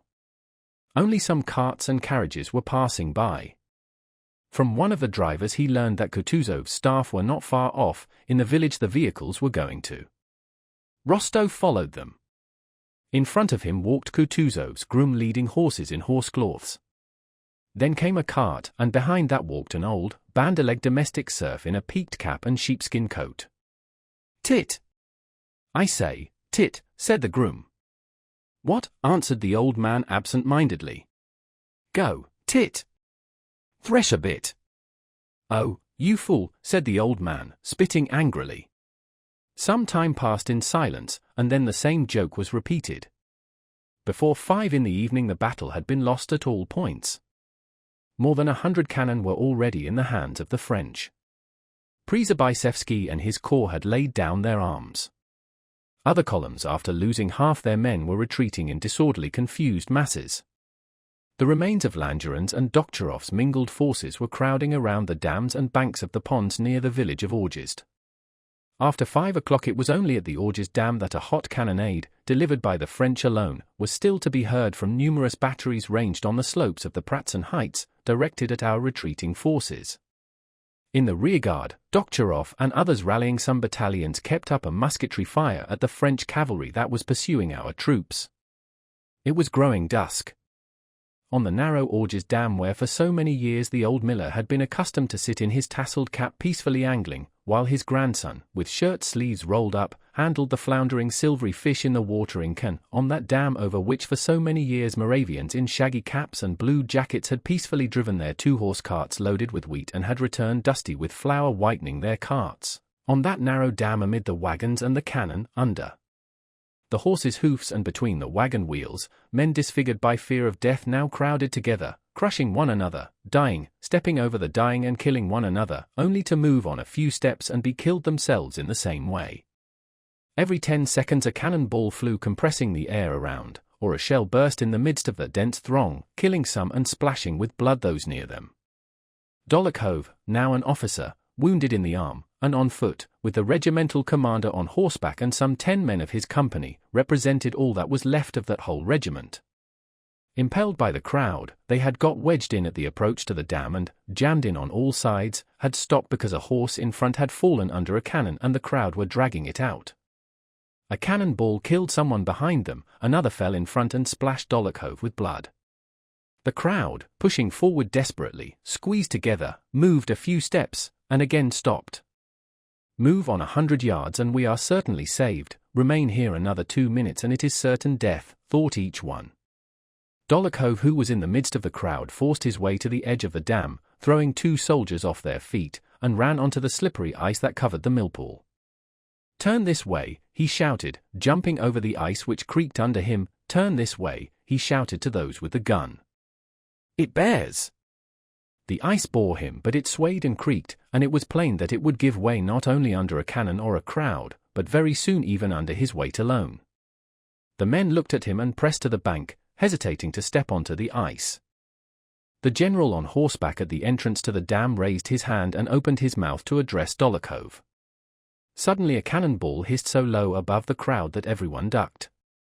It flopped into something moist, and the general fell from his horse in a pool of blood. Nobody gave him a look or thought of raising him. Get onto the ice, over the ice. Go on. Turn. Don't you hear? Go on, innumerable voices suddenly shouted after the ball had struck the general, the men themselves not knowing what, or why, they were shouting. One of the hindmost guns that was going onto the dam turned off onto the ice. Crowds of soldiers from the dam began running onto the frozen pond. The ice gave way under one of the foremost soldiers, and one leg slipped into the water. He tried to right himself but fell in up to his waist.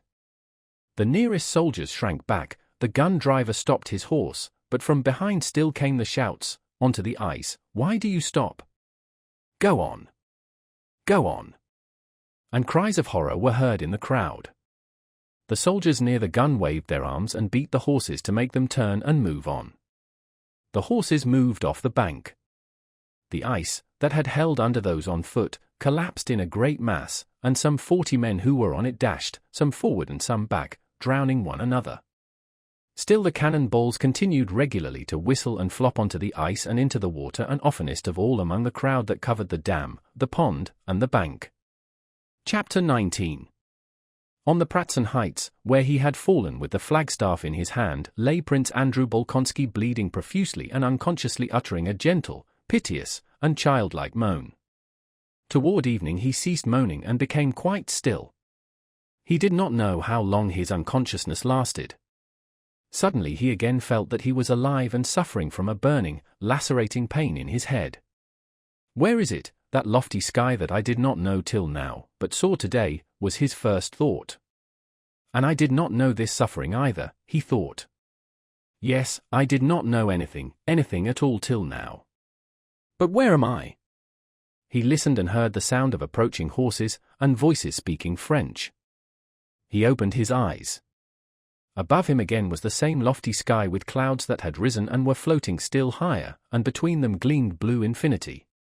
He did not turn his head and did not see those who, judging by the sound of hoofs and voices, had ridden up and stopped near him. It was Napoleon accompanied by 2 aides-de-camp. Bonaparte, riding over the battlefield, had given final orders to strengthen the batteries firing at the Orges Dam and was looking at the killed and wounded left on the field. Fine men, remarked Napoleon, looking at a dead Russian grenadier who, with his face buried in the ground and a blackened nape, lay on his stomach with an already stiffened arm flung wide. The ammunition for the guns in position is exhausted, Your Majesty, said an adjutant who had come from the batteries that were firing at Orges. Have some brought from the reserve, said Napoleon, and having gone on a few steps he stopped before Prince Andrew, who lay on his back with the flagstaff that had been dropped beside him. The flag had already been taken by the French as a trophy. That's a fine death, said Napoleon as he gazed at Bolkonsky. Prince Andrew understood that this was said of him and that it was Napoleon who said it. He heard the speaker addressed as sire.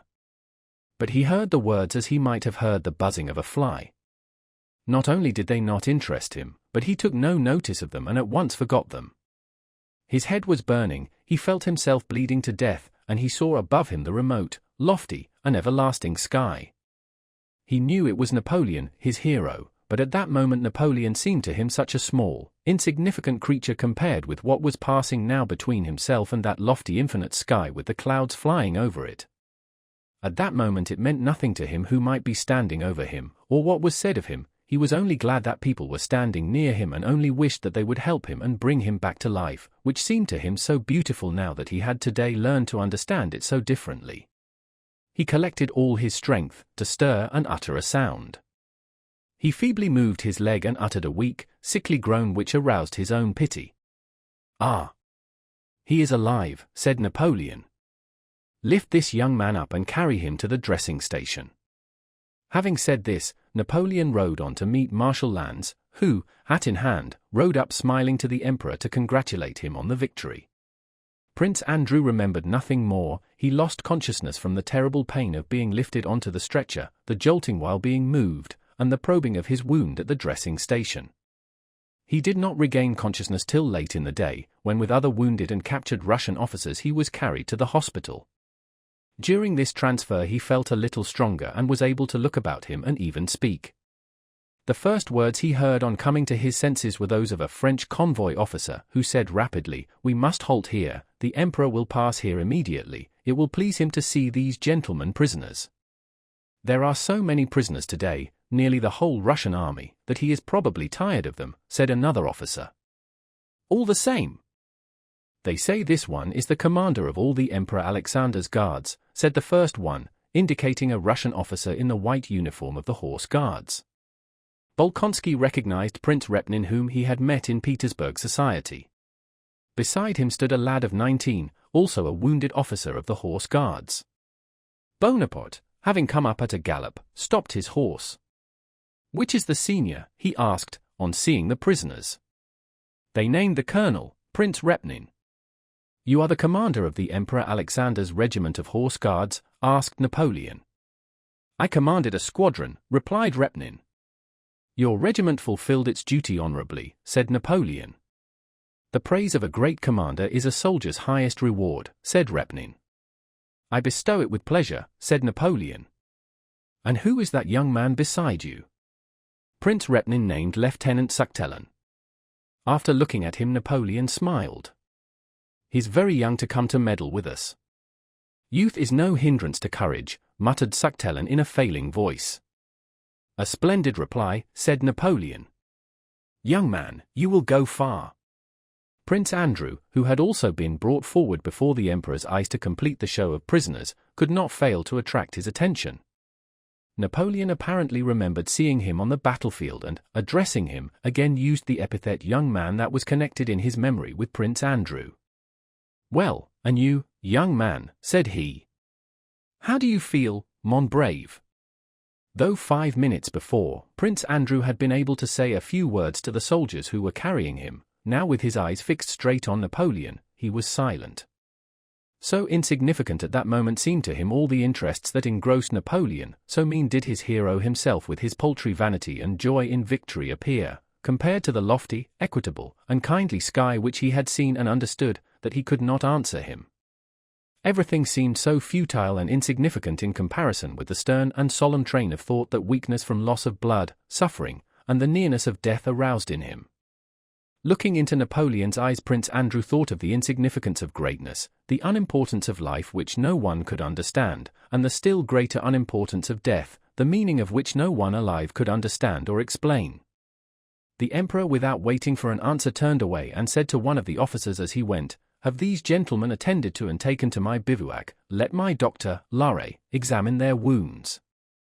Au revoir, Prince Repnin," and he spurred his horse and galloped away. His face shone with self-satisfaction and pleasure. The soldiers who had carried Prince Andrew had noticed and taken the little gold icon Princess Mary had hung round her brother's neck, but seeing the favor the emperor showed the prisoners, they now hastened to return the holy image. Prince Andrew did not see how and by whom it was replaced, but the little icon with its thin gold chain suddenly appeared upon his chest outside his uniform. It would be good, thought Prince Andrew, glancing at the icon his sister had hung round his neck with such emotion and reverence, it would be good if everything were as clear and simple as it seems to Mary. How good it would be to know where to seek for help in this life, and what to expect after it beyond the grave. How happy and calm I should be if I could now say, "Lord, have mercy on me." But to whom should I say that? Either to a power indefinable, incomprehensible, which I not only cannot address but which I cannot even express in words, the great all-or-nothing said he to himself, or to that God who has been sewn into this amulet by Mary. There is nothing certain, nothing at all except the unimportance of everything I understand, and the greatness of something incomprehensible but all-important. The stretchers moved on. At every jolt he again felt unendurable pain, his feverishness increased and he grew delirious. Visions of his father, wife, sister, and future son, and the tenderness he had felt the night before the battle, the figure of the insignificant little Napoleon, and above all this the lofty sky, formed the chief subjects of his delirious fancies. The quiet home life and peaceful happiness of Bald Hills presented itself to him. He was already enjoying that happiness when that little Napoleon had suddenly appeared with his unsympathizing look of short-sighted delight at the misery of others, and doubts and torments had followed, and only the heavens promised peace. Toward morning all these dreams melted and merged into the chaos and darkness of unconsciousness and oblivion which in the opinion of Napoleon's doctor, Larrey, was much more likely to end in death than in convalescence. "He is a nervous, bilious subject," said Larrey, "and will not recover." And Prince Andrew, with others fatally wounded, was left to the care of the inhabitants of the district.